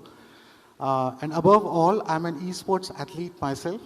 My go-to games are like Clash Royale and Call of Duty. I had represented India during the Call of Duty World Championships, which were held in 2018 in New Orleans. And I have been instrumental in the terms of, India winning medals in events like Asian Games. I don't know how many of you present here know that esports is now part of Asian Games as a medal sport. It started in 2018 as a demonstration title. In 2018, India won a bronze medal, our esports, and that was India's first medal in event like Asian Games. And subsequently in 2022, again esports was part, but because of COVID it got delayed. Yes. And again this year in 2026, esports is again medal sport in Asian Games, wherein India would be participating in 8 video game titles. That was really wonderful to hear about from you. So next we have Gitesh Singh. Please. Hello everybody. My name is Gitesh. I have formerly represented India on the world stage at World Cyber Games in 2011. And this was for the game Asphalt 6. And many of the new gamers who are playing Valorant maybe would not be familiar with this game. But back in the day, not a lot of people were very interested in gaming in general. And in 2011, you can imagine with no as such eyeballs on YouTube and Instagram, and short form content was not breaking out. So it wasn't as big a thing back in the day, but today with the platforms that exist, we are getting a new voice. Thank you so much, Aniket, for shedding light on such an important thing that is happening. A cultural phenomenon is happening right now. And right now I'm making a lot of content around the game of Dota. It's a very complex game. So just trying to educate people on the games that are a little different from first-person shooter games, which are like Counter-Strike and Valorant and Free Fire and BGMI, just to shift their focus on how gaming can also enhance your decision-making skills and other things. Dota is a wonderful game to learn all of that, and just trying to do my part for it. Thank you so much, Gitesh. So next we have Ajay Sharma, also known as TG Fozi Ajay. नमस्कार सभी को, मेरा नाम अजय शर्मा है। Game में मुझे फौजी अजय के नाम से जानते हैं, और मैं यहाँ पे जो आज आया हूँ वो हर एक उस प्लेयर की आवाज़ बन के आया हूँ जो स्पोर्ट्स कम्युनिटी में कुछ करना चाहता है, जो गेमिंग में कुछ अपने आप को इंडिया के लिए रिप्रेजेंट करना चाहता है। तो मैं छोटा इंट्रोडक्शन अपना दे देता हूँ। मैंने काफ़ी टूर्नामेंट्स जीत रखे हैं, चाहे वो इंडिया लेवल पे हो, एंड मुझे 2 बार IGL of the year award मिला हुआ है, और इसके अलावा काफ़ी सारे जो चैंपियनशिप है वो हमने जीत के रखी हुई है। तो आज जो भी बात होगी, जो डिस्कशन होगा, मैं उस हर एक प्लेयर्स की, उस स्पोर्ट्स एथलीट की आवाज़ बन के बोलने वाला हूँ कि जो वो सपने देखता है इंडिया को रिप्रेजेंट करना या गेमिंग में कुछ करने के लिए, तो डेफिनेटली आज मैं उसकी आवाज़ बन के बात करूँगा यहाँ से।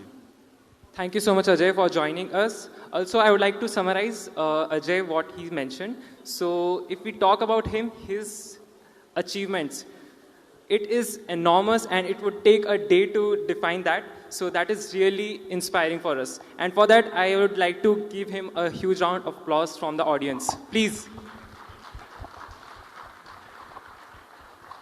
Next, we have Mr. Mohammad Ayan.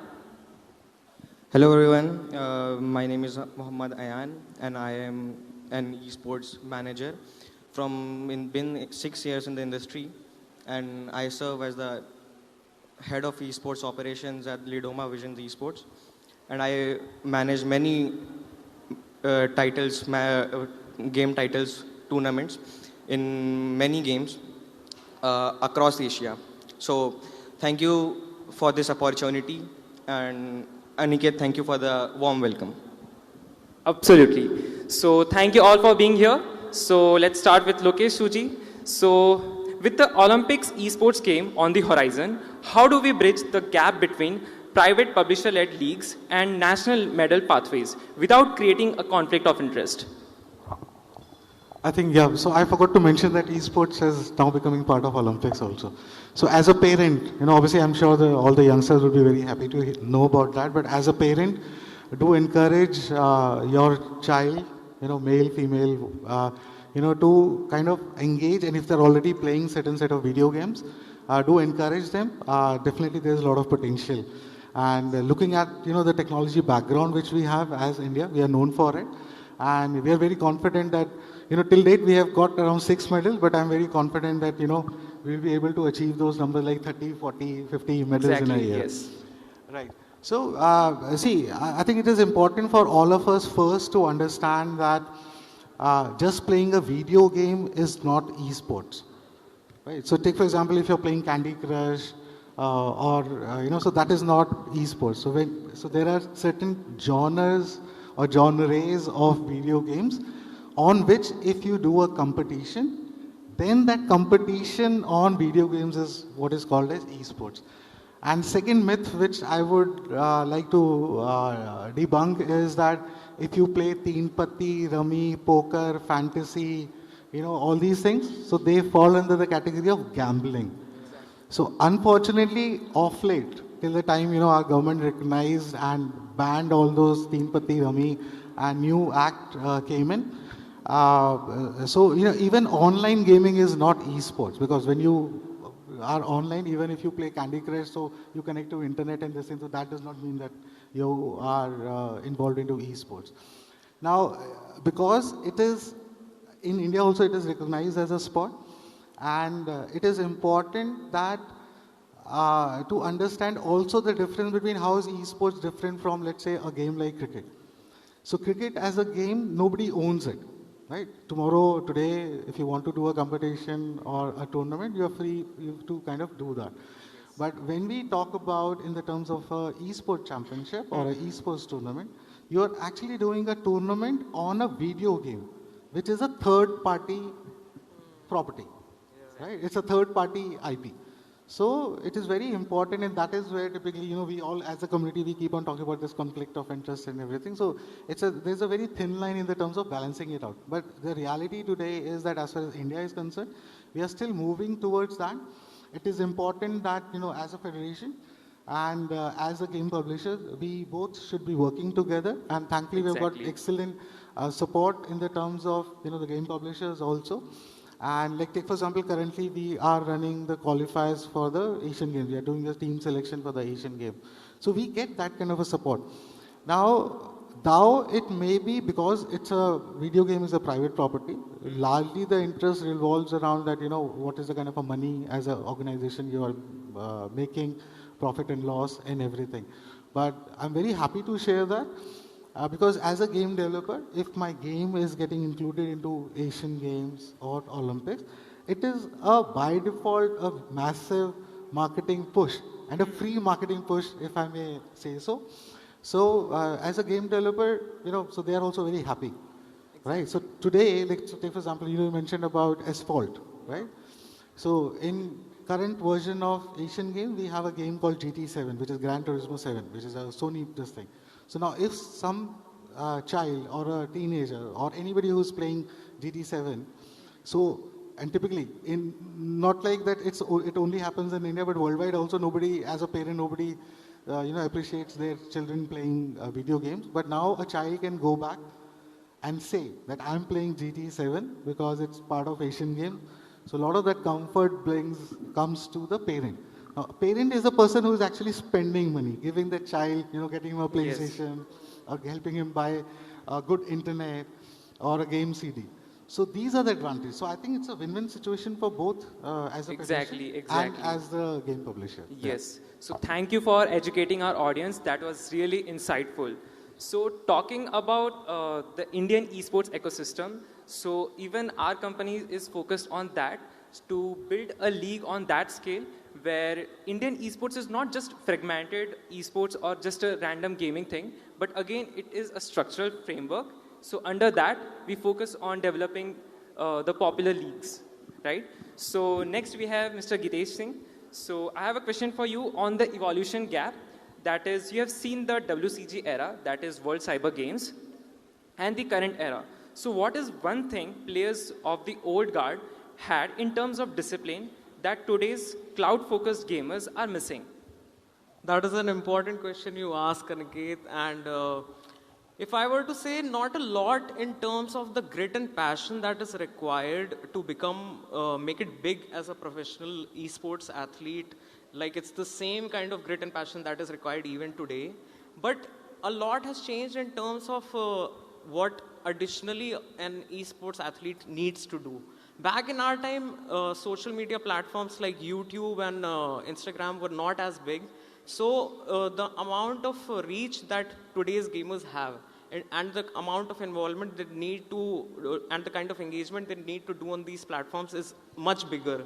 Back in our times, like it used to just be in our room, we are just playing a game, grinding all day, all night, like it's just non-stop practicing, and it's the same. But today, if you do not interact with that platform, you're losing out on a lot of scouting opportunities, because I think sir would agree, like there's a lot of scouting that goes around on these platforms. So everyone is seeking a well-rounded personality and not just an athlete right now. Even a Messi needs to go out and market himself, do a lot of marketing push for their own personal brand. So a personal brand is something that the people and gamers of today's age, they understand it better. And the more you embrace it, the better your chances of, like making it big is what I believe is happening today. So that would be my answer to the question. That was absolutely amazing. Thank you for sharing your knowledge with us. So next we have Mr. Ajay Sharma. So with the thousands of new creators entering monthly, what is that X factor that separates top tier creator from someone who just plays but never scales? Since you are a professional athlete, so this is a question for you, ki how it will help the player to get into the content creation part? देखिए ये दो चीज़ में divide होता है. एक sports athlete, जो sports athlete होता है वो लाइक कंपटीशन, जो अपना गेम खेल रहा है, जिस टूर्नामेंट की तैयारी कर रहा है, उससे जो जीत रहा है उससे भी वो कमा रहा है. बट ये एक एज, एक वो होता है कि प्लेयर्स के जो रिफ्लेक्सेस होते हैं वो एक सर्टन टाइम तक चलते हैं, कि भाई 5 साल 6 साल तक एक प्लेयर, क्योंकि जो ग्राइंड के जो टाइम होता है कर पाना, वो हर प्लेयर अपने आप को पूरा टाइम नहीं दे पाता. और अगर हम बात करते हैं जो हमारा ये कंटेंट क्रिएशन वाला होता है, उसके अंदर अगर प्लेयर अपने गेमिंग के जो पीक पे चलता है उसके साथ में कंटेंट क्रिएशन को फॉलो करता है, तो उसको काफ़ी ज़्यादा हेल्प होती है आगे चल के. लाइक वो जो भी बिल्ड कर रहा है अपने लेगेसी गेम, ब्रांड से डील करना, वो काफ़ी हेल्पफुल होती है वो चीज़ें.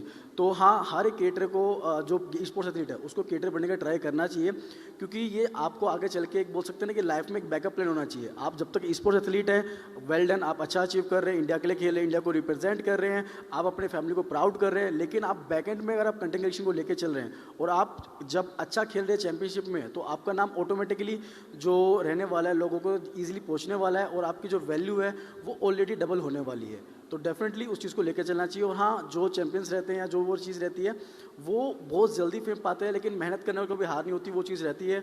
ये सब जानते हैं हमारे मतलब इंडियन के अंदर कि कितना अभी जिस प्रकार से गेमिंग अभी बूम कर रहा है, कि पहले इतना सपोर्ट नहीं था गेमिंग को लेकर, लेकिन अब जिस प्रकार से गेमिंग आगे बढ़ते हुए जा रहा है, तो शायद कुछ टाइम में अलग लेवल को देखने को मिलने वाला है. स्पोर्ट्स एथलीट को भी समझना पड़ेगा कि उनको दो तरीके से लेकर चलना है, गेमिंग को भी लेकर चलना है, साथ में कंटेंट क्रिएशन को साथ लेकर ही चलना पड़ेगा.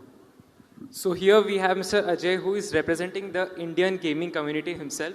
He is one of the professional athletes, so that was really helpful for all the gamers who are seeing gaming as a career. So thank you, Mr. Ajay, for sharing your insights. So next we have Mohammad Ayan.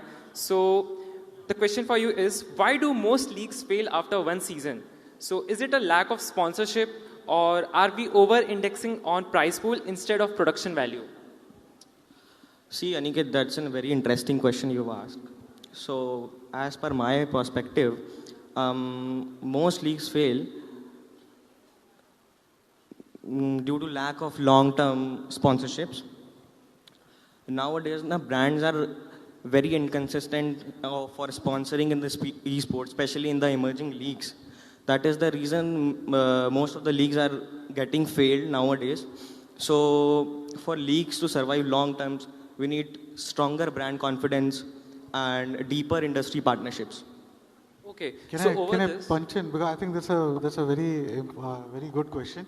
See, very honestly, when you look at different sports also, see, it is important that, see, there is no dearth of sponsorship, right? There are a lot of other sports leagues which are doing good.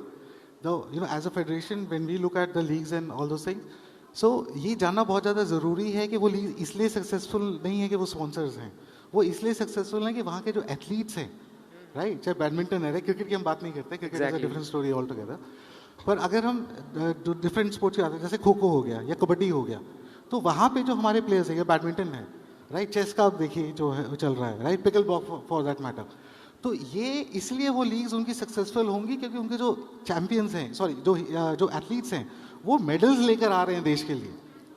तो ये समझना बहुत जरूरी है. See please, I agree that money solves lot of problems, but I think देखो IPL भी या cricket भी इंडिया में इसलिए बड़ा हुआ था क्योंकि हमने 1982 में we won the world cup, and that is how, and obviously colour TV and this thing, but वो चैंपियंस होना चाहिए. आईपीएल आज इसलिए सक्सेसफुल है क्योंकि टीम इंडिया जो है वो we are the best.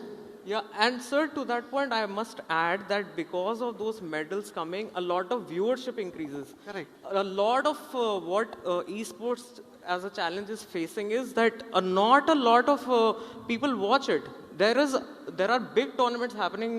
Acer Predator League just happened recently, and the amount of viewership that we saw was lackluster, to say. अगर आप यही देखिए ना, जैसे अपने League of Legends, sorry, I just take an example for League of Legends, या चलो Dota की भी बात करते हैं, तो सोहेल वगैरह हैं, राइट. सो जब सोहेल वगैरह खेलते हैं तो वो लोग लीग को देखने नहीं आते, they come to watch the player, to watch Sohail, right. Similarly अगर हम लीग ऑफ लेजेंड्स की बात करते हैं तो people come and watch all these top stars, तो वो बहुत ज़्यादा इंपॉर्टेंट है. तो लीग बनाने से पहले, I very honestly believe that we are like too early to talk about leagues for esports. It is important that anybody who wants to come on board with esports, they should focus on skills. Absolutely. हम India में जीत के it won't help. It is important that जब हम बाहर जा रहे हैं, जब हम देश को रिप्रेजेंट कर रहे हैं, तो आप इंडिया में 5 करोड़ 10 करोड़ 50 करोड़ का इवेंट एक esports का जीत कर आइए, एयरपोर्ट पे हो सकता है 10 20 50 लोग खड़े होंगे आपको रिसीव करने के लिए, पर एक मेडल आप ओलंपिक्स या एशियन उसमें गोल्ड लेकर आओगे, you will see the roads getting jammed. And that is exactly what happened in the case of Neeraj Chopra also. And for an aspirational market like India, with the young people also becoming very aspirational, if we have a medal to back ourselves and esports, like, it also makes them, like, curious about, okay, this is one domain that we can also look into. So that would be very, very good. So there will be one more question. So what would be one policy change needed by 2025 according to you? So this question is open for all. So anyone of you can answer this. I mean, in terms of policy change, the government already is very pro-orange economy and the creators economy, and a lot of centers are going to be opened up to, create the next generation of content creators and gamers as such. But a lot of grassroots level disruption is what I feel is required in this movement. A lot of participation, especially because esports is another thing. First, we need to do away with the stigma surrounding gaming in general. Gaming is still, if you go to any household in India, like, people are still very stigmatized. Like, parents are not very, supportive of their kids spending 8 hours playing a game. Now, the same kid, if he is to go out and play cricket for 8 hours, they see the scope, the kind of growth that awaits them. But for a game, they cannot see that because it hasn't been established in a country like ours. Elsewhere in Europe, if you go, there are people who encourage their kids to, do that. But for that, we need a very grassroots level disruption. Thank you, Mr. Gitesh, for sharing that. And coming to this, the Indian gaming market is a fact, but Indian gaming power is a choice. So we have veterans, the creators, and the operators, and the policymakers. The roadmap to 2030 is no longer about playing on borrowed tools, but it's about next in gaming. Thank you for being the transitor builders. Thank you, everyone. Thank you so much.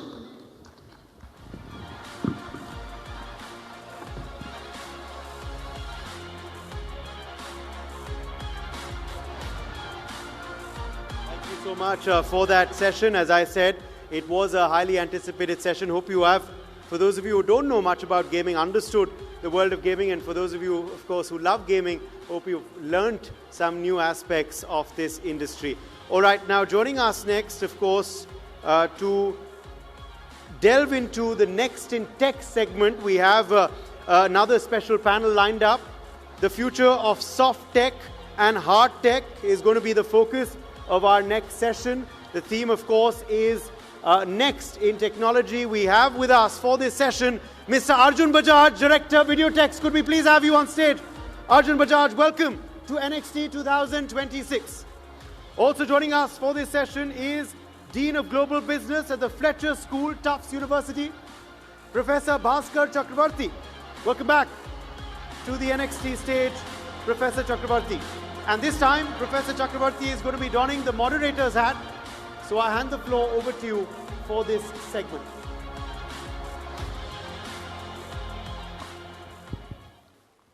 Okay. Arjun, what a pleasure to meet you, and what a pleasure to bring this conference almost to a close. 3 exciting days, very dynamic days, and we're going to go out with a bang. Pleasure to meet you as well. Absolutely. So our topic for today is the future of tech broadly writ, but the future of hard tech and soft tech. We'll get a chance to talk about both, but first of all, Arjun Bajaj is the Director of Videotex International. You've been part of the origin of Videotex, and perhaps you can tell us a little bit about the company, which of course has a gigantic footprint in the television market in India. It is the largest, I understand, the largest OEM and ODM in India for other brands, but perhaps you can tell us a bit more about the history of the company and how it has evolved since its founding. Right. Thank you so much to the Next team for having me here and having you as my moderator. So I'll tell you a brief about our company. Videotex is now 4 decades old. So we are 42 years young now, as I would say. And we are one of the oldest companies to have transformed from the era of the black and white TVs to the era of, say, mini LED TVs today. So you can say Videotex is the only company who's evolved from the black and white era to the colored TV era to the plasma, LCD, and the LED TV segment that we are.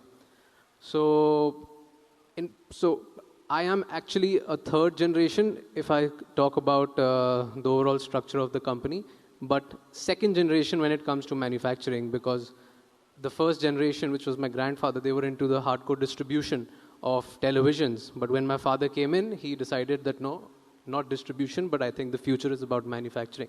And so when I was born, of course, I was always put in my mind that, okay, manufacturing is the way to go. And so that's how my education, and that's why my focus has always been into manufacturing as well. So Videotex now is into a complete backward integration setup, and we are manufacturing about 7 to 8 sizes of TVs, and we are one of the only companies who have a large network, or I would say a large portfolio of operating systems that are available. So be it LG's WebOS TV operating system or Samsung's Tizen OS, Google TV, and we have the rights for all of these operating systems which are embedded in the hardware that we are making. And so we have 2 manufacturing units here in India which are based out of Greater Noida. So the Make in India initiative, which was started by our Prime Minister over the decade, we have been actually contributing to that from much before. And ever since that came into place, we have taken that mission even more seriously. So Videotex, I would say, yes, we are definitely a leading player in the ODM space, and we are also catering to all the leading brands that you see available here in the in the industry. So I'm not going to be able to name those brands, but yes, they're all the leading brands that you see everywhere. And we are the tech providers, we are the back-end players who are manufacturing the next-gen technology for all these brands who can focus on building the next brands, and they can focus on their marketing and sales while we are there as their supporting partners in the manufacturing space. So this is all in all about Videotex. In a gist, we are a television manufacturing company who designs the complete product, manufactures it in India, white labels it for the brands that are selling. So we are the complete back-end setup for all the leading brands. Fantastic. That's a great story. Arjun, I know that India has been working very hard to build up its manufacturing sector broadly. And Videotex is a great example of a manufacturing success in India. Could you say a bit more about what you have learned through the success of your own company that could be useful for others who are trying to set up manufacturing here in India? What are some of the competitive advantages? What are the sorts of competitive advantages that India has for manufacturing television sets relative to it being manufactured elsewhere or maybe just assembled here? I mean, what advice would you give to others who are trying to do the same thing in other domains? Okay.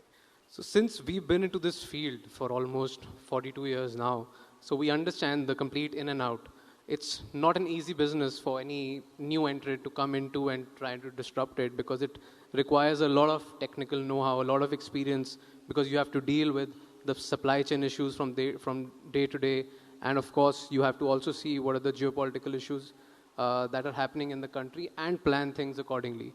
So for anyone who's entering into this business, I would say it's really not the right space to enter, because we already have very, very strong companies who are building for the future.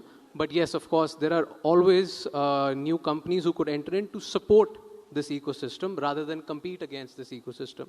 So I would say, yes, definitely there's an ease of doing business for companies who've already been into the manufacturing space, because we have a pool of talent that's available here. We have strong engineers here. We already have large setups. And in fact, if I have to talk about why we are present in Greater Noida, because we already have a very strong ecosystem that's there. We definitely have less value addition at the moment when it comes to the product, the value of the product. But at the same time, in order to support the manufacturing, we have a complete ecosystem that's there. We have the vendors, we have the supply chain required for the local parts that are available, be it the packaging industry or the local, the BOPP parts industry, or when it comes to speakers. We have all of these industries that are there, but of course, the major players like the display fab and semiconductors, we are getting there. India is getting there, and the initiative that's been taken by the country, which is the semiconductor mission, we are already running strong. If you must have heard recently, India has already inaugurated one of the AMTP facilities for semiconductors in Gujarat, and we already have 3 more companies that are lined up for the next semiconductor facility setup, and we have 10 more projects that are coming up, and a total investment of $20 billion have already been sanctioned, with almost $10 billion being supported by the government. So we're already working very, very strong to become the next technological or the global manufacturing hub. And if we can really take control of semiconductor as well, which is the heart of all modern technology, and in fact, our product, which is semiconductor, is the most crucial bit. So I think that's the way to go for any company now or the country. Great. So you perfect segue to the next question I had, which is you noted the advancement towards semiconductors, manufacturing semiconductors here in India, putting up fabs in Gujarat and other places possibly. And that's tremendous, because having manufacturing of semiconductors in country is enormously important in a world where so much of it is bottlenecked in a few places. And semiconductors is a very complex industry with a massive supply chain that cuts across many, many countries, many, many components. where do you see the future of semiconductor manufacturing in India from your vantage point? Do you see it being a growth sector, or is it going to be limited by some of the inherent constraints that India has had historically? Okay, that's a very good question. So let me come to the topic, which is hard tech. There's a reason why it's called hard tech, because it's not easy.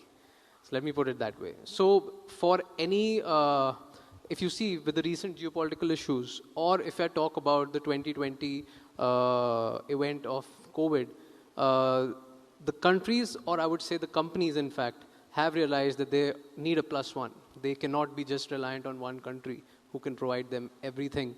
So India took that as an initiative and took it as an opportunity to be able to become that plus one where we started working on. But yes, it's definitely hard, but it's always, it matters who takes the first step. So since there are a lot of initiatives and a lot of investment that other countries are also willing to make towards the chip manufacturing, but India is already, I think, way ahead than those countries, because we've already initiated and we've already inaugurated that. But definitely it's, we have, like I mentioned, we have a talent of, talent of the engineers that are available. We have the aspire to, become one of the next global manufacturing hubs. But it's not going to be an easy ride. We definitely need training. We definitely need a lot of investment in R&D. We need that advancement in the infrastructure of the country. We are going there, but yes, it's not an easy ride. But yes, since we've taken that initiative, I'm sure we're not going to go back. And once we're able to do that, it's going to be the designing as well as the manufacturing that should go on together in order to win this initiative that we've taken. So yes, it's definitely not an easy ride, but it's definitely the right path, I would say. Yeah, so I think in terms of some of the inputs we're talking about, India certainly has a big talent pool. Has one of the largest chip design talent pools anywhere in the world. What about some of the other critical pieces that are needed for scaling up and building fabs, such as access to water? Do you see that as a constraint? Because India does have a water crisis ongoing. Yeah. See, we definitely need the technology. It's not that if we've taken that initiative and we can just do it ourselves. We definitely need a support. We definitely need to send our people outside to learn and or invite some of the other players who are leading in this, like we've done this already, to come and set up those facilities and be a part of the talent that's available and train them. But at the same time, I would say, but at the same time, like I mentioned before, India is not just a market that's there. We, in fact, the kind of population that we have, we are a market in ourselves. We can support so much supply, or we can supply endless products. And in terms of consumer electronics, or in terms of, say, for example, my industry, which is TVs and appliances, we have that market that's available, and we can supply endless products to the country and to the people that's there. So yes, I think we're on the right path, and hopefully in the next decade we would be one of the major global manufacturing hubs. I would say that, yes. Great. So the card I just got says time's up. Yes, that's what I could read that. But no conversation on technology can be completed without a 30-second soundbite on AI. So your 30-second soundbite on AI and how that's factoring into your business. So AI, definitely. So I would say TV is no longer a hardware or just a display product. It's a hardware which has been infused with software, which is AI today. And it's no longer just a device which has the display or the semiconductor in it. It's infused with a lot of AI in terms of voice, in terms of user behavior, in terms of, it's a connected device in itself. And it's learning your habits, it's learning your the way you're watching the shows, the way you're watching the content, and and the way you're interacting with the product. And with the kind of investments and with the kind of facilities and the products that are available, it's also interacting In fact, I would say TV is the next product for the home to be able to control all your devices that are there. And that's where all the operating systems and the hardware that are being developed are working towards. So that's my bit on AI. That's where we are going with our product. Okay, it's a great place to end, where we're going to go into the future where not only are we watching our TVs, but our TVs are also watching us. Exactly. All right, fantastic. Thank you, Arjun. Thank you. Pleasure.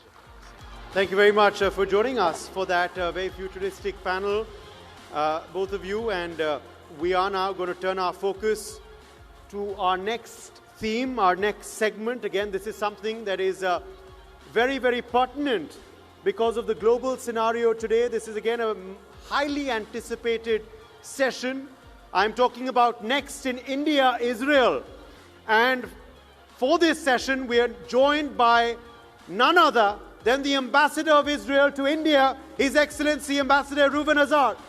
I warmly welcome you to NXT 2026. Your Excellency, please come on stage. Thank you very much for being with us. Also, joining us on stage is Megha Sharma, Senior Executive Editor of NewsX. She's going to be moderating this panel. So we hand the floor over to you, Megha, to take forward Next in India, Israel.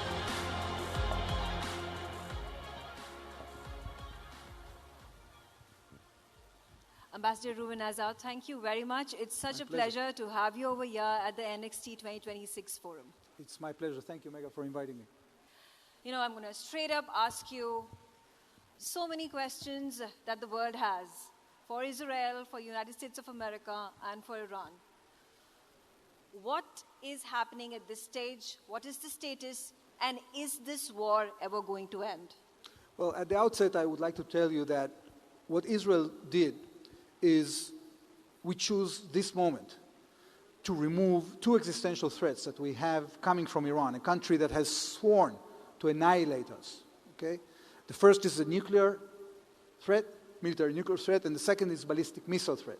Now, what the Iranians were planning as a result of the action we took back in June is to take these threats very deep down underground, so they will become completely immune from either American or Israeli operation. So we had no choice if we want to survive, because we know that the Iranians not only have sworn to destroy us, they were developing the means to do so.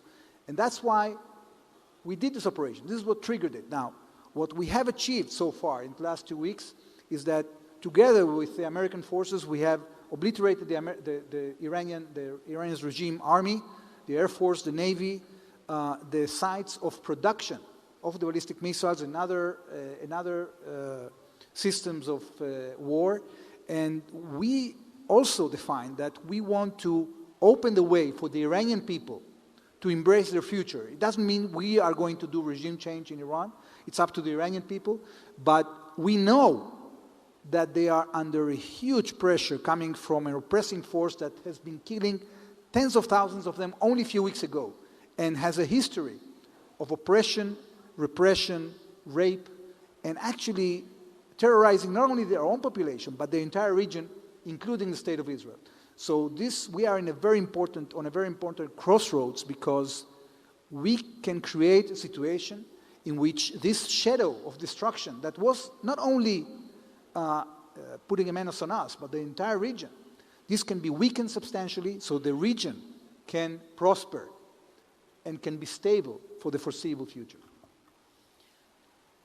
After the war with Gaza ended, the war with Hamas ended at Gaza, and there has been finally a ceasefire that has been brought into existence, and there are peace corps that are also going to be put up, and there is a Gaza peace plan that has been initiated, founded and implemented by US President Donald Trump. Do you think there was a need to further accelerate and coming down heavily on Iran? Well, as I told you, we took action only for one reason, because we wanted to remove the option that Iran had to destroy us in the future. And this combination of weapons of mass destruction and a regime that is radical, fanatic, and is stating time and again that they want to destroy us is something we cannot ignore. So Hamas was just one layer that we have to peel off from this army of proxies that Iran has built around us, and that was actually not only attacking us, but was taking over one Arab country after another. So we saw now how this regime has been attacking 12 countries that are not involved whatsoever in this conflict, attacking civilian targets, not only in Israel, but also in the Emirates, in Kuwait, in Bahrain, in many other countries. They want to send a message to the region and to the world that they should be allowed to do whatever they want. And if they don't, they had this hope to get all these countries to put pressure on us in the United States to stop our attack against them. But guess what? What happened was exactly the opposite. Because only yesterday, the UN Security Council adopted a resolution condemning Iran and putting 100, and by the way, this was co-sponsored by India, and 130 countries sent a very clear message to this regime that it's not legitimate to hit other countries, to try to block the Straits of Hormuz. It's not going to fly. And we are going to take care, and we are taking care of the security of these countries. Israel, as we speak, is flying over the skies of Iran and protecting the interests of many Arab countries and actually interests of the world, because we want to see trade resuming. We want to see a world that is functional. And right now, those who are taking action against this threat are the United States and Israel. And you rightly mentioned, it has been the military targets, whether it is Kuwait, whether it is UAE, we talk about Saudi Arabia, Bahrain, they've all been hit. But it's not just the Gulf Arab nations that have been hit militarily by Iran. It is not just the Gulf of Hormuz, because at the end of the day, it is the entire world that has been impacted. Your energy price, there's an energy crisis, energy prices are rising up, the Strait of Hormuz, because it has been blocked, prices are skyrocketing, necessities are becoming so expensive. Again, the question in everybody's mind, when is it going to end? How is it going to end? Well, first of all, you have to imagine what would happen to the region and the future of the region if the Iranians would have been allowed to develop nuclear bombs and tens of thousands of ballistic missiles that would constantly threaten the region. They already took 4 Arab capitals. What would happen if they had the means to continue their campaign of aggression against the region? So what we are undergoing right now is actually nothing compared to what we would have to face in the future had we allowed this regime to develop and fulfill their intentions. Now, yes, we are having some disruptions now. I am pretty confident that following the statement of the President of the United States that they are going to guard the ships that are passing through the Straits of Hormuz, that the straits will be open.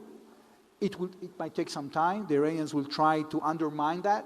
But at the end of the day, I think that the joint will of the United States, Israel, and the rest of the countries in the region will make this reality change. And it will change sooner than later.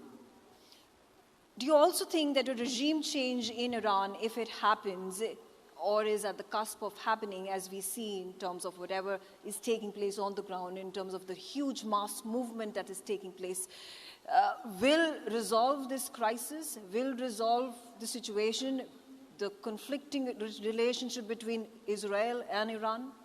Look, there's no doubt that the interest of the Iranian people and the entire region is that this regime will go away, because what it has been destroying our region for decades now with a radical agenda, with their oppression, with their violence, with their aggression. The question is how to make it happen, because we don't have any intention, neither has the United States, I think, to invade Iran. So it's up to the Iranian people. What we said is that it's not easy for the Iranian people to do it. People sometimes take for granted the liberty we have and us being empowered as free citizens in democratic countries to do whatever we want. But when you live in a country like Iran today, you have to have a huge amount of courage to go out against the regime. Because, as I said before, only weeks ago, they have been killing tens of thousands of people that were legitimately protesting in the streets of Iran. So it will take much more than what we assume for this regime to leave. They are very radical. And what we are trying to do now is to open the way for the Iranian people to try to express themselves, because we are going to continue to target the Basij forces and the forces of oppression in Iran. And if this regime is weakened, and if we continue through this coalition of countries that are interested in a better future to put pressure on this regime economically, militarily, and politically, then we have a chance that the Iranian people will have their moment. We are hoping for that, we are acting for that, but again, as I said, it's up to the Iranian people to decide. What role do you think and do you hope for the United States of America to play in normalization of the situation now, the war that has been escalated? We have achieved a lot with the Abraham Accords. The fact that we are now having relations with so many Arab countries that are interested in peace, that are working with us, not only to prosper, but also to defend ourselves and to guard the skies of the region from the Iranian threat. We are working together with them, with the United States, and I have no doubt that if we succeed in this mission, our region will be much more stable for the future. And I'm talking here for opportunities for millions and millions of Indians that now might feel insecure in the Gulf, but they will feel much more secure if these threats are neutralized. And I think that especially since India is not only the fastest growing economy in the world today, but it also has recently signed trade agreements with all the major blocks of trade in the world. You are going to be able to actually execute your plan of trading in trillions of dollars if the Gulf is safe, if the Gulf is clean from this Iranian threat. As we have, and if we don't act, and this threat continues, the prospects for stability in our region would be much worse. And therefore, I think we have to have the resolve, we have to be resilient, as Israel's citizens are, you know. Millions of our citizens are running to shelters time and again, but we are optimistic because, first of all, we know that compared to last June, the degree of destruction in Israel is much lesser. I'll just give you an example. Back in June, with the 200 ballistic missiles that Iran fired at us, 30 buildings in Israel were destroyed. Now only 2 were destroyed. So every casualty is terrible and is tragic. But our sense is that, you know, the fire is dwindling down, that we are capable of continuing with our lives, and we will continue with our lives once we end this campaign, this military campaign, to obliterate the threats coming from Iran against our country. I also want to understand from you now that there has been momentum that has gained in rehabilitation of Gaza. Like I said initially, the 21 peace plan that has been proposed by President Donald Trump, there has been, you know, some hesitation that has been shown by countries, particularly in Europe, in joining forces with U.S. President Donald Trump and Israel. What do you think is going to be in finality of this peace plan? We completely support. I think the international community supports the 20-point plan of President Trump. The question is whether Hamas is going to comply, because the plans to reconstruct Gaza are really amazing. We could get into an implementation of this vision of creating a Riviera. But at the end of the day, people have to understand, Palestinians have to understand that this path of trying to destroy Israel will not work. And I think that if we get this Iranian regime debilitated, they will understand that there is no longer going to be a sponsor for the cause of destroying the state of Israel. And that can be very good news for the future. Israel has proven in the last 3 years, not only that we can fight and we can survive, but we can thrive. Look, Israel's economy has grown in 2025 3.8%. Next year, we're going to grow 5%. We have attracted $80 billion of foreign investment to our country during a war, okay? And our stock exchange has gone up 80%. And the Israeli shekel has appreciated against almost any other currency. So during the visit of Prime Minister Modi to Israel, we actually have set the ground to an amazing upgrade in the relations with India, because both India and Israel have a common interest here. We want to be part of the future. We want to be those who innovate, those to succeed, those who embrace modern technology, and we have secured through a series of agreements, both in the defense sector but also in the civilian sector, that we will pave the way for the private sector to implement that vision. We're going to cooperate in emerging technologies. We have doubled our budgets for R&D, joint R&D. We have opened categories of cooperation in defense that will allow more production in India of defense systems that are crucial for the security of this country. We are on an amazing path thanks to this visit, and I want to thank here Prime Minister Narendra Modi for his vision, for not being hesitant to embrace this cooperation with Israel despite the conditions in the region, because I think our future is bright, our future is there, and we are going to embrace it together. Absolutely. And then finally, before I let you go, talking about, yes, you spoke about Prime Minister Narendra Modi's visit to Israel, and there was quite the bonhomie. We're talking about pushing for the free trade agreement plan, a defense deal that has already been done. Again, when we talk about R&D, obviously Israeli drones were perhaps some of the highlights when the war that was waged by India against Pakistan after the Pahalgam attack. What does the future hold? You spoke about defense, R&D, but specifically, what's on the anvil? Well, the challenges are amazing, Mega, because now we are in the age of AI. And AI is influencing every aspect of life. Unfortunately, also the threats on us. So we have to be ready to develop the next generation of defense systems that will allow us to overcome the challenges that are coming against us. They might be different in geography, but they are similar in nature. We want to build our infrastructure. We are now inviting Indian companies to come to Israel to compete on infrastructure projects. We're going to invest $200 billion in building our infrastructure. We can do this together. And we have to, roll our sleeves. We have a lot of work. But I think that our leaders have put a very good plan. The Israeli government, just before Prime Minister Narendra Modi came, adopted a resolution that invests another $50 million just in the bilateral projects between Israel and India. We're very serious about this because for us, India is a strategic partner. We have declared during this visit that we have now built a special strategic partnership. And that cannot be just a word. It is backed with the agreements, it is backed with the commitment of the Israeli government to implement all these projects. And we're going to have a lot of work in the next year to implement all the agreements that were signed and to spend all the money that we have allocated to cooperate with India. Ambassador Reuven Azar, thank you very much for speaking to us and being with us on the NXT 2026 Forum. Thank you. Thank you very much.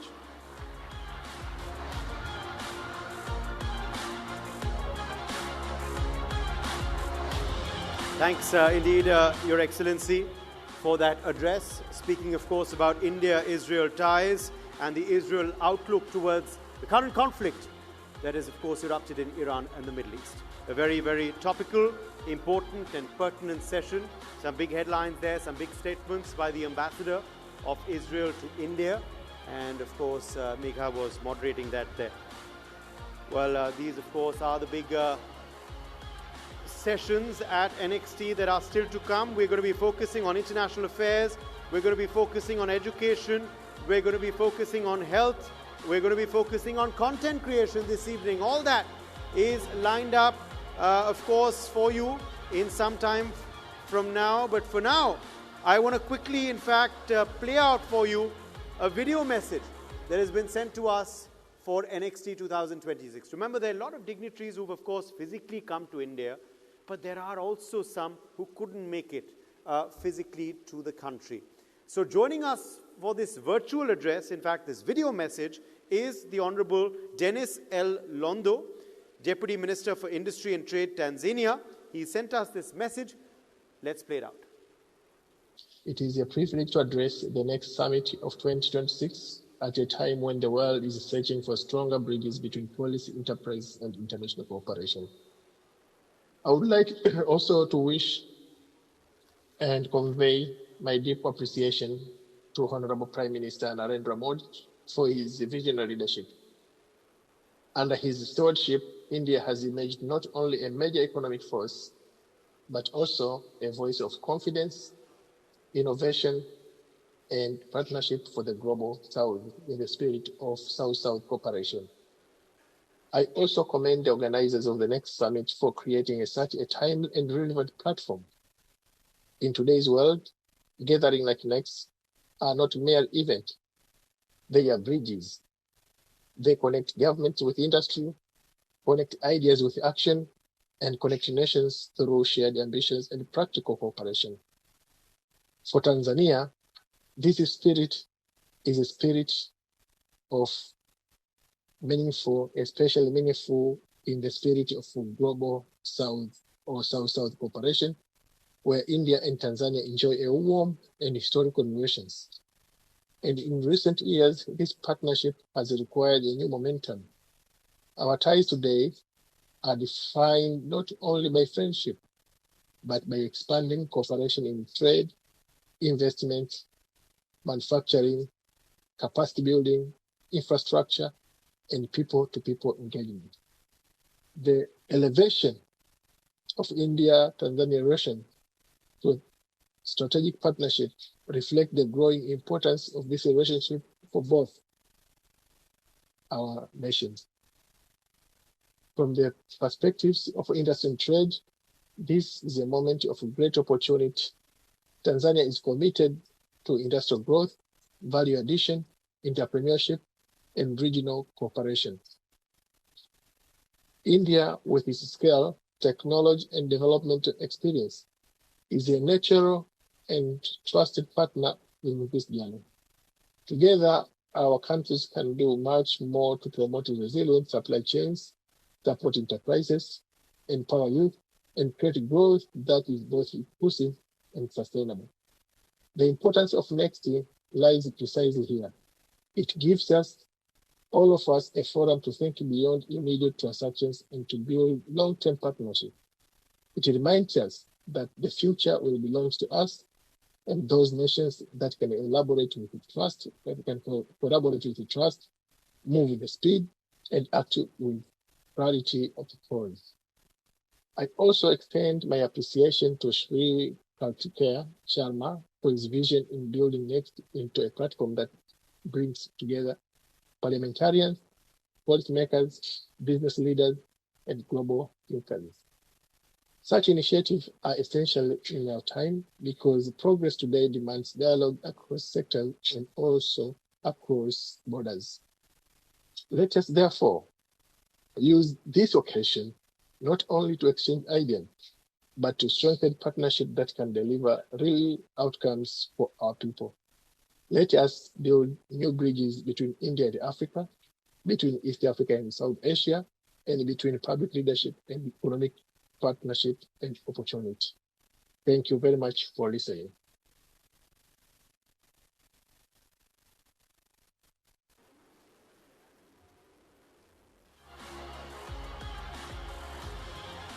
Wonderful, that address there. And of course, as I told you, we are really hoping that a lot of those dignitaries that have sent us virtual video messages this time will make it physically for the forthcoming editions of NXT in the future. Okay, for now, a very special presentation in the next in robotics segment now that I'm going to quickly come back to. We are joined, and in fact, ladies and gentlemen, I would really ask you to watch this stage for what's coming up next. I promise you, you wouldn't want to miss this. So joining us for this next segment and address and of course also demonstration is Neerav Panchal from Kori Techno Lab Limited. He's the Chief Marketing Officer there. Welcome, Mr. Panchal. Thank you for being with us. And also joining us is Nitin Guru, founder and CEO RX1 Private Limited. Let's hear it for them.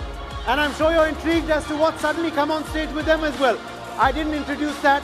I'll leave that to the two of them.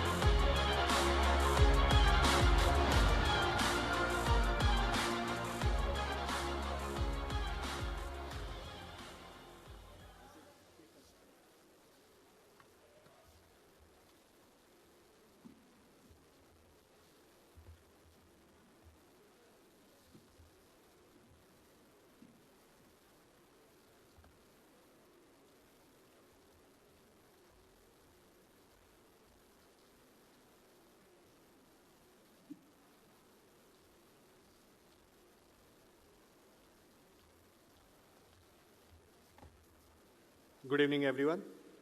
I want to thank Kartikeji for the invitation.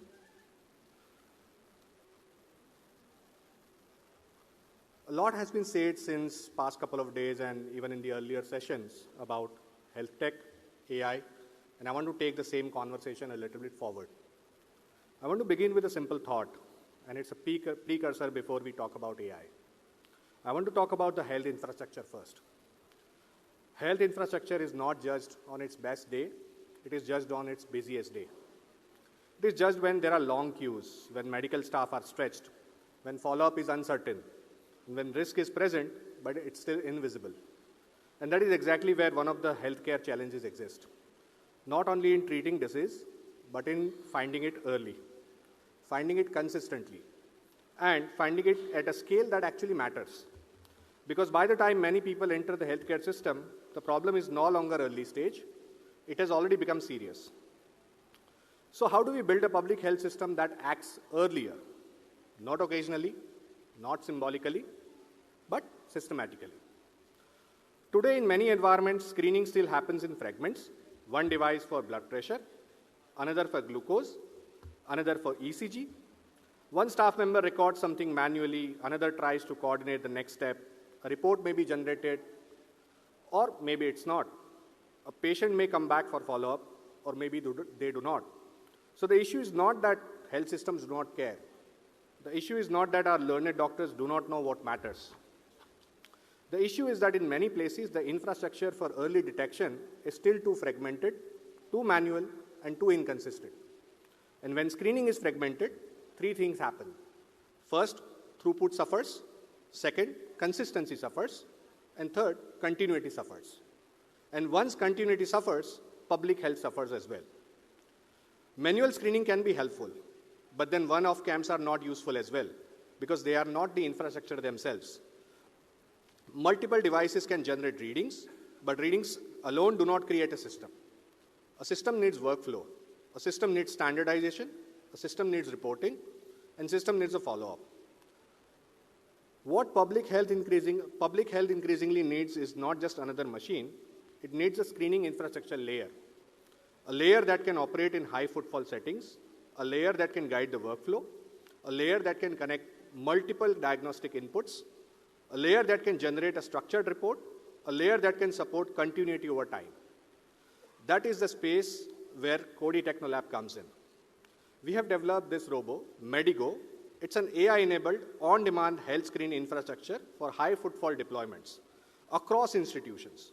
It is designed to bring a standardized screening layer to places where routine screening coverage is inconsistent. By connecting multiple diagnostic devices into one guided workflow, and consolidating results into a single report, it enables a repeatable screening programs, faster risk identification, and structured program data. And while I'm speaking about the public health and risk, I'm sure you all are wondering, what's this device on the stage? This is not a gadget. This is not a novelty. Think of it as a health ATM. And I want to emphasize on that. Think of early risk identification and take a moment if it can be faster, more organized, and more scalable. What if the doctors have all the reports available on demand whenever they are with the patient? That is the role Medigo is built to play. So what does it really do?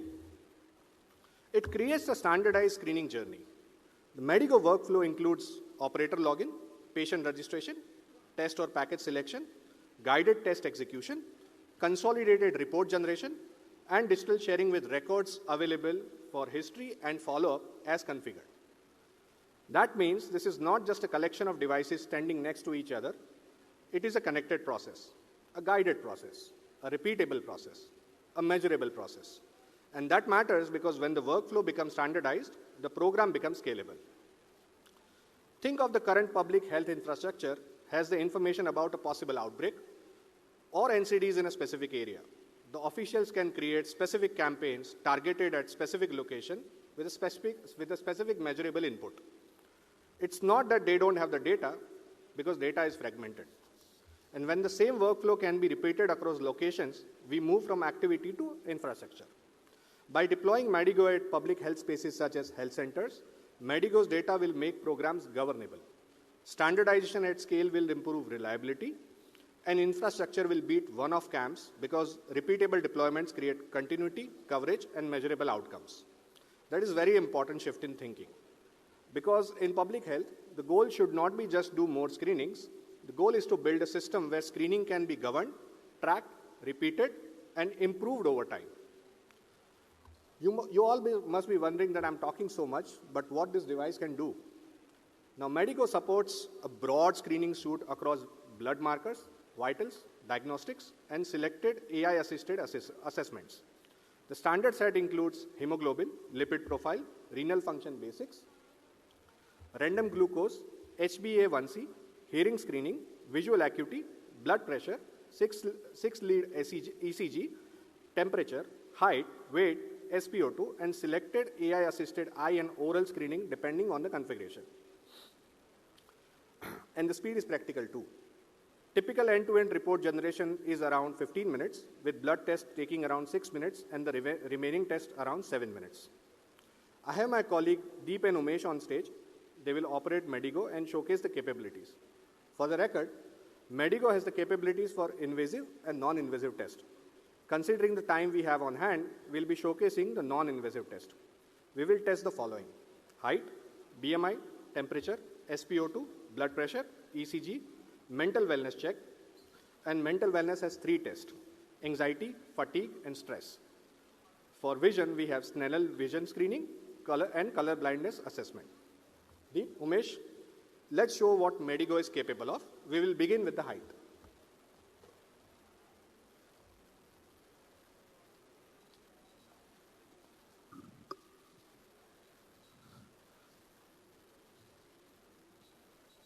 Yeah. Yes, thank you. Umesh, please. Now, Umesh's BMI screening will happen. So we have a BMI machine that is integrated with the robo. You can see that it's a complete, yes, thank you. Now we'll measure the temperature.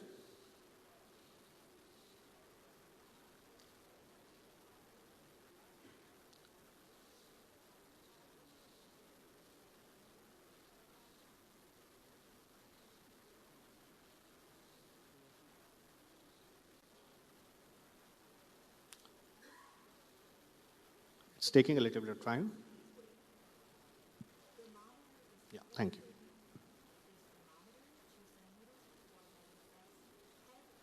That's great. Umesh has a normal temperature right now, despite of being in a demo. Now we are going to measure SpO2.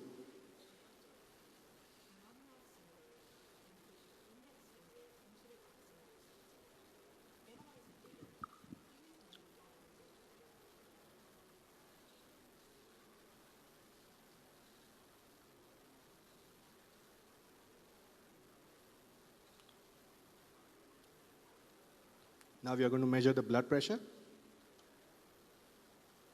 Considering the time we already have, we had Umesh wearing the blood pressure equipment.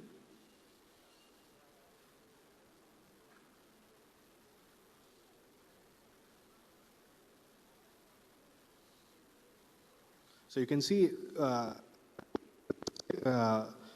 systolic and diastolic readings at the same time.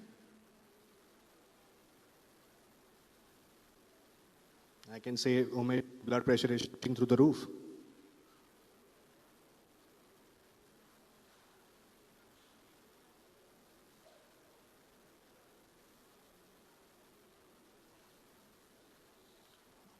Okay, that will be all. And we are going to move now to ECG screening.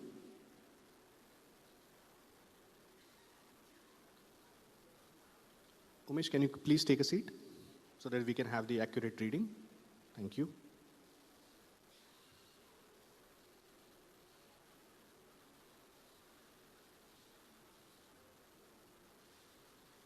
Fantastic.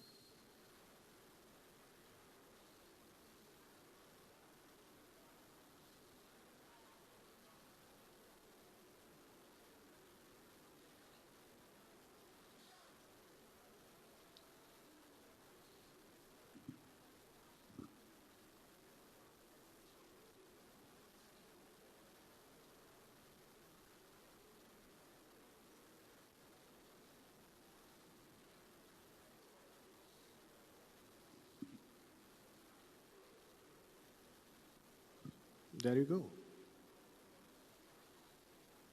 Now we will move forward. So this is the report that the ECG device was able to deliver. Now we are going to take the mental health test. Umesh, can you please take this? So this is a multiple choice based questions based on the standard mental assessment test that's happening across the globe.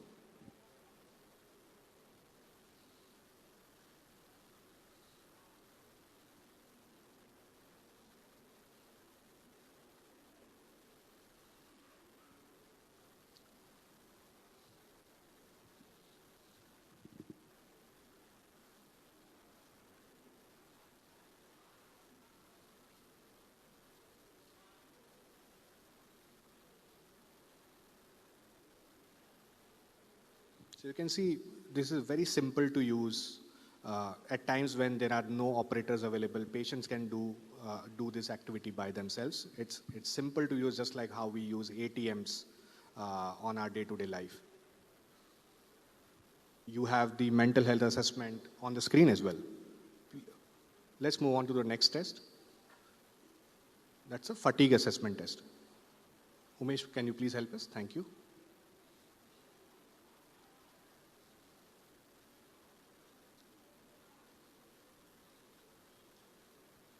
So very simple, very repeatable process where if somebody is able to read, they are able to use this on the go, and they don't have to worry about whether they are inputting any wrong information. They can go back and they can go back to the previous screen and use it again. Yeah. Okay, can we go please next? So we are going to do the stress test now. Similarly to mental health assessment, this is again a MCQ based questions.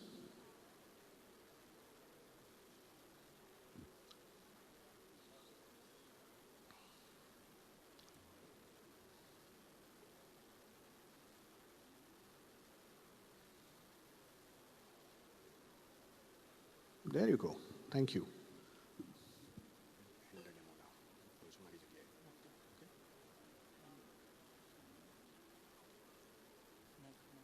Now we have the Snellen vision screening.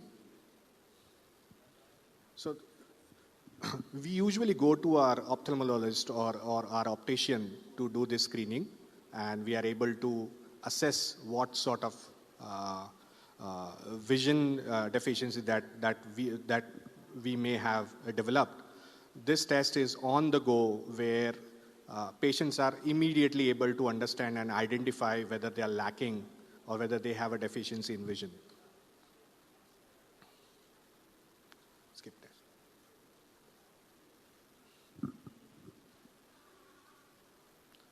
Now we have the color blindness test. This test is useful for institutions where they are able to do in a high precision environment. They need to undergo this test every 6 to 12 months.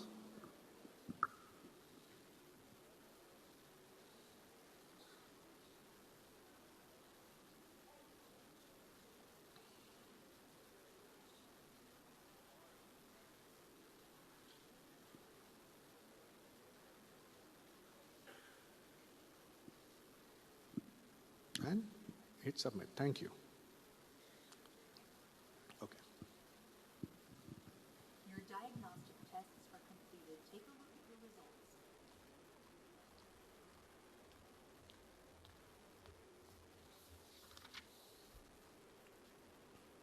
That was that easy. And powerful as well. Because it tells us that this is not only about doing a test, this is about a system that fits the reality of modern public health. Deep, Umesh, thank you. High footfall, distributed populations, limited staff time, need for standardization, need for records, and need for measurable outputs. We are creating accountability and not just automation. Because in public health, success is not just that a test happened. Success means, was the screening recorded? Was the report structured? Was it shared? Can it be tracked? Can it support follow-up? Can the program be measured? That is the promise of Medigo. As per the Government of India and rural health statistics, there are more than 157,000 sub-centers across India. Now, I'm talking about the lowest tier of India's public healthcare system and that form the first point of contact at a community level. They usually do pregnancy registration, antenatal and postnatal checkups, hemoglobin test for anemia, weight and BP monitoring, infant and growth monitoring, immunization support. They also do non-invasive test, non-invasive or non-communicable diseases screening as well, especially into hypertension screening, diabetes screening, or they can refer the patients to the PSC for confirmation. I want to emphasize again, this is not just a robo, this is not just a device, but it's a practical step towards stronger preventive health systems. Coady Technolab Limited is committed for using robotics responsibly, building screening infrastructure intelligently, and helping health systems act earlier, better, and at scale. We are building an infrastructure that can create healthier communities. Our Prime Minister inspired us a decade ago with the Swachh Bharat Abhiyan. We at Coady are committed to carry forward his mission to build Swasth Bharat. Thank you. Jai Hind.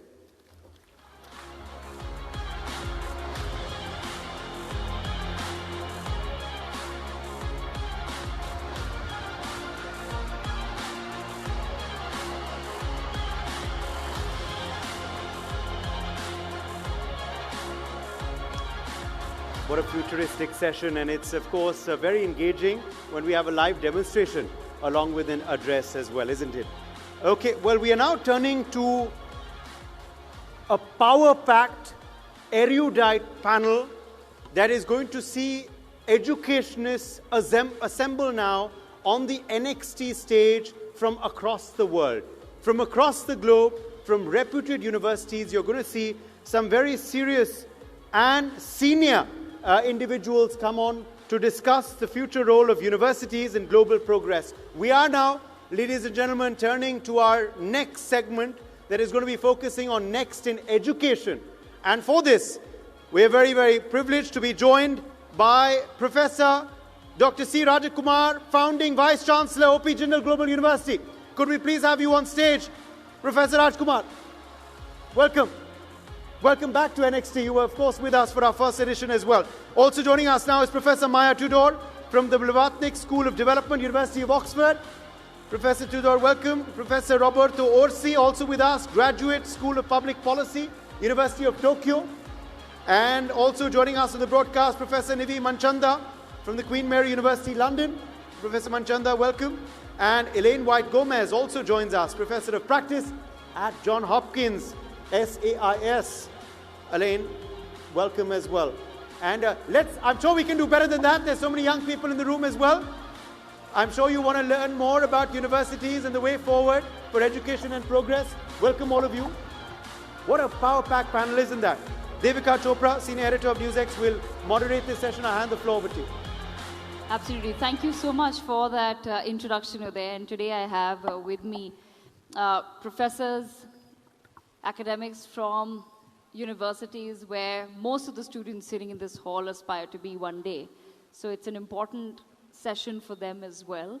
And we're talking about a very important theme, which is the future role of universities in global progress. And what does that essentially mean? Because when we think about universities, there's a lot of chatter about the next set of leaders coming out of those universities. And education is such an ever-evolving and such a tricky space. So firstly, congratulations to all of you for all the work that you put in as academics, as professors, to make sure that we have those next set of leaders ready under your care. So thank you for your service. But I want to begin with a common question to all my panelists. We are now in an era where there is deep geopolitical fragmentation. It's an era of conflicts, it's an era of wars.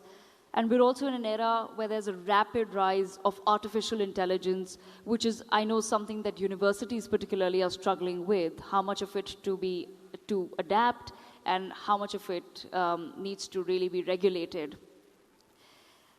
We do feel that traditional universities so far have been the machinery for global progress, but do you today as academics feel that the traditional conceptualizations of a university really need to be looked at given the ever-changing geopolitical landscape? Professor C. Rajkumar. Thank you very much, and congratulations, NewsX, for putting this together. I think it is fair to say that for probably more than 1,000 years, universities have been pretty much focused on 5 major aspects. One is, of course, what we are all familiar with, which is creation of knowledge. That is something that the universities are deeply committed to, and that has been done through almost all aspects of what universities do. Second is, of course, dissemination of the knowledge through teaching, and different forms of pedagogical tools have been used. The third is something that we don't sufficiently articulate, but one of the things that universities have been historically doing is that it has been working in the realm of ideas. Ideas that can change and transform society, ideas that are more fundamental to the very future of the humanity that we are in. And that is an area which has come to challenge more recently, and that's where your connection to AI is important. The fourth aspect of what universities do is something, again, we don't talk about it, which is to speak truth to power. Today, more than ever before, universities around the world are increasingly vulnerable when it comes to investing in ideas that will effectively speak truth to power, that requires a deeper understanding of what the purpose and role of universities are. And the last is that, which I think is so important, is that universities are preparing the next generation, the youth of the world. These are 5 things that we have been doing for, as I said, long. All of them are under attack, are under challenge for both at a geopolitical level, at a national and international level, when governments around the world may not fully understand and appreciate what universities do, and the role of technology, artificial intelligence, robotics, and machine learning, all of which are increasingly challenging what universities are doing and are supposed to do. So to conclude, what I want to say is that this is an introspection moment for universities. If we don't recognize this unique set of challenges we are facing, universities run the risk of extinction, let alone becoming irrelevant. And that is the most important existential challenge that universities are facing today. Wow, and that's a very strong opening opinion there. As an academic yourself, for you to admit on this stage that yes, if universities don't change, there is a real risk of becoming completely extinct. Professor Tudor, I want to build on that a little bit with you. Your work, of course, examines how inclusive institutions are built, but I want to understand from your perspective, how can universities today move beyond teaching governance as a theory and actually becoming perhaps laboratories for building the democratic resilience that is required in today's world? And how do we instill those very genuine values that we require in the next generation of leaders? Yes, people out there are able to read the books and they're able to memorize what some of the great philosophers have said, but how do we make it more about applying it to the real world? It's a great question, and I want to start in a roundabout way by asking all of you to think about what the world would be like if we hadn't had universities for the past 30 years, right? So pretty recent. We wouldn't have a COVID vaccine. We wouldn't have the mRNA technology. We wouldn't have Google, which was invented as a PhD thesis. We wouldn't have the World Wide Web, right? So it's I think the subtext of the panel here is that universities are thought of as sort of elephants that aren't adapting to the modern environment. But it's important to point out here, in a time when we're thinking how much universities has changed, that all of those were inventions and research which emerged in a university context, not because the universities were skill building, not because they were solving a problem, but they were addressing the problems of the future and creating enormous opportunities for growth and innovation.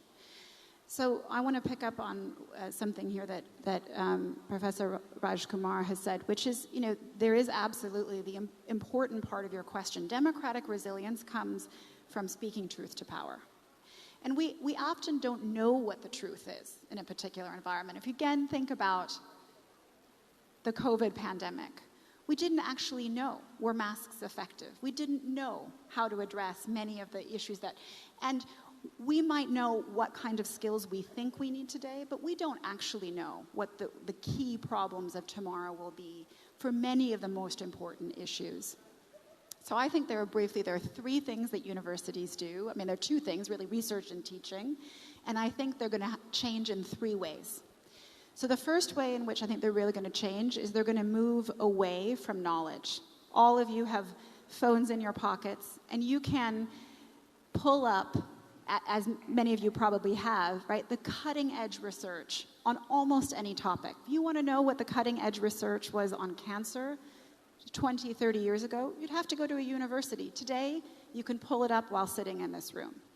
So they're going to move away from being places of knowledge hoarding and towards critical thinking skills. An example, you see this already in my university, we've totally done away with regular lecture styles. We teach only through case studies. It's a problem, what are you going to do to solve the problem? The second way in which it's changing in terms of teaching is related to the truth to power point. So how do we understand what the truth is? And to understand that, you actually need to be speaking with people who have different opinions from you as sites of debate and discussion in environments that are increasingly polarized. And finally, and this is the point I've already made, is that they're huge centers of research and innovation. So let me just focus for a moment on the example of the COVID vaccine that emerged from Oxford. The research was well underway, which is why we got a vaccine in world record time. It wasn't there because it was solving a very discrete problem. It was experimenting. And it was that technology that got the world to a much better place 6 years ago, over the course of the couple years. Now, that wasn't just a question of technology in biology. It was virology. It was immunology. You needed people from behavioral science to think about how you brought that vaccine to the market when it had been developed in record time, and there were lots of skeptics about it. You needed people from business to understand how to get the supply chains in place. You needed public health experts and epidemiologists, right? So where are the places in society that we bring that kind of research together? It's universities. All right, Professor Gomez, just building on, the sort of line of thought that I've been taking up with the other professors as well. I want to understand from you, you have a lot of experience in high-stakes multilateral diplomacy. What is the one truth about global progress that universities should really focus on telling their students, and something that they're probably failing to teach right now? Well, I actually agree very much with what my colleagues have expressed so far. And I would like to build a contribution from the perspective of policy making and this interface between policy, the policy logic, which is most of the times responding to crises, problems, always against time. Time is always a constraint or a limit. And being in global policy making and in the midst of the discussion of global problem solving, one of the aspects that I think I was left with as a lingering question is how to better integrate the knowledge management and generation of universities with the policy making needs.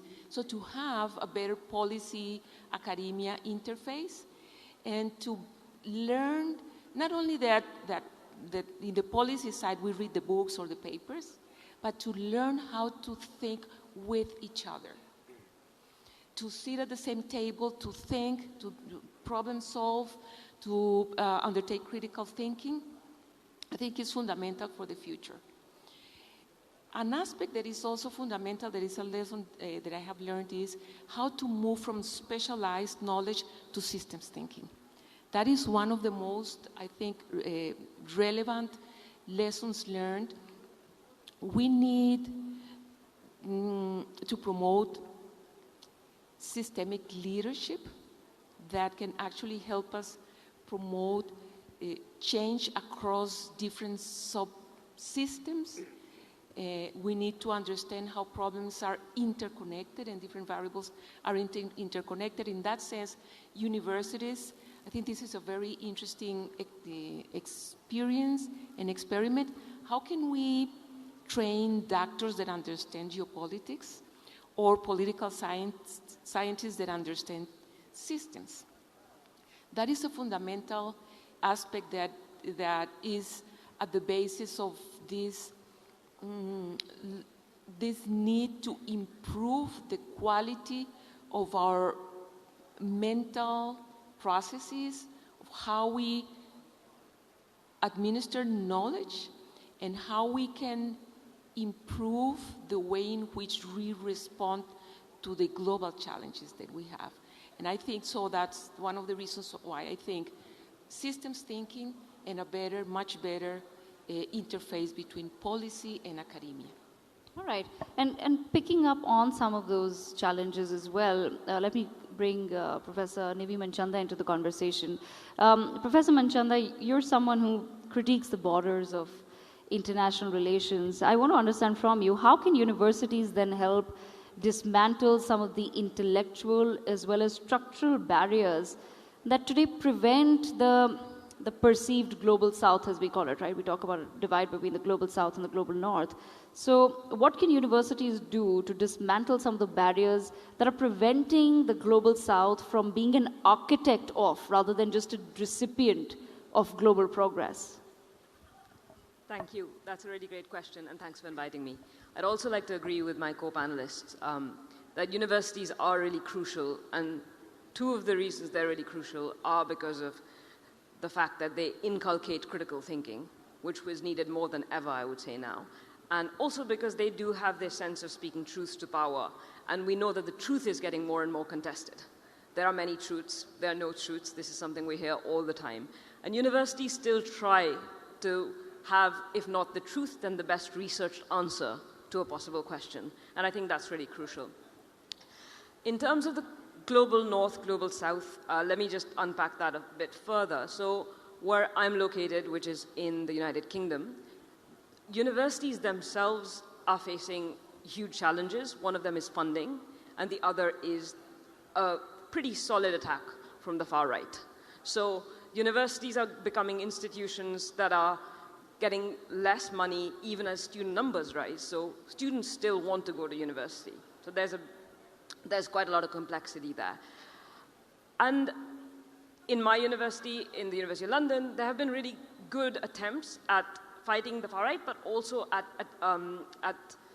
momentum gathering sort of exercises that challenge hierarchies between the global south and the global north. So there's been a great initiative called Decolonize the University, which Oxford has also been quite key in.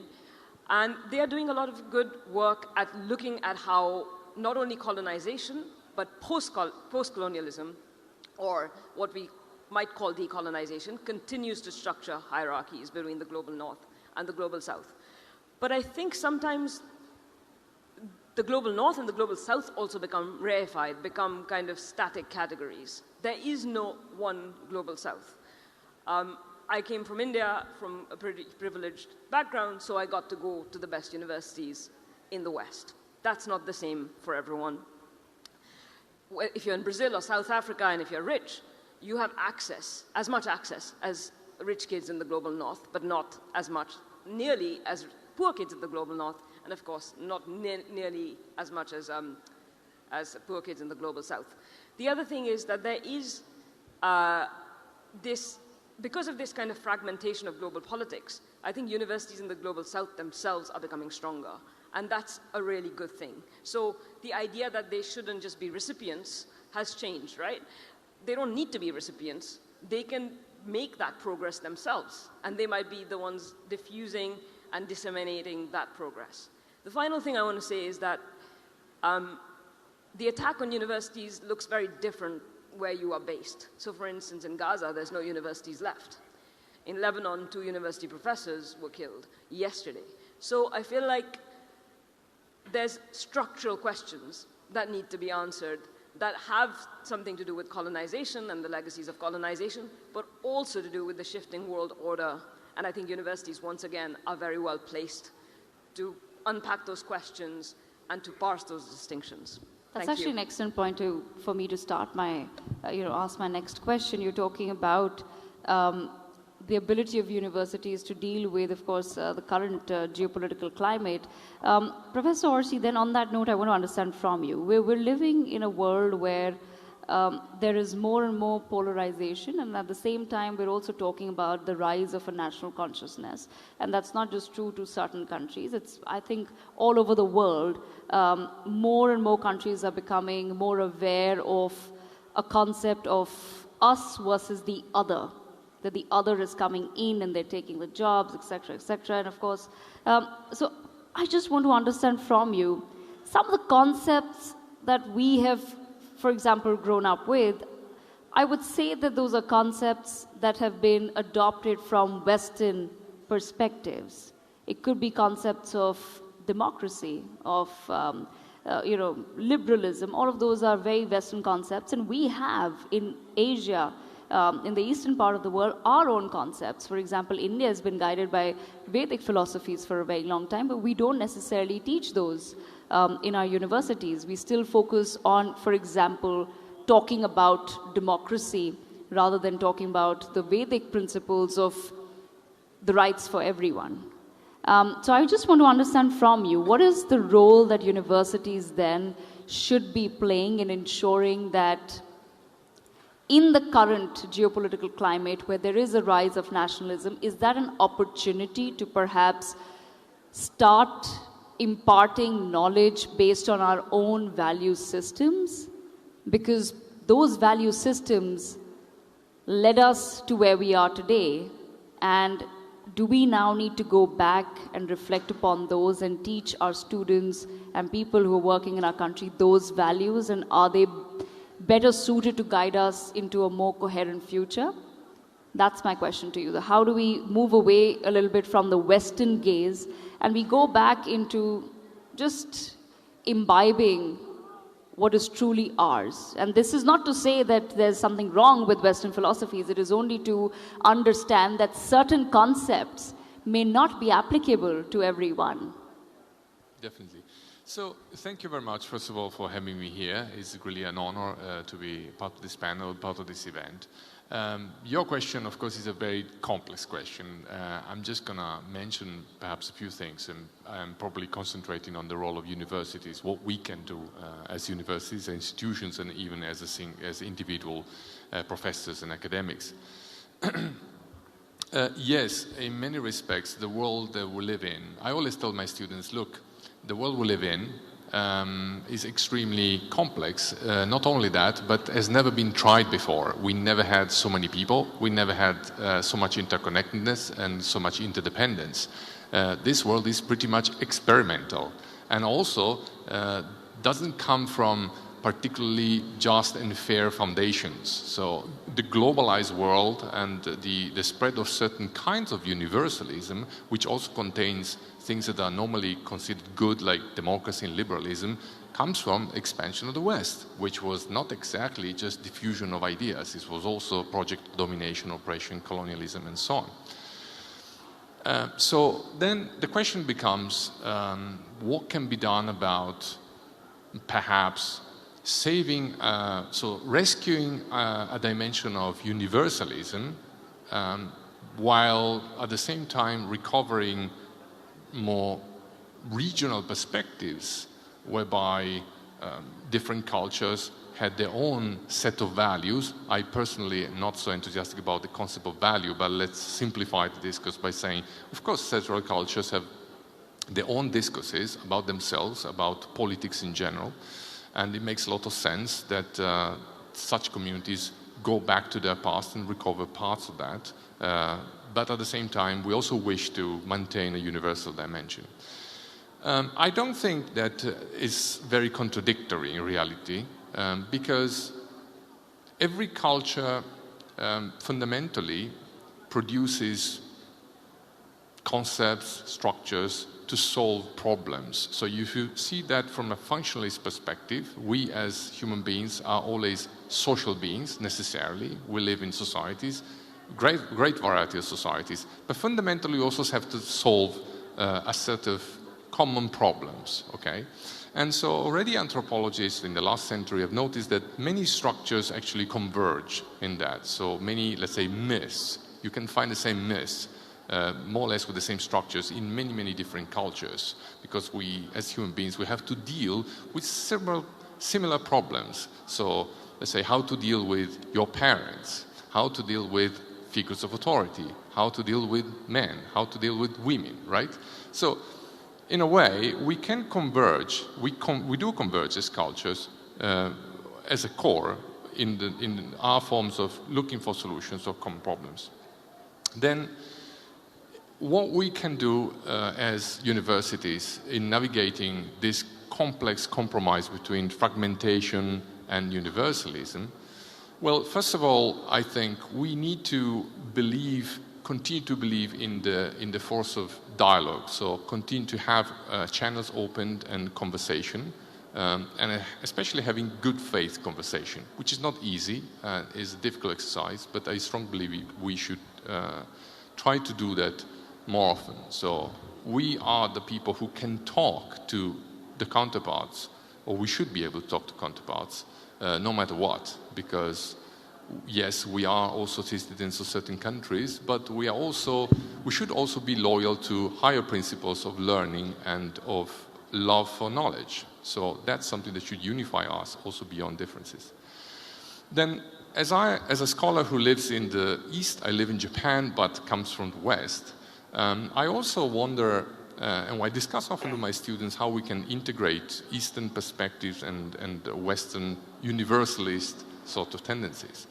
And it's a very difficult discussion.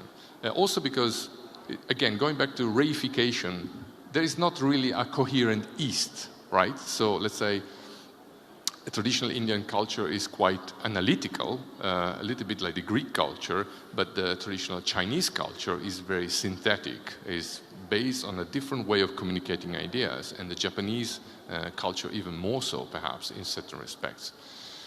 So we simply need to find, as I said before, what is fundamentally the function that is beyond certain solution, and we can continue to converge on these aspects. I make a very brief example. Our concept of justice in the West is very much based on the idea of equality. We are fundamentally all equal, right? Yes. That's our starting point. But for Confucius, the idea that we treat people equally would be absurd, and not just at all, because people are different. And so you treat people differently, which is also kind of makes sense in a different perspective. So, and then I tell my students, look, yes, in the West we believe in equality, but then we have special rules, special laws for special categories of people. You are more responsible for certain things if you are in charge of certain responsibilities. And also in Confucianism, eventually they have to take care of some kind of evenness of judgment. So I think that's the key. So try to find out the convergence between different arrangements in specific cultures. Thank you. Yes, and the perfect balance is, of course, what all of us strive for. I'm going to I just have a couple of minutes left. I just want one last quick rapid fire with everyone. Professor C. Rajkumar, just starting with you, same question to everyone. If there's one thing that you could change about the relationship between academia and global policymakers for a more stable 2047, what would that be? So I think it's fair to say that we need to move towards developing, universal values. I don't think we can escape from that. I personally believe that the difference between the so-called Western values and Eastern values are overstated. I think it is fair to say that there are fault lines everywhere. While, for example, historically West could have believed in principles of equality, we know that it took a civil war in the United States and much later for the blacks to have meaningful rights. We have even European countries, including Switzerland, did not give the right to vote for women till the 1960s and early 70s, when a country like India just at the dawn of independence in 1947, our constitution provided for a universal adult franchise, including the right to vote for women. I want to make the larger point that I think it is important for us to recognize that regardless of whichever civilizational heritage and lived experiences societies come from, we need to recognize and come to terms with the idea of certain universal values. And in many ways, we need to recognize that there ought to be institutions that we need to invest in. I mean, one of the remarkable challenges that we are facing, and we heard the Israeli ambassador to India, and one of the questions that I wanted to ask him, and I will throw that question right away, is that, I mean, Israel, for example, is one country which benefited from international law. Post Second World War, the establishment of United Nations and the establishment of the global order to build principles of international rule of law was the most fundamental, in many ways, the sort of transitional shift after the Second World War. Now we are, after 75 years, wondering what is going to be the future of international law? What is going to be the future of global institutions? We need to invest in those ideas for the future. All right, I have to wrap up, but I just want to give 30 seconds to everyone. Professor Tudor. So one thing I'd like policymakers to understand is that in an era of massive AI disruption, universities will be the preeminent site of facilitating critical thinking skills. And in particular, an example of this is that Stanford, as this university that's at the center of this AI disruption, has recently instituted a critical thinking mandatory course for all freshmen. So it's not a pie-in-the-sky idea. These are, in an era of misinformation and disinformation, where we're going to develop those skills. Professor Gomez. I would like to propose to revalue the importance of the word global. That is the global discussion space, the global communication space, where there are global institutions that are the only spaces where all of humanity meets to collaborate, to discuss, and to understand each other. And there is currently this ongoing narrative that global institutions are not good or are failing. And one fundamental function that global spaces provide for humanity is being this meeting place where all of us can bring ideas, perspectives, and traditions of thinking together. Last but not least, I would say we need to recalibrate also how we teach history. Because history is not an independent department, it's not a closed chapter, is what helps us understand where we are and how we arrived at where we are. And we need to incorporate the understanding of history in every single problem that we are addressing. So I think that really constitutes a challenge to the way in which we collaborate with our past and how we teach the past so that we can bring it into the future in the concept not only of managing what happened, but what lessons we learned from the past so that we don't repeat them in the present time. All right, Professor Manchanda, same question to you. Yeah, I'll be quick. I think politicians and policymakers should take universities more seriously because they are a site of critical thinking, but also universities are not governed by election cycles. So they are actually producing knowledge that, as far as possible, is objective. Thanks. All right, Professor Orsi, last word to you. Yes, I think policymakers should think more about universities also as schools with young people, and these young people need help in a way, so they need to be exposed to transformative experience and so on. So I think taking the students at the center of the policymaking with regard to universities, I think it would be better, like human element. All right, on that note, I've completely run out of time, but thank you so much to all our professors for joining us at NXT 2026. Well, absolutely. Thanks to that panel, the entire panel, of course, for your thoughts, your views, and of course also some messages for particularly the young ones who are also in universities today watching you. Also, of course, you had a lot to say for policymakers as well, for the education sector, and let's certainly hope for more collaboration as well between all the universities in the room and those watching as well. With that, we conclude the segment of Next in Education, and we move forward to Next in Tech once again. And of course, in the tech space, a company that is creating a lot of waves is, of course, the next one that I'm going to be introducing. We have with us to speak on the new era of health, from curative to preventive and predictive. A keynote address by Mr. Gaurav Gupta, founder and CEO of Gabit. Could we please have you on stage, Gaurav? Welcome to NXT 2026. Thank you for being with us. Handing the floor over for his special address to Gaurav Gupta.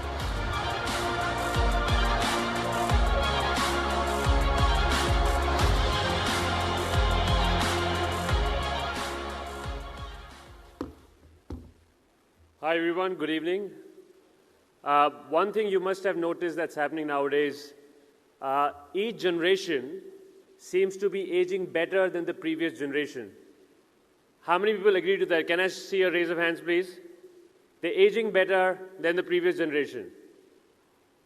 Yeah, and I think one important thing we can do to help each of us get more aware about longevity, better health, is when you meet someone, a lot of us ask people, what is your age?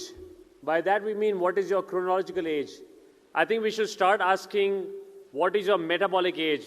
Or what is your biological age?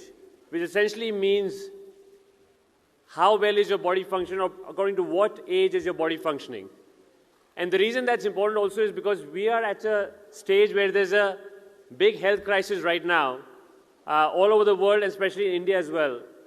In India alone, we have close to 250 million people who are diabetic or pre-diabetic, 200 million people who are hypertensive, 36% or 37% of our adult population is overweight, 15% of adult population is also going through some sort of mental health issue.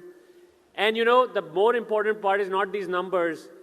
The more important part is that India or population of India is facing these issues 10 years earlier than most other countries. And I think we need to correct that. We need to do something about it. And the interesting part there is that it's not about medicine, it's not about pharma, but it's about 4 pillars of health, which can actually help alleviate any health issue that you have today. The 4 pillars are fitness, movement. The second is sleep, stress, and nutrition. You pick up any health goal, whether it's diabetes, pre-diabetes, hypertension, being overweight, obesity, these are the 4 pillars that can help you get better. And the more interesting part is that these 4 pillars are interconnected. They feed off each other. They're actually interconnected in your body and brain, and they work together, not in an isolated fashion. For example, being sedentary is actually a disease, and that's how we should treat it. Sleep is the most legit and strongest, powerful, performance-enhancing drug, if you can call it that. And that's what we should think about it. The second thing is, for all of this, if you want to improve your health, tracking your health is super important. Can I have a raise of hand again so that we are engaged in this and you're not getting bored with this? How many people here use wearables to track their health? Can you raise your hands? A few. And you know, something that you can't measure, you can't improve. So tracking your health is super important. And now, tracking your health has become super easy. Companies like Gabit, which make a smart ring, and other companies like us, they have made it very, very easy. So you basically, this smart ring on my hand, you buy it online like you buy apparel, you buy clothes, you buy shoes, and you put it on your finger, and you start going on a health journey. So it's become much, much easier to start on your health journey. And the interesting part is, when you start looking at your own data, it's so personalized to you, start moving. I want to share one example. My mother is a power user of a smart ring. She doesn't want a bad sleep score in the morning. And because of that, she's fixed her habits, she sleeps on time, makes my dad sleep on time. And if I would have told her, you should do these 3 things to improve your sleep, or somebody else would have told her, she wouldn't have done that. But because she saw her own data, she actually started making those changes. So it is very powerful when you look at your own data and you're able to see how do I improve this. And the other interesting that we've done, I think we've seen a lot of good apparatus, good robots here which can track a lot. But what's happening, what's changing is we are making it even more easier. So this is one smart ring can actually track all the 4 pillars that I mentioned. It tracks all your movement, your fitness, your calories, your VO2 max, your resting heart rate, all the critical metrics. It tracks your sleep, stages of sleep. It tracks your nutrition. So we've used an AI-based feature where you can speak into the app to log your food. And we got a full database at the back end. And it also tracks your stress. A lot of people use it to use the ring. And at the end of the day, look at which are the people who actually gave me stress today. And they try to manage their meetings much better. So just one ring on the finger can actually track so much today. And if you extrapolate this in the future, there's so much that we can track. Eventually, I think every important metric will come onto these wearables. And if you go beyond just the wearables, the other important thing to track is blood test. How many people here get a regular blood test done every 6 months or every 12 months? Again, it's very few people. It's super important to know how your body is functioning, because guess what? What looks from the outside might not be true from the inside. So at Gabbit today, you can actually track 150 markers on one platform. You know why? Because all these markers are connected. They're interconnected. So the data on the ring, your blood markers, glucose monitoring, and even a smart scale which gives you muscle mass or body fat percentage, all these 150 markers are connected. On Gabbit, we help you track this on one platform. And now we use AI to assess you, to tell you what is really the problem with your health, or which blood marker might be affecting your sleep. So it's got very detailed, and it helps you basically make those improvements. In fact, I'm sure, let me ask you one other thing. How many people here take supplements? Can you raise your hands? How many people measure what the supplements are doing to you after you take supplements through a blood test? Absolutely. That is another problem, because all our bodies have different absorption levels of different supplements. In fact, when I was taking vitamin D, I realized that my vitamin D from being less had gone to a toxic level in 6 months, because my absorption of vitamin D is much, much higher than most other people. So I had to regulate what I was taking in. So again, tracking is super important to make sure that we are doing a good job. And this is what is preventive health. On Gabbit, you can actually not only get the assessment, but we also tell you what you need to do to improve your health. And now we have supplements on the platform to, based on the recommendation, take supplements. And once you take them, you can actually track whether the supplements are working for you or not. So it's a fully closed-loop ecosystem which helps you track, take interventions, and improve. And this is what preventive health is moving towards. A lot of people gift the wearable to their loved ones because health is the best gift to give. A lot of companies are using now these wearables for employee wellness. A lot of hospitals want to use wearables to help track their patients when they leave the hospitals. So there are a lot of areas where this can be used. And I also must tell you that this is about assessment, and AI is helping us assess all of this better. But what is happening now in the future is that companies like Gabbit are collaborating, for example, with leading global institutions now to see if we can use the power of AI. By the way, this data is very, very powerful. This ring exactly knows when my heart goes out of rhythm, because there's 24 hours continuous data about my heart and my heart performance.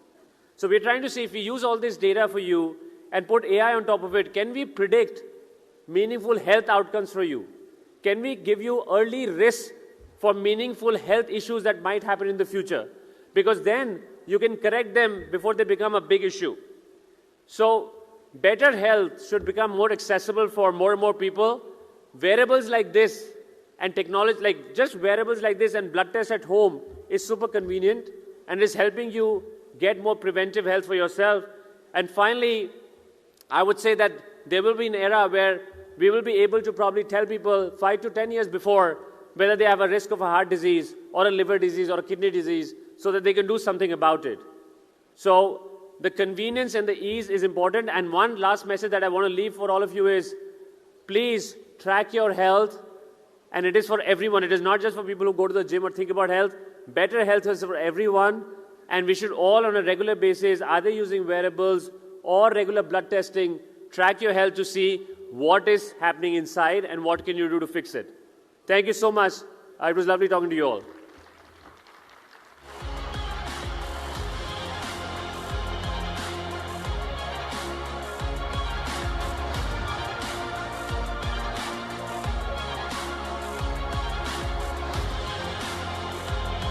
Fantastic. I'm sure you all have got inspired to live better, to sleep better, and of course to be much more healthy than you all are currently. So as they say, the change begins now.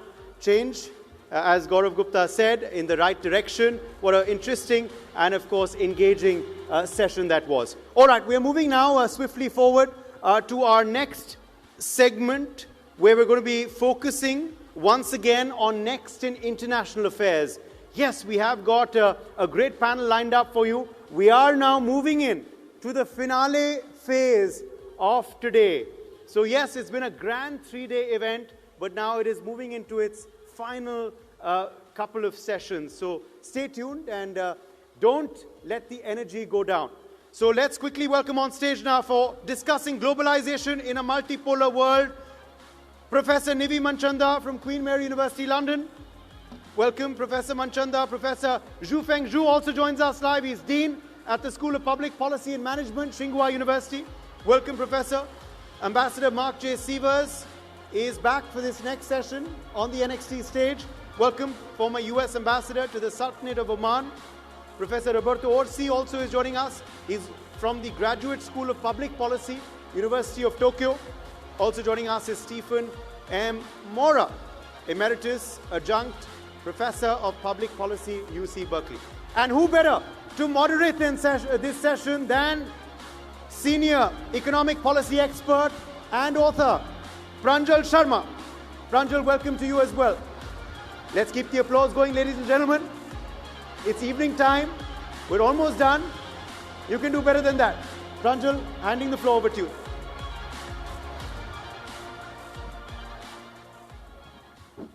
Thank you. I will try to get some thoughts going right away. There are 5 questions and themes that are dominating global discourse on globalization, if I can say. And I'm going to frame these here. We had a brief chat earlier. Globalization, deglobalization, or reglobalization, I think that's a very big issue for us to consider, especially at a time when there is a debate about whether dollar is losing its influence globally. Now, second point, will multipolarity grow as it does and as it is, but will it be at the cost of multilateral structures that have been built over the last few decades in the post-war world? The rise of FTAs, as you know, many of you know, India signed about 8 FTAs. Several countries are going into bilateral regional FTAs, but what does it mean for global trade structures, especially WTO? Do we see that fragmentation as negative or positive? The fracture between US and European Union versus the rise of global South alliances, because again, we see that a certain alliance between Europe and US, North America and Europe was dominating the post-war world, but we see a lot of differences, and then you see a different coalition coming together. I don't want to call it a bloc. It's nowhere near the coherence of European Union, but still you see emergence of new structures. And finally, legacy economies and growth economies. I call legacy economies in North America and Western Europe.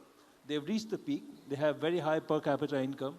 But you see a situation where the growth economies, where also the largest growing populations and consumers lie, how are they going to be framing the new economic order? And I think these are all linked issues.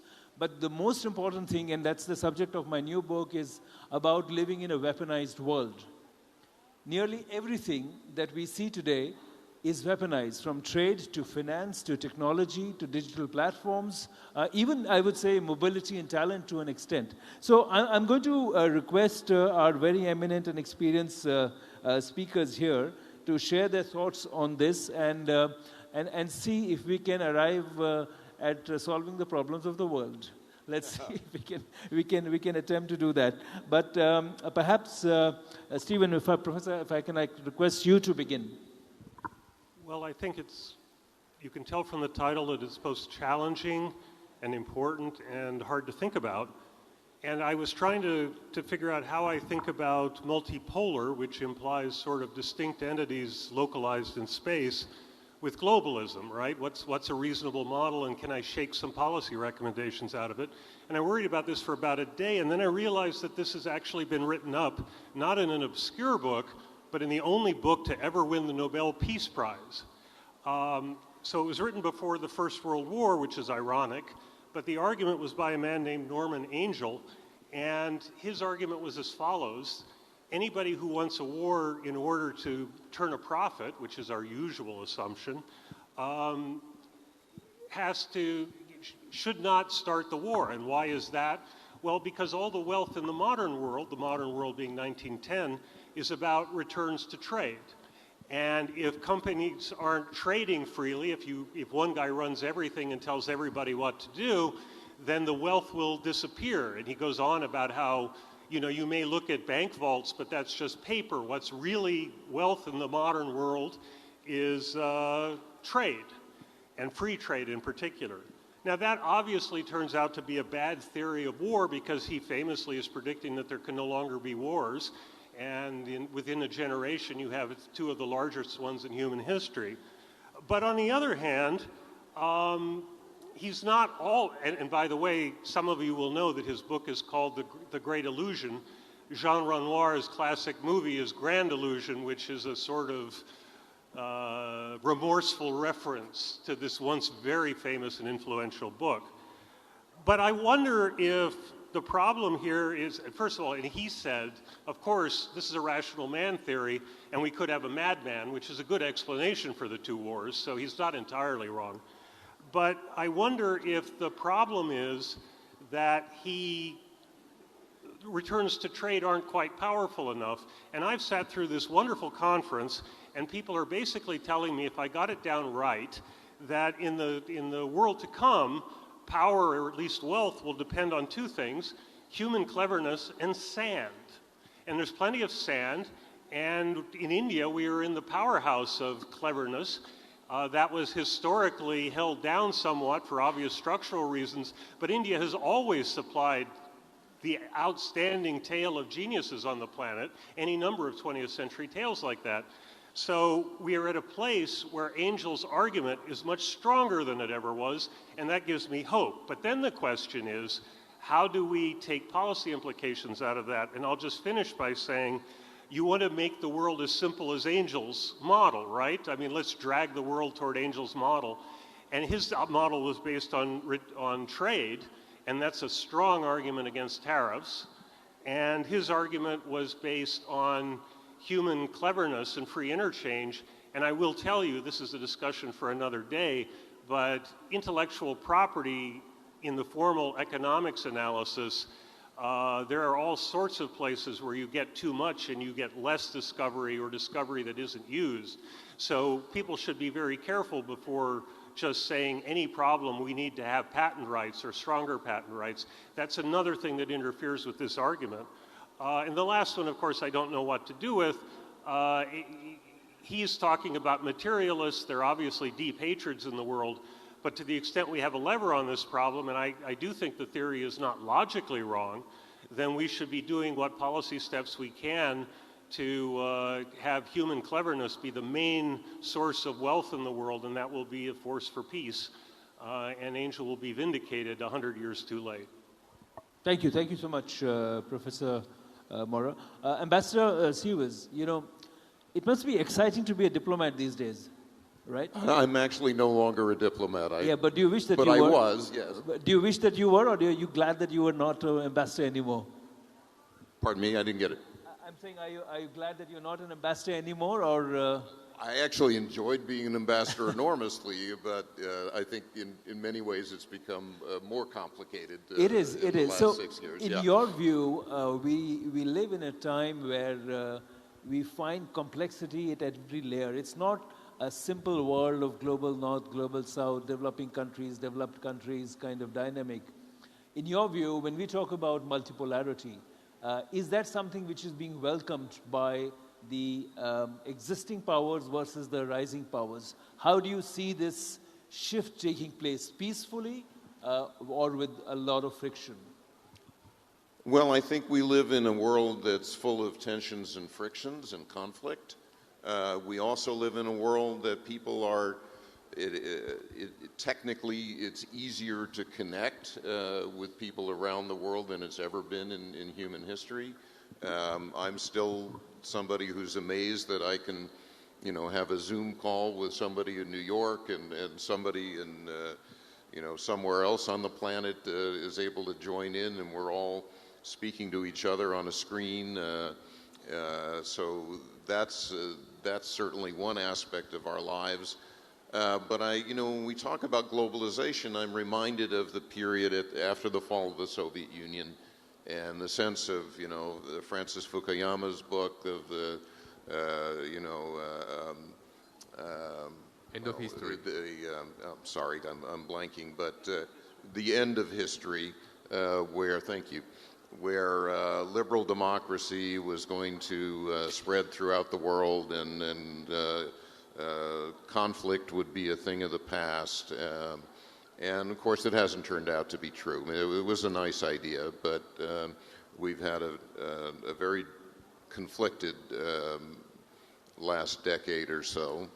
And I don't think that's going away. And the other thing is, I think there was a discounting of the responsibility of government to exercise sovereignty and to set the interests of its citizens as its highest priority. I think that is being reestablished, at least in the United States, and that held out as a model.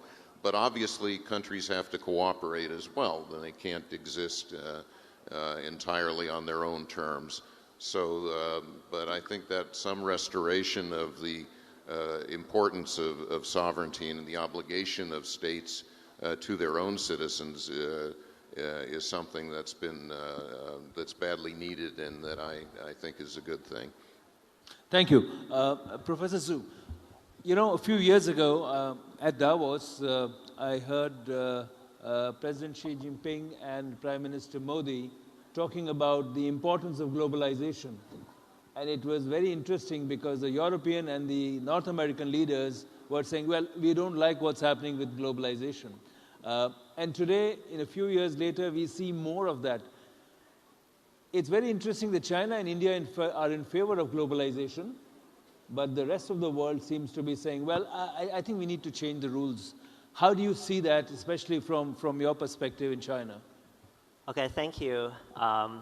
Talking about the multipolar world, actually, in my framework of understanding in the world, there are different positions of different countries. If we define who are the polars, first you must be unique, and you must be irreplaceable. And in the world, there are three roles. One is resource countries. Another one is production countries. The third one is consumption countries. So there are different countries whose roles are different. For example, America. America is the biggest power in the world, but it is also, at the same time, is the biggest production, resource, and consumption countries altogether. This is why America is most powerful in the world. The military-based, behind the military is the production, right? And currently China is the biggest production country. And Russia is the resource country, right? And India, maybe India is the most human resource country.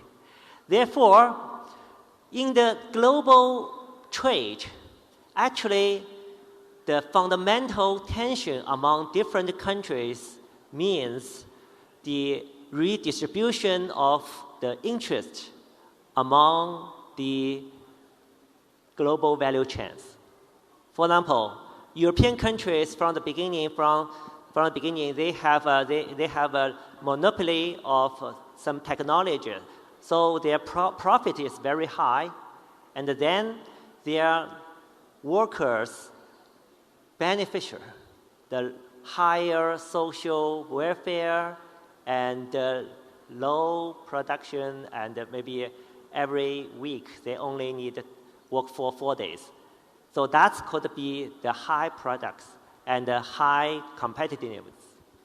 But now, China, India, the emerging economies, they are rising. They want to get more interest in the global value chain. Therefore, the conflicts or intention begins. Suppose there's no new technologies and a new increased total values in the world. So this is the zero-sum competition.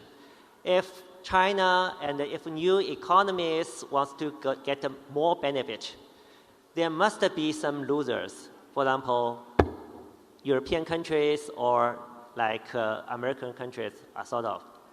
Therefore, that could be the current situation. Why after the year of 2000? Because there are no fundamentally revolutionary technological development. So no economic boomers. Therefore, countries must compete with each other to get the stable benefit in the global value chain. That's the result of the current situation. And then Professor Zhou, if I can just interrupt you quickly. You know, a few days ago in India, one of the senior US government administration officials said that they will not make the mistake with India what they made with China in terms of allowing the rise of China. It was a very strong statement saying that, in effect, allowing China to rise was a mistake, and especially from a perspective of global value chains. How do you see this statement? I mean, not just a statement, it's a thought process that, well, we allowed certain countries to rise, and we are not going to allow these. And to sort of answer that, Indian Foreign Minister said that India's rise will not depend on the mistakes of others. So there's this very large current of thought saying that any rise of any other country from outside the global north has to be controlled or contained. First, America has never been declining. They are still at the top. The reason why China rise so fast from the beginning, from 40 years ago, because at that time, China was the biggest third party among that kind, at that time, the geopolitical system. What is that political system? Yes, Cold War. The biggest two powers, America and the Soviet Union. Then America tried to attract China to be America's friend. Then we got a honeymoon period in 1980s. Then China get a rise. Current situation especially in India, India's position currently is China's position 40 years ago. Why? Because there are two biggest powers, China and America. Obviously, India grasped this opportunity as the third biggest, economy or population, big power, and either big power want to attract India as a friend. This is a strategic competition between the two big powers. So India has now the opportunity to rise. Thank you. Thank you so much. Professor Manchanda, you study societies. And I think one of the big pushback to globalization is coming from Western societies. We feel that they are not benefiting anymore. And interestingly, the societies of the growth economies feel that, well, there is a lot to go ahead for. Now, what kind of dynamics do you see in societies in terms of challenging existing economic growth policies of legacy countries and the growth economies?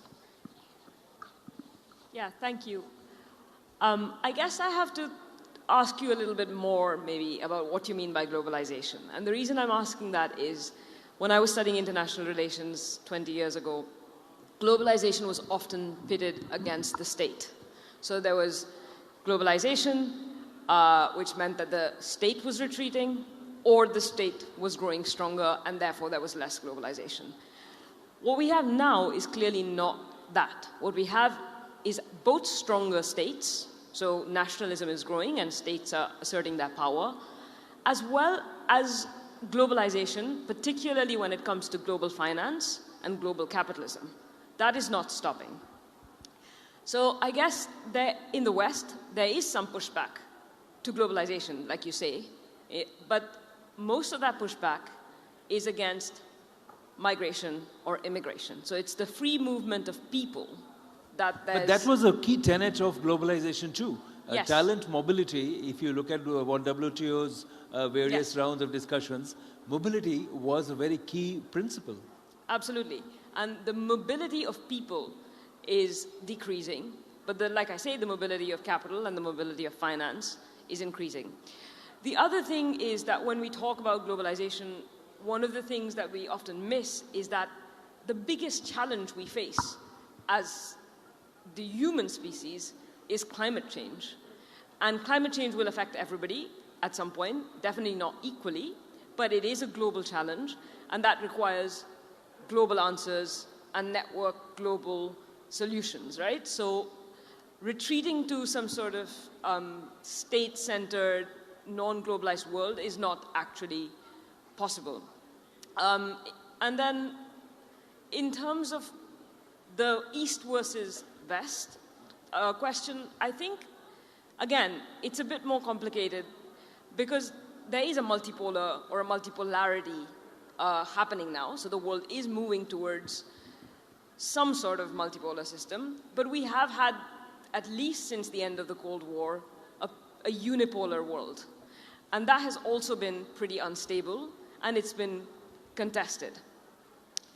But it's not just the West, right? So I think the US perhaps is, for good reason, not very happy with the way in which the world is, in the direction of the world, but it's also, in some ways, hastening its own demise.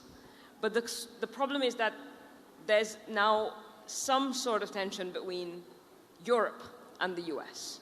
And that, I think, is a big problem.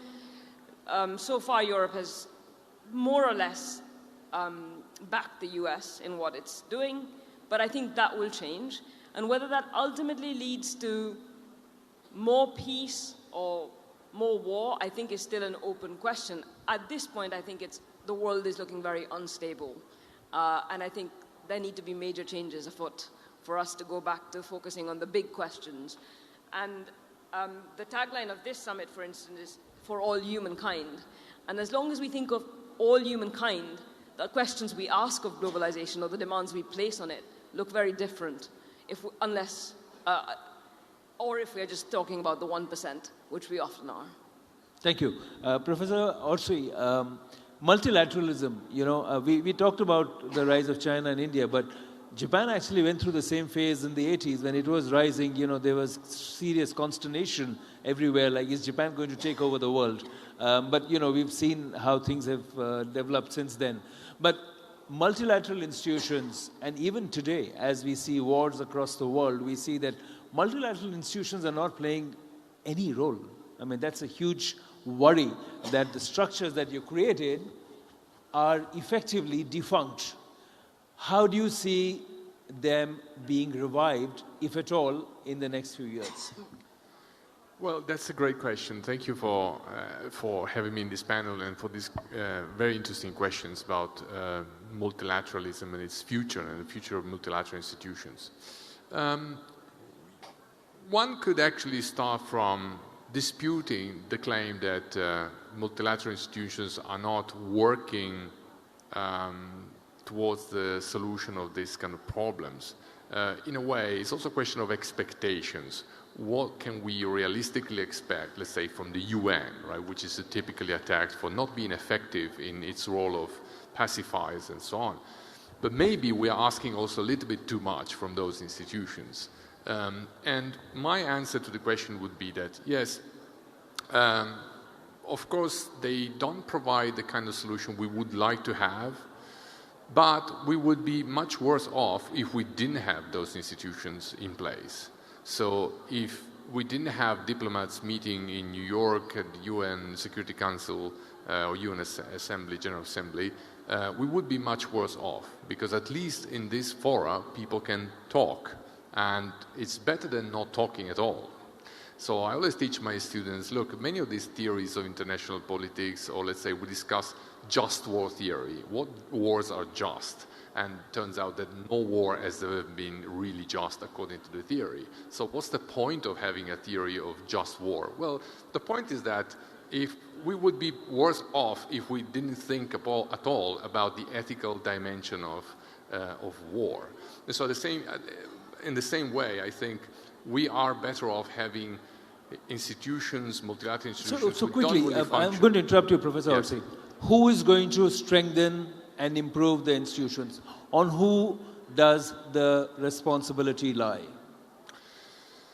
Well, again, great question. I think institutions have their own trajectory, and the strengthening will come as a reflection of and convergence of interest of great powers to let them have more weight in international politics.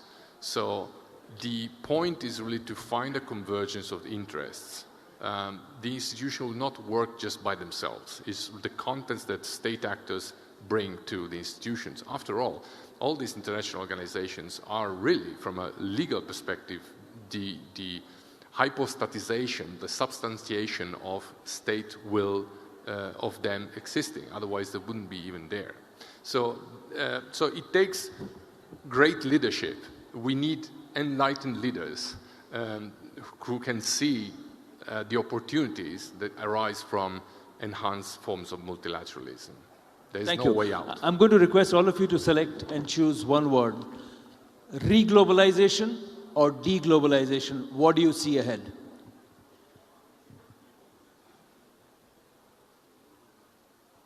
I'm going to be optimistic and say... Mike. Oh, I'm sorry, the wrong cue. I'm going to be optimistic and say reglobalization because, for the reason already stated, those make nations more secure. Thank you. Ambassador. Re or D?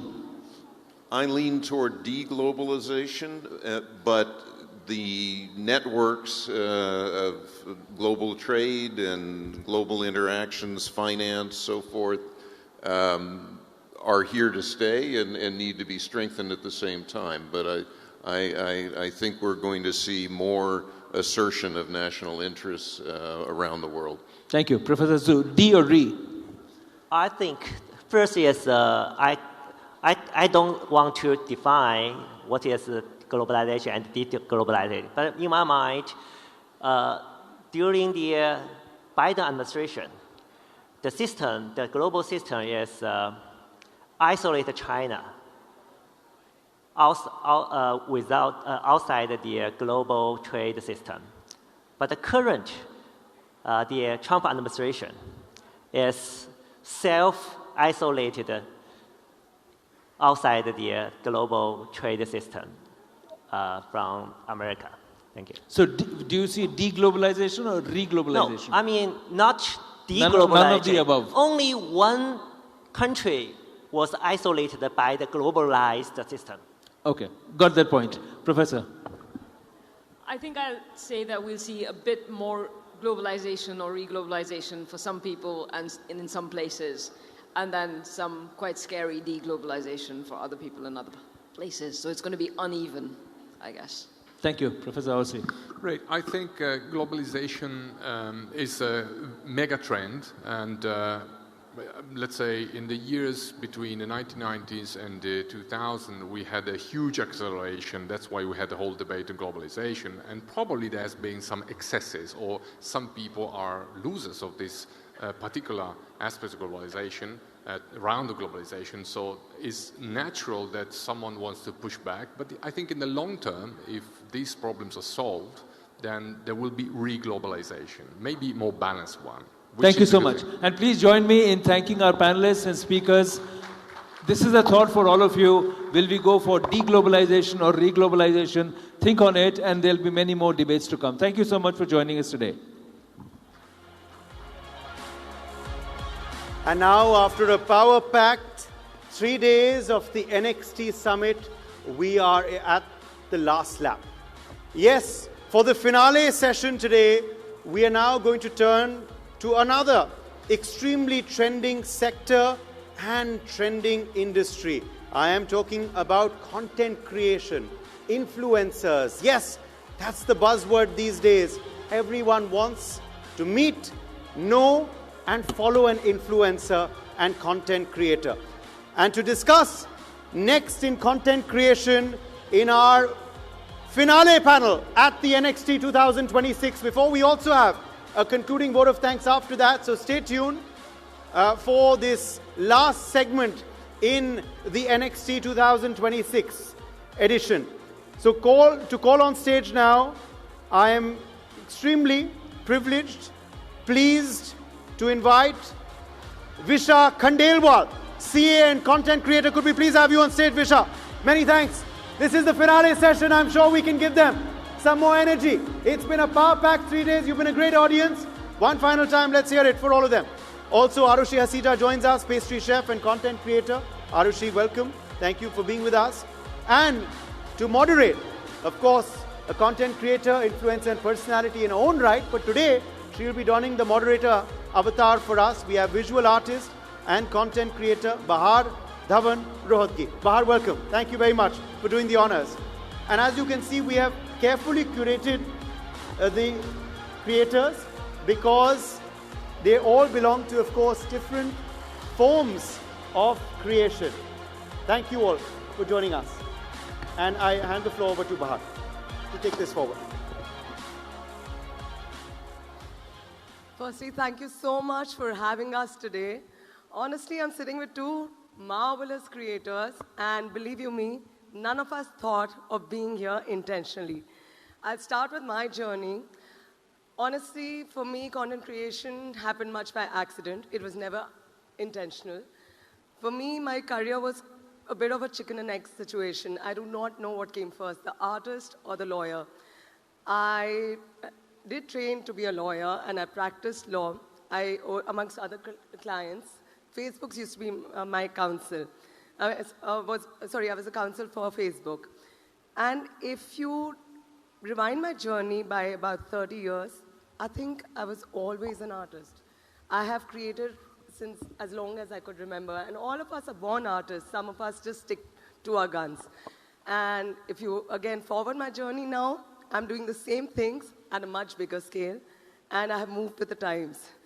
So yes, and when I was Facebook's counsel, I was a lawyer by the day, an artist by the night, and much to everybody's disbelief, I started sharing because I was not intimidated by the platform. It was one free platform available to everybody. While we were removing the legal hurdles for Facebook and Instagram to do business in India, I also started toying with the platform, started sharing my artworks to share with a wider audience. And what started like an organic journey started giving a lot of results. People started resonating with my visual vocabulary and the narratives I would create. People started responding to it, and I'm sure that happened with you guys as well. It was not really a career we ever thought of. And before I knew, not just the audience, but brands, curators, event organizers started watching me as a talent, as someone who would marry my own artistic voice with their brand vision. And we started resonating with each other, and I started bringing my authentic self and marrying it with the ethos of the brand. And slowly but surely, this became bigger than I had ever imagined. And that is the power of social media. So today, I do believe each one of us in our own right have built communities where people trust us because we have not sold our soul to the algorithm, but we have stuck to our own guns. We have ensured that we have stayed authentic. Instead of changing and altering our journey to fit a brand because we're getting paid for the product, we have ensured that we collaborate with brands that actually resonate with us and seeing how their vision assimilates with our journey.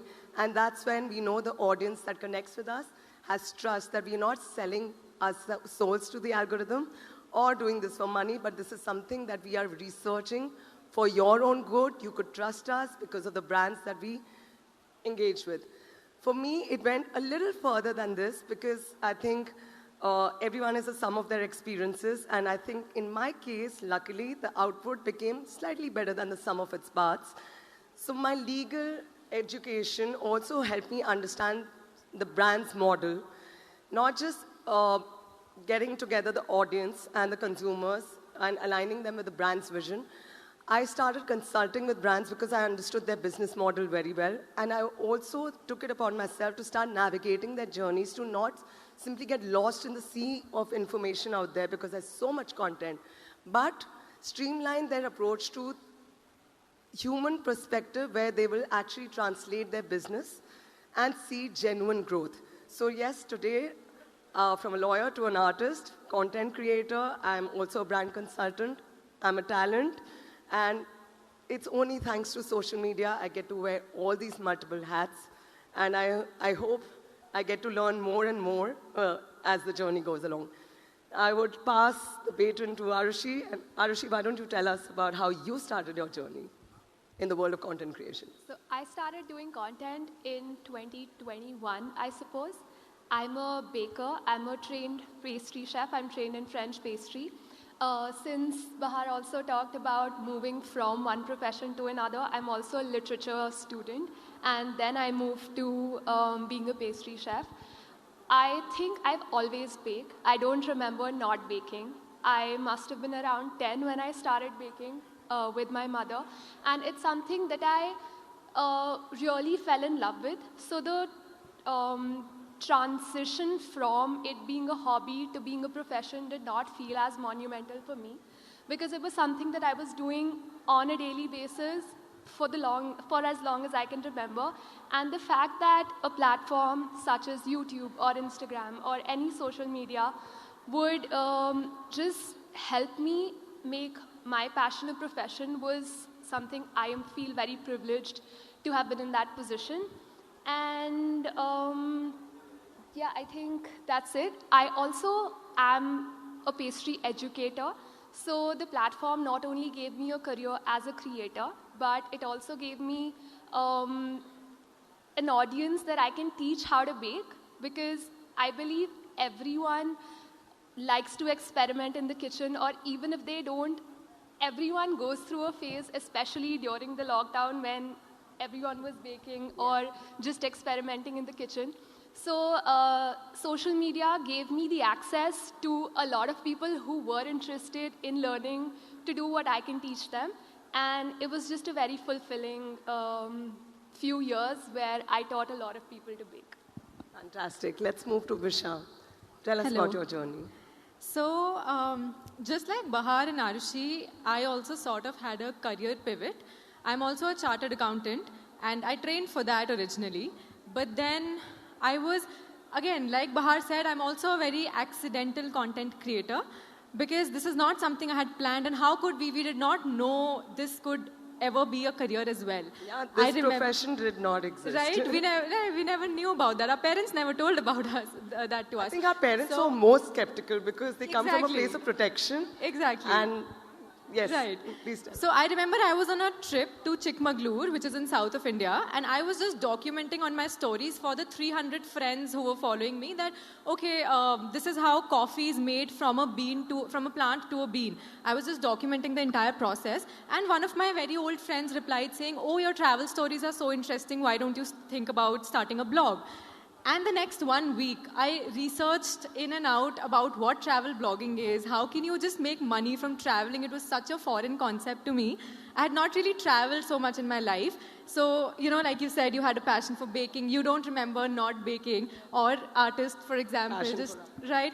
For me, content creation was a crash course into self-discovery because I did not know what I was really passionate about. The only thing I knew was that I loved telling and hearing stories. So when travel happened, I thought, wow, this is giving me a chance to tell stories, hear stories, and that sort of became my passion for some time. And I love that about content creation, that it gives everyone a voice. Everyone here has a very unique story to tell. And I was just happy that this is giving me audience and a platform and a way to wear multiple hats, to edit those stories, to narrate those stories and all of that. So, yeah. And in fact, another example when I realized the power of stories was, so when I became a CA, in my first attempt, I saw failure. And that was very new to me that, oh my God, how do I face this situation? And I remember making a long caption post out of that CA failure that, it's okay, it's not the end of the world, telling other CA students also once I did become a CA. And that's when a lot of people replied to it and a lot of people felt seen. And just from sharing that failure story, I realized the power of storytelling, of how it can impact people, but also purchase decisions today. Right. So, I think accidentally we have created communities that trust us, that resonate with us, and they start responding to us. Response is what we see the growth in. I don't think any of us started a journey because of vanity or for the need of visibility. I'm sure most of content creators who have maintained to stay sustainable and stable in this profession, and who, even if they entered the profession by accident, they've done it not because they wanted to just influence and promote, but because they were sharing a part of themselves authentically, and that's what got everybody connected to us. So while I'm sure none of us, maybe some of us do, but some of us do not have a following that runs into millions because we are not TikTokers necessarily. Some of us do not follow the trends, but stick to one niche. And I genuinely feel in the sea of information and content out there, the only voices that will still stay strong are the ones who are authentic and have a spirit animal of an amoeba who's willing to learn, because this journey keeps changing from year to year, and I think we are learners for life if we are in this profession, right? Another very, as you said, why we keep doing what we're doing and how we're able to be very authentic is that the impact that we're making is so tangible. If for any other profession, it takes you months or years to see that impact, but it's so spontaneous in content creation. Immediate. If I give my example, if I share a recipe and within, say, a week, 10 people or 15 people come back to me with pictures of what they made, and the fact that they're able to make that recipe successfully is just so fulfilling, and it just gives you encouragement to keep doing what you do. Yeah, absolutely. That could be such an encouragement to people who are thinking of toying with the whole influencer journey. The idea is to understand that even 15, 20 people responding and actually recreating something where you genuinely got influenced by someone online is the goal, not the monopoly numbers. Don't get intimidated by lesser numbers. In fact, we have that tool where you just hide your likes and insights. Please do that, because I do that for my mental sanity. I still do what I want to do. I post, I exit. I do not need the validation, but if it does come in different ways, I'm just grateful, and it gives me the motivation, and I'm sure for you guys also, to carry on with the journey. Okay, so now we are in an era where content is abundant, the perspective is rare. The future of content creation is clearly moving towards deeper storytelling and distinctive personal voices. Yeah. So now that I have very diverse voices here, I would like each one of you to shed light on what kind of content models succeed and are likely to succeed, because a lot of our young creators want to know what should they continuously keep doing so that they stay relevant. Let's start with you. Okay. Yeah.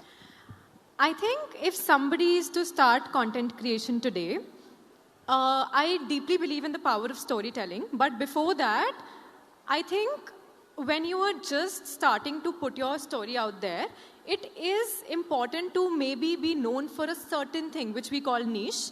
So just in the beginning, like, okay, you're going to a Bukhara for a dal makhni, or you're going to McDonald's for a specific thing in your mind. You know what you're going to think for. Similarly, it's good to think that, okay, people are coming to you for what? For solo travel inspiration, or for food recipes, or baking, or art, or what are they exactly coming to you for? And I do understand that everybody can be multi-passionate, but it's good to start with one of your passions so that you're known for something. And then eventually, when you have some community, that is the time when you delve into deep, not like exactly personal, but storytelling. In the sense that I'm sure the fact that you're so passionate about baking, I'm sure it comes from somewhere, from a story that you have, right? As an audience, I would love to know that story so that I can exactly feel that passion, and I know that, okay, how she thinks about baking is how I think about traveling. So I think people connect with stories. So yeah, having a niche in the beginning, and then when you have some sort of distribution, get into the stories, get into why you chose to do what you're doing. I agree. That I works. tend to, personally, I must say, at the cost of running high and dry on my social media, I abstain from posting a lot of personal content because I also want to have like some personal space. Also, when I see too many partying scenes happening, I kind of get deflected from what the real reason for someone to have a social media, profile is. So I do know a lot of content creators who keep posting about Shadi every second post, but I get deflected. And I personally, it's my personal choice. But yes, I would also advise you not to get derailed or derail your audience from the main message and the very reason why you got into the space. For instance, for me, while I'm an artist, it is a very natural progression for me to understand and enjoy everything that is creative. So fashion comes to me very seamlessly. Now, when there was a bit of a lacuna, I got into designing furniture and lights. And of course, that's, again, another, next milestone in my ongoing journey. So now we have come to spaces. So it is something that people can understand, even though when I post my art, the algorithms do not perform. But that doesn't dissuade me from sharing what I actually was born to do, or share the very reason why my page got created, which still hasn't changed. It's still Bahar art, because everything that I do comes from my soul. And along with the journey, right in the beginning, you may start doing things out of duty and fear of missing out, duty to be so consistent. It's okay to take breaks. The moment I started creating and sharing out of self-love, I think I became more focused. And yes, people know exactly what they will find when they land on my page and what I bring to the table. I do not feel the need to report everything now, and that is also great because some things will be found only in my stories, so you better keep up. And not everything, because also lack of time. I'm a young toddler's parent who I absolutely adore. I want to spend all my time with him if possible. I do not get the time to articulate everything into a post for people to share because, again, I do not want to trade my everyday life on social media. Arushi, what do you think is a sustainable model? I think the model keeps on shifting year to year. I remember when I started, the model that worked best was having really aesthetic, slow-mo recipe videos with just the hand showing, the tasty and the taste-nailed days. So you would have a very clean white marble top and then really aesthetic shots of chocolate pouring with just some light music in the background. So that worked for the longest time. But in like today's therapy. But in today's time, unfortunately, that does not work. Even though it's very satisfying to watch, people, I believe, have perfection fatigue now because they don't want to see anything that is perfect. They'd rather see something that's relatable. So a person making the same recipe in a very normal kitchen setup like we have at home with a few imperfections is what would work better for the algorithm because that is what people want to see and want to relate to. So it's not perfection, it is rather relatability that is performing better now. So basically, the audience that is watching us is very discerning. Yes. They are seeing when things are forced as opposed to what genuinely aligns with your personality. Yeah. And absolutely nobody is perfect. And in fact, the new age definition of perfection is owning your imperfections. True. Okay, so we can't talk about content creation in isolation anymore. We are in the day and age of AI. So before I give my thoughts, I would want to know from you, Arushi, what do you think is going to be the impact of AI? We're already in that space in the future. If I talk about food content, if the value that you're adding to your audience is just providing a recipe, you will be replaced by AI. So you need to bring something else to the table which will make you stay, which, again, as you said, storytelling is a very important aspect of whatever you do. People are not following you for the recipe that you share because that is available anywhere and everywhere now. It is your take on the recipe or your feeling about the recipe or how you can make the audience want to recreate it is what will help you sustain. Okay. And what about you, Visha? What do you think? How is AI going to transform our space?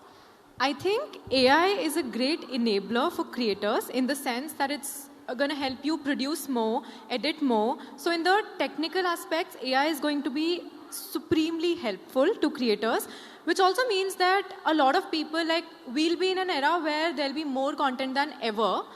But at the same time, that's when the need for relatability, authenticity, and lived experience will come. For example, AI can give you a travel itinerary, but AI can't share a feeling of missing a bus in a foreign country when you're on a solo trip, or the joy of introducing an Indian cuisine to your Italian friends. You know, those are kind of things. I mean, I recently did that on my travels. So those are the kind of things that only a lived experience person who has actually done that will share. So I think with AI, while it is going to help with the technicalities, but in terms of storytelling and lived experiences, the need for real human connection is only going to rise. I couldn't agree more. I genuinely feel AI is not going to be a replacement for our creativity, but it's going to supplement it in terms of editing, distribution, and producing content. It's going to be a big enabler, a very helpful tool.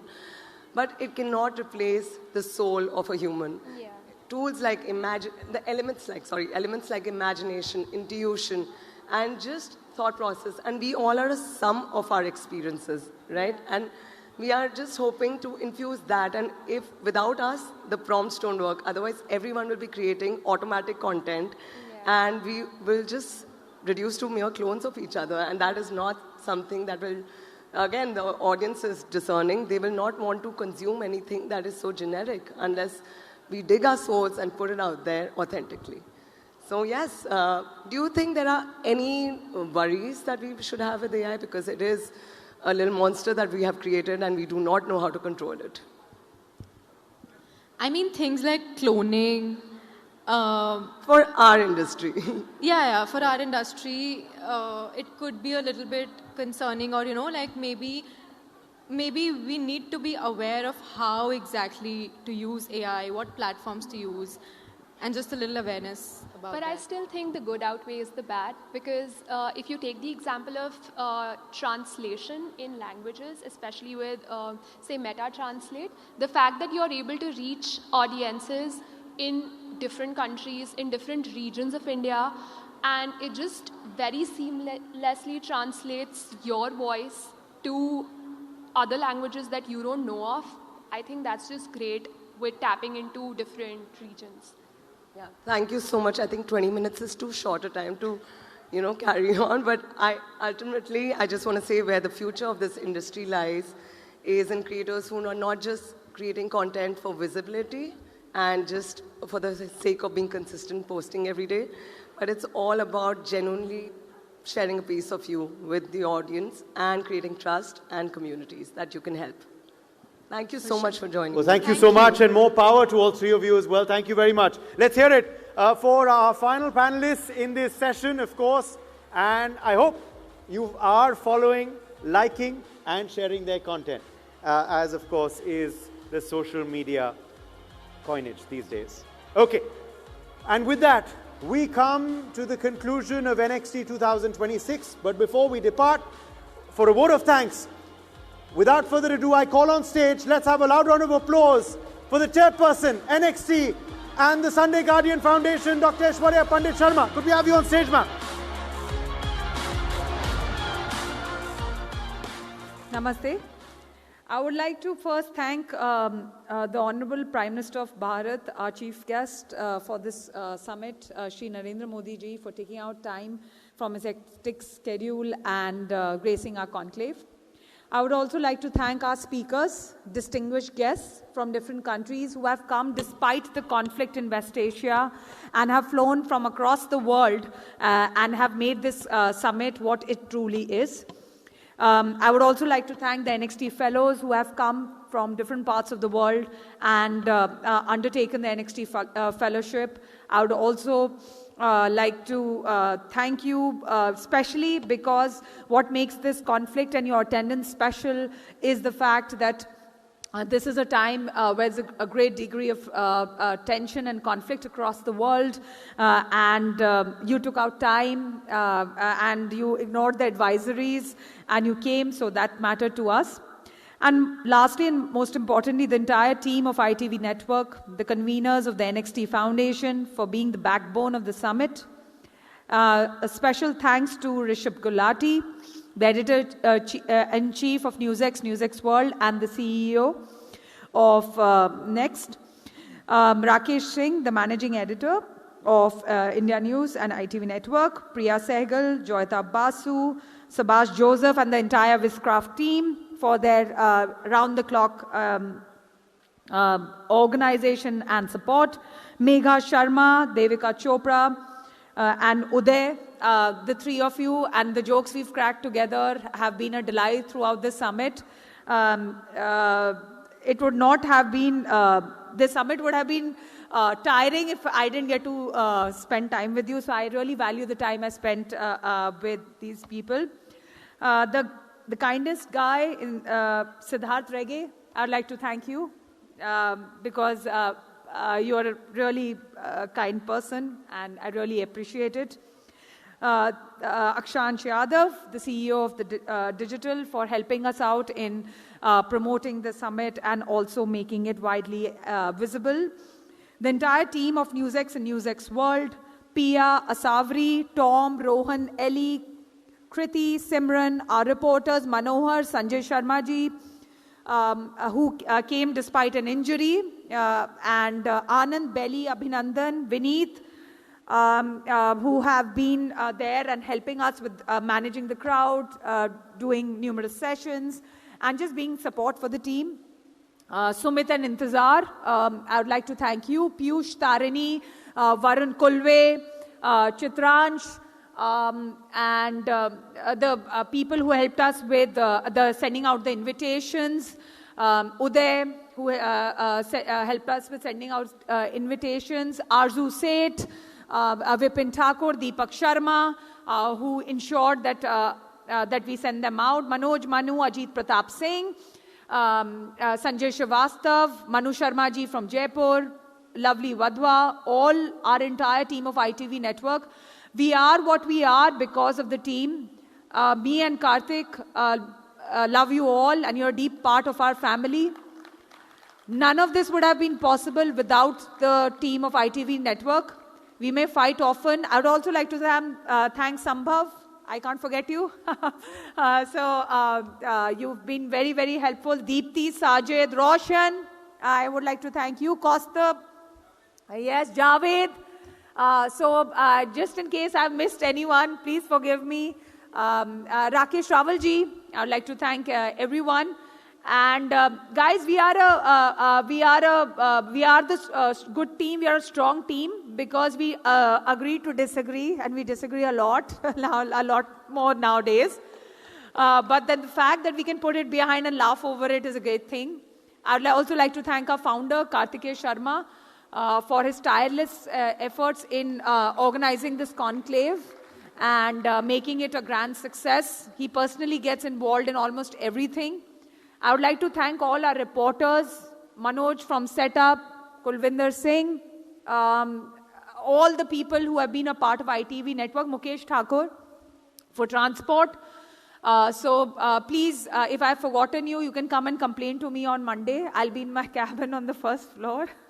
I'll hear your complaint and I'll also apologize. Thanks to you once again. I would like the team to play out the promo of NXT for the one last time because that's the soul of the summit.